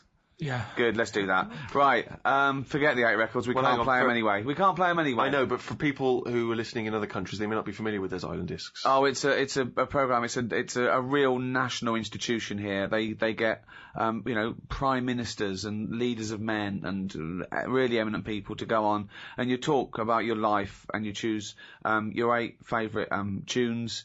You take a luxury item and you're allowed to take any book. I did it. I was very privileged and honoured and very flattered to be asked to do it myself last year. Apparently, they said, "What book would you take?" And she went, "You get the Bible." I went, "Well, good. I want you to take toilet paper then." And I took a book, I think a tabletop book of art. Why would you take that? Oh, you can't take anything that's useful. It's just, it's and your luxury item, you can't. I took a vat of Novocaine. I thought if I get toothache, I'm sipping on that till I die. If I'm stuck here with nothing to do, I've got 8 records, I'm going to be sick of them. That's the thing. I'm looking at art, at least I'm looking at something, What book would you take, though? Well, I wouldn't take an art book anyway, I know that. Right, okay, Because so come on you're then, gonna get one sick book. Of it. You're going to get sick of Right, one book. You can't get sick of art either. You Okay. can. You can. You can have a brilliant picture on your wall, but eventually, remember what I've said to you, your eyes get bored of anything. I don't remember him saying that. I think I blanked out. I think he came in one ear, straight out the other. Well, that's why relationships break up, isn't it? Because the eyes get sick of looking at that other person, and you go, my eyes want to change. That's what it's all about. Me eyes want to change. Okay, come Sorry, on, love. Fucking hell, choose a book to I'd take. probably take a dictionary or something like Oh, that. that's ridiculous. Why? Why would you take a dictionary? Just because I'm not that good with words. But what do you want words for? You're not talking to anyone anymore. You don't have to worry about the vocabulary. You have to worry about... Oh, But there'll be a lot of and... talking to yourself, probably. It'd be nice to sort of Oh, so interest you're me. going to bring yourself up on your grammar, are they? You're talking to yourself and you go, oh, Carl, you're an idiot. You don't say it like that. Let's Well, if look you've up. got to talk to yourself, it'd be nice to have Why are you someone... talking to yourself, you maniac? Because there's no one else about. Yeah, but you don't open your mouth and actually verbally talk in order to But talk. also, what does it matter if you've got a dictionary or not? Who's arguing with who? Because sometimes I feel frustrated when I can't get my point across. But it's just you! Exactly, already that's know even your more point. annoying. So- Look how you're getting annoyed now. You're annoyed with me because I can't explain what I mean. Yeah. I don't want to be annoying myself. Why would you be annoying But yourself? you'll already understand your point. You don't need to vocalise No, it. sometimes I think through what I'm saying. And Yeah. I think, does that make sense? And sometimes I'll go, no, it doesn't. And I'll go, why is that? And then you're working it out in your head. Now, if I've got a better vocab, I'll have a good little chat. What? Good little chat with yourself. Carl, you already On a understand. desert island, you've got there, you're not reading the Bible, you get a dictionary out. So you get a better vocab so you can have a decent chat with yourself. What are you saying? It becomes a point, if you're not keeping yourself interested in anything, your brain's going to turn to mush. Now, I know how you feel. I'm teaching my brain stuff, keeping it active. The only thing you've got on that island is your imagination and your thoughts. Now, if you can make those imaginations and thoughts better, which you do with language, you're going to have a better time, aren't you? Well, no, a thought is never restricted in your own brain by vocabulary, is it? Of course it is. No, Well, no, but if you've had the thought, you've had the thought. You don't go, hold on, I'd have a thought here, but I can't think of the word. You don't think in language in that same way, do you really? You think more conceptually. When someone came up, guess what? I've just found the cure for... Oh, I can't think of the word. What? it, I won't I've be just sitting worked here. out the cure for I can't think of the word. Let's look it up. What is it? Cancer. No, but just to think, language is a powerful thing, isn't it? Yeah. Um, Oh, he's run out of words. you see, this is what I'm saying. It's sometimes difficult for me to get my point across with what I mean. Yeah, but that's fair enough if you're communicating, say, in this environment, and it's, dare I say it, perhaps a shame that you didn't read a dictionary before we started doing the podcast and all the broadcasting. But anyway, you've waited here on a desert island with no fucker around. Well, no. Well, I think by then, by the time you get shipwrecked, there would probably be a few more entries to the dictionary. Grippage, foodage, rummaging, replenishing. So what? All words are made up. Orange. One day someone went, what? He's got a head. It's got a head like It's something. got a I head don't of even think what? it It's is. got a head like a fucking what? I don't even know what. It's got a head like a fucking what? Well, that's what I'm saying. Let's make up a word. It looks like a orange. Like a fucking round No, orange. orange. And the other thing is, say if I am captured. By who? Who? What? By who? By a boat that's passing. Well, you Captured? captured. You mean saved? All right, saved then, yeah. Okay. If I'm there you go again. You see, I went for captured instead of saved.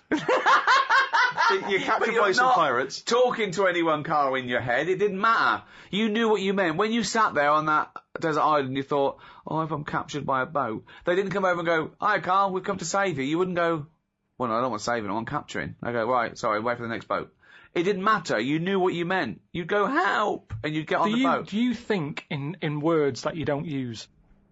Unless you're specifically thinking about something you're going to say, maybe because we're doing some writing or whatever, we're not thinking in words, are you? You don't wander around thinking, today I feel so, I don't know what the word is. Extravagant. You know, you just feel, you experience, you think, you're not thinking logically about words and sentence structure and all those other things. That's not how you operate. So if you're on a desert island having these arguments Well, with that's yourself, all unless you've you're got. schizophrenic, You've only got yourself for company. yes, but you If you don't. bore yourself, what's the point? What is the point, seriously? But how are you going to... so you think you're going to read that dictionary and you're going to be better company? Because you're going to be impressing yourself with longer words. You're going to go... Well, why do people use big words?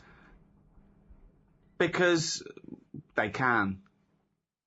But also to impress themselves. I bet they slip them words in. To impress themselves, No. impress others.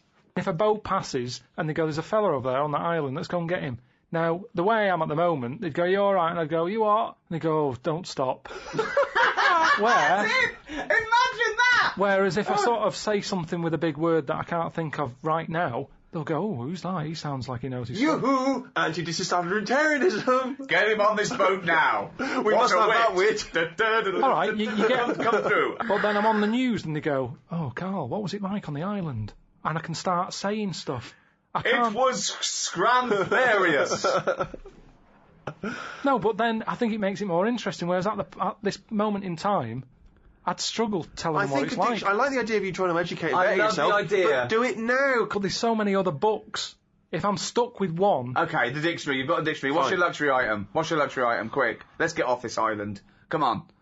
What did you take for your luxury? A vat of Novocaine. Oh, yeah. Some Revels, a big sort of bag. Big bag of Revels. A big bag of Revels. Just for variety. Well, there's no variety particularly in Revels. They're all Joking, chocolate, aren't aren't they? No, all different. You've got orange ones, you've got coffee, caramel, Malteser. That's it. That's your Raisin. luxury. Sorry, is this podcast sponsored by Revels?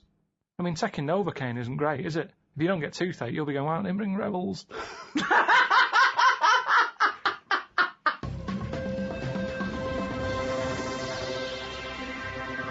Thank you for listening. I mean, you are martyrs, saints and martyrs to have listened to this all these years. So that's it from us. Why don't you start again? Go back to the beginning and listen to all of them. The back catalogue, 5 series. See if you can find one wise word from Carl Pilkington. And if you're listening to this in the future, I'll tell you what, the world's gone downhill. No, it'll just be different. I don't think it'll go downhill. It's just going to change, and things are going to be different. We've talked about fat people. Is that a bad thing? Mammoths were fat, weren't they? Yeah. Then they died out. Then you get the Ice Age, and then this has happened. It's all going to happen again. That's what's going to happen. Brilliant. You just decided that now. Well, that's what happens, isn't it? A weed grows out of a crack. Put weed killer on it. 2 weeks later, it's back again. That's what the world's like, a big weed. We're just a weed in the universe. Good night, everybody.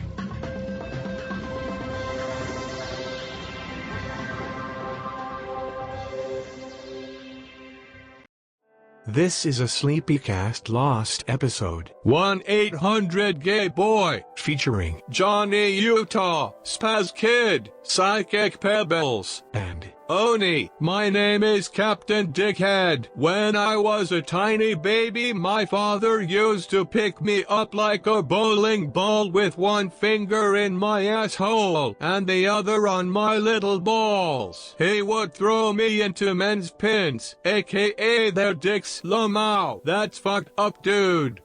Let's talk about early 2000 cell phone culture.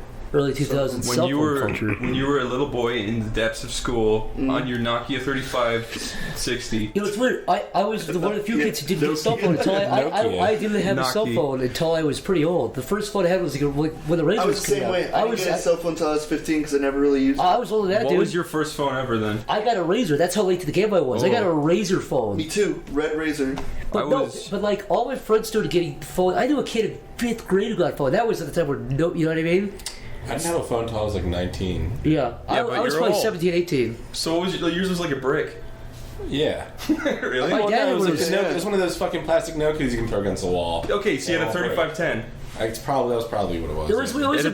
It was like a 90s. My dad had one of the It had bricks like laying around. centipede on it. Snake. It had Snake. So you had the creepy cancerous green screen. Yes. Okay. Yeah. My mom had one of those Game Boy screen. those fucking like ancient Tamagotchi phones. Yeah. My mom had one too, and like it was so old the numbers were numeric. You couldn't even tell what they were anymore. It was just like 6 was like a Y, and then she had to like kind of figure out what the new number system was on her phone. Yeah. And I'm like, why don't you upgrade from a phone that's not from the 80s? And then she's like, okay. And then she got a phone that was like Like she used to have a shitty plastic one, but then she got a black one that was the same thing, and I'm like. I missed that phone. They're great. Yeah, they were great phones. Because it takes like 2 weeks to run out of battery life. Yeah. I could throw it down the stairs, and this new phone, you drop it an inch and it fucking dropped it an inch, and the thing shattered into a million pieces. I mean, you did shatter your phone a couple months ago, right? You shattered your entire screen a couple months ago. I right? dropped it like less than 3 feet off the ground, walking out of a restaurant, and the thing. That's all really? it did. Yeah. How many times have you done something like that with a phone? I only dropped this thing on the ground once, and it exploded. I had one of the first ones I had. I was camping. I was probably 17 or 18. Like I said, I got a phone way late in the game. But anyways, I was camping. It was my buddy Seth or Norm, I can't remember his name. Let's call him Seth. I think it was Seth. Mm-hmm. And we were on like a little boat. He started singing that song about rocking the boat. Rock the boat, don't rock the boat, That's baby. the one. And he started rocking the boat as he was singing it. I was like, oh no, the little fishing boat capsized. We were close to shore. My fucking phone after like a month got saturated. My dad screamed at me. It's not your fault. It was my buddy said, but of course I was like, I'm not gonna. Did you stick it in like a rice bowl? I did, and it worked. Really? I fucking worked. Yeah, It totally was rice fine. absorbs the water. I was so relieved. Thing because I dropped it in a toilet, and I'm like, I was freaking out. I'm like, oh, am I gonna call my parents? And I just put it in a rice bowl. In my school, the rice in the freezer was the trick always.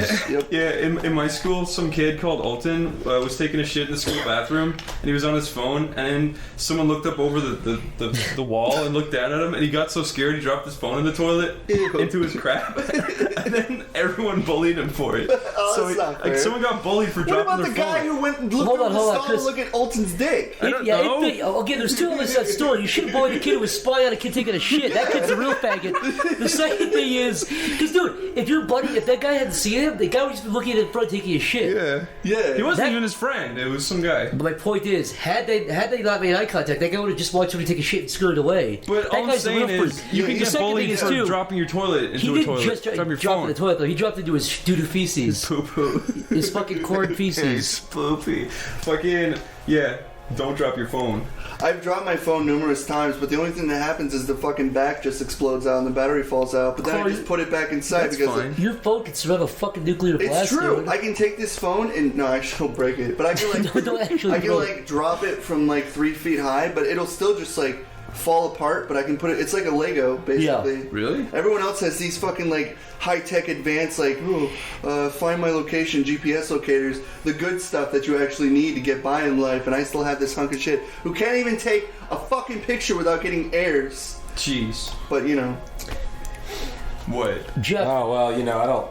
Ever since Zach brought up boating, I just want to tell a sailboat story now. Tell it. I want to hear. We'll come back to the sailboats later. Tell the sailboat story. When I was a child, my dad traded a case of beer for a sailboat. Oh my god, dude. And he brought it home and he fixed it up. And That's he's a pretty good deal. Jeff, That's a good deal. We are going to go sailboating on a lake. And I said, Dad, do you know how to sailboat? And he said, no. I'll find out. Did he have a paddle? He's like, we'll figure it out. Yeah, we'll get to it. Yeah. And we took our boat, we put it on a trailer, went out to this lake called Lake Nakamixon, and we got on the lake. And the sailboat, like sails have like a pulley system where you can take the sail up and down with like a rope kind of. Yeah, I've seen those. Like, the other ones with a huge, like it's like a cartoon boat, pretty much. Yeah, right? Except this one wasn't like that. This one, the sail was a nylon sleeve that went over the mast, so you couldn't even easily take it down. So basically, I see. Basically, we pushed the sailboat out into the water. Neither of us knew how to sail. I mean, it was pretty much we had one paddle. We got out to the middle of the lake. The center board fell off. No, not the center. I'm sorry, the rudder fell off. The rudder fell off out in the middle of the fucking lake.